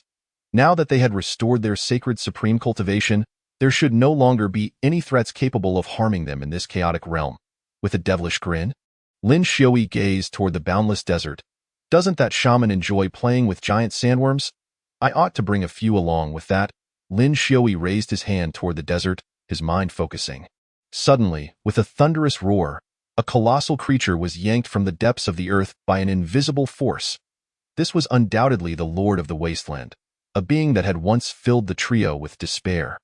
Yet now, the once mighty lord of the wasteland appeared as fragile as a mere insect before Lin Xiui. Its enormous form writhed and struggled in midair, but to no avail. The power of the sacred supreme was not something such a brutish creature could escape. With a cold snort, Lin Xiui hurled it back onto the desert floor. The three exchanged knowing glances and adeptly leaped atop the lord of the wasteland's back. Onward, to the royal family, Lin Xiui declared, channeling the boundless spiritual energy within him to propel the massive worm forward at great speed. The earth trembled and mountains shook. In the ancient continent, the domain of the royal family, the fire shaman knelt within the grand hall. Bowing his head, "You wish to join the royal family? I am pleased, but all must be approved by the divine envoy." The wasteland king spoke coldly. The fire shaman, hailing from the Wuzhu clan, clearly harbored ulterior motives. If he could betray his own clan, how could he possibly remain loyal to the royal family? Keeping such a character alive would undoubtedly lead to future calamities. However, as a fire shaman wielding the power of flames, he possessed some utility value. He could be dispatched to the front lines in future battles. I have turned from darkness to light. The divine envoy will surely grant me favor, the fire shaman implored humbly. Bowing deeply, "I believe so. The divine envoy will undoubtedly agree to my request," the wasteland king sneered. The so-called divine envoy was an extraterrestrial being who brought the power of fire to the ancient continent. Anyone who consumed her blood could become a shaman, mastering the flames. Regrettably, the divine envoy had a soft heart. Now, having lost half of her power to the wasteland king, she was imprisoned beneath the earth. The current divine envoy was merely a figurehead, serving to satisfy the people's reverence for divine authority while ensuring the uniqueness of his royal power. After all, he had known the divine envoy for several hundred years. He was well aware of the principle of divine right to rule. The king first appointed you as the captain of the Imperial Guard's vanguard. After all, one must show loyalty to the throne, right? The king of the wasteland chuckled. Upon hearing this, the fire shaman's expression darkened, yet he had no choice but to bow in submission. While it may sound grand to be called the captain of the Imperial Guard's vanguard, the grim reality is that it merely signifies being the frontline fodder in battle. Was this not a blatant attempt to play him? However, having been cast aside by the Wuzhu tribe, he realized that without a place to land, he would inevitably perish in the desolate wasteland. "Your Majesty, the Lord of the Wasteland has revived and is heading towards the royal city." Suddenly, a soldier rushed into the grand hall, his face ashen. Filled with terror, upon hearing this, the king of the wasteland's countenance shifted dramatically. At that moment, the entire hall and even the very ground began to tremble violently. Is it truly here? The king of the wasteland's pupils constricted. That being is the Lord of the Wasteland. Even with half the power of a divine envoy stolen, he could only expect a 50-50 chance against such a foe. Not to mention, should he engage a Lord of the Wasteland in battle, it could very well attract more of their kind. Fire Shaman, your moment of loyalty to the royal family has arrived. If you can repel the Lord of the Wasteland, I shall grant you entry into the royal family." The king of the wasteland commanded sternly. The fire shaman gritted his teeth and replied, "As you command." At this point, he had no choice but to comply. Ultimately, it was a matter of life or death, and the temptation to join the royal family was simply too great. Without delay, the fire shaman led the Imperial Guard towards the outskirts of the royal city. Chapter 57. The encounter standing on the battlements. The shaman's face was grave. The Imperial Guards below seemed to know their fate, with not only fear evident in their eyes, but also a glimmer of despair. Everyone understood that mere human strength could not withstand the Lord of the Wasteland. "Send someone swift," the shaman pondered for a moment before shouting downwards. The Imperial Guards exchanged glances, and after a brief pause, a young man mustered his courage and stepped forward. The shaman nodded in satisfaction, producing a device and handing it to him. "Do not inquire what this is. Strive to run as far from the royal city as possible, then drop this device on the ground. If the plan succeeds, the entire royal family will express their gratitude, and your family will enjoy a life of luxury." The young man nodded solemnly, took the device, mounted a sturdy horse, and galloped off into the distance. The shaman watched the young man's receding figure, hoping it would prove useful. This was his last resort. If this plan failed, they would all meet their doom. After a while, the ground's tremors began to subside until complete tranquility was restored. A rare smile appeared on the shaman's face. "Have we succeeded?" he murmured, gazing towards the calm horizon, yet saw nothing. He had not anticipated that this method would actually yield results. The shaman licked his lips. Deep in thought, he surmised that the Lord of the Wasteland had been summoned by him from that direction, only that he had failed to control it. Hence, he had fled from the Wuzhu tribe to the royal family. However, if this method could indeed succeed, then he would have gained another means of leverage. After all, such devices were uniquely crafted by him. With this thought, a wider smile spread across the shaman's face. The Imperial guards below could not help but cheer. The Lord of the Wasteland had not arrived, which meant they would not meet their end. Stand down. The crisis has been averted, the shaman declared with a grin. Just as he turned, a massive shadow suddenly enveloped the area. He quickly looked up, his pupils contracting in shock. The colossal form of the Lord of the Wasteland was soaring through the sky. Plummeting towards their royal city, "Run!" the shaman bellowed, but at that moment, it was too late for any action. The enormous body of the Lord of the Wasteland crashed down, stirring up a dust storm that darkened the sky. And a powerful shockwave instantly sent all the Imperial guards flying, even causing cracks to appear in the seemingly indestructible city walls. The shaman, upon the battlements, fell to the ground, taking a long while to rise. "Damn it," he gritted his teeth. "How could the Lord of the Wasteland fly? Shaman, attack it! Use the power of fire!" A soldier shouted helplessly from below, and no matter whether wielding spears or swords, none could inflict even the slightest harm upon the Lord of the Wasteland. The only one capable of causing damage was the shaman wielding the power of fire. "What am I supposed to attack with?" The shaman leaped from the battlements. He was the fire shaman, not a divine fire deity. To demand he confront the Lord of the Wasteland was tantamount to seeking death. Given that matters had escalated to this point, if he did not flee now, he would be a fool. The royal family was doomed as well. He contemplated what tribes were nearby. The Lord of the Wasteland is dead. Suddenly, a soldier shouted. The shaman, who had been restless upon the battlements, felt a surge of joy at that moment. Dead? Splendid. A wider smile spread across his face. What a farce. It turned out he had been scaring himself all along. Why are you laughing? Is there good news to share so we can all rejoice? At that moment, Zhao Xuanjuan's figure unexpectedly appeared on the battlements, a smile playing on his lips. The shaman turned abruptly, as if he had seen a ghost. You are. The next moment, Jiang Yue and Lin Zuyua's figures also stood upon the battlements. The shaman rubbed his eyes in disbelief. It was these three that had compelled him to summon the Lord of the Wasteland. Had they not existed, he would not have fallen into such dire straits today. Wait, that they are not dead. How could this be possible? In this world, no one could escape the jaws of the Lord of the Wasteland. Of course, these three were members of the royal family. If they safely encountered the King of the Wasteland, he would truly become a fugitive. With this thought, a flicker of resolution appeared in the shaman's eyes. Flames ignited in his palms as he propelled himself towards the battlements. He had to eliminate these three before that happened. Otherwise, not only would he be barred from entering the royal family, but he would also be hunted down by the royal family to the ends of the earth. Do you play with fire well? Lin Zuya stood suspended in the air, coldly observing the shaman approaching him. This fellow had been tolerated for far too long. Better than you, the shaman roared, the flames in his hands coalescing into an axe. Cleaving towards the three, yet at that moment, Lin Zuya waved his hand, and infinite flames surged from the ground, engulfing the entire realm. The space twisted. This place instantaneously transformed into a hellish inferno. The shaman, poised to strike with his axe, found his body frozen mid-air. Cold sweat broke out on his forehead. What is happening? Why can't I move? Why are flames raging around me? Who are they? Even at the peak of the divine envoy's power, such feats were unattainable.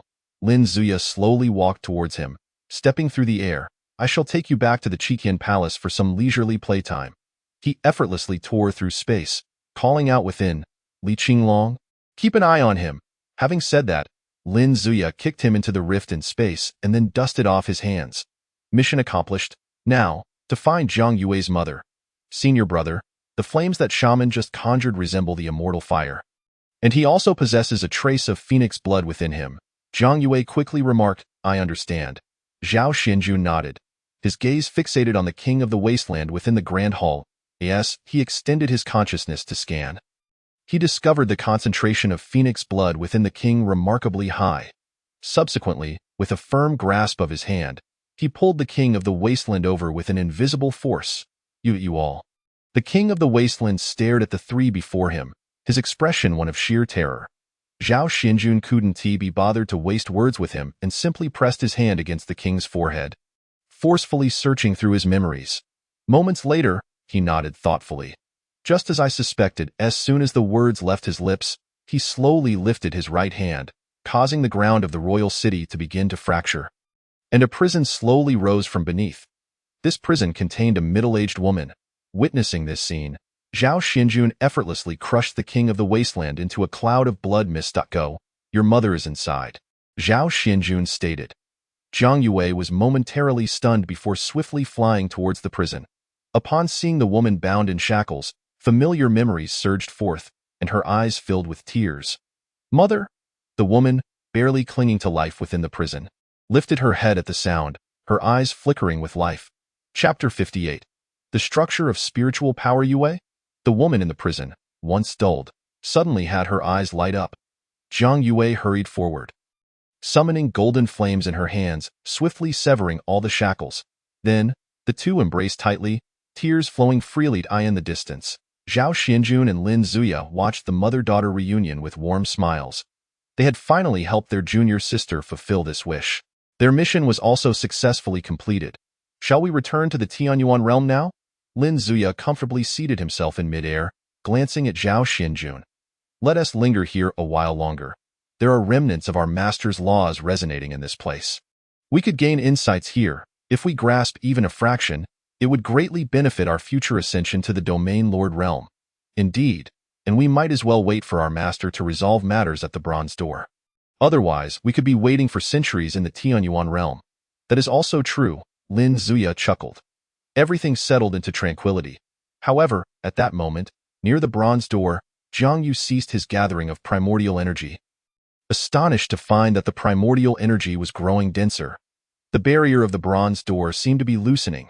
He clearly sensed that behind this door, there were definitely others. They seemed to be desperately trying to enter the Tianyuan realm. The barrier of the bronze door could actually be loosened. Could it be that the other party exists beyond the realm of the King of Boundaries? Zhang Yu pondered with suspicion. However, this notion proved to be incorrect. The King of Boundaries is undoubtedly a being of immense stature within the vast universe. The individuals behind the door were likely capable of manipulating the barrier because they resided in a higher realm. While the Tianyuan realm is situated at the convergence of upper and lower realms, boom, the bronze door suddenly emitted a deep, resonant hum. Zhang Yu pressed his hands against the door and closed his eyes in concentration. His consciousness traversed through time and space, utilizing the faint residual spiritual energy left on the barrier as a medium, allowing him to glimpse the outside world for the first time. Zhang Yu's eyes flew open in astonishment. So it is indeed, he gasped for breath. What lay beyond the bronze door was such a world. The one who was assaulting the barrier was likely an arrogant intruder. Let me in, he exclaimed. His expression hardening, that a surge of immense spiritual energy pierced through his consciousness, violently tearing open a gaping rift in space outside the door. The individual had no chance to react before Zhang Yu yanked him into the realm. The elderly figure hurriedly attempted to evade, but such efforts were clearly superfluous in Zhang Yu's presence. Though not move, Zhang Yu spoke coldly, gazing down at the old man sprawled on the ground. Unable to move, a smirk playing on his lips, a saintly heaven supreme. Tio possessed such cultivation and yet be able to shake the bronze door's barrier? His mind stirred, and the elder was suddenly propelled before him. What are you? How could you possibly be in the central realm? Wait, you are the ruler of the central realm? The King of Boundaries? No, it can't be. Please don't. The old man's face was a portrait of horror. Zhang Yu paid no heed to the elder's words. His consciousness had already thoroughly scanned the individual before him. The physical structure bore no difference from his own. He cultivated spiritual energy, appearing to be human. He possessed cultivation techniques and martial skills, having comprehended the power of the laws. Then the question arose. Why was this fellow capable of shaking the barrier? He now resembled a deranged scientist. Fervently observing the elder regarded as a specimen. Jiang Yu pressed a hand firmly upon the elder's crown. Let me see what secrets you hold. In the next instant, he delved into the elder's soul. While searching memories might not be exhaustive, soul searching allowed Jiang Yu to perceive even the essence of reincarnated beings with clarity. However, this came at the cost of rendering the elder a dullard. As vast information coalesced in Jiang Yu's mind, he closed his eyes, striving to digest it all. Moments later, satisfaction graced his features. So it is. I never anticipated that knowledge from before my crossing into this fantastical world would prove useful. Jiang Yu shook his head, a radiant smile illuminating his face. The Tianyuan realm serves as the nexus of the vast universe, functioning as a transit station. Here, it is referred to as the central realm by the powerful of the universe. It stands as the most potent springboard, allowing one to leap into any realm, be it upper or lower. Yet, now that he gazed upon the world beyond the bronze door, it merely appeared as a lower realm, devoid of anything extraordinary. But Jiang Yu understood that this was merely a temporary connection between two worlds. His consciousness had long since penetrated the connecting passage, arriving at the true central realm beyond the Tianyuan realm, which had merely been a facade to obscure the world's transit station. Here, countless doors existed, each linking to a distinct realm. The rulers of lower realms were all saintly heaven supremes, while those of upper realms were kings of boundaries. Yet, the ultimate goal of all kings of boundaries in their lives was to seek the central realm. For the lords of the worlds possessed a terrifying ability, the ability to refine the essence of worlds. Through this method, the power of a king of boundaries could surge exponentially. Imagine, if a king of boundaries were to discover the central realm, he would gain access to the gateways of all worlds. Akin to a starving individual entering a bakery. Jiang Yu coldly mused, I never expected this saintly heaven supreme to inadvertently pave the way for me. In a wonder the old man displayed such a reaction upon realizing he was a king of boundaries. Akin to uncovering a bomb while treasure hunting. Jiang Yu was that bomb. He turned his attention to the already dazed elder and commanded, exhibit your spiritual energy. The elder, upon hearing this, vacantly summoned a sphere of spiritual energy in his hands, which shone with a golden hue. This was precisely what Jiang Yu had previously grasped. The elder's ability to shake the barrier, despite his saintly heaven's supreme cultivation, stemmed from the distinct structure of his spiritual energy. Jiang Yu meticulously scrutinized the golden sphere of energy. He too summoned a sphere in his palm, its color blue. Yet as Jiang Yu closed his eyes, channeling the power of the laws to modify the structure of his spiritual energy, it transformed into a purple hue. Clearly, this was still insufficient. Jiang Yu's temples throbbed, his mind racing, and beads of cold sweat began to form on his brow. Restructuring the spiritual energy was undoubtedly a monumental task. But he was Jiang Yu. Boom! The spiritual energy in his hands abruptly shifted to a golden hue. Jiang Yu gazed upon everything before him with satisfaction, exhaling a long breath. It was done. In a mere span of seconds, he had reconstructed his internal spiritual energy 100 billion times. However, had the elder not personally presented the solution before him, he would not have arrived at the answer so swiftly. Who wouldn't be able to solve a problem when presented with the solution? Jiang Yu continued to observe the spiritual energy in his hand. With a mere thought, the golden hue morphed into black. Thankfully, prior to crossing into this world, his chemistry had been commendable, and he had constructed the universal structural formula. Training requires intellect, he coldly remarked. Now, his spiritual energy had transcended that of upper realm beings. Jiang Yu approached the bronze door, gently pushing it. The door emitted a sound that echoed through eons, finally creaking open a sliver. Seeking updates and rewards. The author wishes everyone a happy new year, with health for the family, fulfillment of wishes, and everything going smoothly. May this year bring abundant wealth. Chapter 59. Prohibited. As the blinding white light dissipated, Jiang Yu stood firmly in the world beyond the bronze door, gazing down upon this lower realm. Turning his head, the bronze door stood abruptly in the sky, like an object that should not exist in this world.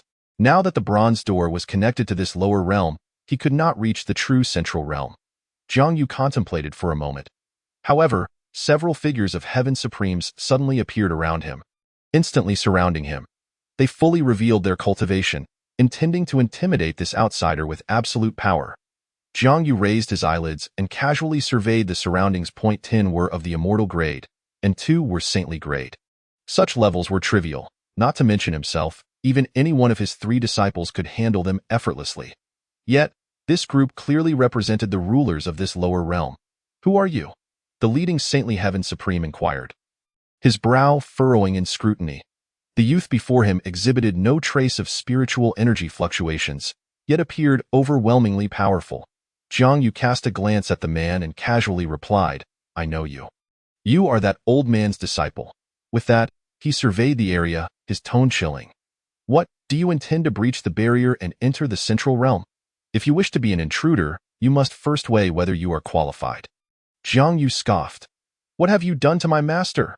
The man pressed, and as these words left his lips, the atmosphere instantly turned tense, akin to a drawn sword. Kill them. You are a group of warmongers. And the barrier of the central realm has already been opened by me. Anyone who learns of this secret must die. Jiang Yu licked his lips. The Tianyuan realm was his most crucial location, his stronghold. He would never allow any outsiders to step foot within it. This lower realm must be eradicated. What do you intend to do? Do you plan to take us on single-handedly? Another saintly heaven supreme bellowed in fury. Jiang Yu scratched his ear, unwilling to waste words with this group. As he raised his arm, the entire world began to shatter, the power of the laws of time and space surging forth from his being. Annihilate, he muttered. Die in the next moment.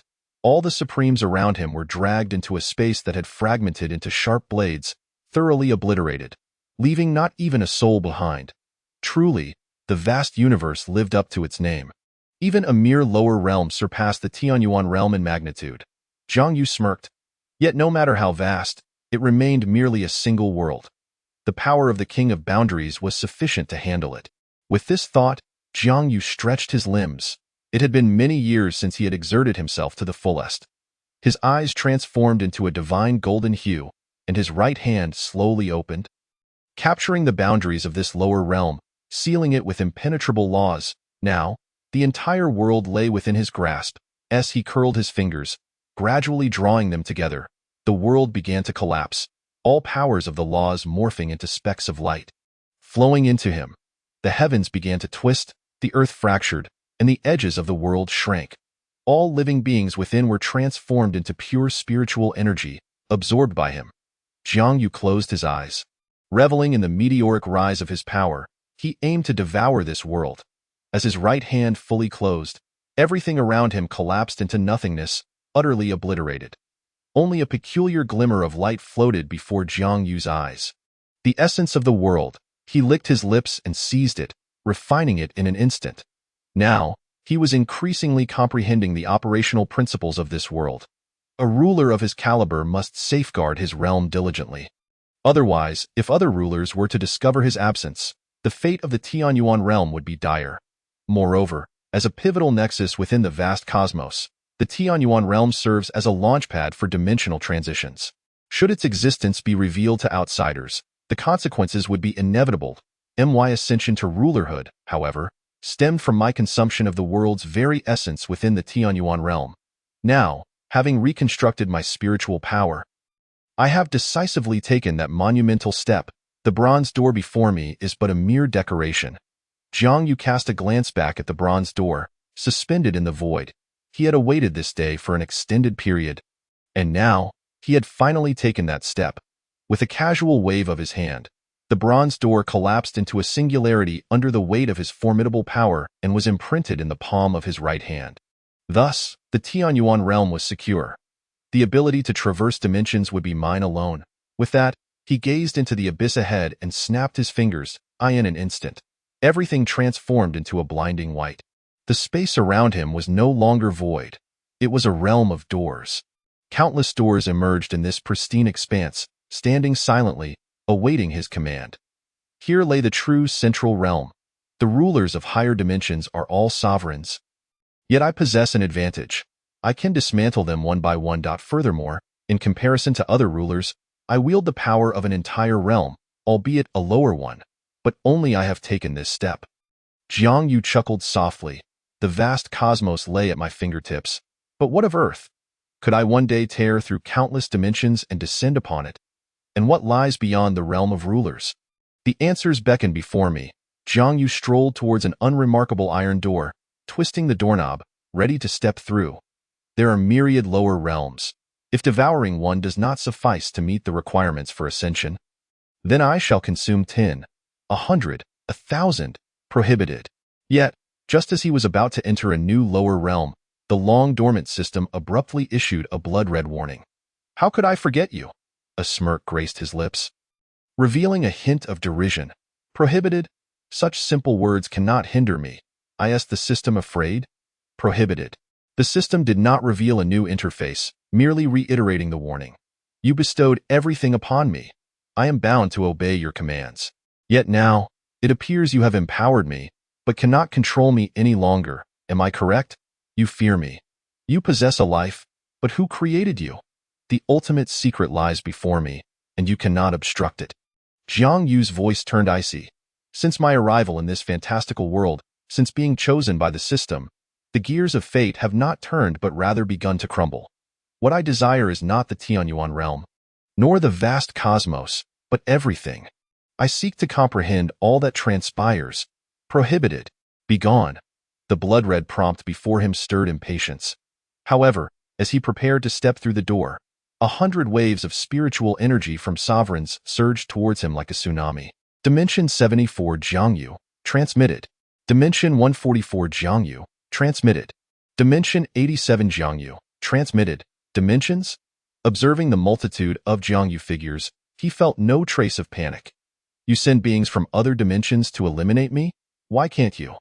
As the system, simply erase me? Do you lack the will? Jiangyu's lips curled upward.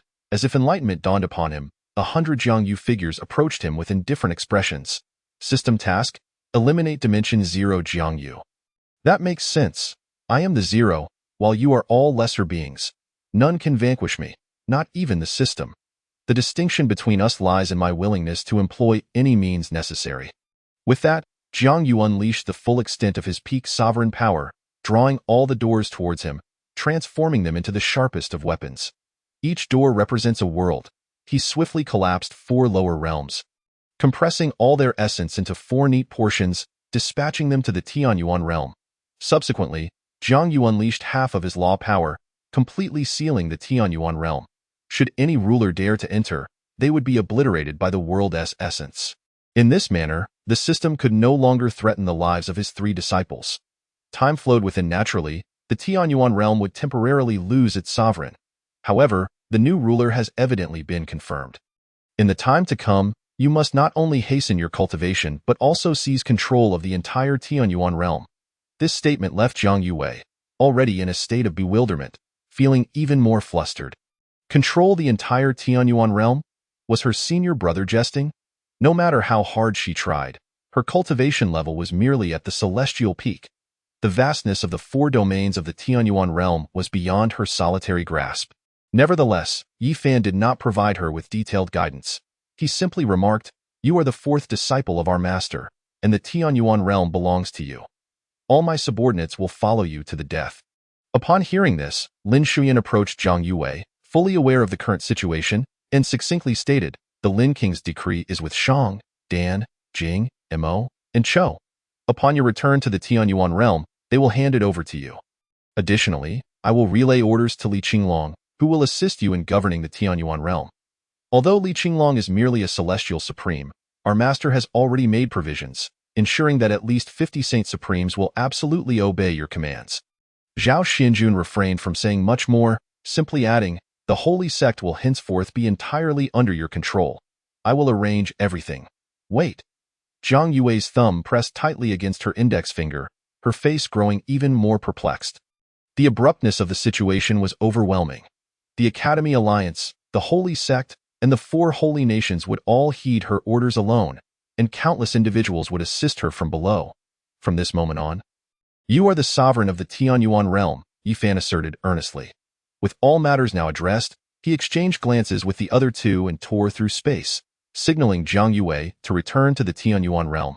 "Senior brother," Jiang Yue wished to express something further, but the 3 senior brothers merely shook their heads. "You are the 4th disciple of our master. No one will dare to oppose you. Moreover, the power structure of the Tianyuan realm is quite stable, and there should be no complications. We grant you this power to enable you to mobilize all available resources for your cultivation, helping you reach the realm of Saint Supreme as swiftly as possible. You must return now. There is no time to lose. Yi Fan effortlessly twisted the rift in space into the shape of a door. Take care. With that, the three of them vanished into the chaotic domain. Leaving Zhang Yue alone in a state of disarray, it seemed she had not even been afforded the time to bid them a proper farewell.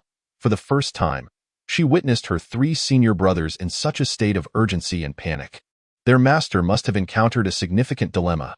Tio controlled the entire Team in Yuan realm. Zhang Yue's tone wavered as she gazed at the door. She then closed her eyes, took a deep breath, and stepped through it with her mother. Chapter 61. The Death List in the Holy Nation's Imperial City. At the Celestial Mountains Chiqian Hall, Zhang Yue sat upon the throne, surveying the multitude of celestial supremes below. This time, she was alone, without her senior brothers or master. Recalling the moment when her master had pressed her onto the throne, she felt an overwhelming sense of disbelief.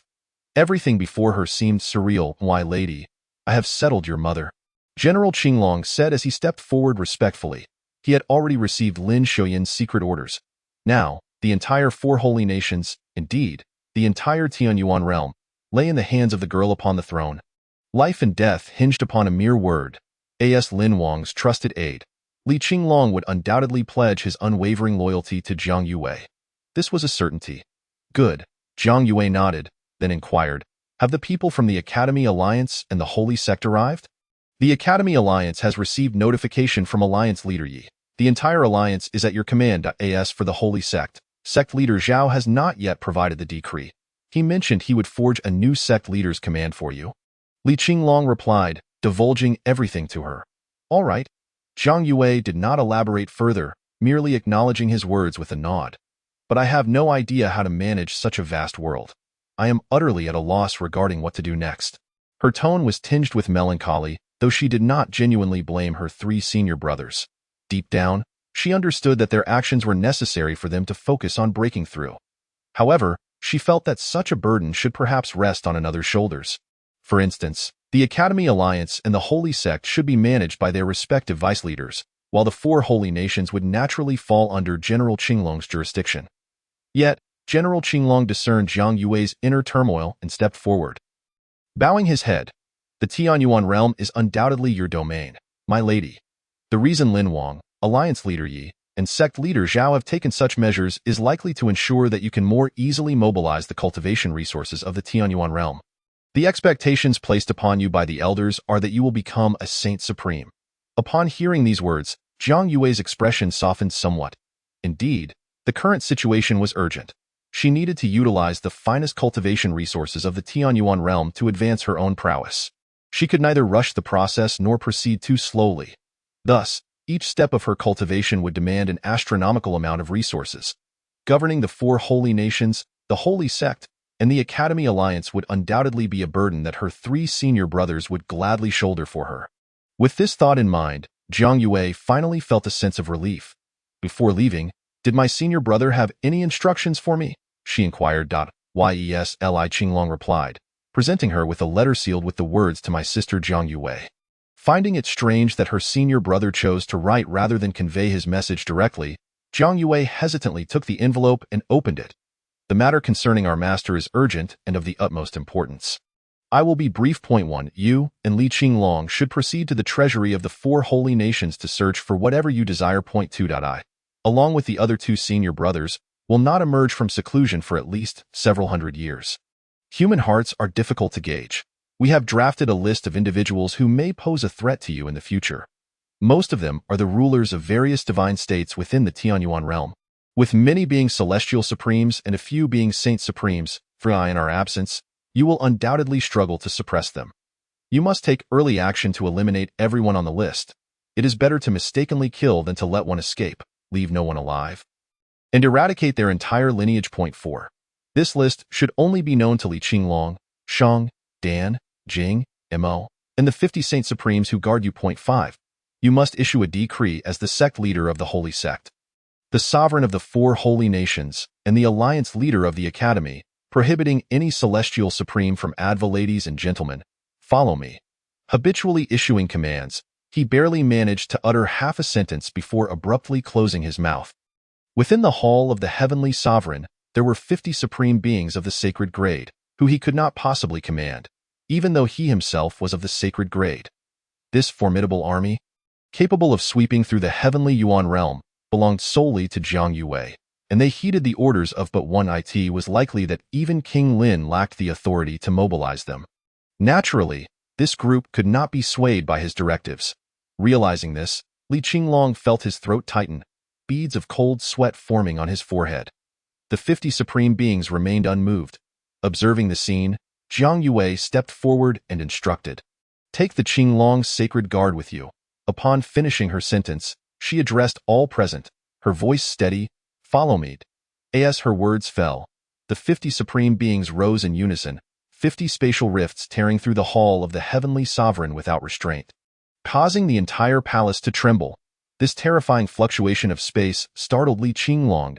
As Jiang Yue took her step into the rift, the 50 supreme beings unleashed a massive surge of spiritual power, enveloping her in a protective cocoon. Soon, the hall was left with only Li Qinglong. He glanced again at the list, confirming his name was absent, before feeling a sense of relief wash over him as he went to summon the Qinglong sacred guard. In the Xuanwu Holy Nation, within the Xuanwu Holy Palace, the Xuanwu sovereign sat comfortably upon his throne. Such a period of tranquility was rare in the 4 sacred nations over the past decade. During this time, his cultivation had quietly advanced significantly. The chasm between the ordinary supreme being and the celestial supreme being had become as fragile as a mere sheet of paper to him. The celestial grade was tantalizingly within reach, yet constrained by King Lin's edict, he dared not cross that red line. How he longed to take that step. The Xuanwu sovereign shook his head in resignation, expressing his regret. The pursuit of power is an innate desire of every cultivator, and King Lin's decree undoubtedly stifled their true nature. However, one cannot change their essence so easily. The many ministers below, upon hearing this, turned pale and hastily approached, whispering, "Your sovereign must not speak recklessly." The Xuanwu sovereign's expression twitched at these words. Surely, everyone present was one of his own. Do not tell me you are colluding with spies of King Lin? As he spoke, his keen gaze scrutinized each face in the assembly. Dare not. The ministers quickly knelt in fear. I know you all too well. We are all of the same faction. A few careless words now and then are not an issue. The Xuanwu sovereign replied indifferently. He then rose and moved to the edge of the hall, gazing towards the heavens. I can sense it. He is not here. There is no trace of him in this world. A figure like King Lin could be sensed by every heavenly sovereign. As long as he remained within the heavenly Yuan realm, that feeling would linger in their hearts. Yet now, that sensation had vanished. Not only had King Lin's presence disappeared, but also that of Alliance leader Yi and sect master Zhao. The Holy Master had not shown himself for thousands of years, and now, with the simultaneous disappearance of these three, it was hard not to let one's imagination run wild. The Xuanwu sovereign pondered for a moment, his mind racing with countless thoughts. However, such musings were merely fleeting fantasies. The Holy Master's sect controlled everything. For a mere heavenly sovereign like him to contend against it would be akin to a mayfly shaking a tree, futile and presumptuous. Suddenly, a voice echoed from outside the hall. Yong Tsangxing has come to see you. The Xuanwu sovereign furrowed his brows. Yong Tsangxing? What on earth does this fellow want? Is he seeking death? His expression visibly tensed. Yong Tsangxing was one of the rulers of Lingyun Divine State, a supreme being of the sacred grade. According to the rules set by the Holy Master, rulers of divine states could not leave their domains unless summoned by the Holy Master. To defy this decree would result in death. Furthermore, this individual had the audacity to approach the Xuanwu Holy Nation for a meeting with its sovereign. Did he not understand the sensitivity of their identities? This was a taboo of the highest order. Wait a moment. A flicker of suspicion crossed the Xuanwu sovereign's eyes. Yong Tsangxing managed to arrive at his Xuanwu Holy Nation? There existed a special boundary between states. For a supreme being of the sacred grade to cross such a boundary would create quite a stir. Such a commotion would be instantly detected by Alliance leader Yi. But now, Alliance leader Yi was absent. This fellow truly has a death wish. The Xuanwu sovereign gritted his teeth. The absence of these three was only temporary. Did Yong Tsangxing truly not comprehend this situation? The Holy Master had ruled the heavenly Yuan realm for thousands of years, and the only ones who dared to oppose the Holy Master were the Holy King and his remnants, whose fates were all too clear. They met with a death most certain. I shall not meet him. Let him return whence he came. He is not welcome in my Xuanwu holy nation. The Xuanwu sovereign furiously waved his sleeve and stormed back to his throne. Cursing, he thinks to drag me into his schemes. Not a chance. If he desires rebellion, I have no interest in participating. Let not his blood stain my hands. At that very moment, a figure suddenly appeared outside the hall, none other than Yong Tsongxing himself. Clad in golden armor, he exuded an air of formidable strength, wielding a colossal sword that matched his own stature. Xuanwu sovereign, I trust you are well? Yong Tsongxing said with a smirk. Instantly, the Xuanwu sovereign's face darkened. He said not a word, merely fixing a piercing gaze upon Yong Tsongxing. In such a tense moment, uttering even a single word could lead to his demise. Xuanwu sovereign? Yong Tsongxing raised an eyebrow, teasingly inquiring. He was well aware of the reason for the other's silence. At the peak of the ordinary grade. Yet so close to ascending to the celestial grade, I recall there are a few Lingxian pills in the treasury of the Xuanwu holy nation. Am I correct? Did my little brother indulge in quite a few? I also have a few in Lingyun divine state. They should suffice to patch this gap. Just imagine, should General Qinglong ever decide to take a tally in your treasury? What fate awaits you? Yong Tsongxing chuckled. Each of his words struck unerringly at the heart of the Xuanwu sovereign. I have heard that the last time this happened in this very hall, you were slapped by General Qinglong for merely interjecting a single word. That young girl is only 16 years old, and you have rendered great service to King Lin, yet for such a trivial matter. You were publicly humiliated. TSK, a heavenly sovereign, humiliated by a mere girl.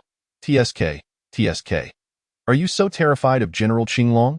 Yong Tsongxing paused, fixing his gaze intently on the Xuanwu sovereign, his voice hoarse as he uttered the final words. Take that step, and while Li Qinglong may not kill you, should you wish, I can assist you in eliminating him. The mere mention of Li Qinglong caused the Xuanwu sovereign's fists to clench tightly, veins bulging on his forehead. The humiliation of that day was unforgettable. This disgrace was well known throughout the Xuanwu holy nation, common knowledge among the populace. A dignified heavenly sovereign, publicly slapped, he gritted his teeth in hatred, striving to suppress his fury. Your opportunity has arrived. Allow me to share a piece of information known only to those of the sacred grade. The control over the entire heavenly Yuan realm has been transferred into the hands of that 16-year-old girl. Do you understand what this implies? A mere 16-year-old girl holds the Alliance Order, the Sacred Sect Order, and the Heavenly Sovereign Order. I wager this is certainly not part of her training. Yong Tsongxing smirked, revealing an inscrutable smile as he wickedly licked his lips. The Holy Master is in trouble. Upon hearing this, the Xuanwu sovereign's pupils dilated, his expression shifting drastically. Chapter 63. The change in the heavenly Yuan realm. 2. The Xuanwu sovereign dared not utter a sound.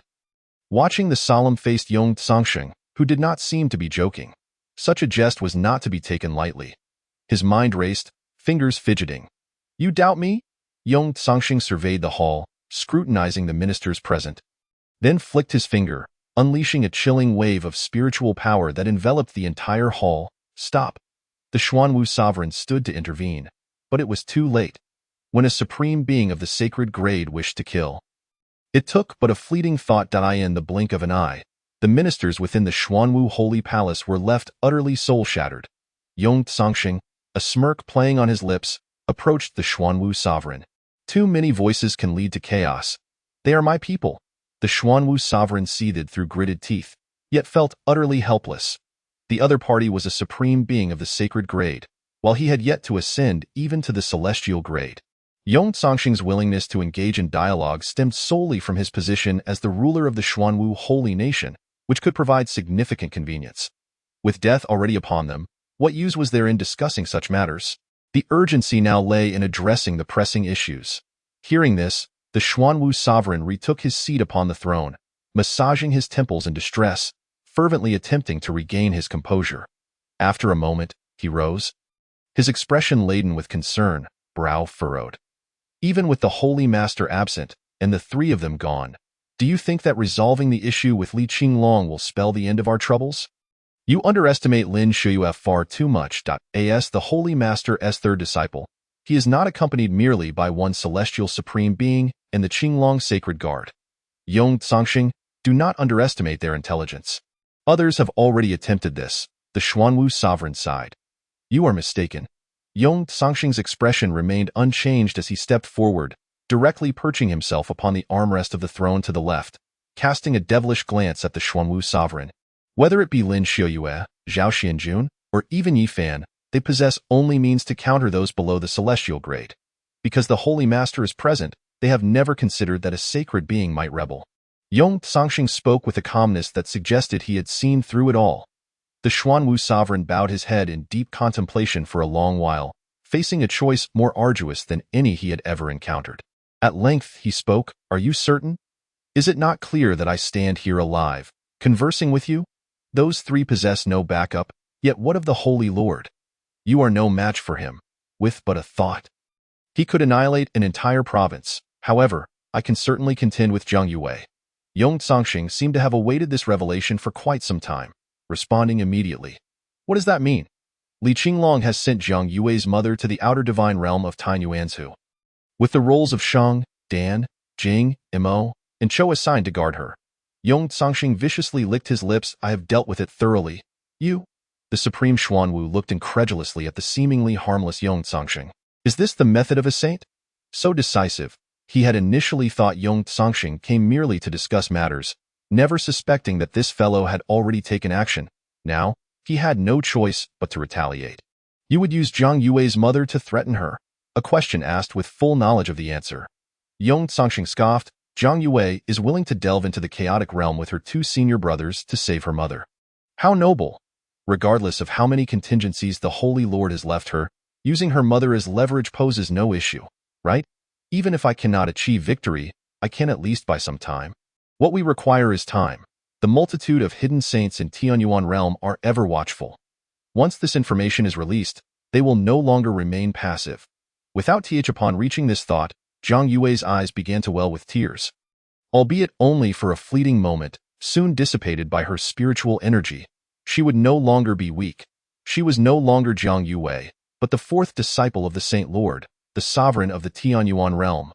Nothing could threaten her. She raised her arm, her expression as indifferent as Lin Zuyai's, her index finger pointing at Yong Tsangxing. Her lips moved slightly, her tone lofty as that of a deity, commanding, seal the space. Eliminate them all, leave none alive, annihilate the 10 tribes.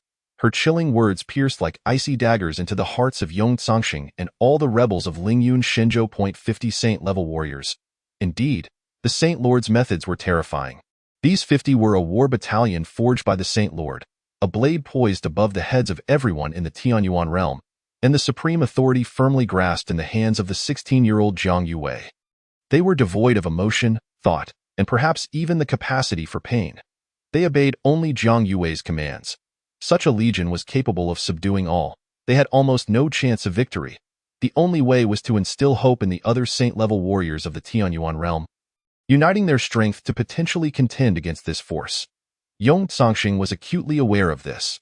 The commotion in the Xuanwu holy nation drew the watchful eyes of the saint-level warriors, all keenly observing the developments here, waiting for Yong Tsangxing to unveil a possibility of victory. Yet, Yong Tsangxing was not without his trump cards.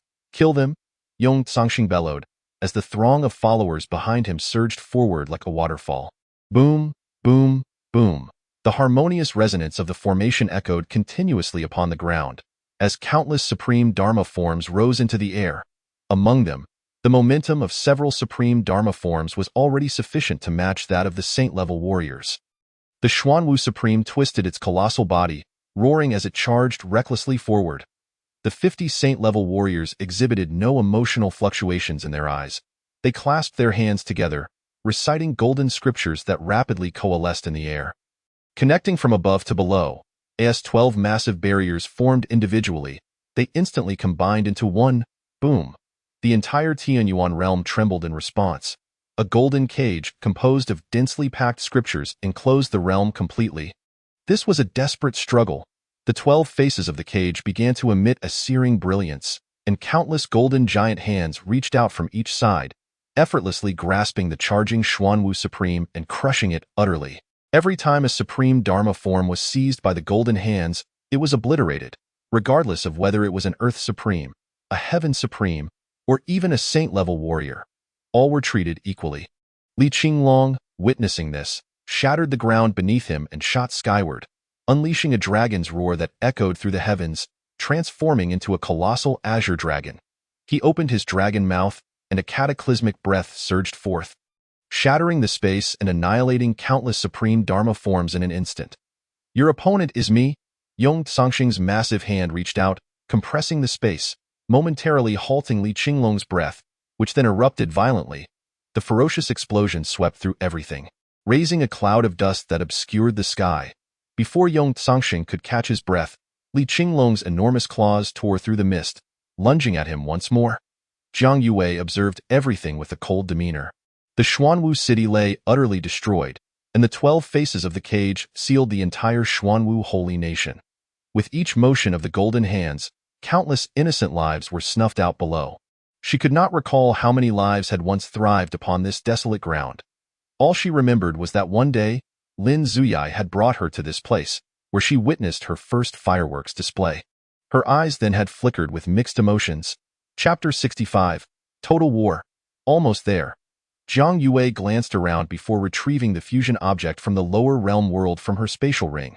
Though she could not absorb it now, her master had hidden many secrets within. The moment her palm pressed against the sphere, a surge of electricity coursed through her body, overwhelming her with vast information. A look of astonishment crossed Jiang Yue's face. The immense information contained far too many secrets for her to grasp instantly. Soon after, a strange energy radiating golden light emerged from the sphere, formless and intangible, swirling before Jiang Yue. Was this the essence of the world? Jiang Yue numbly opened her palm, and the essence of the world settled steadily into her hand. Before she could examine it closely, it transformed into a beam of light and penetrated her brow. Leaving behind an ancient symbol, she tightly shut her eyes as the essence of the world began to merge with her. Jiang Yue's fists clenched tightly, as if an intense ideological struggle was erupting within her mind. Just a few breaths later, she opened her eyes, evidently having made a choice in Jiang Yue's eyes. A light that had accompanied her for 16 years gradually faded, transforming into a sacred golden hue. Her entire aura became remarkably unfamiliar. At the moment when Yong Songxing's supreme Dharma form was crushed, blood surged upward within him, the tremendous backlash causing blood to spurt from his 7 orifices. His body uncontrollably crashing to the ground. The peak of the saint level, Li Qinglong. How deep do you hide? Yong Songxing struggled to steady himself, wiping away the blood at the corner of his mouth, gritting his teeth as he surveyed the encroaching net. The rifts in the sky above were not merely failing to close, but were expanding further. Affected by the spatial blockade, they found themselves in an inescapable situation. With no retreat available, if they lost, not only would they perish, but the entire Lingyun Shenzhou would likely face annihilation. With this thought, Yong Songxing's gaze darkened and his expression turned grim. Jiang Yue's first words upon arrival here had been to eradicate their 10 tribes. Even with Lin Wang present, he had only annihilated 9 tribes. This 16-year-old girl was even more ruthless than Lin Zuyai. Where did the Saint Lord find such a disciple? He looked up at Jiang Yue, who stood in the air, her expression indifferent. Her cultivation was only at the celestial extreme realm, and as a saint-level warrior, erasing her would be a mere thought. He understood the principle of capturing the leader first. Yet, this little wretch was surrounded by 50 saint-level guards. The moment he entertained such a thought, he would likely be obliterated in an instant. The only reason he had survived until now was that Jiang Yue had allowed him to, and nothing more. Otherwise, if those 50 top-tier saint-level warriors exerted their full strength, every living being within the 12 cages would be refined in an instant. The followers he had brought from Lingyun Shenzhou were now mostly dead or wounded. An escape was no longer an option. Countless golden hands mercilessly spread, annihilating all life in their path. Li Qinglong reverted to human form, coldly gazing at Yong Songxing. You have quite the audacity, daring to gamble the fate of the entire Lingyun Shenzhou on rebellion. Did you ever consider this outcome? If I were afraid of death, I wouldn't have come, Yong Songxing scoffed at least I have lived as a person, unlike you, who will forever be Lin Zuyai's dog. A peak saint-level warrior, reduced to servitude. Is Lin Zuyai truly your rival? You need not provoke me, Li Qinglong replied, raising an eyebrow as the azure dragon spear in his hand carved an arc of energy through the air. I could overlook you being Lin Zuyai's dog, but now you've become a child spetli Qinglong. You were once a proud genius among your peers in the Tianyuan realm, but look at you now. Reduced to this state? At his words, Li Qinglong narrowed his eyes. Just then, a voice echoed from above. Bring him up. It was Zhang Yue's command. Li Qinglong paused, glancing at Yong Tsangxing before sheathing his spear, gesturing for him to proceed. Yong Tsangxing looked skeptically at Zhang Yue in the sky. She merely turned her head slightly, lifting her eyelids to glance at him, her gaze akin to that of someone regarding refuse. You had better not regret this. Yong Tsangxing chuckled coldly, still holding back his trump card. Now was the optimal moment to reveal it. He then sprang into the air, confronting Zhang Yue from a distance. The 50 saint-level warriors clasped their hands together, casting their gazes toward him with intent. Under such scrutiny, even as a saint, he could not help but break into a sweat. You. Just as he began to speak, Zhang Yue cut him off. You killed Shangdan, Jingma, and Chou, abducted my mother, imprisoning her in a small world, employing secret methods such that if any saint-level warrior tore through that space, my mother would immediately perish. How do you know? Yong Tsangxing's pupils constricted sharply as he regarded the emotionless gaze of the 16-year-old girl before him, a sense of foreboding rising within him. Yet, moments later, he composed himself. Li Qinglong is clearly a peak saint. Yet I managed to abduct your mother right beneath his nose. You don't suspect anything? Yong Tsangxing was confident of his captive's identity. What on earth was the Saint Lord's sect about? Why did he feel as though he had been manipulated? He held what seemed to be a trump card capable of turning the tide, yet now it felt more like a death warrant. His willingness to fight until now stemmed from holding this card. If it were to fail, all his prior thoughts would vanish into thin air. If you can't subdue you, then you can't subdue the Tianyuan realm. Do you think I will reveal my weakness for you to wait for those on the sidelines to pounce? You're mistaken. I have no weakness, nor am I as feeble as you presume. You are the one who is mistaken. Yong Tsangxing curled the corners of his mouth, gesturing towards the 12-faced prison cage. The densely packed spatial rifts surrounding the Xuanwu sacred nation rendered the very fabric of space on the brink of collapse. As the void's power surged forth with unrelenting ferocity, countless celestial sovereigns emerged slowly from the fissures, their eyes radiating with various hues of dominance, standing with their hands clasped behind their backs, gazing imperiously at the situation within the prison. Among them were those of immortal and saintly caliber, their numbers unprecedented. They hailed from various regions of the human emperor domain, even from the spirit martial and star domains. It appeared that nearly half of the celestial sovereigns of the Tianyuan realm had gathered in this place, their intent straightforward: to send Zhang Yue to her demise. This was a once-in-a-lifetime opportunity for them. Moments later, all began to channel their terrifying spiritual energy, launching a combined assault upon the prison. The cage emitted a silent wail as its seemingly indestructible structure began to gradually loosen and crumble. Do you see? This is not merely a question of your strength or weakness. The issue lies in the fact that everyone wishes to kill you and take your place. The reign of the Holy Master is destined to fall. Yong Tsangxing's lips curved into a smile. At last, he had placed his bet wisely. How splendid it was that help had arrived to annihilate this group and flatten Junlin. The powerful figures from Lingyun Divine Prefecture erupted into excited roars upon witnessing the scene. As the celestial sovereigns outside exerted their power, the golden giant hands within the prison diminished in strength. Kill them.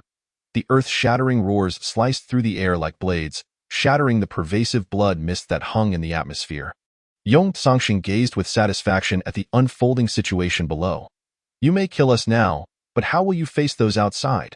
Surely, you do not wish to be at odds with half of the Tianyuan realm? Heh! If your senior brothers were to learn that the Tianyuan realm was on the brink of collapse just days after falling into your hands, TSK, then perhaps you are not cut out to be the one in charge. Moreover, with so many saints seeking your life, they cannot protect you. Zhang Yue remained expressionless, stating that the matters outside were not for him to concern himself with. What do you mean? Yong Tsangxing's brow furrowed. Just then, a colossal character saint shattered the heavens, intimidating all the celestial sovereigns outside. Subsequently, countless disciples of the holy sect leapt down from the celestial firmament. Who dares to harm the holy sect's master? Chapter 66. The Blade of Tianyuan Judgment. Who dares to harm the holy sect's master? The first door of the holy sect comes forth to battle. The second door of the holy sect comes forth to battle. The 472nd door of the holy sect comes forth to battle. A thunderous roar resonated from outside. The appearance of the holy sect disciples instantly cast a shadow of trepidation across the faces of the celestial sovereigns outside. The might of the holy sect was not merely a slogan. They possessed genuine power.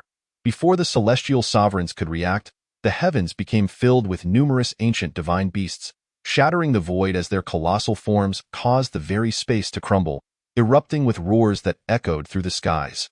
Divine dragons, phoenixes, cheilants, holy tigers, xuanwu. Among them, many possessed the strength of saints. The holy sect? Yong Tsangxing gritted his teeth. Although he anticipated the holy sect's intervention, he never expected them to reveal all their trump cards. The holy sect was the epicenter of power in the Tianyuan realm, a force far beyond mere national guardians like the Azure Dragon Holy Guard. The existence of the holy sect was to exert absolute martial might over the entire Tianyuan realm. This would only lead to mutual destruction, Yong Tsangxing lamented.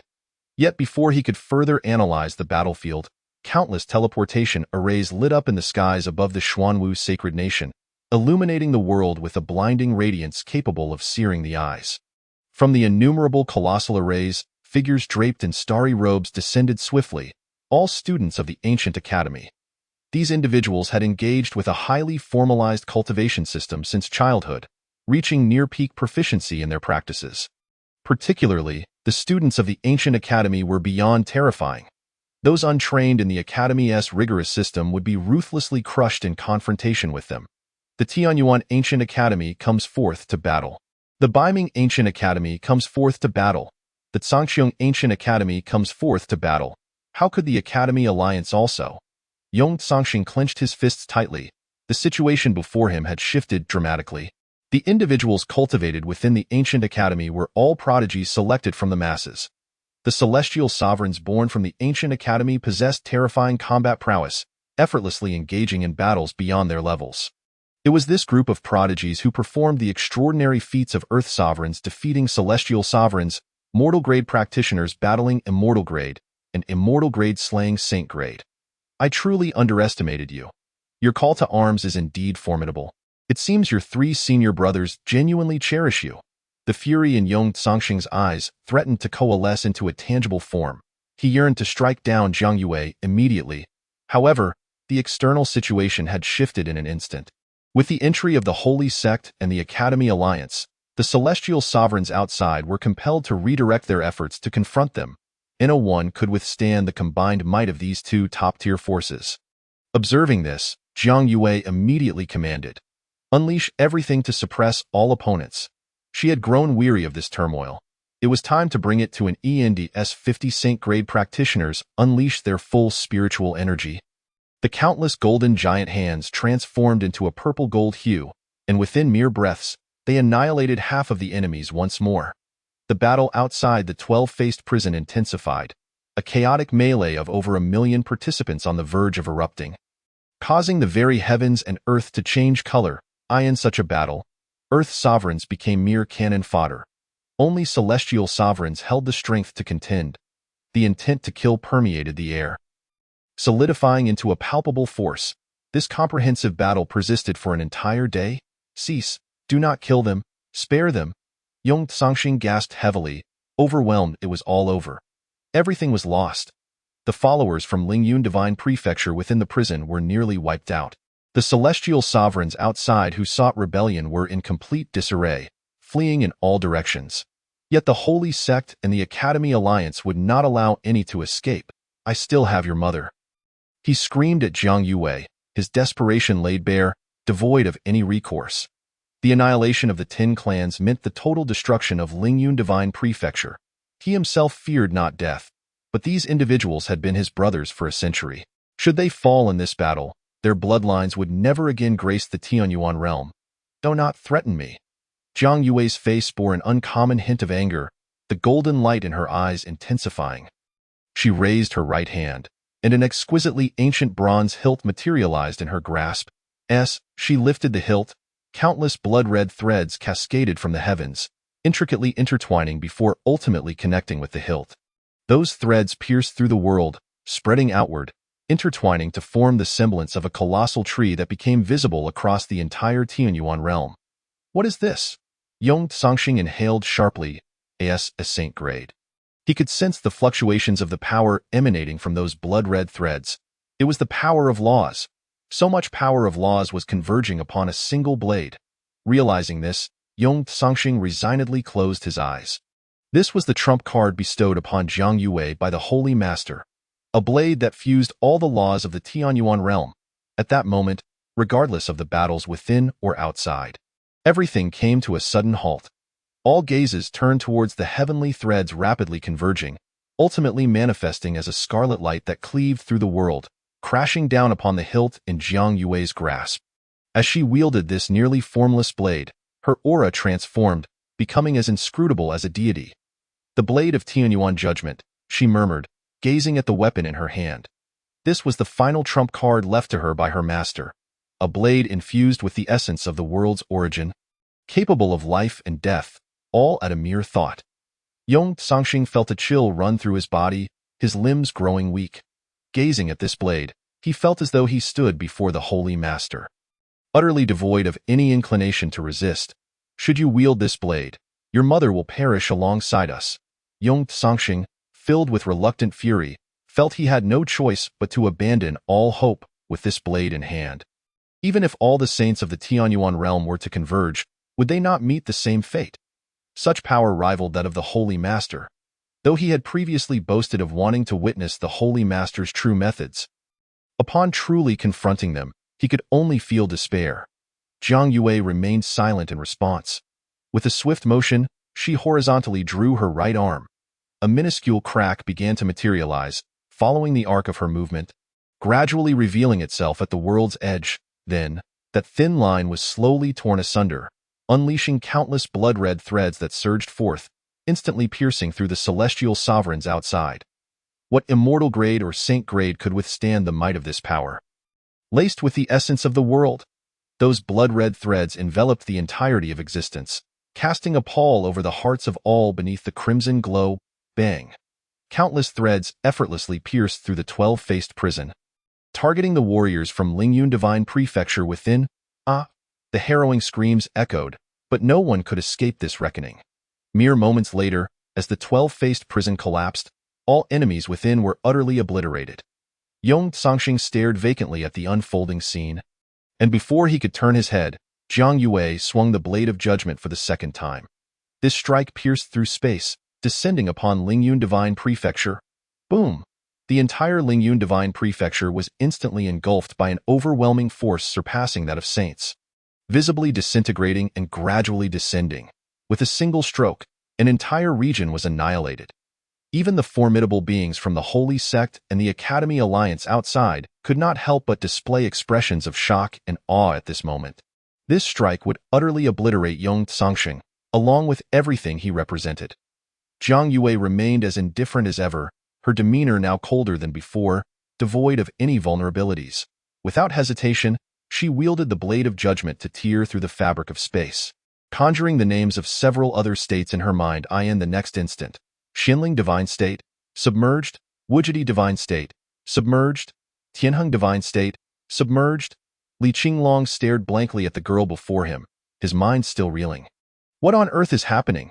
Her approach to matters starkly contrasted with Lin Xiuyan's. Even Zhao Xianjun and Yi Fan lacked her mercilessness. To eliminate even the slightest chance of survival, she would rather annihilate an entire divine state. This method of operation inevitably reminded Li Qinglong of someone, the Holy Master, Jiang Yu. After this battle, it was likely that no one would dare to defy Jiang Yue. In the face of absolute power, their loyalty would only deepen, for Jiang Yue acted without leaving a sliver of opportunity for her foes. As she sheathed the blade of judgment, a profound silence enveloped the surroundings, whether from the Holy Sect or the Academy Alliance. The powerful figures held their breath, eagerly awaiting Jiang Yue's next command. Li Qinglong, gather all the rare treasures from the treasury of the Xuanwu Holy Nation. I shall enter seclusion. Why yes, my command, Li Qinglong responded, flustered, before hastening towards the treasury. Simultaneously, he received a message from Jiang Yue. Eliminate the members of the Holy Sect and Academy Alliance on the list. Understood. Chapter 67. The Moment of Purge, Bonus for High Sky and Bright Sun, Tianyuan State. Qinglong Holy Nation. Has it ended? When the many powerful figures of Qinglong Holy Nation witnessed the blood-red world tree vanish from the sky, they exchanged bewildered glances. They had witnessed the entire battle unfold before their eyes. Although there were many supreme beings in Tianyuan State, they were not in a hurry to mobilize. However, they were not merely spectators. As longtime denizens of Tianyuan State, they were well aware of the Holy Master's might. Their loyalty was as immutable as the heavens. They remained still, vigilant against potential rebels from other divine states attempting to invade Junlin City. The Qinglong Holy Guards had long been stationed there. King Zhenlei gazed into the distance, the haunting power forever etched in his memory. It was her. His mind was blank. He recalled how he once fought the vice president of the Tianming Spirit Institute to defend Jiang Yue. Yet, time had passed, and now Jiang Yue had reached such heights.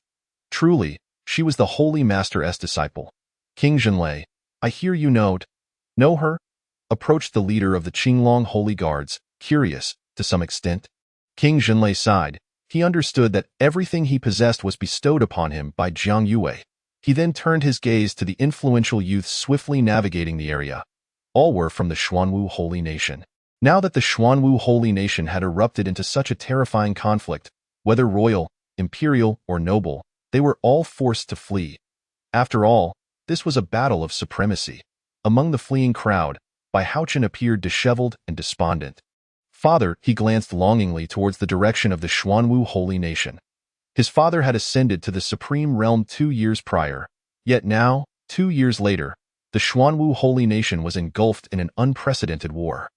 As a supreme being, his father had no choice but to participate. Retreat was not an option.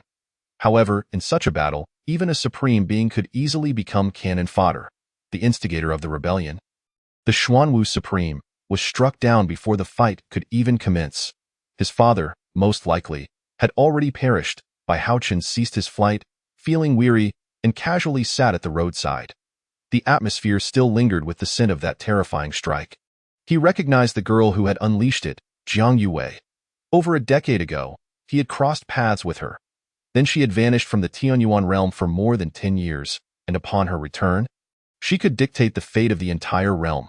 Throughout these 10 years, he had journeyed from the celestial limit realm to the master stage, ultimately achieving a noble title, establishing himself as a leader among the younger generation of Tianyuan State. Yet, in comparison to Jiang Yue, the Holy Master's fourth disciple, his accomplishments paled in significance. Just then, a multitude of powerful figures from the Holy Sect and the Academy Alliance streaked across the sky like shooting stars. Heading towards the distance, panic ensued among the crowd below. Where were they going? Bai Haochen pondered. He sprang to his feet and followed suit. Seeing this, King Zhenlei furrowed his brows, however, upon noticing the figure of General Qinglong among them. He unhesitatingly joined the leader to lead the Qinglong Holy Guards in pursuit. Within mere moments, the Academy Alliance's Central Institute was completely surrounded. People fled in terror, only to be met with a massive spatial ceiling array. The powerful figures from the Holy Sect and the Academy Alliance coldly observed all life within. Li Qinglong stepped into the void, retrieving the list for another glance. Academy Alliance, External Elder. Academy Alliance, Vice President of the Central Institute. Academy Alliance, Right Elder of the Central Institute. Academy Alliance, Steward of the Central Institute. Having reviewed the names, he put the list away. Clearly, none of these four had participated in the battle. They were likely still scheming within the Central Institute. Once a pest infiltrates one's ranks, regardless of their potential, if their loyalties waver, they will find themselves on the list. By order of the Holy Sect's Master, purge the External Elder, Vice President of the Central Institute, Right Elder of the Central Institute, and Steward of the Central Institute. Li Qinglong brandished the Holy Master's token, inscribed with the character for Holy on one side and Jiang on the reverse. The members of the Holy Sect charged in without hesitation. The Academy Alliance members looked on, terrified, yet powerless. Over the years, Alliance leader Yi had neglected the Academy Alliance's management, allowing some to become vermin. Now, At this juncture of power transition, such individuals had to be eliminated without exception. If they did not act now, when Jiang Yue arrived personally, it would be with the blade of judgment, and the death toll would be unfathomable. Li Qinglong scrutinized the expressions of the Academy Alliance members, who did not exhibit any signs of panic. As long as one acts justly, there is no reason to fear. Killing has commenced. There is no law here. This is the central institute of the Academy Alliance. The domain of Alliance leader Yi. Suddenly, a piercing voice rang out. Li Qinglong frowned and dashed down, seizing the troublemaker and throwing them heavily to the ground. ITSU? Li Qinglong's expression softened as he sheathed his weapon. Ji Lan, wincing in pain, rolled on the ground before unsteadily rising. General Qinglong, you must intervene on behalf of the Central Institute. These people are slaughtering indiscriminately. I commanded them to kill, Li Qinglong replied coldly. Tilting his head, Ji Lan immediately silenced, his face turning pale, and he hurriedly added, Then I shall not hinder the general from executing his duties. With that, Ji Lan turned to flee. Wait, Li Qinglong called him back, his tone icy, and then pulled out the list, scanning it from top to bottom. Ji Lan was drenched in cold sweat, his mind racing through every misdeed he had ever committed. There were some, but surely not to the point of death. He thought nervously. I merely indulged in petty theft, slacked off at work, and enjoyed traveling instead of focusing on my duties. Death penalty? Surely not. Ji Lan's throat tightened. Paralyzed in place, Li Qinglong tucked the list away. Ji Lan's name was not on it, but Lin Wang had informed him long ago that this fellow had once deceived Jiang Yue. Although his crimes did not warrant death, he certainly deserved a lesson. With this in mind, Li Qinglong smirked, approached Ji Lan, and patted him on the shoulder. Off the hook. Thank you, General. Thank you, General. I've lived my life on the edge. Diligently. You've broken through to the royal level? Quite impressive, and I can still detect the lingering scent of the 9 revolutions heaven and earth elixir. Where did that come from? Li Qinglong teased. I acquired it from a student, costing me a staggering 100 billion spirit stones. It was a mutually beneficial arrangement, Ji Lan replied, feeling guilty. Upon hearing this, Li Qinglong draped an arm around his neck, making him spin around to face the countless supreme beings outside. Ji Lan's complexion turned ashen once more. Why are there so many supreme beings? Did Lin Wang arrive? No, even Lin Wang wouldn't have such a grand entrance. Count them, Li Qinglong instructed. 1, 2, 3. Ji Lan, unwilling to argue, hurriedly began counting. Do you know to whom they are loyal? Li Qinglong asked, tapping Ji Lan's head. Lin Wang? Ji Lan ventured cautiously. Jiang Yue? Li Qinglong tapped his face, then waved his hand, leading everyone away to eliminate the next target. As Ji Lan recalled that name, his legs turned to jelly, and he collapsed onto the ground. Ji Lan could hardly fathom what had transpired during his seclusion to reach the royal level, especially since he had just emerged from his retreat. However, his extraordinarily keen sense of smell indicated that he must return to the Tianming Spirit Academy with utmost haste, to craft a statue as towering as that of Lord Yi for Jiang Yue. Chapter 68. The Treasure of the Celestial Source, Add all to my being. Chapter 68. The Treasure of the Celestial Source, Add all to my being. In the sacred country of Xuanwu, at the Celestial Spirit Pool. Despite the ravages of war, this precious land was preserved in pristine condition, including the majority of the spiritual veins of the sacred country. As Jiang Yue stepped inside, 50 holy beings instantly sealed the space to protect her. The 9 transformation creation pill. She retrieved from her spatial ring the celestial materials and earthly treasures collected by Li Qinglong from the treasury of the sacred country. Countless 9th-tier elixirs lay before her.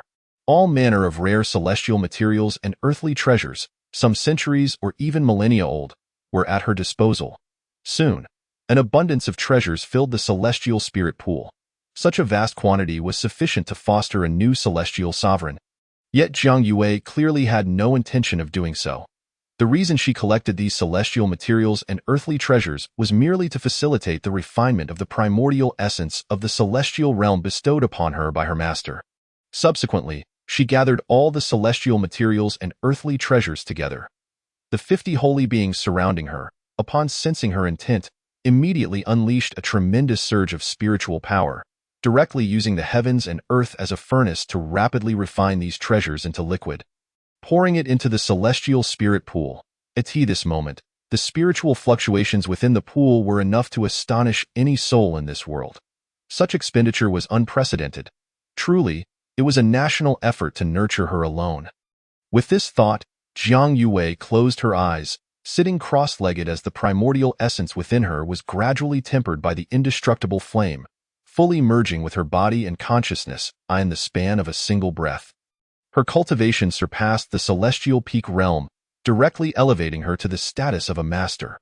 A 16-year-old master, how astonishing that was, as the immeasurable energy from the celestial spirit pool surged towards her.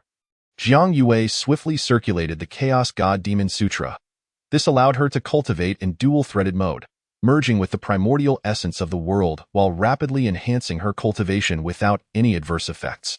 The 50 holy beings beside her once again joined their hands in prayer, silently reciting scriptures. A humming sound resonated throughout the heavens and earth, with countless scriptures entering Jiang Yue's body, accelerating the fusion of the primordial essence. Her strength was rising at an unimaginable rate, unprecedented in history. Meanwhile, Li Qinglong, who was executing a purge in Taiyu Yuanzhu, returned promptly. Leading the Holy Sect and the Academy Alliance, the efficiency of the purge was remarkably high. All those listed in Taiyu Yuanzhu had been thoroughly eliminated. Next, they would proceed to clear other states and subsequently the remaining 3 domains. However, he returned for a more pressing matter. Vice Sect Master, has the Taishu Spirit Tower arrived? He inquired of the current Vice Sect Master, Ling Lei. Ling Lei nodded. Then with a wave of his sleeve, a towering giant tower appeared before everyone. Li Qinglong was taken aback, gazing at the colossal tower. This was the Sacred Sect's treasure, the third-ranked holy artifact of the celestial realm, the Taishu Spirit Tower. This tower had benefited countless disciples of the Sacred Sect and was a key factor in its growth to the present day. Yet now, Ling Lei personally brought forth this tower solely for one person, Jiang Yue, who was currently meditating at the celestial spirit pool. The sect master wielded the blade of judgment, yet was still weak in cultivation. With the aid of this tower, the sect master's cultivation would advance by leaps and bounds, Ling Lei stated with enthusiasm. Before Zhao Xinjun departed, he instructed him to gather all the treasures of the sacred sect to care for his junior sister. Even bringing the Taishu Spirit Tower to her. As Zhao Xinjun's confidant, he would naturally carry out this command to the letter. Step back. The Taishu Spirit Tower can slay holy beings, Ling Lei said sternly. He then formed hand seals, causing the Taishu Spirit Tower to envelop the entire celestial spirit pool. The spirit tower began to emanate a powerful radiance. Inside, it seemed that extraordinarily unimaginable transformations were unfolding. In all my years, I have never witnessed such resources being mobilized for a single individual, Ling Lei remarked in astonishment. She should have enjoyed these since becoming the 4th disciple of the sect master. Li Qinglong mused, scratching his nose. But it is not too late now. Do you not have any treasures to present? Ling Lei asked, puzzled. I only possess what the king of Lin left for her. Li Qinglong replied succinctly. Upon hearing this, Ling Lei scrutinized Li Qinglong intently, seeking to discern any extraordinary aspects about him. This individual indeed possessed remarkable attributes. He was in the late stages of holy being. Yet Li Qinglong was at the pinnacle. This combat prowess could summon winds and rain throughout the celestial realm, making him the 5th strongest in the realm. Not to mention, Li Qinglong had fully inherited the Dragon God's legacy. Mastering the art of eternal life, in a state of full exertion, he could match 10 holy beings. Who was the deputy leader of the Academy Alliance? Tianlai?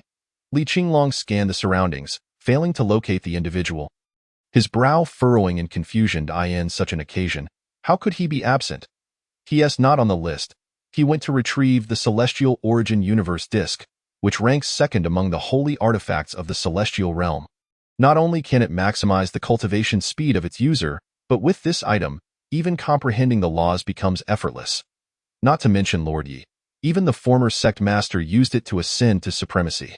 Ling Lei spoke with excitement, for this artifact was something the Academy Alliance would never willingly part with, and today, they could finally behold it. Here it comes. Li Qinglong turned his gaze toward the horizon, where a massive black and gold disc gradually obscured the sky, slowly aligning with the celestial spirit pool. An elder named Tianlai leaped down from the Celestial Origin Universe Disc, landing before the crowd. His face, wrinkled like crumpled paper, bore no expression as he calmly executed hand seals to activate the Celestial Origin Universe disk. The enormous disk began to rotate slowly, casting a golden light that illuminated the Taishu Spirit Tower beneath it. With 2 of the 3 great artifacts of the Celestial Realm now present, Ling Lei marveled. I have never witnessed such a scene before. Li Qinglong contemplatively regarded the Taishu Spirit Tower. This time, she would likely ascend directly to the Emperor level without pause.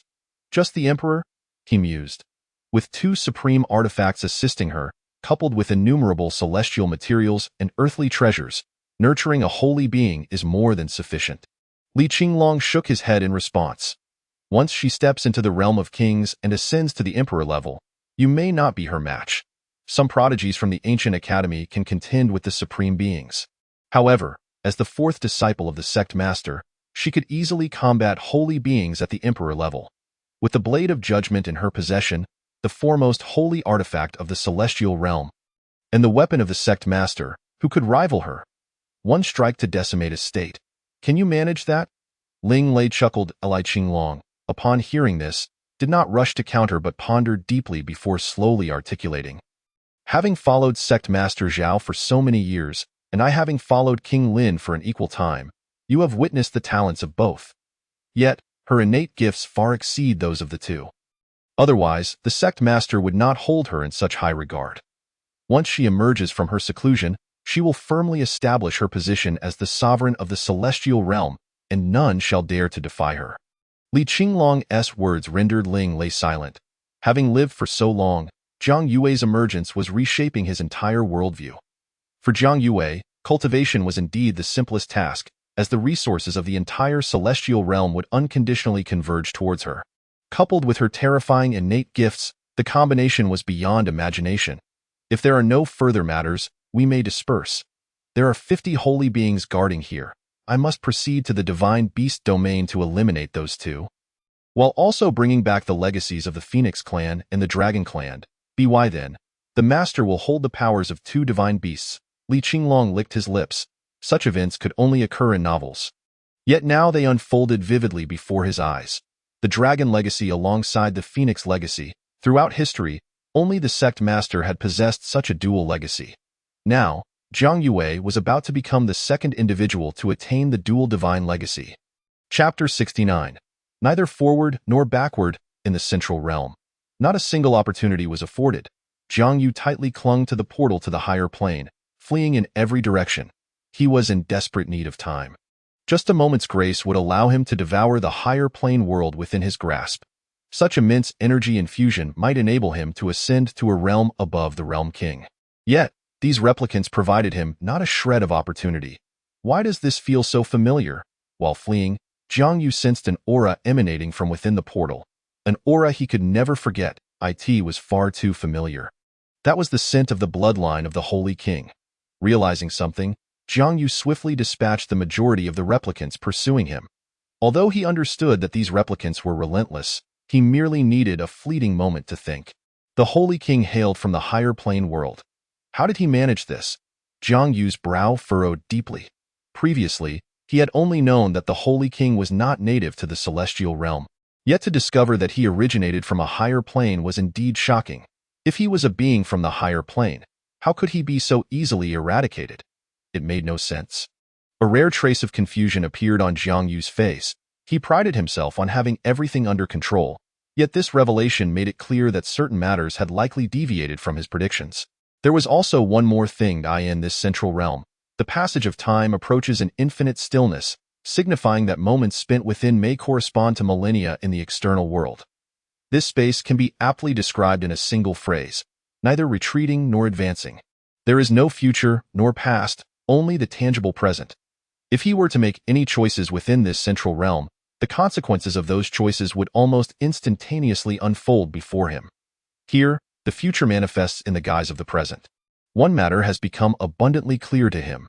Lin Zuyai, Zhao Xianjun, Yi Fan, and even Zhang Yue have failed to fulfill the entrusted tasks in the future, preventing them from entering the central realm. Otherwise, they should be here, battling alongside him at this very moment. What could have transpired in their future? How did it come to this? He had provided them with 4 fusion artifacts from lower realms, Even a novice could attain the realm of a king. Not to mention, he had entrusted Zhang Yue with the world's essence of the Tianyuan realm. How could they have failed? It defies all logic. A foreboding sense of unease welled up within Zhang Yu. As he faintly sensed that he had made a grave mistake, one intimately tied to the Holy King, he began to reflect upon the emergence of the Holy King and the circumstances of his death. No, it wasn't the issues of this time frame. Zhang Yu shook his head and then swiftly eliminated the replicas before him. He continued to ponder everything regarding the bloodline of the Holy King. A figure appeared in his mind, Quan Fu. The mere recollection of this name sent a shiver down Zhang Yu's spine. This individual poses a significant threat. He must return to the Tianyuan realm. Gritting his teeth, Zhang Yu waved his hand, causing the bronze door to materialize before him, standing ever ancient. Yet, just as he was about to push the door open, he discovered that the bronze door, which he had entirely subdued, was now immovable. How is this possible? Zhang Yu exclaimed in disbelief. Has the bronze door truly become ineffective? Could it be that someone in the future has outpaced him and stolen the bronze door, resulting in his loss of control over it in this realm that reflects only the present? Infuriating, he clenched his fists, feeling a surge of resentment. Who would dare seize the bronze door? Lin Zuyai, Zhao Xianjun, Yifan, or Zhang Yue? His directives did not include such an action. If the four of them could indeed appropriate the bronze door in the future, why didn't they come to the central realm to assist him? No, it is not them. Another party has taken the bronze door. Countless figures flashed through Zhang Yu's mind, yet none seemed to fit the criteria. Thus, in a future unbeknownst to him, the one who appropriated the bronze door could only be himself. But the question remains, why would he do such a thing? Why would he obstruct his own path? Zhang Yu closed his eyes, his mind rapidly assembling a plethora of information. Perhaps in a matter of seconds, minutes, or hours, he made a choice. This choice has impacted his present self. What kind of choice can I make? Zhang Yu's thoughts raced. He then annihilated the majority of the replicas before him. If he cannot leave this place, he will be forced to endure a lifetime here. The Holy King is undoubtedly the key to all matters. He must make decisions surrounding the Holy King. However, just as this thought emerged, the entire central realm suddenly tremored. All doors collapsed, and the replicas stood frozen, unable to move. Zhang Yu's pupils constricted. It worked. His current thoughts were correct. Merely entertaining such an idea had influenced the central realm. Now, he must make a choice. Since the Holy King is the key to everything, he shall resurrect the Holy King in the Tianyuan realm to seek clarity. After all, as a superior realm being, the Holy King undoubtedly possesses knowledge far surpassing his own. During their previous confrontation, as sworn enemies, the Holy King would naturally not divulge everything to him. Perhaps resurrecting the Holy King will usher in a turning point. The central realm trembled once more. Zhang Yu clearly recognized the correctness of his actions. Resolutely, he divided the laws of time and space within him, transforming them into two distinct entities. His true form monopolized the laws of space, while the laws of time became his avatar, traversing the river of time to be reborn in the Tianyuan realm. In the instant he made this choice, a magnificent figure shattered the river of time. Standing before him, he had succeeded. The theory of neither retreating nor advancing was entirely accurate. He need only make a choice in the central realm for the corresponding outcome to manifest before him. Ignoring the elation swelling within him, Zhang Yu leaped forth, his fingertips brushing against the figure within the river of time. At that moment, a single word surged forth in his mind, encompassing everything. His consciousness pierced through the central realm, scattering into countless threads that penetrated all doors, greedily consuming everything within the skies above the Tianyuan realm. Over the fire spirit divine continent, the Holy Master Zhang Yu, alongside Lin Zuyai, Zhao Xianjun, and Yifan, hovered in the air. Lin Zuyai had a grip on Quan Fu's neck, ready to deliver a fatal blow. Holy Master Zhang Yu's expression remained impassive. Having spoken, he turned and departed without a backward glance. Upon hearing this, Lin Zuyai fiercely lifted Quan Fu, channeling the terrifying power derived from the Holy Supreme into his right arm. The very fabric of space was torn asunder. In the wake of such force, Quan Fu was utterly annihilated. In the next moment, Lin Zuyai summoned all his strength and hurled Quan Fu towards the ground. Boom! Quan Fu's body streaked across the sky like a shooting star. Yet, at that instant, time imperceptibly paused for a fleeting moment. The already deceased Quan Fu suddenly opened his eyes. Chapter 70. Ascending to the Holy Supreme. At the moment Quan Fu opened his eyes, his consciousness had been entirely supplanted by Jiang Yu. He was now the embodiment of Jiang Yu's laws of time. Jiang Yu, feeling his body on the verge of collapse, fixated his gaze on the rapidly approaching continent. Simultaneously, a more terrifying force erupted from the heavens. He understood that it was Lin Zuyai making his move. From above, a golden finger descended slowly, carrying the destructive power to obliterate everything, aiming to suppress the entire fire spirit divine continent. Seeing this, Jiang Yu gritted his teeth, his thoughts igniting as he pushed the power of the laws of time to their utmost. Although this body could not manifest the laws of time in their complete perfection, it should suffice to counter Lin Zuyai's strike. As his form descended upon a mountain peak, the surrounding land crumbled violently, flames soaring into the sky. A completely azure cloak enveloped Jiang Yu, shielding him from the overwhelming force that surged towards him.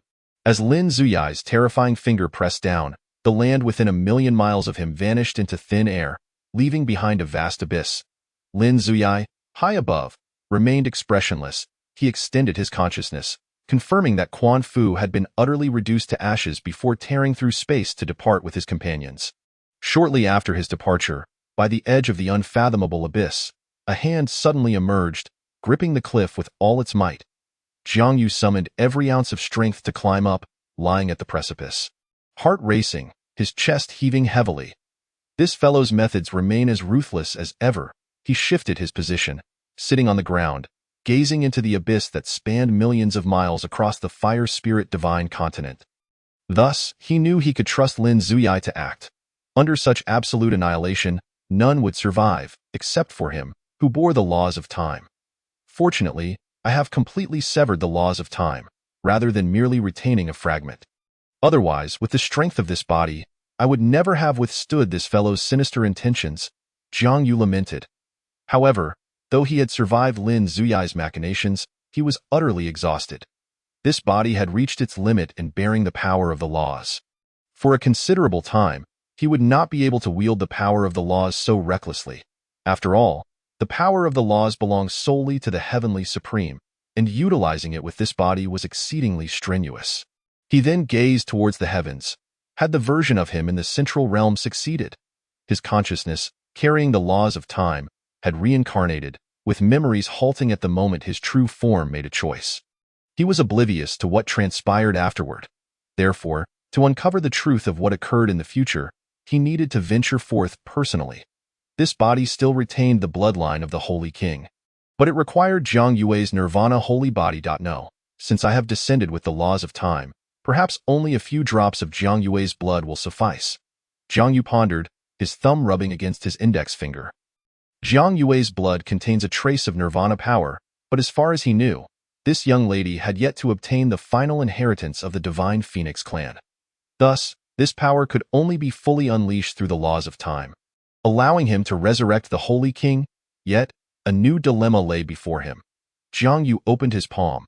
As he flexed his hand, he could no longer feel that overwhelming power to command the heavens and the earth.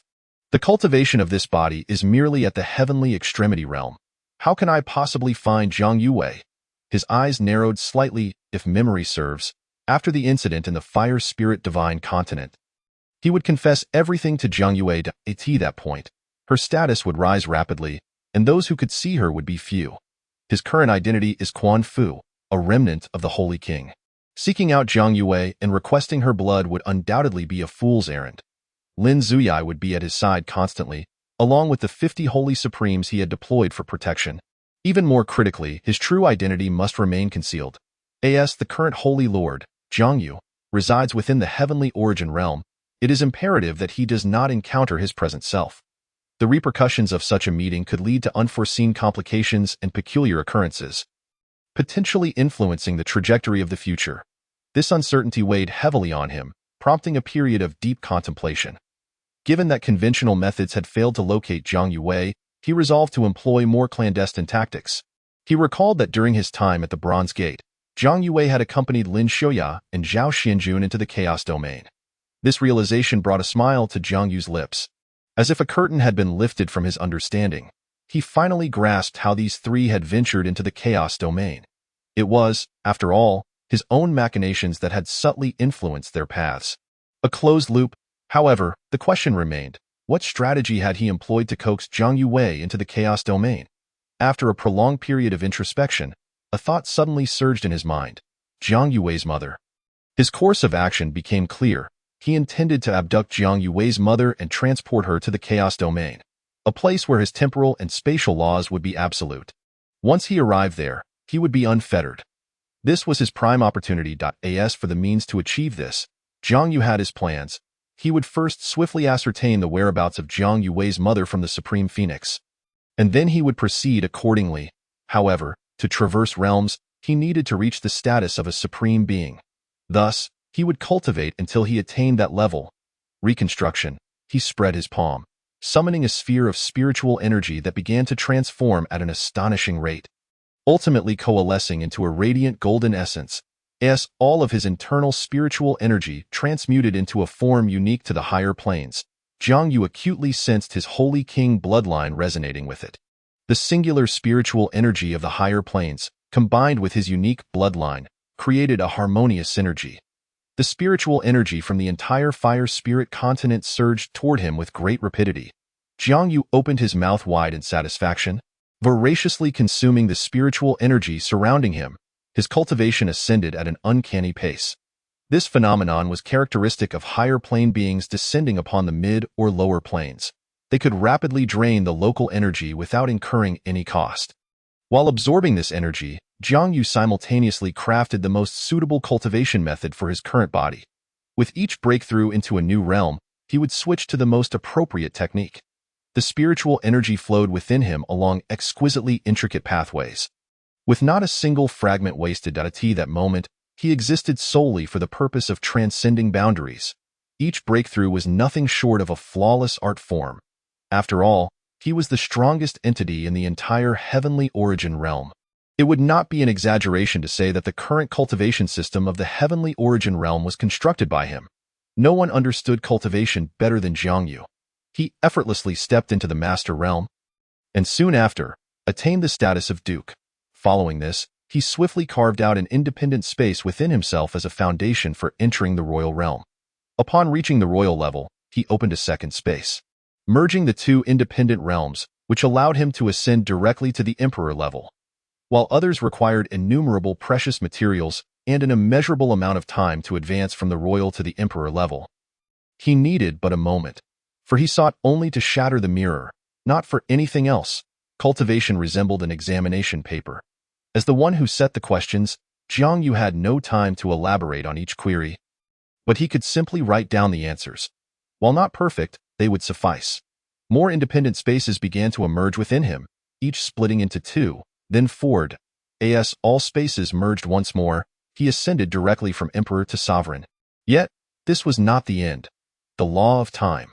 When Jiang Yu invoked the law of time, its overwhelming power propelled him instantly to the supreme level, and in the blink of an eye, to the status of heavenly sovereign. He soared to the heavens, achieving the holy grade. Jiang Yu formed hand seals to suppress the restless Holy King bloodline within him, feeling its potent energy boiling within.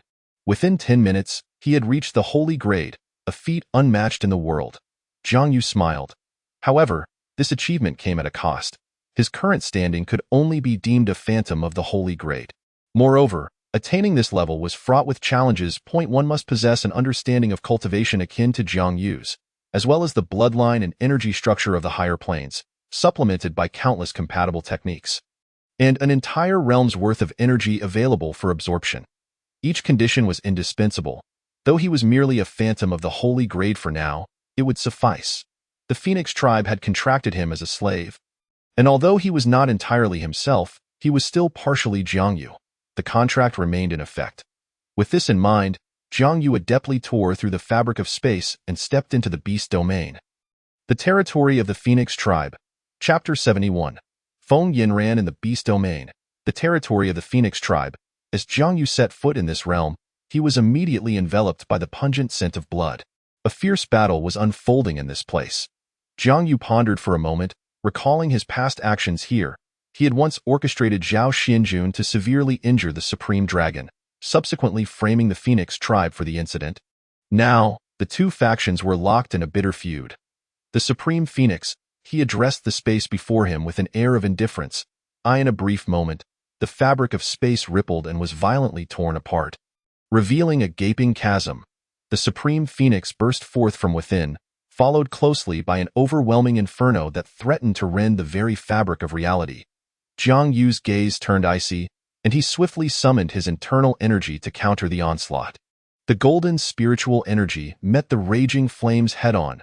With a resounding explosion that echoed through the heavens, the two forces detonated simultaneously, unleashing towering pillars of fire that engulfed everything in their vicinity.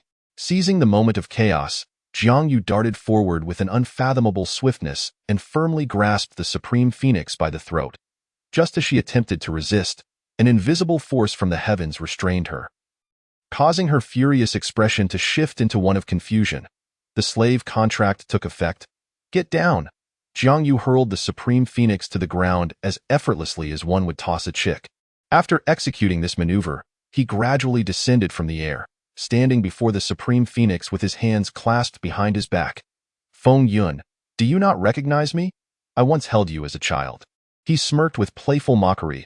Upon hearing this, the Supreme Phoenix's pupils constricted. "The Holy Lord?" Feng Yun's expression shifted. The figure before her bore no resemblance to the Holy Lord, and his cultivation was no longer inscrutable as it had once been. What she could sense was that this being was of the holy grade, yet his aura felt insubstantial. However, the fact that he could evoke an involuntary impulse of submission indicated that the slave contract was indeed in effect. The one who had bound her to this contract was the Holy Lord. Yet, he had only recently departed from this place. How could he have returned, given the current conflict between the Phoenix and Dragon tribes? She had already paid a heavy price. Not to mention that in their efforts I am aware that Shenlong Jizuan harbors some grievances against Li Qinglong. However, he is, after all, a trusted confidant of my disciple. Inform him that it is merely a matter of considering my standing. Should he refuse, I shall obliterate the Shenlong legacy and extinguish the Shenlong clan. Jiang Yu declared. The inheritance of both the Divine Phoenix and Shenlong clans is exceedingly profound, and he has yet to fully comprehend the essence of these two legacies. Reflecting on it now, it is possible that these two inheritances originate from a higher plane, if the current clan leader does not willingly accept the inheritor. The transmission of the legacy cannot proceed. It is precisely for this reason that he has spoken so extensively, as you command. Feng Yun hurriedly replied. Moreover, it would be prudent for you to keep my visit today strictly confidential, lest you remember too well the extent of my capabilities. Jiang Yu's tone abruptly turned frosty. Upon hearing this, Feng Yun's expression shifted to one of alarm, and she hastily assured him, with the slave contract in place, "Today's events shall remain unspoken, no matter the circumstance." "Excellent." Jiang Yu responded with satisfaction, then departed, leaving the bewildered Divine Phoenix Supreme alone. She felt far from the exalted being others described, but rather like a mere pawn at the mercy of the Holy Master. In the Tianyuan realm, within the territory of the ancient Phoenix clan, Jiang Yu forcefully tore apart the fabric of space, subsequently sealing the entire domain of the ancient Phoenix clan. His aim was unmistakably clear. Making his way directly to the Grand Hall, this moment, the higher-ups of the ancient Phoenix clan were still deliberating the candidates for this year's inheritance. With Jiang Yu's sudden entrance, everyone in the hall was left dumbfounded. "Who are you?" Elder Feng Hichu of the ancient Phoenix clan rose in anger, prepared to unleash his wrath. "Stay calm." Observing this, Jiang Yu gently pointed his index finger at Feng Hichu, who immediately complied and sat down obediently. This action sent a chill down Feng Hichu's spine. What is happening? He was an emperor-level powerhouse. How could he feel utterly devoid of any intent to resist in the presence of this individual? Everyone in the hall sensed something was amiss, falling into a profound silence. "I am here to seek a certain individual, a clansman recently brought back from the Outer God continent." "Oh, be more specific." "She hails from the Daqing dynasty, Yuwujin, Shenai City, married to a human, and has given birth to a daughter," Jiang Yu stated, fixing his gaze on Feng Hichu, slowly adding, "You had best think quickly and inform me of her whereabouts. And bring her here at once." A cold sweat broke out on Feng Hichu's brow as his mind raced. It could be said that in his entire life, he had never felt so clear-headed as he did at this moment. Feng Yinran, my daughter. Chapter 72. She has not suffered any injustice under my care, your daughter? Jiang Yu furrowed his brow. The other party was an emperor-level being, a formidable figure in this Tianyuan realm. Moreover, this individual was the clan leader of the ancient Phoenix clan. Intriguing that it seems that even if he does not take Zhang Yue as his disciple, once Zhang Yue returns to the ancient Phoenix clan, she would wield significant power. Having an emperor grandfather certainly grants one a considerable advantage. Your granddaughter remains in the outer god continent. Are you not going to bring her back? Zhang Yu scoffed. Upon hearing this, Feng Hichu clenched his fists. She privately married a human, and the offspring born of such a union possess impure bloodlines. The ancient Phoenix clan stands firm in this world precisely because of our pure bloodlines. Reasonable enough, he nodded. This was also the reason he sought the divine Phoenix Supreme for pure blood.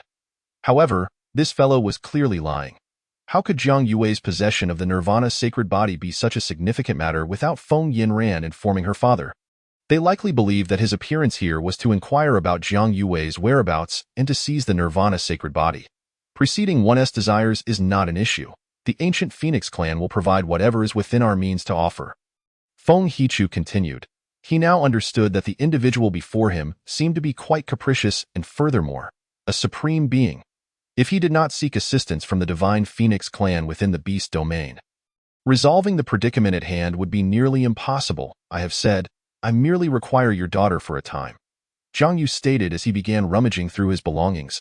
However, he soon abandoned this endeavor. He had intended to retrieve Lin Xiuyan's token to substantiate his identity, but the Lin King's token was not within the body of this authority figure. Furthermore, his identity as the Holy Master was far too grandiose.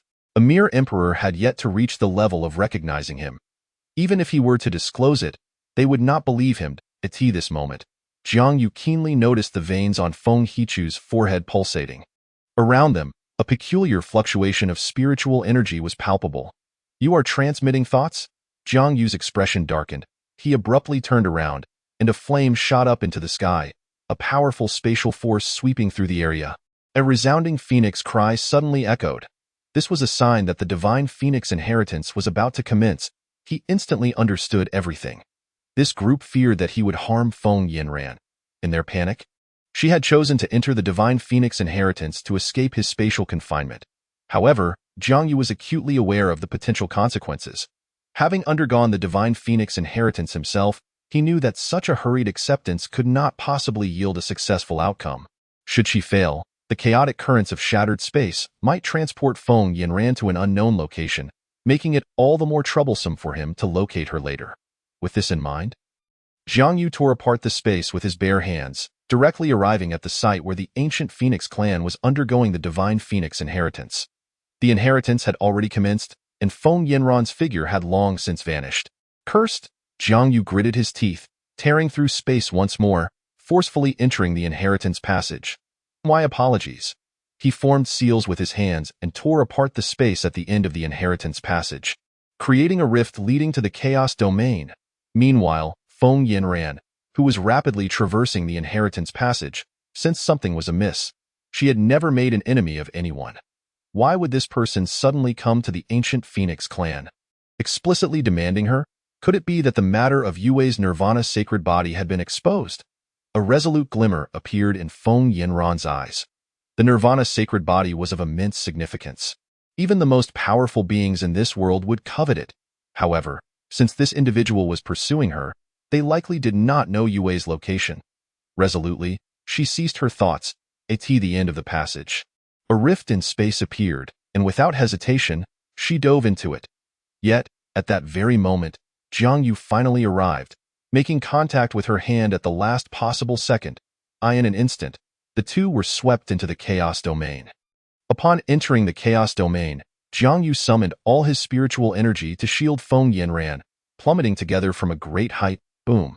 As the dust settled, Jiang Yu rose to his feet, gazing at the bewildered Feng Yinran beside him. He stretched and twisted his neck. Finally, it is done. Jiang Yu breathed a sigh of relief. Feng Yinran's consciousness returned in an instant, and she looked at Jiang Yu in terror, ready to detonate all her spiritual energy. However, She suddenly realized that her cultivation had inexplicably vanished without a trace. If she could not self-destruct, then should this powerful being choose to probe her soul, the whereabouts of Yue would be laid bare. If I wished to kill you, I would have done so long ago. Why wait until now? Jiang Yu shrugged, expressing his helplessness. Communicating with her was indeed cumbersome. Yet, he recognized that he had mishandled the situation. Quickly, he inhaled deeply to calm himself, crouched down, and spoke in a gentle tone. I truly am Jiang Yue's master. Does she not possess the Nirvana sacred body? I harbor no desire for her sacred body. Rest assured. Feng Yinran remained silent, wary of potential deceit.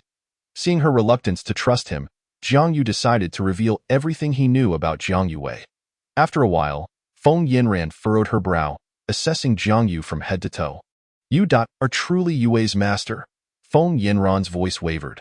The individual before her appeared to genuinely lack any harmful intent. Moreover, as a supreme being, if he already knew everything about Yue, why would he seek her out? He could easily extract the Nirvana sacred body from Yue at any moment. Absolutely, and I shall ensure that she meets you, immediately, Jiang Yu declared. Immediately? Feng Yinran inquired, perplexed. What does immediately mean? Does it imply that she will see her daughter in the next moment? Jiang Yu calculated the time in his mind. A minute spent here equates to 2 months passing in the Tianyuan realm. Since their arrival in the Chaos Domain, only a few seconds had elapsed. Perfectly timed. Before Feng Yinran could pose further questions, Jiang Yu looked up to see the sky suddenly changing color, with 3 spatial tunnels piercing through the heavens.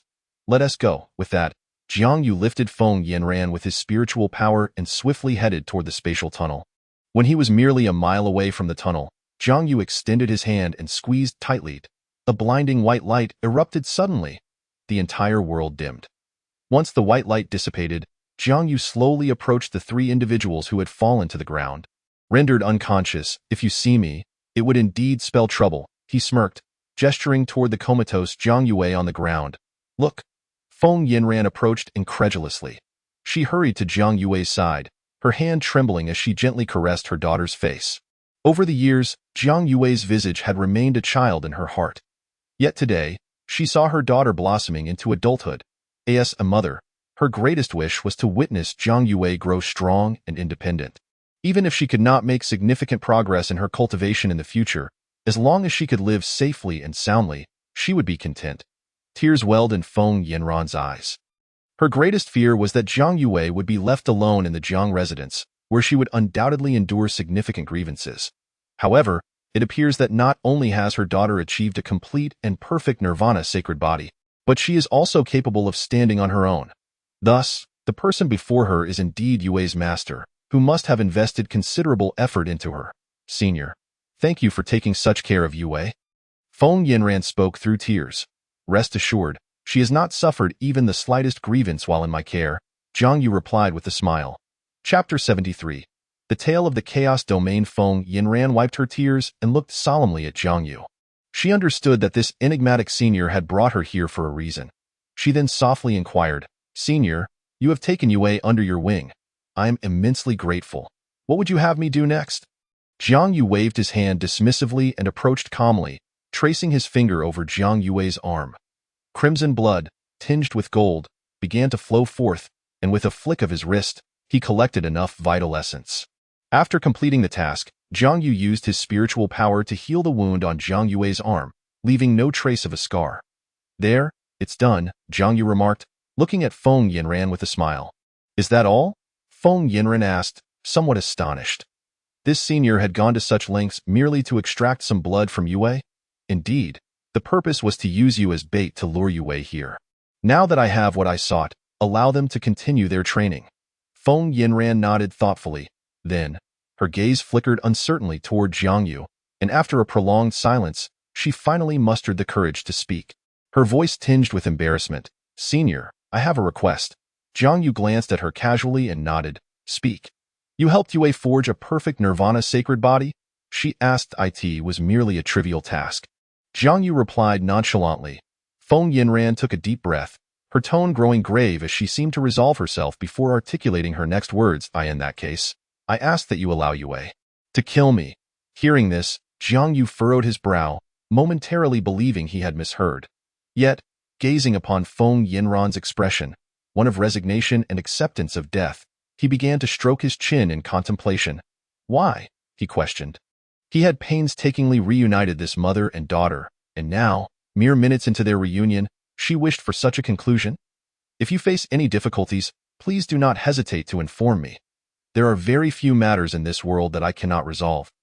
Jiang Yu assured her. Senior's intentions, Yinran is truly grateful. However, if I do not perish, the curse of the Nirvana sacred body will forever cling to Yue. Feng Yinran cast a reluctant glance at Jiang Yue, managing a bittersweet smile as she continued.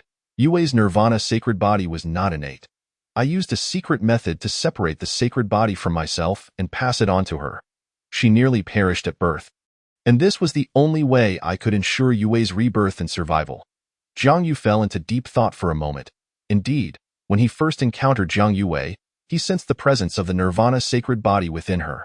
Yet at that time, she was entirely unable to harness its power. The bloodline was simply too weak. Now, he finally understood the reason. Jiang Yue was destined to die at birth, but Feng Yinran had separated the sacred body to save her life. This was truly an act of defying fate. Senior possesses profound cultivation. You must already understand why I wish for Yue to end my life, Feng Yinran stated. Jiang Yu nodded in agreement.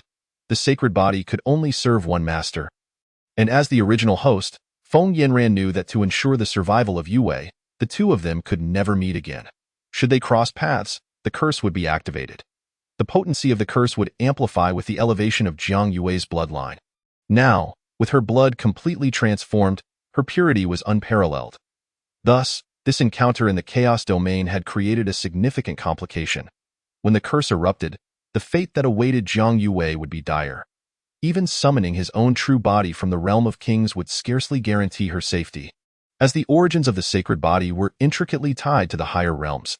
Jiang Yue was a crucial part of his plan, and he could never allow her to come to harm.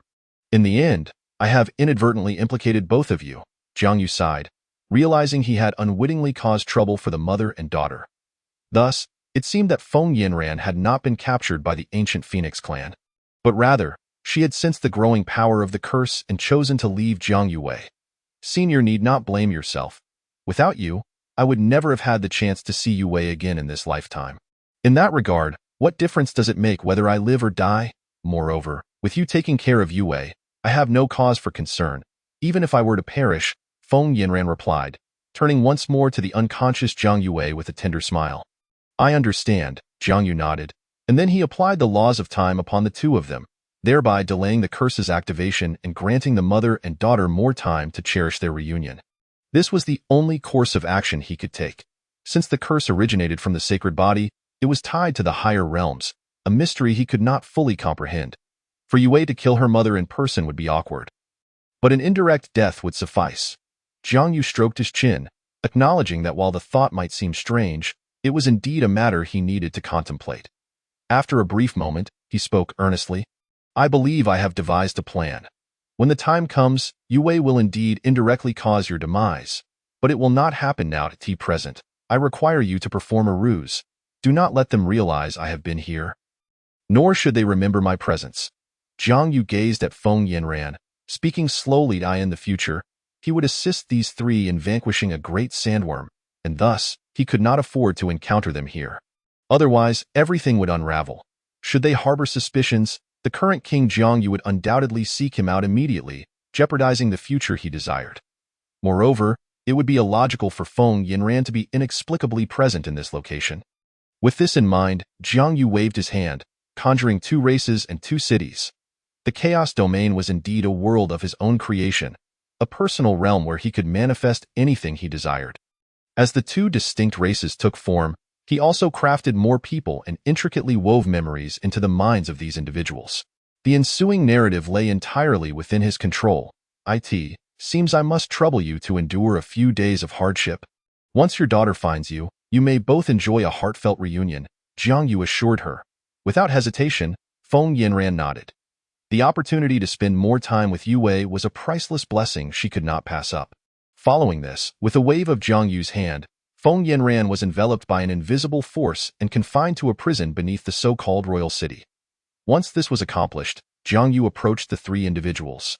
First, he searched them thoroughly, ensuring that they had not lost any medicinal pills before promptly transporting them to the altar of the Wu clan.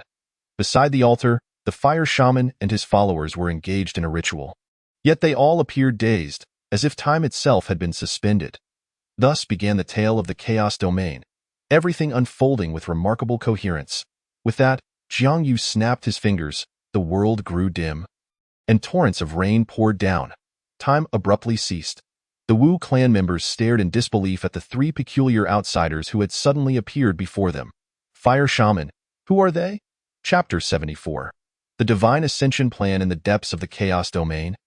Jiang Yu stood in a place few could reach. He cautiously extracted a drop of blood from his body, imbued with a trace of sacred king bloodline. Then, he summoned the blood he had obtained from Jiang Yue, waving his right hand as the two distinct blood types gradually converged in the air, merging in an unprecedented manner. The golden-hued divine phoenix blood began to blaze alongside the sacred king blood. The initial single drop, which contained the sacred king bloodline, not only remained intact but began to spread at a terrifying velocity. Observing this, Jiang Yu forged a physical body using his spiritual power, then filled it with the expanding sacred king blood. Had I known I would need you today, I would have spared myself the trouble of ending your life, Jiang Yu remarked with resignation. As the blood merged with the flesh, and with Jiang Yu fervently activating the laws of time, the sacred king gradually awakened. However, he understood that without consciousness, this resurrected body would merely be a puppet. What he sought was not the power of the sacred king, but rather his memories. Fortunately, remnants of the sacred king's consciousness lingered within the chaos domain, a byproduct of his earlier defeat of the sacred king, which inadvertently created this realm. Such residual consciousness posed no threat whatsoever. Jiang Yu then closed his eyes, swiftly collecting the remnants of the sacred king's awareness that had persisted since his obliteration, and infused them into the new body. Yet, the sacred king was a stubborn individual. Even if he were to be revived, there was no guarantee he would divulge the information Jiang Yu sought. Thus, Jiang Yu imprinted a mark in his mind, ensuring that the sacred king would reveal everything he knew. With all preparations complete, the true sacred king opened his eyes. He gazed around in astonishment, confusion evident in his eyes, before turning to Jiang Yu, scrutinizing him from head to toe. "Sit down," Jiang Yu commanded. Upon hearing these words, the Saint King obediently settled down. This signified that the mark was indeed effective. "Who are you? Where do you come from? And what is your purpose?" Jiang Yu inquired. The Saint King fell silent for a moment, the bewilderment in his eyes gradually dissipating. "I am Yangzi Xiu Yi, hailing from the sacred origin realm, and my intention is to devour the world's essence of the central realm, condense a divine persona, and prepare for the day I ascend to divinity." At the mention of divinity, Jiang Yu felt a tremor within. Could it be that above the realm king lies the god?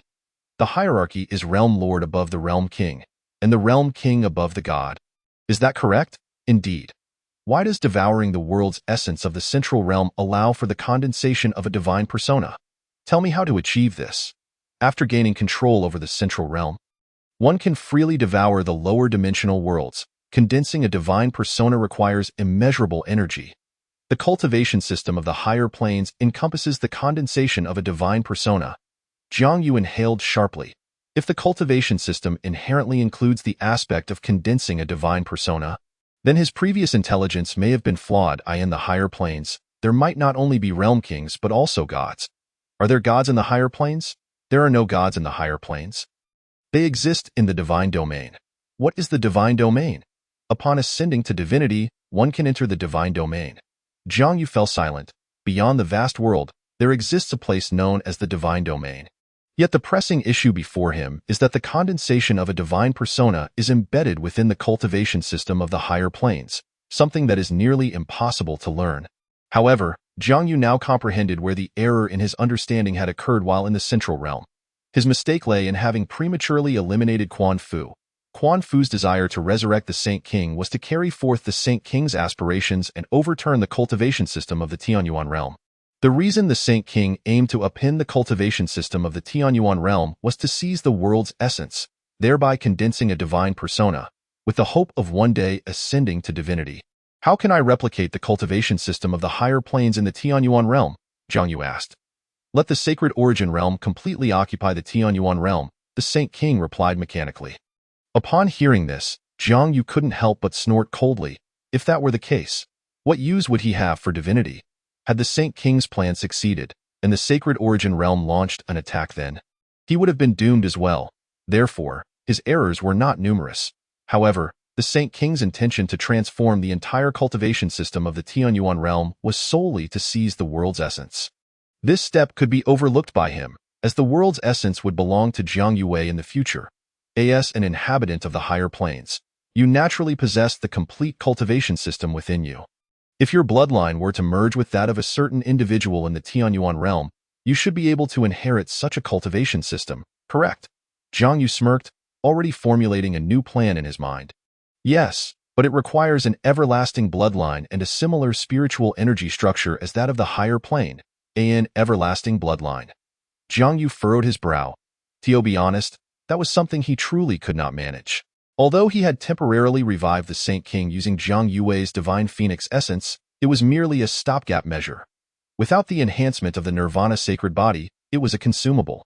Only with the enhancement of the Nirvana sacred body could it become an inexhaustible resource. The outcome was evident. He must ensure that Jiang Yue ascends to divinity first. The moment this thought emerged, Jiang Yu understood everything. He knew how to alter the future. With this in mind, Jiang Yu stood up and completely obliterated the Saint King. He gazed at his own body. Presently, only within Quan Fu resided the most abundant bloodline of the Saint King. In the future, it would not be himself who would assist him, but Jiang Yue. Jiang Yu looked towards the sky of the chaos domain. Beginning to wait, he awaited the descent of the lower dimensional fusion object that upon hearing these words, Tianlai nodded and stroked his beard, clicking his tongue as he remarked, the 18-year-old emperor is indeed formidable. Furthermore, this emperor is no ordinary being. Should she emerge from her seclusion, I fear that even the average sacred beings would stand little chance against her. As soon as his words fell, the space surrounding the Tianling pool began to compress rapidly.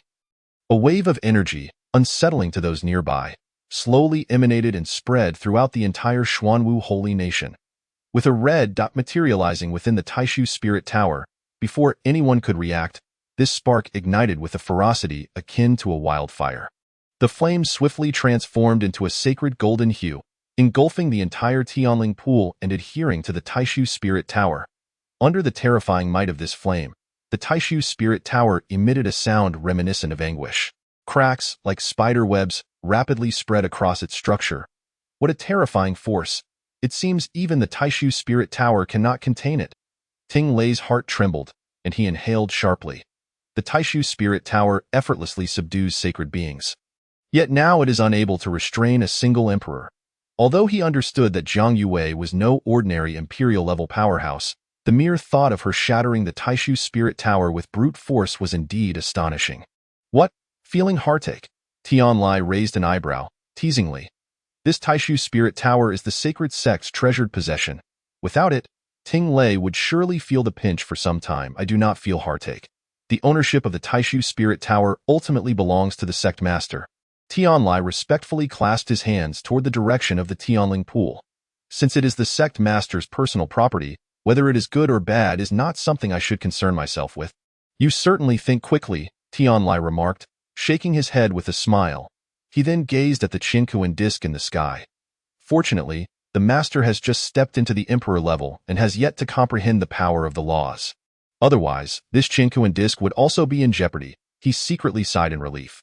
Although this Qinkuan disk ultimately also belongs to Jiang Yue, if it can remain for a few more years, it would allow the Academy Alliance to cultivate several top-tier geniuses. However, it cannot be retained at that moment. Li Qinglong suddenly spoke up. What do you mean by that, General Qinglong? Tianlai inquired, perplexed. Though she has not comprehended the laws, she already possesses complete law power. Once this power erupts, even 10 Qinkuan discs would be utterly destroyed. Li Qinglong replied slowly.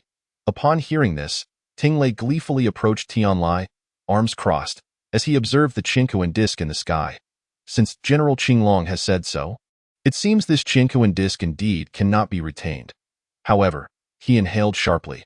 With 2 years' time, coupled with the Taishu Spirit Tower and the Qinkuan Disc, along with our mobilization of the heavenly materials and treasures from the entire Tianyuan realm to assist in cultivation, plus 50 sacred beings to lend support, it is reasonable to say that the master can step into the emperor level. Yet, comprehending the laws requires time. No matter how gifted one is, substantial time is still necessary. Where does her complete law power come from? Tingley questioned, confused. Both he and Tianlai are late-stage sacred beings, and the laws they have comprehended have only just reached the major accomplishment stage, with a considerable distance remaining to complete mastery. From the onset of comprehending the laws to reaching the pinnacle of law power, both of them have expended thousands of years. This is one of the most formidable laws of the Holy Master. The law of time, which has now been entirely passed on to her, Li Qinglong explained. As a peak sacred being, he too comprehended a complete level law, endless life. This is a shared law of the Dragon Clan. However, it can only be elevated to the complete level after one has fully accepted the dragon inheritance and undergone trials of hellish difficulty. Yet, he has only spent a mere 1,000 years comprehending the law. Years ago, with the assistance of the Holy Master, he accepted the dragon inheritance, his strength soaring as he advanced directly from celestial to peak sacred being. At his current strength, he can contend with the Lin Wang before his seclusion. Though he still lacks considerably to defeat him, Lin Wang's law is 10 eyes annihilation. When he opens his 10th eye, no sacred being can rival him. However, Li Qinglong, at present, can be said to achieve the level of 6 eyes. As he pondered this, Li Qinglong cast a meaningful glance at the roaring flames of the Tianling pool, having formed a speculation regarding Zhang Yue's strength, likely at the level of 6 eyes. Yet she is but an emperor at the royal level. If one day she steps into the supreme realm, even as a mere Earth Supreme, she would likely surpass Lin Wang's full 10 eyes. At this moment, the towering flames began to converge from their original dispersing state, gradually forming a golden lotus. Gather all the members of the sacred sect and the Academy Alliance. The master has emerged from seclusion and is now truly the undisputed king of the Tianyuan realm. Upon witnessing this scene, Li Qinglong immediately declared, hastily summoning the Qinglong sacred guards, along with the royal level and above powerhouses from the 4 sacred nations, as well as the Earth Supremes from other divine states of the Tianyuan realm to hasten to this location. Tianlai and Ting Lei naturally understood Li Qinglong's intention. The title of the king of the Tianyuan realm must not be proclaimed quietly. It should be resounding and known to all. Subsequently, countless teleportation pathways emerged, and individuals from various factions flocked to stand beneath Tianling Peak. The Earth Supremes, as the overseers of various divine states, took their places at the forefront, gazing with reverence at the colossal golden fire lotus within the Tianling pool. Behind them stood the Earth Supremes from Tianyuan Prefecture, their expressions filled with awe. Beyond the densely packed crowd, many emperors, monarchs, and kings stood.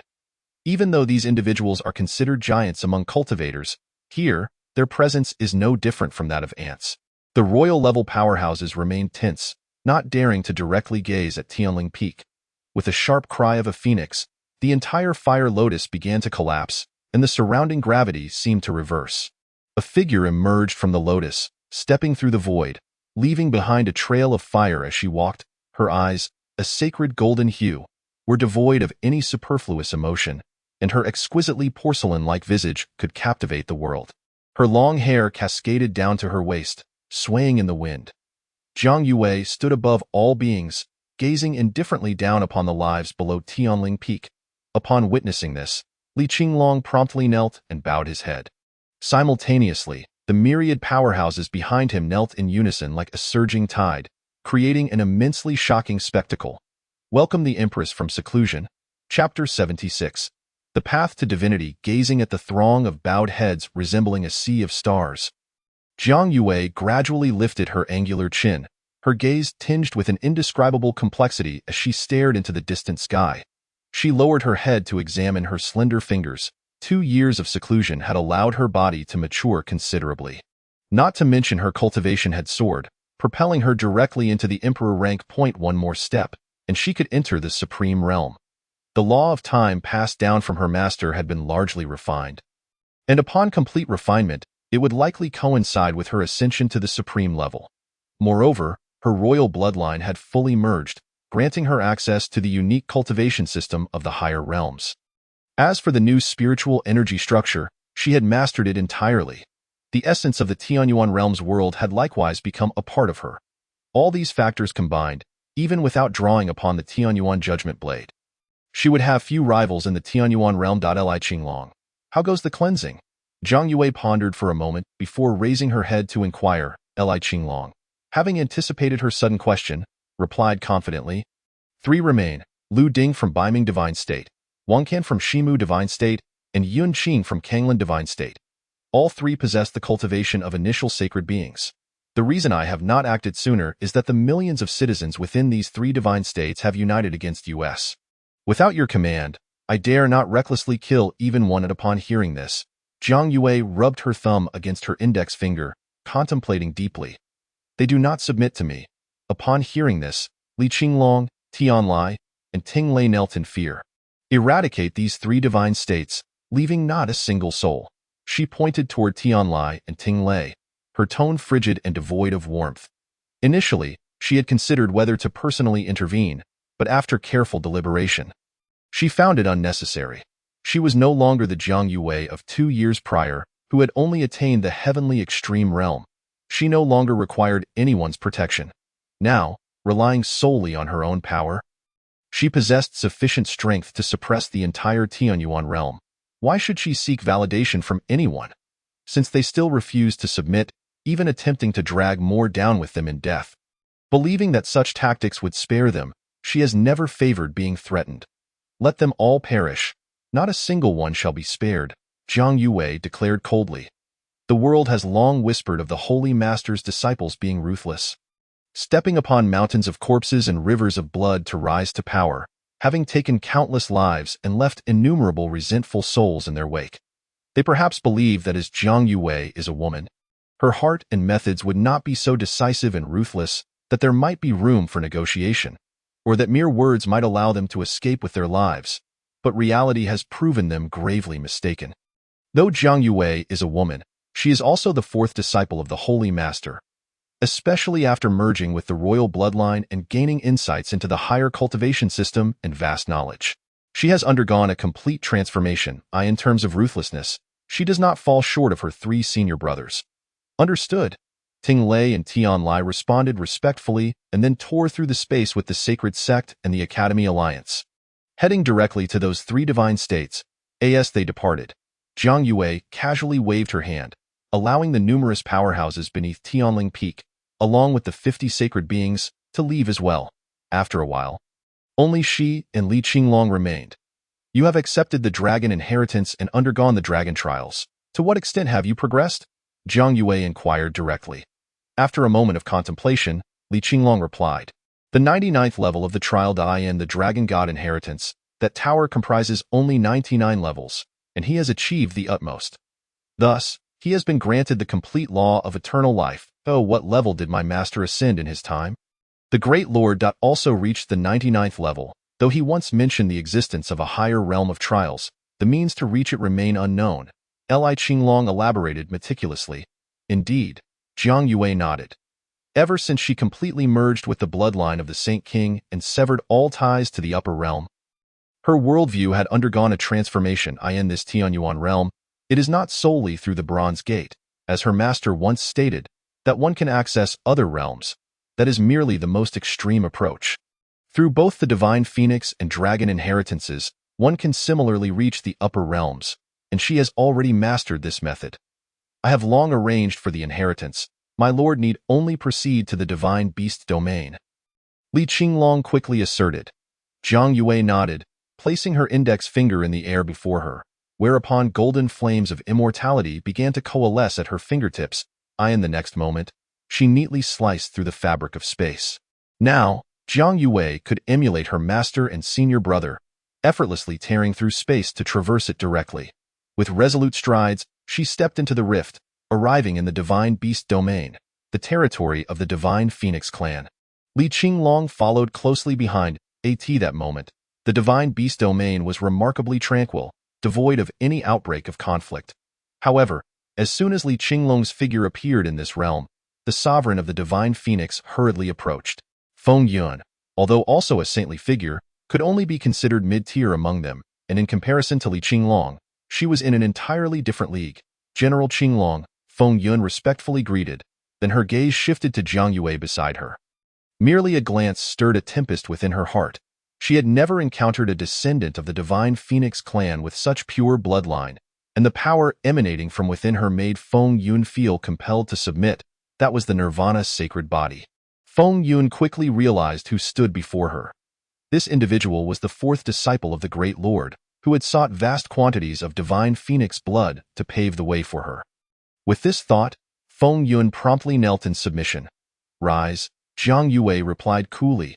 Upon hearing this, Feng Yun, feeling somewhat embarrassed, stood up hesitantly, remaining silent and obediently at her side. By all conventional logic, she should be the ancestor of the person before her. Yet now she found herself bowing to a junior. However, the latter could not truly be considered a member of the divine Phoenix clan. Possessing the Nirvana sacred body, her bloodline purity surpassed that of the divine Phoenix clan, rendering her an anomaly among anomalies. "Where is the inheritance?" Jiang Yue inquired, and Feng Yun quickly led her towards the sacred land of the divine Phoenix.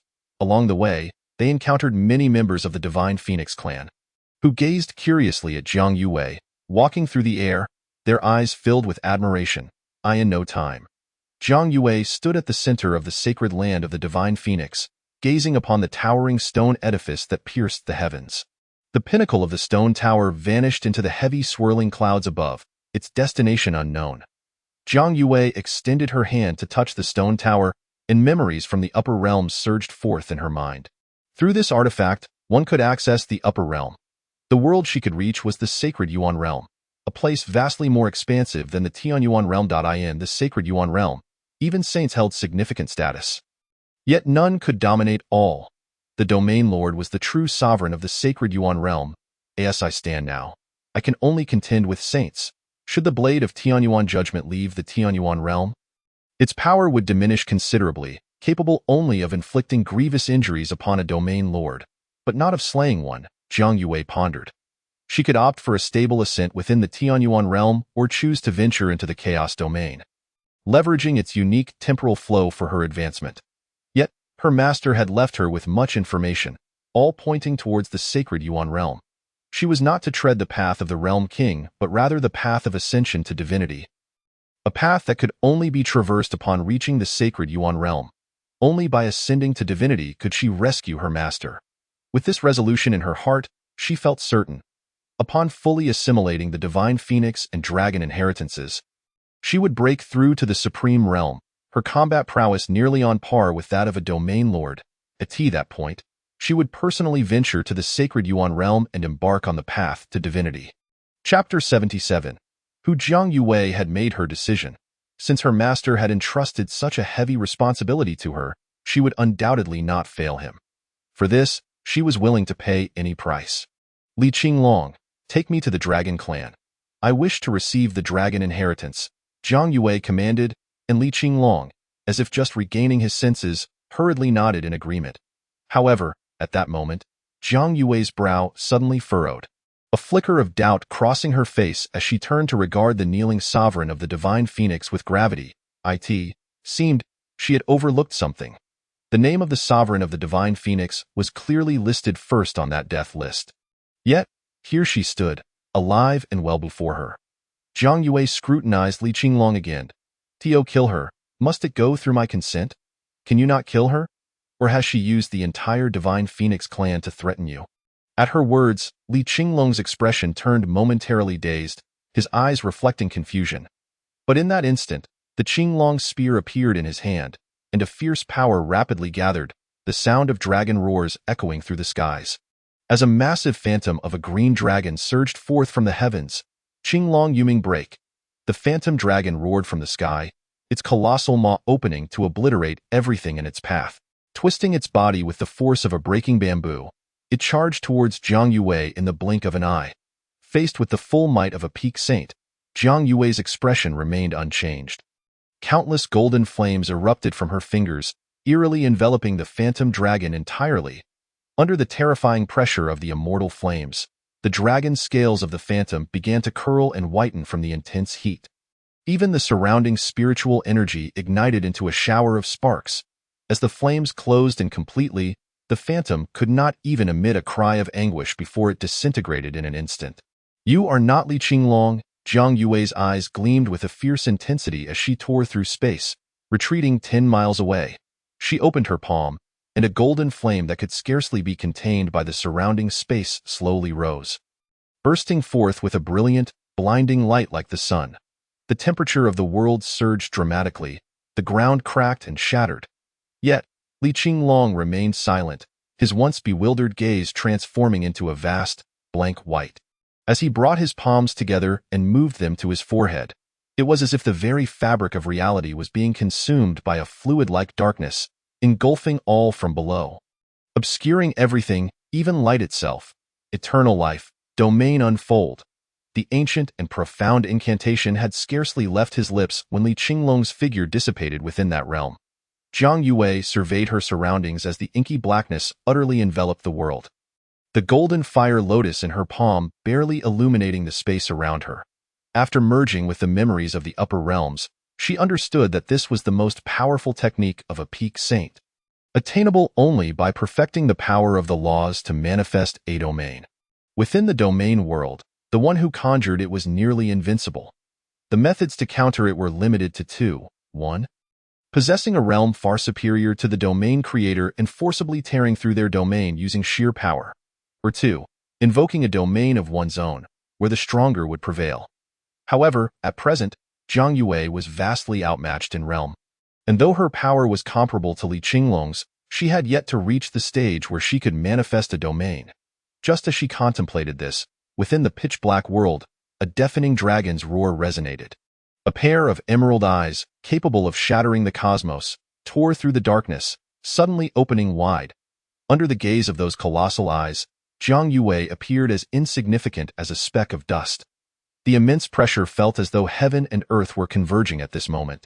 Li Qinglong was the most trusted confidant of her senior brother, tasked with assisting her in controlling the Tianyuan realm. If she commanded him to die, he would not even blink. So who, then, stood before her? This individual possessed the exact same power as Li Qinglong, a force that ranked 5th in the Tianyuan realm, following only her master and senior brother. Yet this false Li Qinglong seemed to lack a segment of memory. That is, as long as she was in the Tianyuan realm, beneath the realm king, no one could kill her. With this thought, Zhang Yue conjured the bronze hilt once more. As her mind focused, countless crimson lines spread forth, enveloping the entire domain world. They intricately intertwined, connecting back to the hilt. The blade of Tianyuan judgment emitted a humming sound, firmly held in Zhang Yue's grasp. Simultaneously, the verdant eyes within the domain of eternal life seemed to sense danger. The eyes began to shatter, transforming into innumerable azure dragons that surged towards Zhang Yue like a torrential downpour.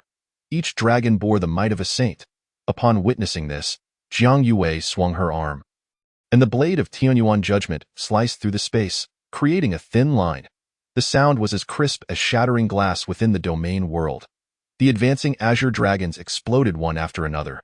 In the boundless darkness of the domain world, spiderweb-like fissures rapidly spread, causing the entire world to begin fracturing until it collapsed. Bang! The darkness, like a retreating tide, surged backward. At that moment, the false Li Qinglong was similarly on the verge of disintegration, as a single strike from the blade of Tianyuan judgment could shatter the domain world. Even the residual waves were sufficient to effortlessly obliterate a peak saint. Zhang Yue gazed at the figure of Li Qinglong before her. Before she could utter a word, he suddenly erupted. "What on earth is it?" She furrowed her brows slightly and turned to glance at the terrified divine phoenix sovereign beside her.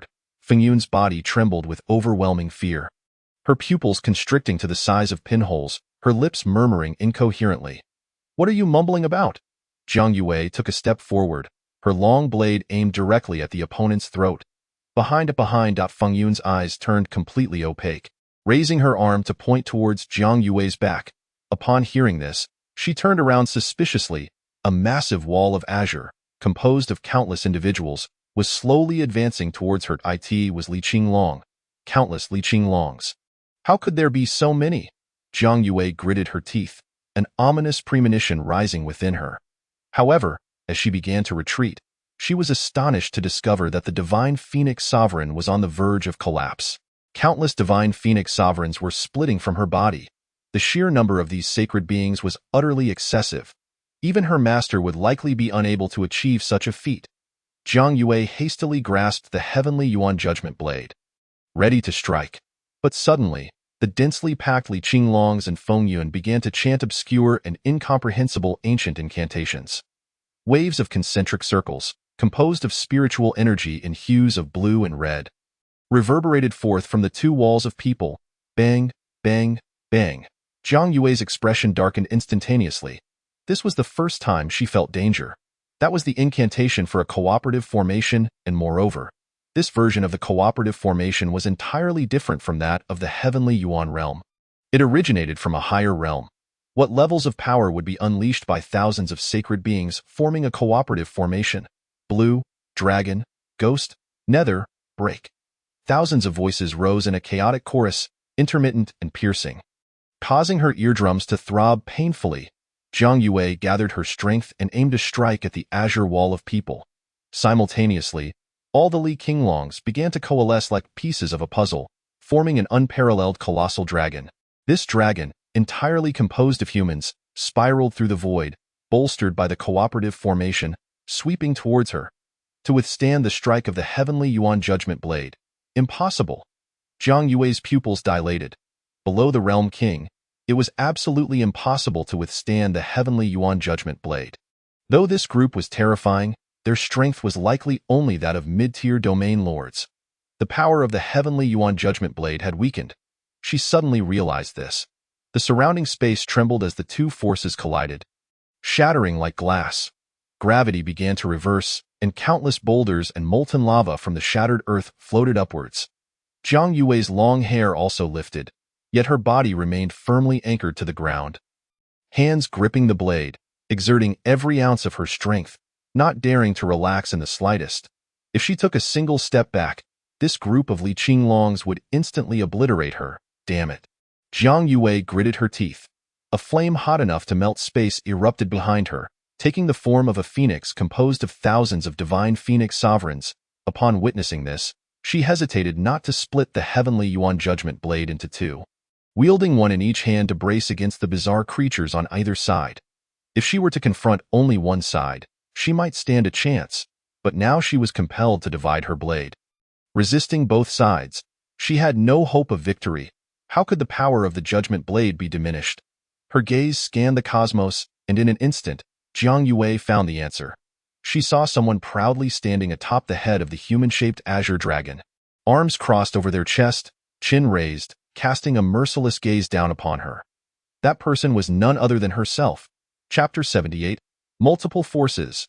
In the following narrative, the familiar Jiang Yue will be referred to as Jiang Yue, while the other will be referred to as Jiang Yue. The immense forces converging from both sides left Jiang Yue feeling utterly powerless. Facing two mid-tier domain lords alone was unprecedented in the heavenly Yuan realm. Even during the legendary Holy King War that established the might of the Holy Lord, it was merely two initial-tier domain lords battling. At this moment, she was undeniably exhausted. Not to mention the strain of countering the divine dragons and divine phoenixes on both sides. The presence of Jiang Yue atop the azure dragon's head was an uncertain variable. If this person intervened, her demise would be certain. Realizing this, Jiang Yue understood that if she held back any longer, death would inevitably await her. Instantly, she focused her thoughts, and the power of time began to influence the surrounding space. Though 70% of the time laws were insufficient to contend with mid-tier domain lords, a brief delay would suffice. This was her final and most formidable means. As for the Nirvana sacred body and the indestructible flame, they were more than adequate against sacred beings, but in battles of this caliber, they were utterly inadequate. At this moment, Jiang Yue, atop the azure dragon, perceived the anomaly. Her right hand opened, and a similar heavenly Yuan judgment blade materialized in her grasp. As she swung the blade, it suddenly disassembled, twisting in the air, layer upon layer separating until it extended into a crimson whip. This is bad. Jiang Yue, who was engaged in a struggle against the two forces below, changed her expression. This individual was about to interfere. Before she could think further, Jiang Yue, wielded the whip and leaped down. The whip rapidly extended in her hands, carving through space with razor-sharp precision, ultimately striking towards Jiang Yue. Jiang Yue's pupils constricted sharply. Life and death, the domain unfurled. But at that very moment, a gigantic azure-white dragon claw suddenly blocked her path, followed by an encroaching darkness that threatened to engulf the world. Yet, before this darkness could fully manifest, it shattered instantaneously. The azure-white dragon let out a mournful wail, its massive form soaring through the air like a kite with its string cut, crashing to the ground and rolling several times before dispersing into countless motes of light. Li Qinglong Nell, Gy, is determined to leave. No one can hinder her, especially since the other party wields the blade of celestial judgment. Even with a coalition of multiple forces, they may not be able to truly detain her. Moreover, the real Gy is currently embroiled in dire straits, and they still have pressing foes that must be prioritized.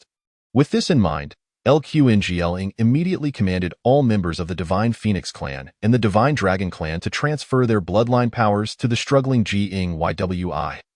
Each of them carries the blood of divine beasts, a force of remarkable mystique, capable of amplifying the strength of any individual.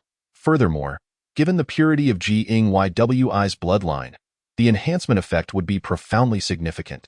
After receiving this power boost, the blade of celestial judgment in Gy's hand erupted with even greater intensity. Seizing the moment when the Academy Alliance and the Holy Sect were balancing the human phoenix and human dragon, she rejoined the blade and struck down heavily upon the human dragon. Chapter 79. The treasure vault with a strike comparable to that of a high-level domain lord, the human dragon was utterly vanquished. Its form obliterated by overwhelming force, Gywi then turned and swiftly executed another strike, instantaneously erasing the human phoenix. Countless azure and crimson specks of light fell like torrential rain. Observing the scene before her, Gywi's mind was a whirlpool of thoughts. Thankfully, LQNGLing and the others had arrived promptly. Otherwise, today's outcome could have been dire. Moreover, the reason for their victory was that the Gywi had no intention of engaging her in battle. "How is your injury?" Gywi inquired, glancing at the weakened LQNGLNG.its. "Nothing. A period of recuperation will suffice," LQNGLing replied, his voice weak. Clearly, enduring a casual strike from the blade of celestial judgment had taken a severe toll on him. "Once we conclude our affairs here, you should venture into the treasure vault of the Qinglong sacred nation to procure some precious materials for refining, aiding in your recovery," Gywi stated nonchalantly. Upon hearing this, LQNGLing was overwhelmed with joy and hastily agreed. The treasure vault of the Qinglong sacred nation was renowned for its countless extraordinary items, all of which were priceless. Afterward, Gywi surveyed the entirety of the Divine Phoenix territory, and a hypothesis began to form in her mind. These bizarre entities must have originated from the Central Realm. She furrowed her brow. In her memories of the higher planes, there were no such peculiar beings capable of infinite replication. However, since they had manifested, it was highly probable that they were the very things her master was currently confronting. Beyond that, Gywi could scarcely conceive of anything in this world that could challenge even her master. They arrived in the celestial realm through the conduits of the Divine Phoenix and Divine Dragon legacies. She murmured to herself. With this revelation, she realized that her plan to accept the dual divine legacies must be temporarily shelved. No one could predict when those monsters would return. If she were to enter the legacy, facing such entities alone would be utterly overwhelming. The recent monsters had merely replicated LQNGLing and the Supreme Divine Phoenix, yet they had already proven to be a formidable challenge. Should they replicate powerful figures like Tianli or Tianli, the situation would undoubtedly worsen. Unless she eliminated that Gywi first, reclaiming the essence of the world's origin would be essential. At that point, wielding the fully realized blade of celestial judgment, she would fear nothing. However, it seemed that the monster could only replicate one of itself. This question remained open to discussion.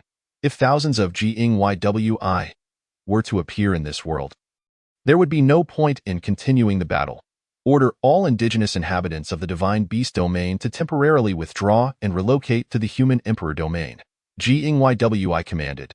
Although the Divine Beast domain was indeed a realm, its indigenous population was merely a tenth of that of the human emperor domain. Moreover, the human emperor domain was sufficiently vast, encompassing 3,000 divine regions, capable of accommodating the entirety of the divine beast domain. Allowing them to remain in the divine beast domain would only introduce greater uncertainty into the future. Understood.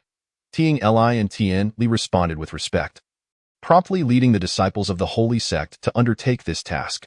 Where is my senior brother in seclusion? The chaos domain, perhaps?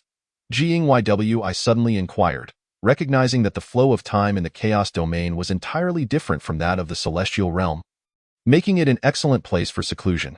Yet at this moment, that Jing Ywi had already entered the chaos domain. My subordinates are uncertain, but it is unlikely he is in the chaos domain. He might not even be within our celestial realm, Lqngling pondered.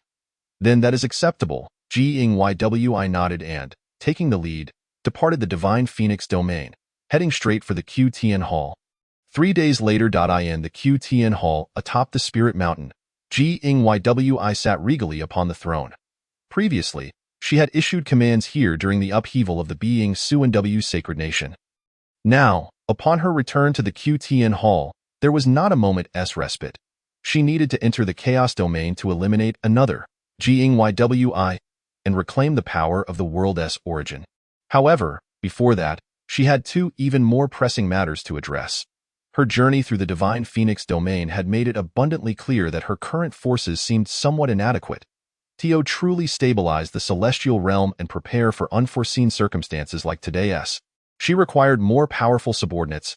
At the very least, they must be of the supreme realm. She needed an army composed entirely of supremes. Only then could these supremes utilize a cooperative formation to contend with the domain lords. Employing a cooperative formation beneath the supreme level would prove insufficient. As for the second matter, it was to ascend to the supreme realm and gain complete mastery over the laws of time. At that point, her combat power would surge, and her strength alone would suffice to rival mid-level domain lords. Coupled with the semi-finished blade of celestial judgment, her power would be restored to its peak within the celestial realm. How many precious materials are in the treasure vault of the Qinglong sacred nation? Jing Ywi inquired, glancing at the now considerably stabilized Lqngling. Lqngling contemplated for a moment. It is difficult to assess. Would it be sufficient to forge an army of supremes from the resources of the Qinglong sacred nation's vault? Jing Ywi pressed further. Without hesitation, Lqngling shook his head. Clearly, it would not suffice. Those were supremes. Perhaps from Jing Ywi's perspective, supremes were insignificant, considering that since she joined the ranks of the Holy Master's disciples at the age of 16, she had interacted with individuals of at least the Celestial Supreme tier. Even those beneath the Celestial Supreme had no right to converse with her, let alone ordinary Supremes. Not to mention the treasure vault of the Qinglong sacred nation. Even if the entire treasury of the 4 sacred nations were pooled together, it would not be enough to cultivate a supreme army, as for the treasures of the Holy Sect and the Academy Alliance. That remained to be seen, but Lqngling was certain Jing Ywi would not resort to such an exhaustive approach. In response, Jing Ywi's expression remained largely unchanged. She understood that cultivating such an army would entail astronomical costs. Nevertheless, she remained confident. The resources of the celestial realm were one matter, but the resources from the Holy Master's sect were another. While she was uncertain of the exact amount needed to forge a supreme army, she was confident that her 3 senior brothers and her master had undoubtedly set aside reserves. The resources they had left for her would surely suffice. Lqngling, Tien Li, Ting Li, stepped forward to receive orders, Jing Ywi commanded as she rose from her seat. The 3 promptly approached the steps of the throne.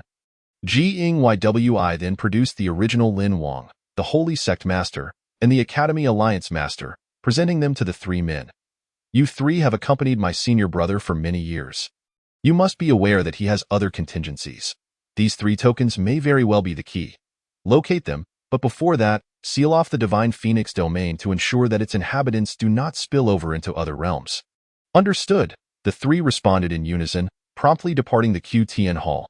Now, within the Grand Hall, only she and the 50 esteemed individuals remained. Though the combined might of 50 esteemed individuals utilizing a cooperative formation was a commendable enhancement, It was evidently insufficient to stabilize the entirety of the celestial realm. She was determined to acquire a supreme army. Since her 3 senior brothers had left contingencies, where might her master's reserves be hidden? She recalled her first meeting with her master, during which the latter had casually produced a pill that could elevate an imperial-level figure directly to the emperor level. Her master had always been one to consider 1,000 steps ahead with every move. With this thought in mind, G-Ing-Ywi tore through space and arrived at the QTN mansion. Chapter 80. G-Ing-Y's Private Vault, selected by the Holy Master. In the QTN mansion, upon her return, G-Ing-Ywi was beset with myriad emotions, the atmosphere thick with a sense of nostalgia.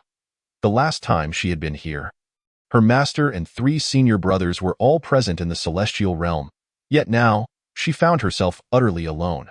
She could not help but sigh as she gazed at the plaque inscribed with the words QDF, smiling faintly and shaking her head. Her master had gone to great lengths to conceal their true identities. However, it was only after she fully comprehended her master's identity and inherited the vast celestial realm that she realized the weight of the responsibility upon her shoulders. G-Ing-Ywi made her way directly to the room once occupied by her master, pushing the door open to find the interior exceedingly simple, indistinguishable from that of an ordinary household. Even lacking comparison to her own room in the Jing residence, a bed and a table were all that remained. However, upon the table lay a thick book, its pages yellowed with age. Curiously, she approached and examined it closely. The cover bore the unevenly written title, G-Ing-Y's Fantastical World Adventure Diary, 6th edition. Could this truly be her master's casual diary? Overcast day. Spent the day disguised as a beggar in the Qinglong sacred nation. Not only did no one confront me, but I also managed to acquire a few spirit stones. How dull. Overcast day. I've been rather lackadaisical lately. I must seriously contemplate the laws of time and space tomorrow. Overcast day. Spent the day drinking in the Qinglong sacred nation. I must certainly reflect on the laws tomorrow. Rainy day. Took a stroll around the QTN hall. Little Ellen is not here. Downpour. Xiao Zhao has requested me to make a trip to Shenzong, but I find myself reluctant to go. On a stormy day, Xiao Yezi mentioned that chaos has once again erupted in the city of turmoil. He should be able to handle it, so I shall refrain from attending. On a cloudy day, what lies behind the door? My curiosity is piqued, and I feel the need to thoroughly contemplate the principles. In a gentle drizzle, Jiang Yue seems to possess a certain spiritual essence, far surpassing those 3 mischievous ones. However, with 4 people we can play cards, but what can we do with 5? In a light rain? I wonder if this child longs for home? Nevertheless, I shall heed her inclinations. If she wishes to develop in foreign lands, it is certainly plausible to relocate an ancient academy there. In a thunderstorm, the remnants of the Holy King still roam the world. It seems prudent to cast a long line and fish for larger prey. Yet, using my own disciple as bait feels rather unscrupulous. She could hardly fathom that the person who penned such a stream of consciousness diary was her master. She continued to flip through the pages. One page suddenly fell out, and she hastily retrieved it. However, upon a mere glance, her pupils constricted in shock. I knew you would find your way here, so I have left this final letter. Your 3 senior brothers are currently in seclusion, and it may be a long while before you can seek their assistance. However, I have prepared a contingency for you, sufficient for you to cultivate your own formidable power. The private vault of your 3 senior brothers is abundant with treasures, yet before my master, these are merely trifles. The blade of heavenly judgment is the key. This is the door. Enter, and you shall uncover everything. But remember to thoroughly comprehend the chaotic divine demon scripture. It contains records of ancient alchemy, formations, and inscription techniques. The Holy Master has meticulously selected these. You shall find satisfaction. The contents of the letter came to an end. Jiang Yue, momentarily stunned, set the letter down, taking a considerable time to regain her composure. She never anticipated that her master had foreseen the current situation and even discerned her innermost thoughts. A faint smile graced her lips as she collected all the diaries into her spatial ring, then summoned the blade of heavenly judgment, slowly inserting it into the ground. The surrounding space rapidly transformed, and as the blade of heavenly judgment turned like a key, a door radiating white light abruptly materialized before her. Jiang Yue gently pushed the door open, and the sight within caused her to gasp in astonishment. Here lay a minuscule independent space, containing merely dozens of shelves, each adorned with an array of boxes, meticulously arranged. Beneath each box bore her master's labels: Ascension Pills for Below the Royal Realm, Ascension Pills for the Royal Realm, Imperial Ascension Pills, Supreme Ascension Pills, and high-grade Enhanced Lingxian Pills. In addition to various exquisite elixirs, there were also royal artifacts, imperial artifacts, and supreme treasures. Jiang Yue stared blankly at the astonishing sight before her. How did her master achieve this? Could it be that during the thousands of years of rest, he never ceased his alchemical and crafting endeavors? The thought sent a shiver down her spine. Now, she finally understood her master's true strength. He was a polymath, possessing terrifying combat prowess and unparalleled skills in alchemy and artifact crafting, all of which were absent in the heavenly Yuan realm. Though the shelves were few and the boxes countable, the effects of the elixirs contained within were indeed formidable, enough for her to barely cultivate a supreme army. However, in retrospect, her master's contingency plan seemed less shocking but was undeniably capable of resolving her pressing issues. Gradually, Jiang Yue approached the shelf containing the Supreme Ascension Pills, casually selecting a box to open. Her pupils contracted once more. The box contained not the elixir she had anticipated, but rather a stack of spatial rings. At this moment, she truly grasped the meaning of the Holy Master's capabilities. The so-called Holy Master's methods were indeed astonishing, forever beyond expectation.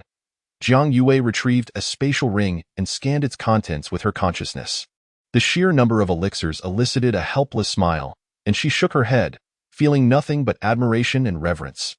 The box contained spatial rings, which in turn were filled with elixirs. Such an extravagant approach could scarcely be matched by anyone else in the world apart from her master.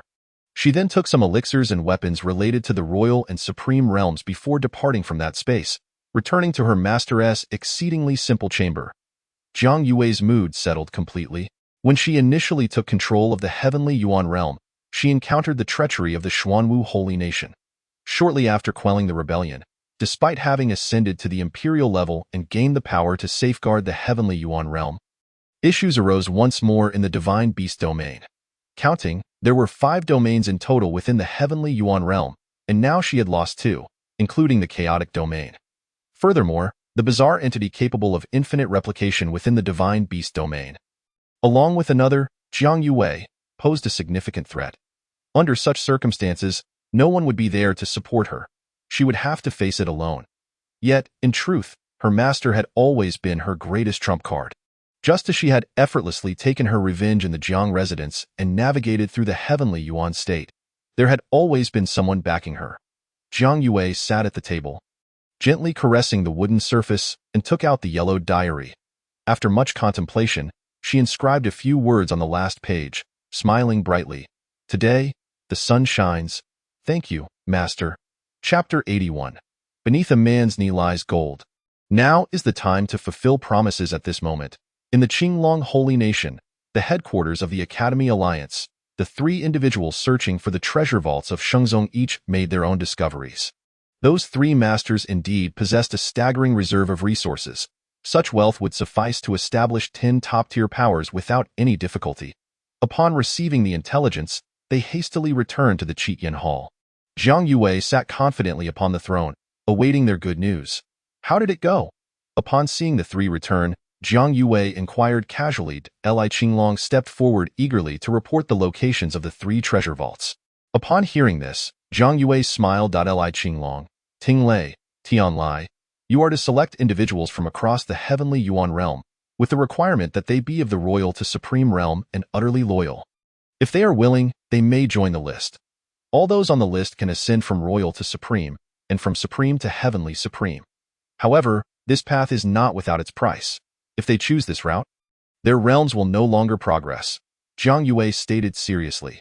While the elixirs left by her master were indeed formidable, they merely allowed the cultivators to exhaust their potential and reach the designated realms. This course of action would render those who consumed the elixirs incapable of advancing further in their lifetimes. Upon hearing this, the 3 individuals below were instantly taken aback. What? Ascending directly from royal to supreme? From supreme to heavenly supreme? The only price being that they cannot advance any further. This was no price at all. Li Qinglong forcibly suppressed his shock. He had initially believed that the treasures found in the private vault of the Forest King would suffice to resolve the current crisis. But evidently, Jiang Yue had discovered the Holy Master's treasure vault. The Holy Master's vault and that of the three great masters were not even in the same league. This list was of utmost importance. Once the news was released, countless individuals would vie to get onto the list, even at the cost of bloody conflict. Most royal-level powerhouses would never have the chance to ascend to the imperial level in their lifetimes, let alone become supreme, and 90% of supreme-level cultivators would never take that seemingly insurmountable step into the heavenly supreme realm. The conditions Jiang Yue was offering were irresistibly enticing, ascending to supreme. Such an allure had never been seen in the entire heavenly Yuan realm. This was undoubtedly a tremendous gift, a golden opportunity. We shall act at once, Li Qinglong and the other two replied respectfully. However, just as they were about to leave, Jiang Yue called Li Qinglong to a halt. She paused for a moment, then added, "Please inquire if Zhenlei Tianwang is willing, and also to Jilan." Upon hearing this, Li Qinglong immediately understood Jiang Yue's intentions. He nodded in agreement. Zhenlei Tianwang was about to have a stroke of luck. Who could have predicted that many years ago when he first met Zhenlei Tianwang? This fellow was merely an obscure 8th-grade candidate, having nothing to boast of except for his gallant spirit and sense of justice. Yet, due to that fateful day outside the Tianming Academy, he rose steadily. First receiving the Forest King's favor and becoming a royal-level powerhouse, he then broke through to become the captain of the Qinglong Holy Guard. After the Forest King's departure, he further promoted Zhenlei Tianwang to the position of the Qinglong's 1,000-man commander. Now, since the one in control, Jiang Yue, was inclined to recruit Zhenlei Tianwang, he was certainly no fool. Upon returning, he would directly elevate him to the position of the supreme commander of the Qinglong Holy Guard.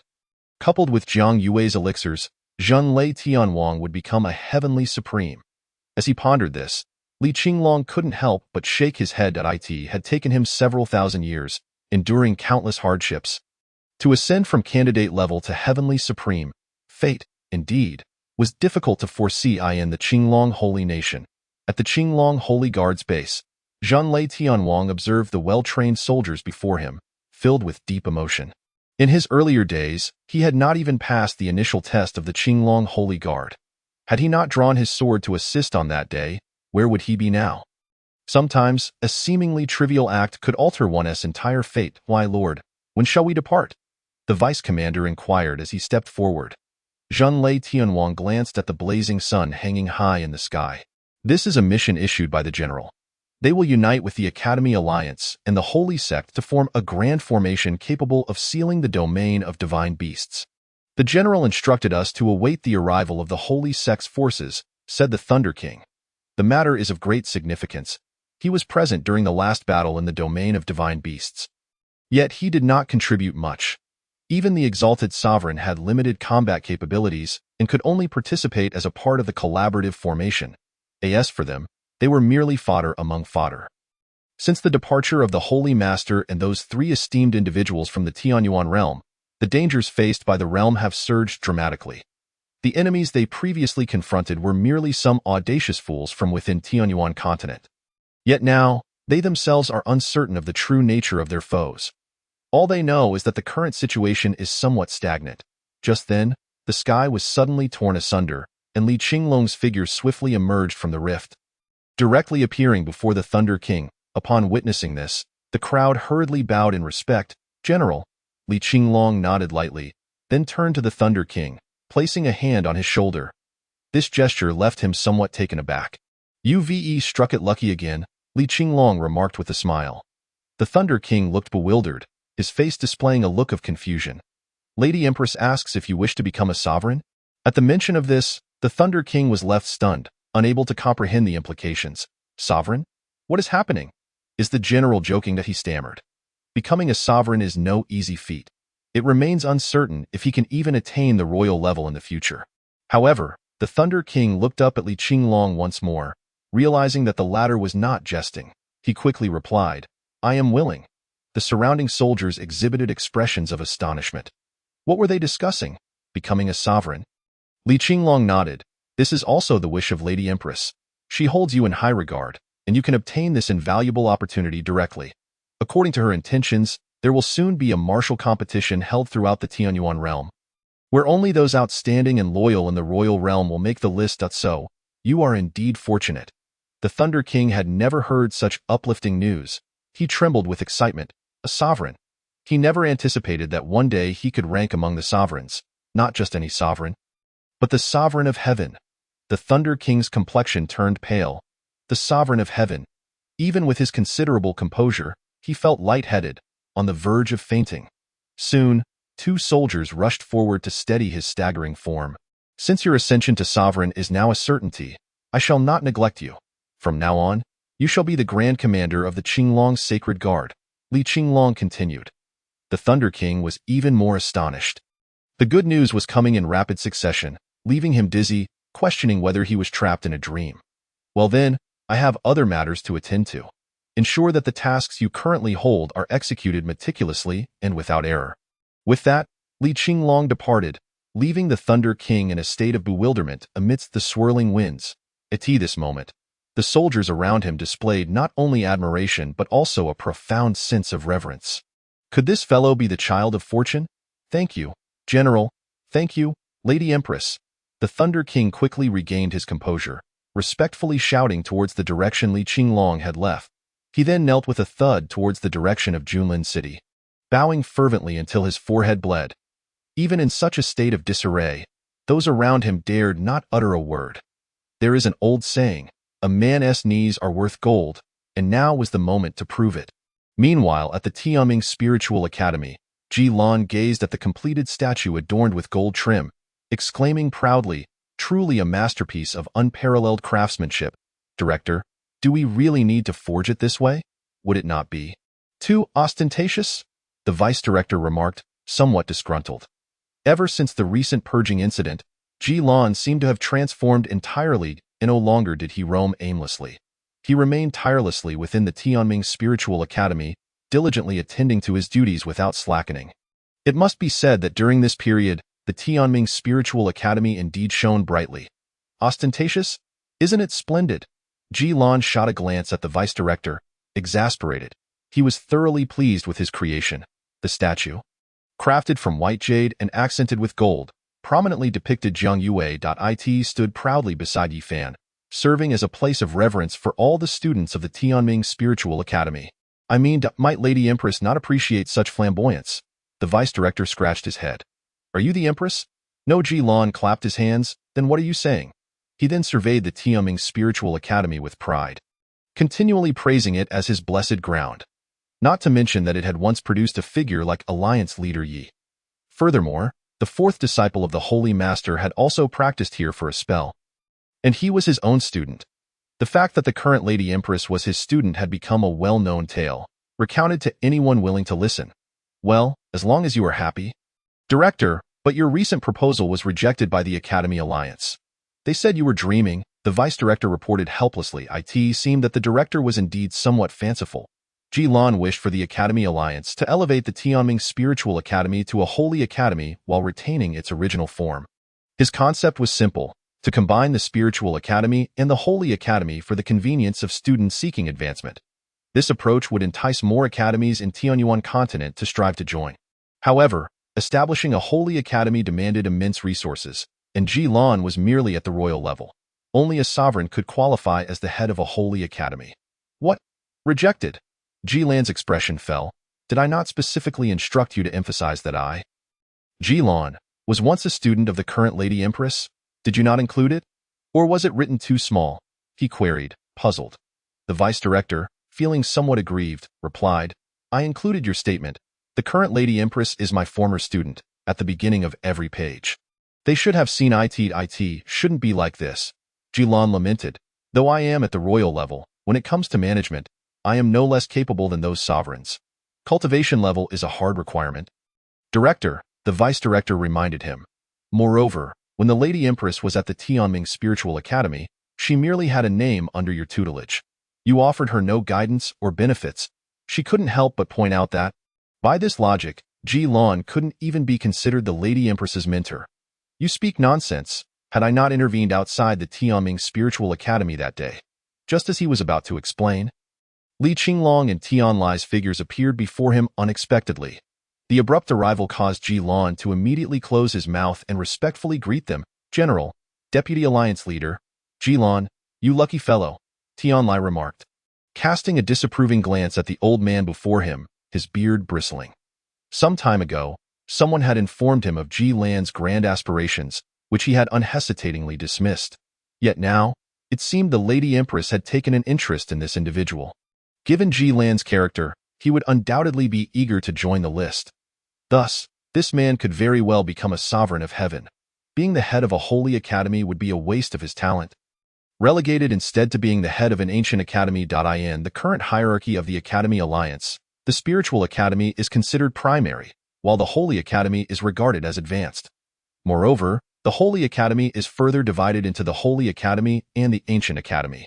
The ancient academy is undoubtedly the largest entity within the Academy Alliance, gathering not only the geniuses of Tianyuan continent, but also those from the 4 regions of the entire Tianyuan realm.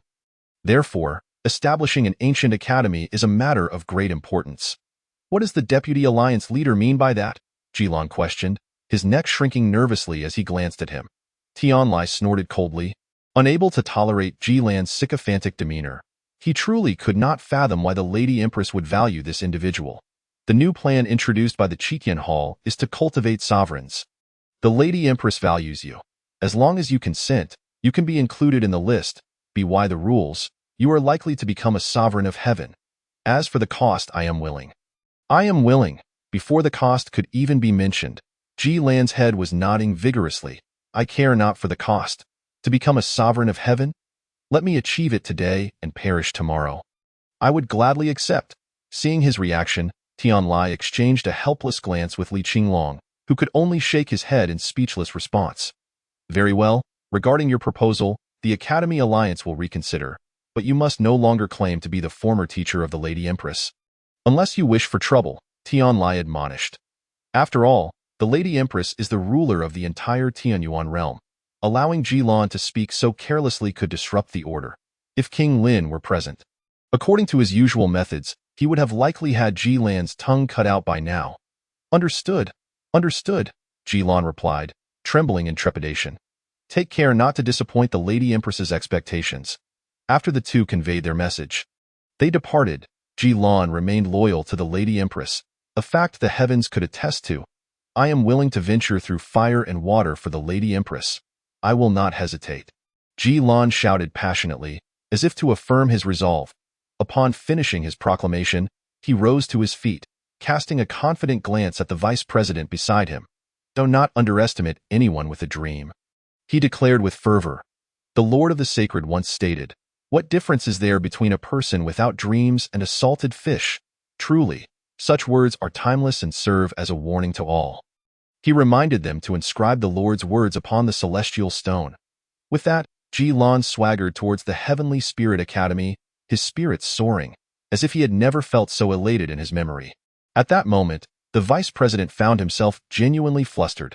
In just a few days, news from the Chiqian Hall swept across the entire Tianyuan realm. Countless powerful figures flocked to seize this extraordinary opportunity. Meanwhile, Bai Haochen, still within the confines of the Qinglong Sacred Kingdom, also caught sight of the announcement. The Supreme Realm. Although he was currently unable to meet the requirements of the Supreme Cultivation Plan, a smaller initiative had been unveiled, the Monarch Realm Plan. Transitioning from the Marquis Realm to the Monarch Realm posed no risk of diminishing potential, effectively granting immediate access to the treasures of heaven and earth for direct cultivation. Undoubtedly, this was a monumental opportunity for him. He had to secure this slot. Bai Haochen clenched his fists. He recalled the time he had sparred with the current empress in the Xuanwu Sacred Hall. Although he had suffered a crushing defeat, he had managed to exchange a blow or two. Yet now, the gap between him and Jiang Yue was vast. He did not seek to catch up, merely to glimpse her back. Even if he could only serve her in the future, he would willingly do so. Chapter 83. The Past of the Sect. 1. Selecting individuals who meet the criteria from the entire Tianyuan realm was no simple feat to accomplish in just a few days. Jiang Yue, naturally, did not intend to let this time go to waste. Since she could not yet accept the dual divine inheritance, she resolved to directly step into the Supreme Realm, by that time. Her supreme army would be fully assembled, and she would possess sufficient strength to venture into the chaos domain to eliminate that Jiang Yue. Accepting the inheritance then would yield the same results. With this thought in mind, she returned to the celestial spirit pool. The 50 holy grade guardians continued to seal off the area, ever ready to protect her. Jiang Yue seated herself cross-legged in the center of the celestial spirit pool and retrieved a pill. This pill, too, was sourced from her master's treasury, known as the Tinturn Supreme Pill. Upon ingestion, it would replenish all the energy required to ascend from the monarch realm to the supreme realm, sparing her the hassle of gathering various heavenly treasures. However, even so, the time required to enter the supreme realm still depended on her comprehension. The supreme realm differed from other realms. To enter it, one needed to grasp the pure essence of the laws. The law she already possessed was the grand completion level time law imparted by her master, though she currently remained at the monarch realm emperor level and could not utilize it yet. She needed to thoroughly comprehend the time law and transform it into her own essence before she could step into the supreme realm. With a thought, the vast universe disk once again enveloped the surrounding space. With its assistance, her understanding of the time law would become much more fluid. However, mastering the time law, which was arguably the most powerful force in existence, would not be an easy endeavor. Jiang Yue's tone grew somber. She recalled how her master, with only a late-stage comprehension of the time law, could effortlessly slay initial-stage domain lords. If she could fully harness this power, even high-level domain lords would not stand a chance against her. Yet, transforming Jiang Yu's time law into her own was no simple task. To truly possess the power of the time law, she would need to traverse the river of time, likely retracing the path her master once walked. Taking a deep breath, Jiang Yue yearned to understand how her master had led his 3 senior brothers to sweep through the Tianyuan realm thousands of years ago. She then closed her eyes. Entering a profound state of comprehension, that moment, the universe disk in the sky erupted with an extraordinary radiance. As a beam of white light descended, Jiang Yue's consciousness began to withdraw, entering the vast and endless river of time. 10,000 years ago, in the Tianyuan realm, within the human emperor domain, outside Tianyuan prefecture, in the Xianming dynasty, a fierce storm raged, torrential rain poured, and thunder roared. 4 disheveled figures darted through an expansive bamboo grove. Clad in black cloaks, their bodies battered and bruised, the tall bamboo swayed under the relentless winds, emitting mournful cries.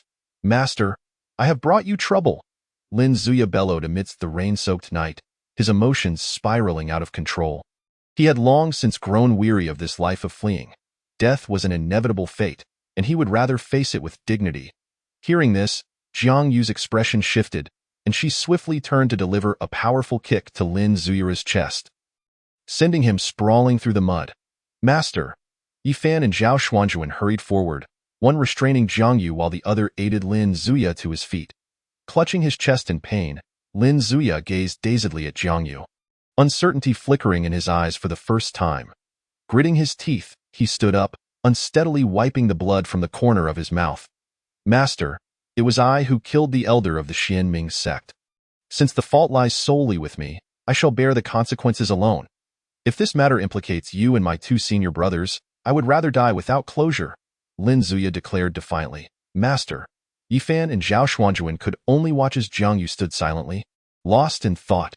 Rainwater soaked her bangs, her gaze sharp as a blade, emanating a chilling light in the darkness.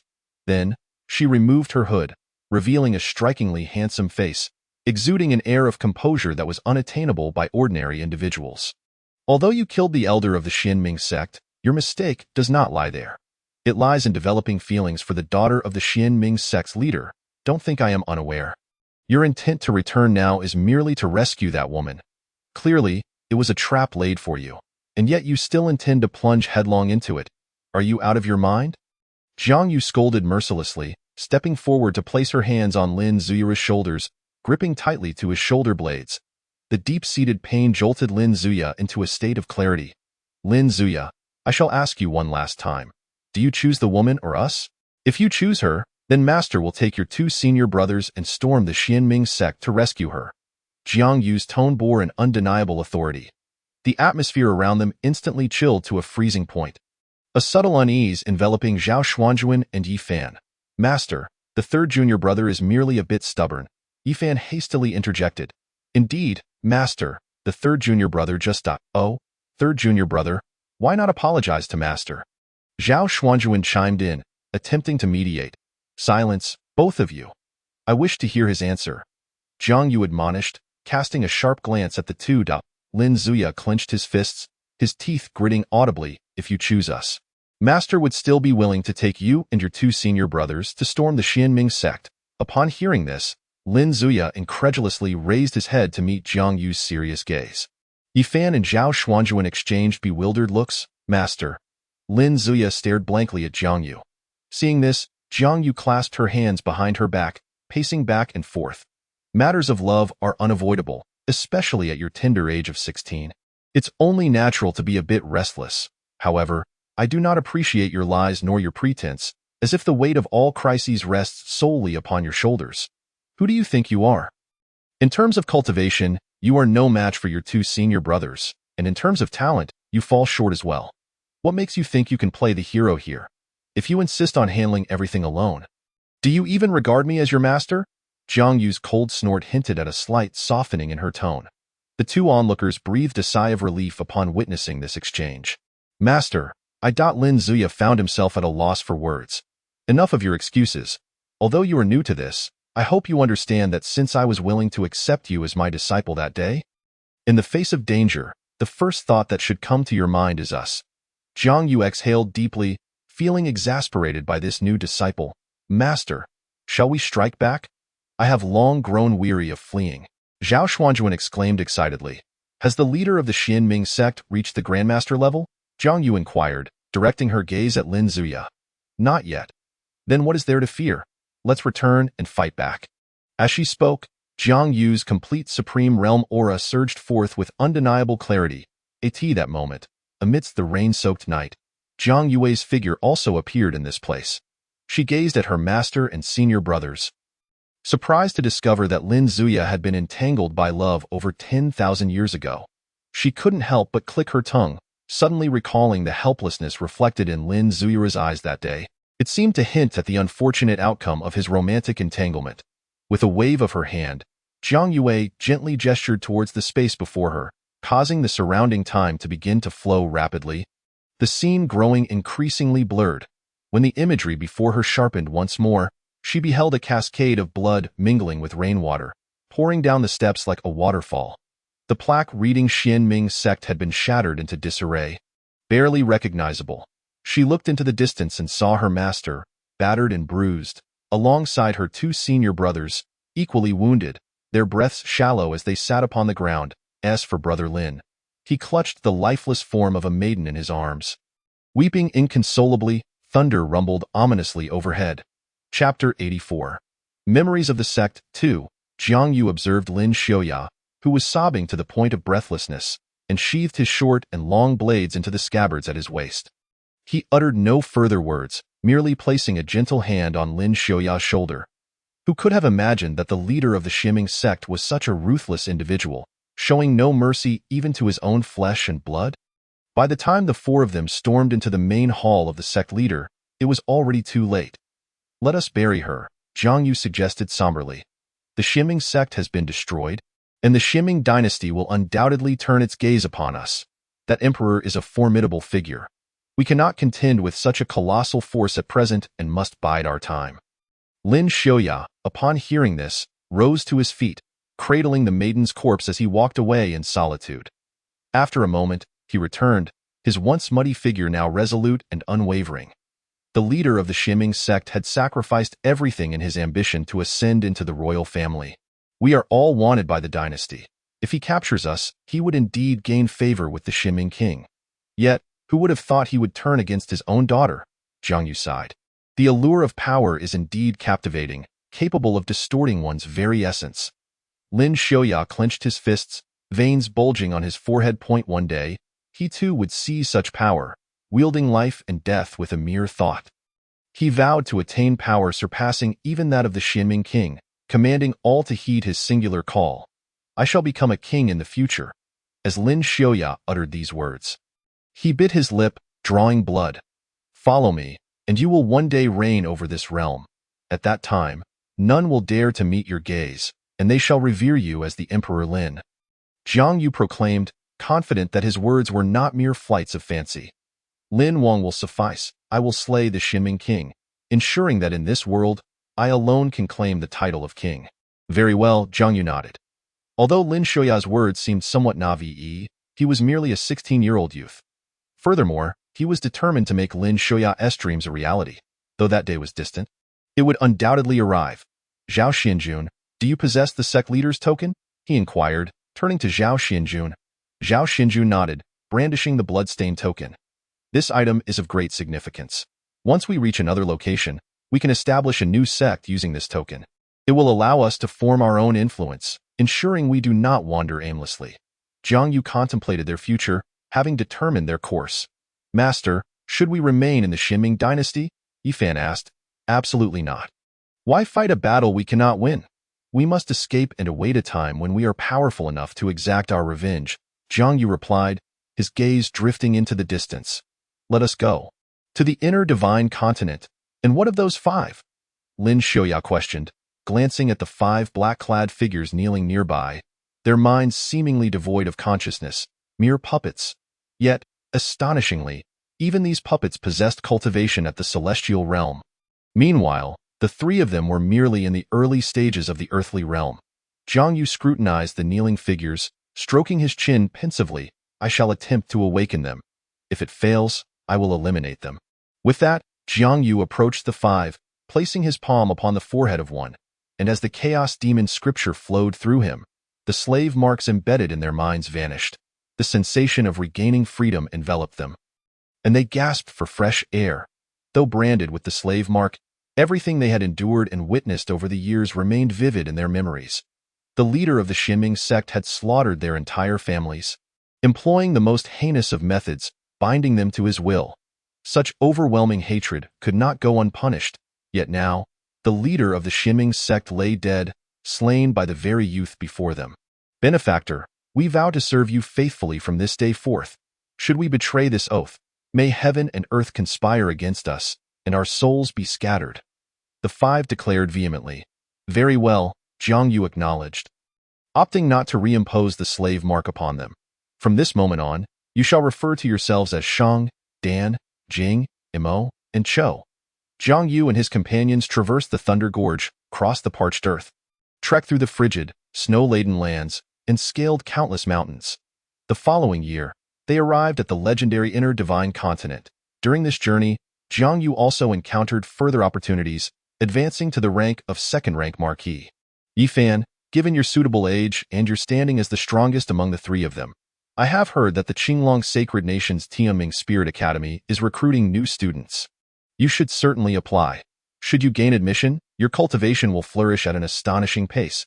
Jiang Yu counseled earnestly. Yifan, possessing commendable talent for cultivation, would only squander his potential should he remain idly by Jiang Yu's side. Understood, Yifan readily replied, recognizing that their sect required greater strength. As for Zhao Xianjun, how fare the matters concerning the Xinming sect? Though they possessed the token, recruiting new members remained a significant challenge. Ultimately, they lacked tangible resources to entice many. Zhao Xuanjuan's expression soured. He then shifted his focus. It seems the Qinglong Sacred Nation has a Qinglong Sacred Sect. I intend to explore that avenue first, postponing the establishment of a new sect for the time being. Upon hearing this, Zhao Xianjun looked to Jiang Yu, seeking his approval to go without worry. The Qinglong Sacred Sect is not far from here, and a disciple may venture there alone. Agreed, but exercise utmost caution. While the Qinglong Sacred Nation offers more opportunities than the Outer Divine Continent, the dangers multiply exponentially. This is not the domain of our human race, but rather that of the divine beasts. And we hold little standing here, Jiang Yu admonished solemnly. Even as a second-rank Marquis, he dared not act too brazenly in this territory, where individuals of his rank were plentiful.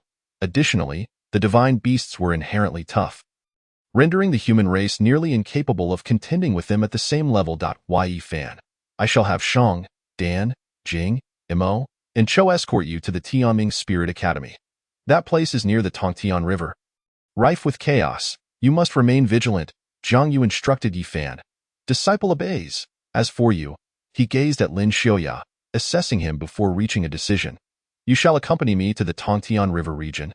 While it is chaotic, it serves as an excellent training ground. Upon hearing this, Lin Xiaoya nodded. Regardless of whether it was a sect or an academy, his qualifications prevented him from entering either. Thus, it would be best to follow his master for rigorous training. After all, he was determined to become the preeminent powerhouse in this world one day. Chapter 85.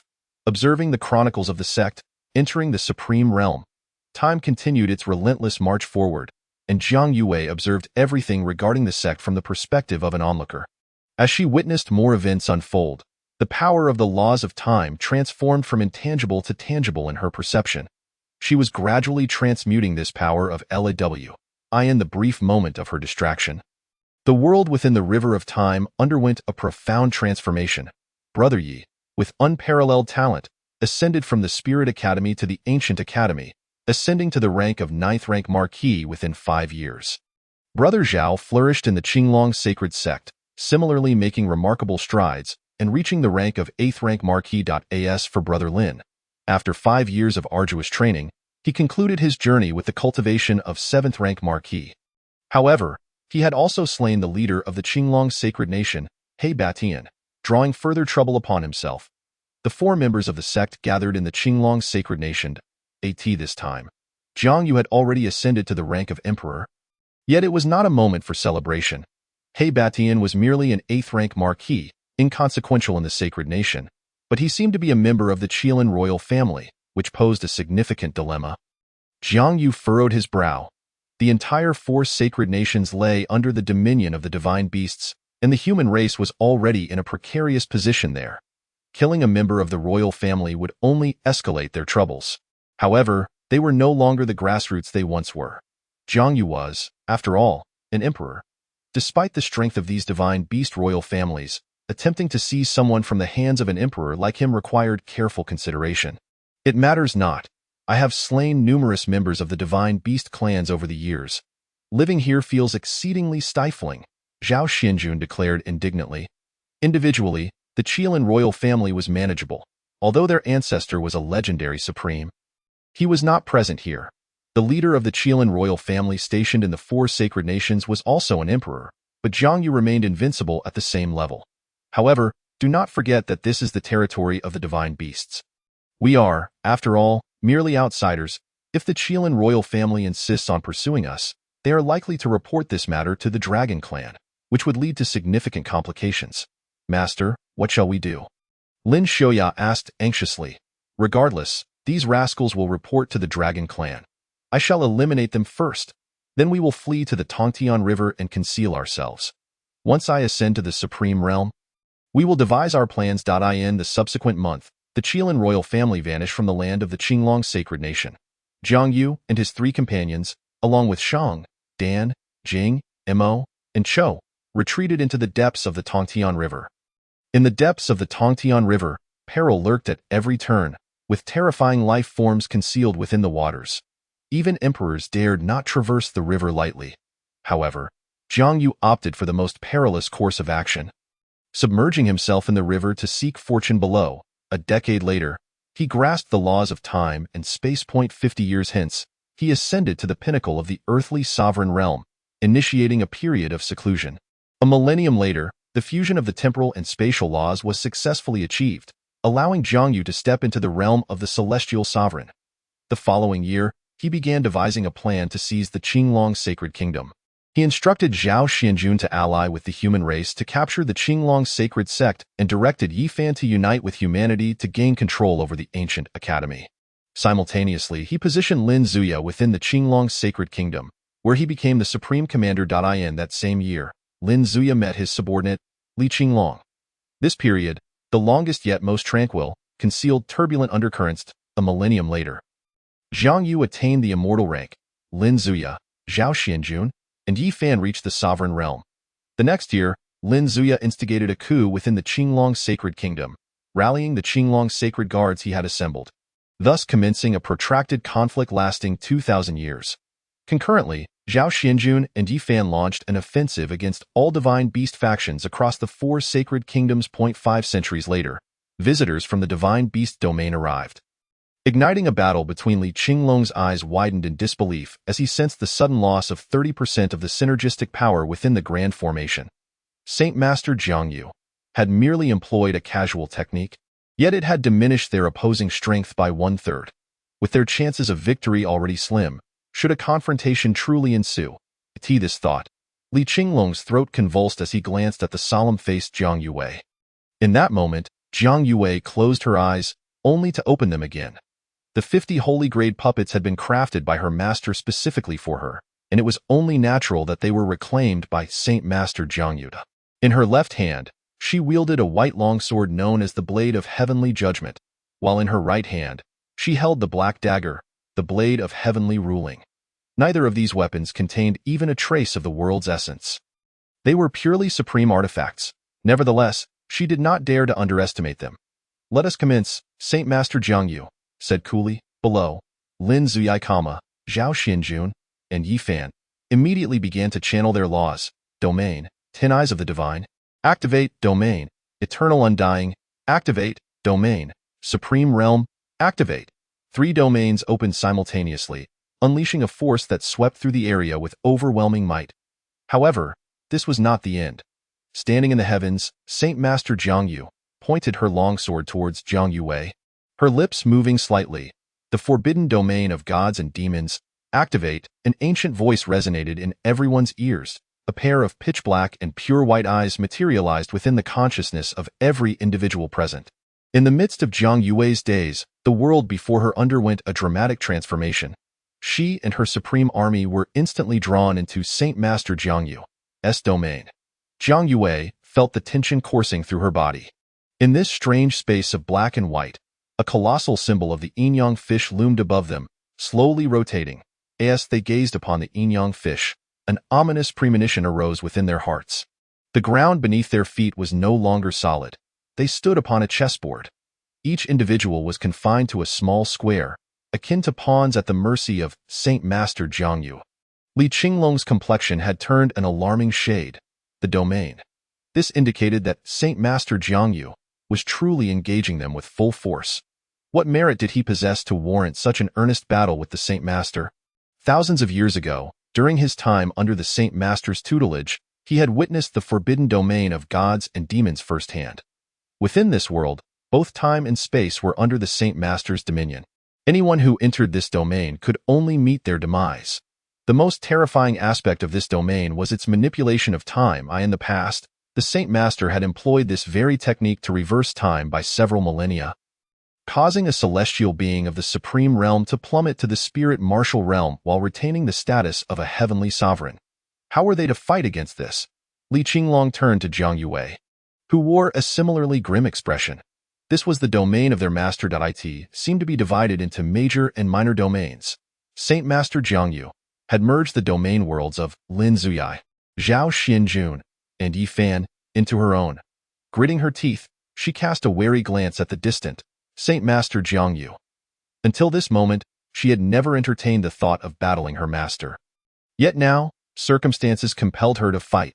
Then, Saint Master Jiang Yu extended her hand as if maneuvering a chess piece and tapped Lin Zuyai. In an instant, golden sacred patterns began to illuminate the sides of Lin Zuyai's eyes. 2.4.6.8 10. The moment all 10 golden sacred patterns manifested, a terrifying force enveloped the surroundings, and Lin Zuyai's cultivation surged dramatically, exuding an awe-inspiring aura. 10 eyes fully opened. "My lord, he's serious now," Li Qinglong exclaimed. Jiang Yue's expression shifted.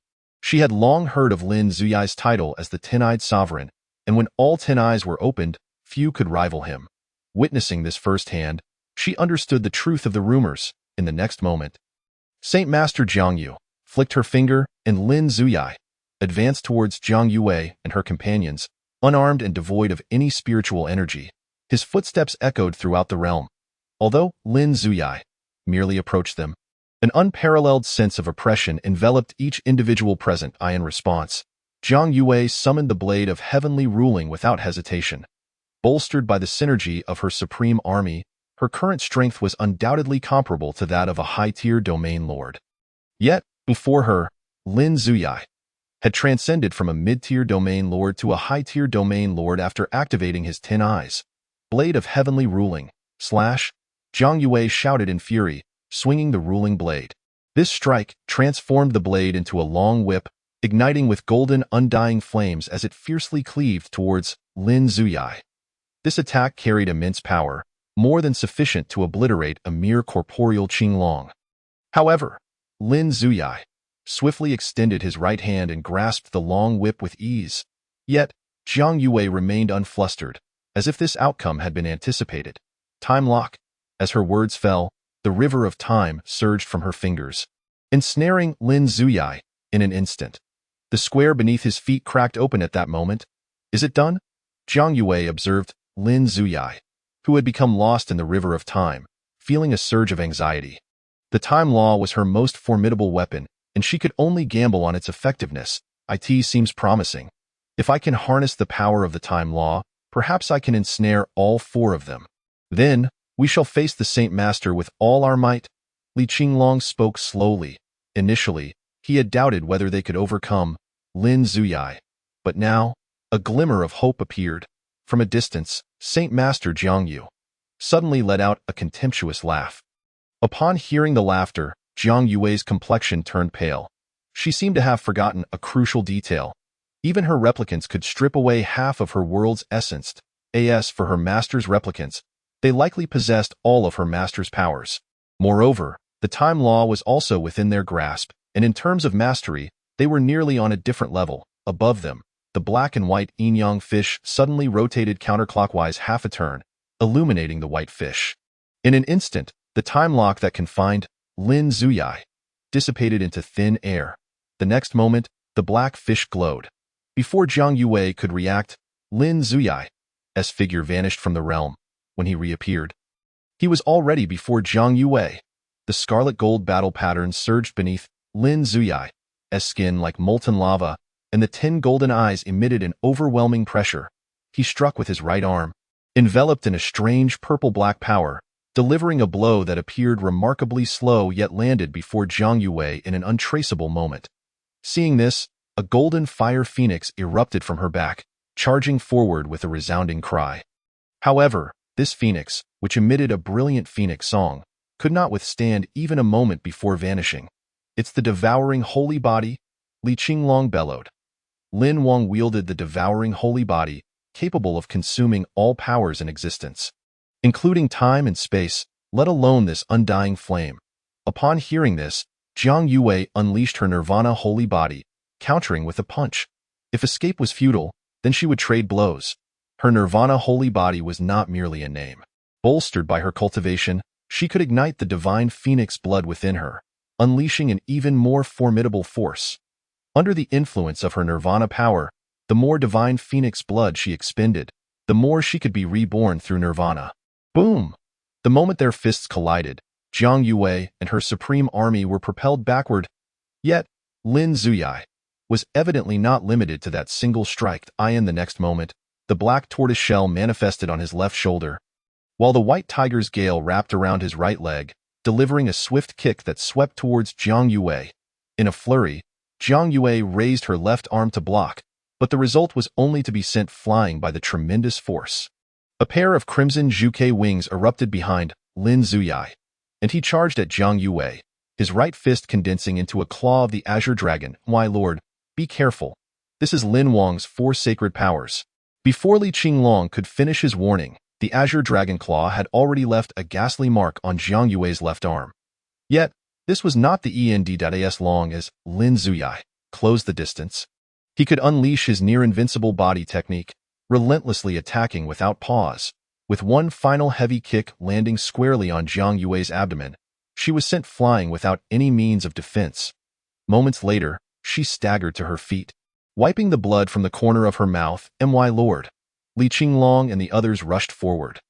Lin Wang's body technique was unparalleled, and engaging him in close combat offered no chance of victory. As one of Lin Wang's trusted subordinates, Li Qinglong understood the terrifying nature of such techniques all too well. Back when Lin Wang was still rising to prominence, he had traversed the realms of Tongtian River under the Saint Master's orders. Unarmed and relying solely on his fists and legs, capable of slaughtering from one end of Tongtian River to the other. I am not afraid. Jiang Yue gritted her teeth, as the nirvana power coursed through her. The divine phoenix blood that had been depleted rapidly replenished. The restored divine phoenix blood became even purer. If he enjoys body techniques, then let him expend himself. As the nirvana power flows, my strength will continue to increase. Jiang Yue spoke slowly in simpler terms. It was about growing stronger through enduring blows. As long as Lin Zuyai was willing to continue this exchange, victory would assuredly belong to her in the end. However, Saint Master Jiang Yu had no intention of allowing her to strengthen herself in such a battle. With a faint gesture, Zhao Xianjun and Yifan swiftly moved forward, traversing one square after another as they charged towards her. As for Shangzhu Jiangyu, she too brandished her long and short blades, stepping into the void. Chapter 88. Is the arrival of the senior brother timely? At this moment, Jiang Yue recalled a crucial fact. Even though the master before her was merely a replica, the original master's thoughts remained intact. This meant she acted with caution, never holding back, and certainly never underestimating her opponents. The recent deployment of Lin Zuyai was merely a test of her hidden cards. Now that her trump cards had been fully revealed, Shangzhu Jiangyu would not grant her any opportunity. Not even the slightest chance would escape her notice. This meticulous vigilance was one of the reasons why the sect could dominate the Tianyuan realm. How infuriating! Jiang Yue's expression shifted once more. Having glimpsed hope, it was swiftly extinguished, leaving only despair. She could scarcely contend with Lin Zuyai alone, let alone face the entirety of the sect. Yet, a more profound sense of despair soon followed. Above her, the black and white yin-yang fish separated. The white fish and black fish diverging, a flash of white light swept through, causing everyone's cultivation levels to plummet drastically in an instant. Jiang Yue felt her own powers rapidly dissipating, and she hastily employed the laws of time to reverse the flow, managing to prevent her cultivation from declining too severely. However, those behind her, including Li Qinglong and the Supreme Army, were not so fortunate. Spirit Martial Realm? Are you jesting?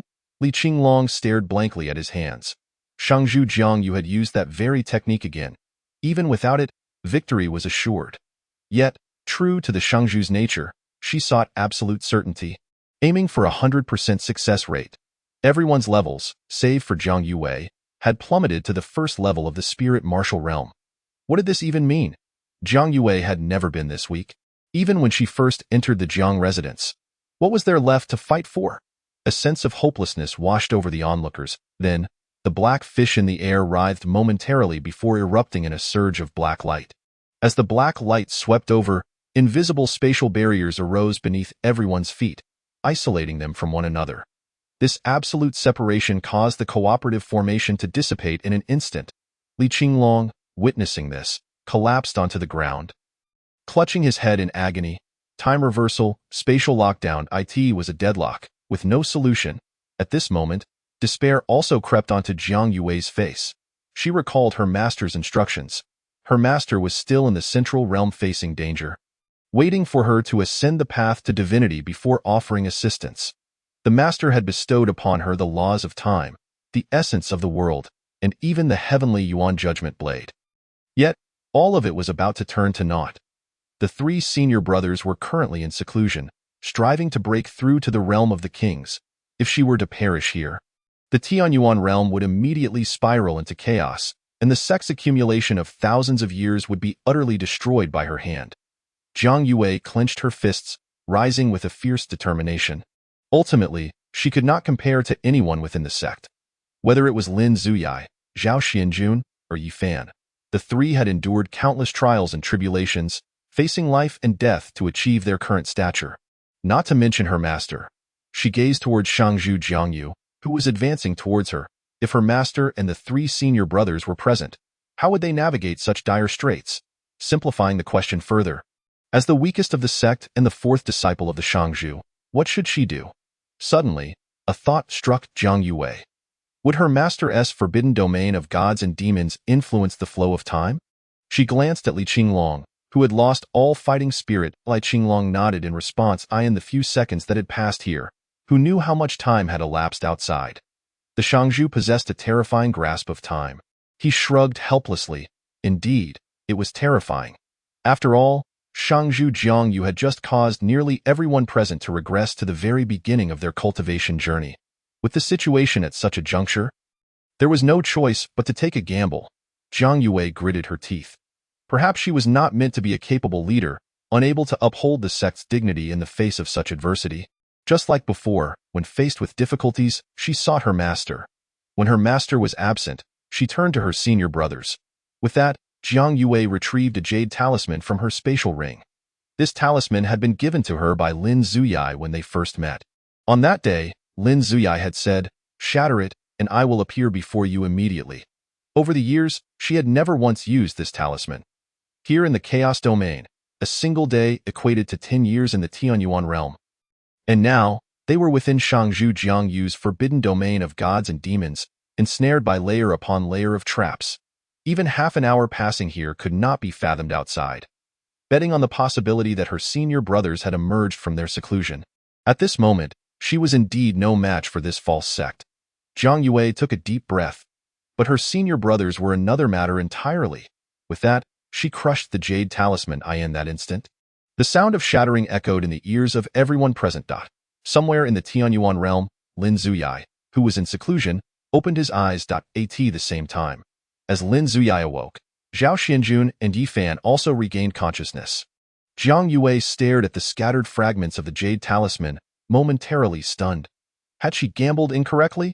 She shook her head and smiled to herself. Shangzhu Jiangyu swung her long knife downwards towards her.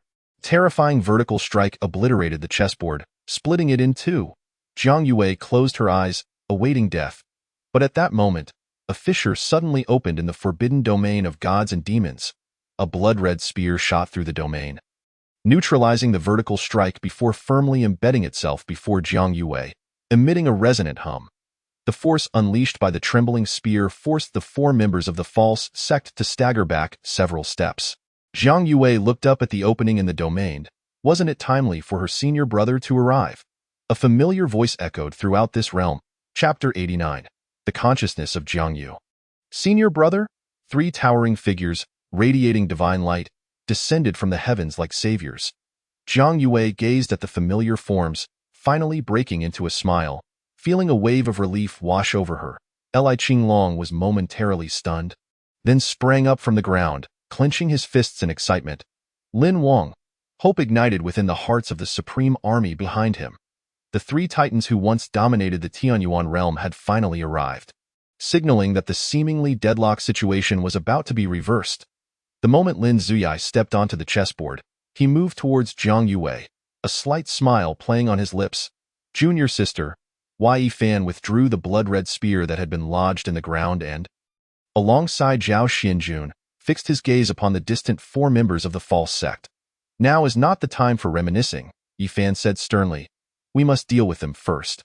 Hearing this, Lin Zuyai shielded Jiang Yue behind him, coldly regarding the figure that bore an uncanny resemblance to himself. Mid-tier domain lord? What a remarkable technique to replicate my current level of cultivation. But a counterfeit is still just that, a counterfeit. Zhao Xianjun assessed Zhao Xianjun, a smirk creeping onto his face. Despite notable progress in his cultivation during this time, he still fell short of the Master S requirement of becoming a realm king. Other than the eldest senior brother, who had reached the high-tier domain lord realm, he and Lin Zuyai were still mid-tier domain lords. It appeared that this false sect had entirely copied their current levels. What sort of technique was this? Nevertheless, he was the genuine article, a unique existence. Moreover, it was rare to encounter such a formidable opponent, allowing them to solidify their current strengths right upon emerging from seclusion. 1 foe each. Let us settle this swiftly. The spiritual energy within Yi Fan began to circulate, the red and black battle armor reattaching to him after a long absence. Observing this, Jiang Yue pointed at Shangzhu Jiangyu hovering in the sky. What about him? In the current situation, even if we each take one, it won't suffice. Who will counter Shangzhu Jiangyu?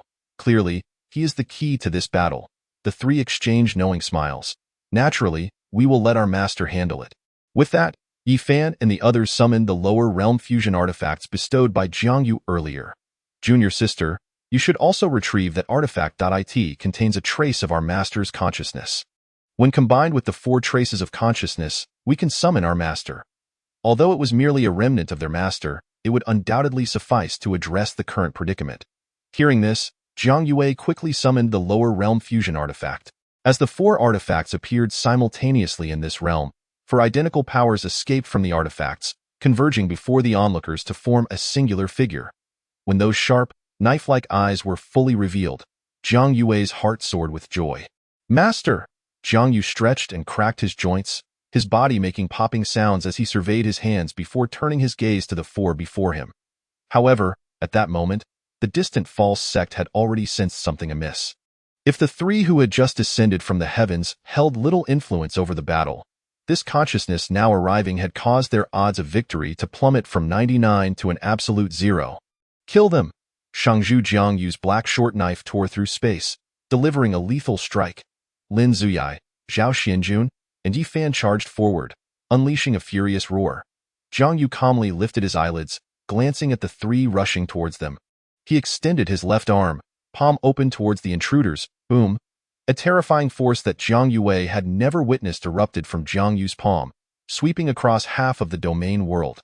The 3 individuals rushing forward were utterly defenseless, and in the blink of an eye, they dissolved into a myriad of luminous particles beneath the overwhelming force that swept through.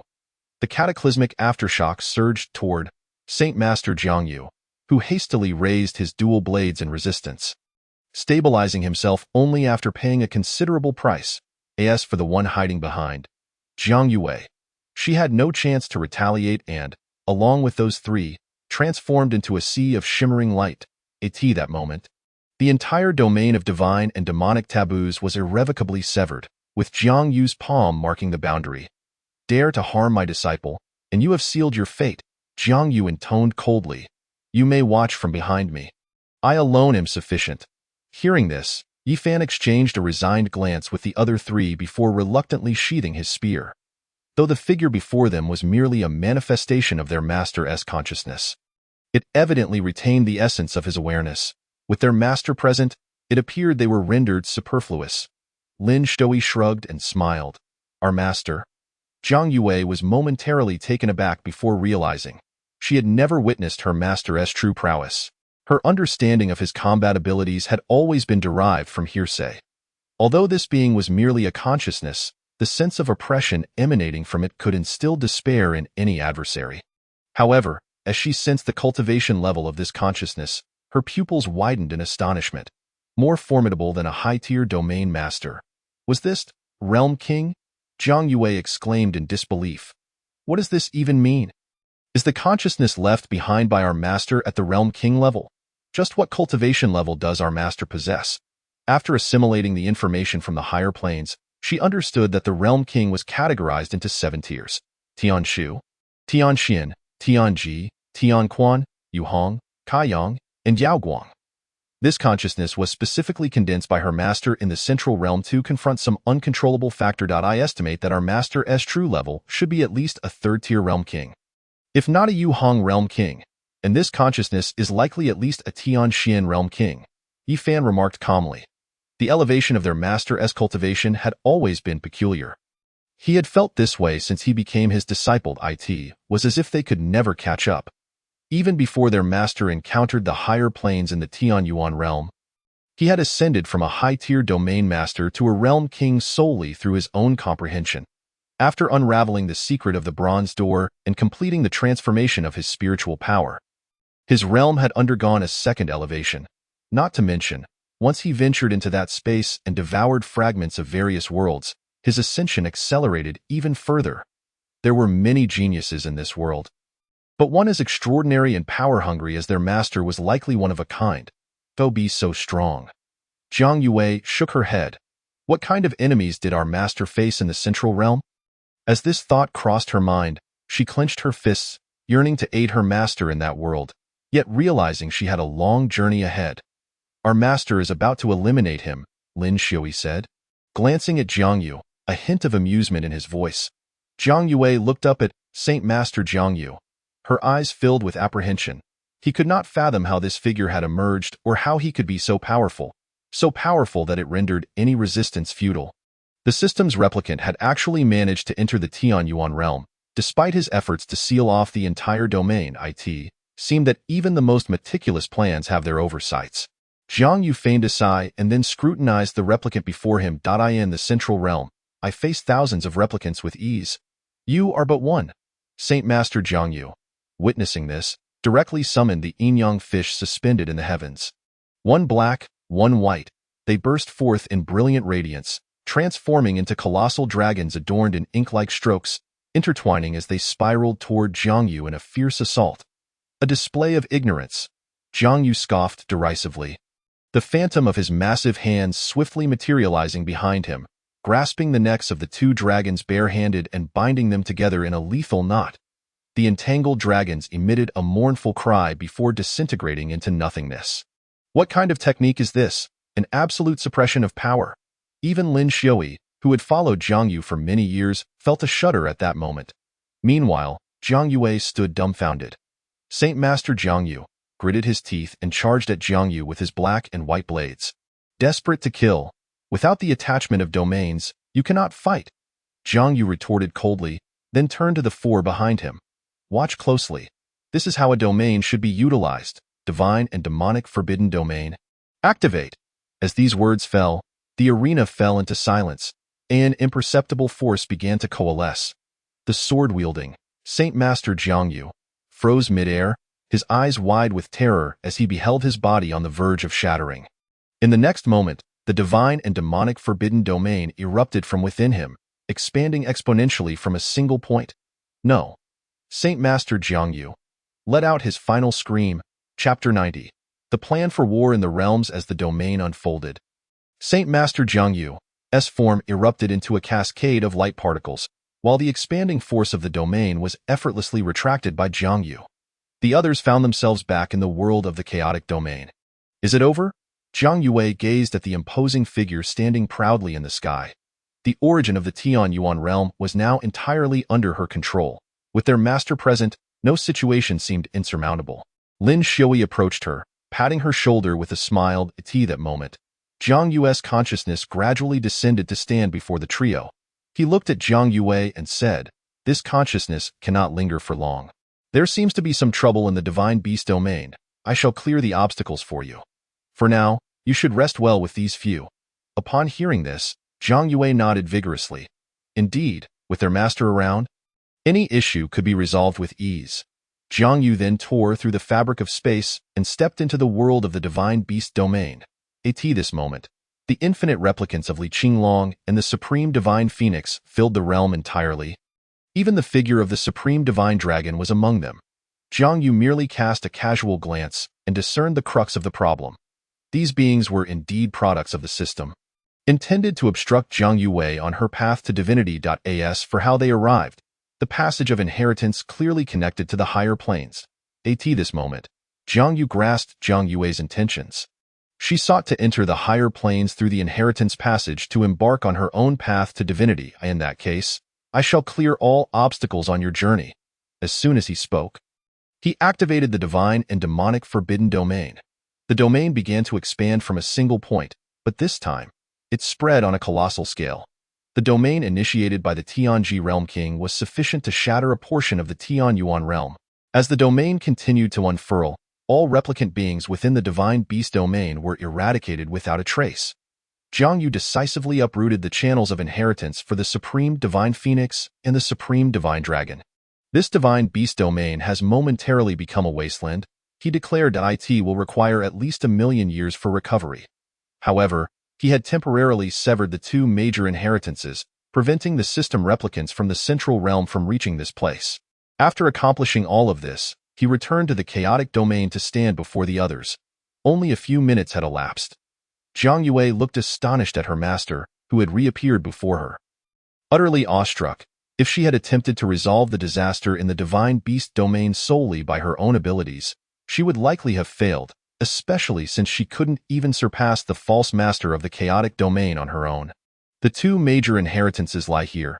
Jiang Yu waved his hand, and two towering spires suddenly erupted from the ground, piercing the clouds and breaking through the heavens.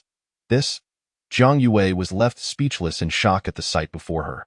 However, Lin Xiui and the others were accustomed to such displays. Their master's methods were always swift and decisive. But master, Accepting the inheritance requires the consent of the clan leader, and now both the Supreme Divine Phoenix and the Supreme Divine Dragon have perished.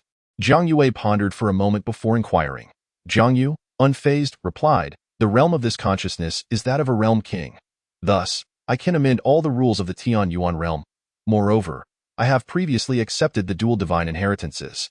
Since both clan leaders have perished, I shall now assume the role of clan leader." Upon hearing this, Jiang Yue could only nod in resignation.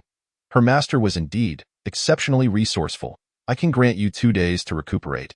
The upcoming plan should be adjusted. After you 3 reach the realm king level, there will be no need to assist me in the central realm, for you will not be able to come," Jiang Yu stated, looking at Lin Xiui and the others. Before they could respond, he continued, "You will enter the higher plane world alongside your junior sister. At least you'll be able to look out for one another. Jiang Yue, your task remains to find that path. As for you 3, your mission is to seek out the compass within the higher plane world. It is a divine artifact, distinct from any supreme treasure of the Tian Yuan realm. With this artifact, along with the origin of the Tian Yuan realm, you can harness the power of the compass to leap to any lower plane world." Lin Xiui, upon hearing this, contemplated for a moment before finally grasping his master's intent. "Master, do you desire for us to venture forth and conquer the lower realms, akin to our prior conquest of the entirety of the Tianyuan realm? However, this time, our ambition is to seize the vast expanse of the Great Thousand World." Upon hearing Jiang Yu's grand vision, all present were momentarily taken aback. "Tio, occupy the lower realms. What a staggering scheme this is!" Yet, to Lin Xiuyan, Zhao Xianjun, and Yi Fan, this proclamation ignited fervent enthusiasm in their eyes. What an audacious plan! It echoed the time when the 4 of them, hiding in the Tongtian River, heeded their master's command to obliterate the 4 holy nations, and thus, they did. When their master declared the complete domination of the Tianyuan realm, they indeed accomplished it. Now, they aspire to master the entirety of the Great Thousand World. The rulers of the lower realms have barely brushed the surface of the saint level, and those at the peak of the saint level are exceedingly rare.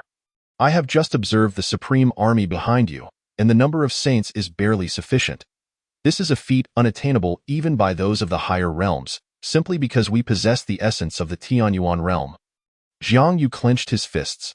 This was the most pivotal step in his grand scheme.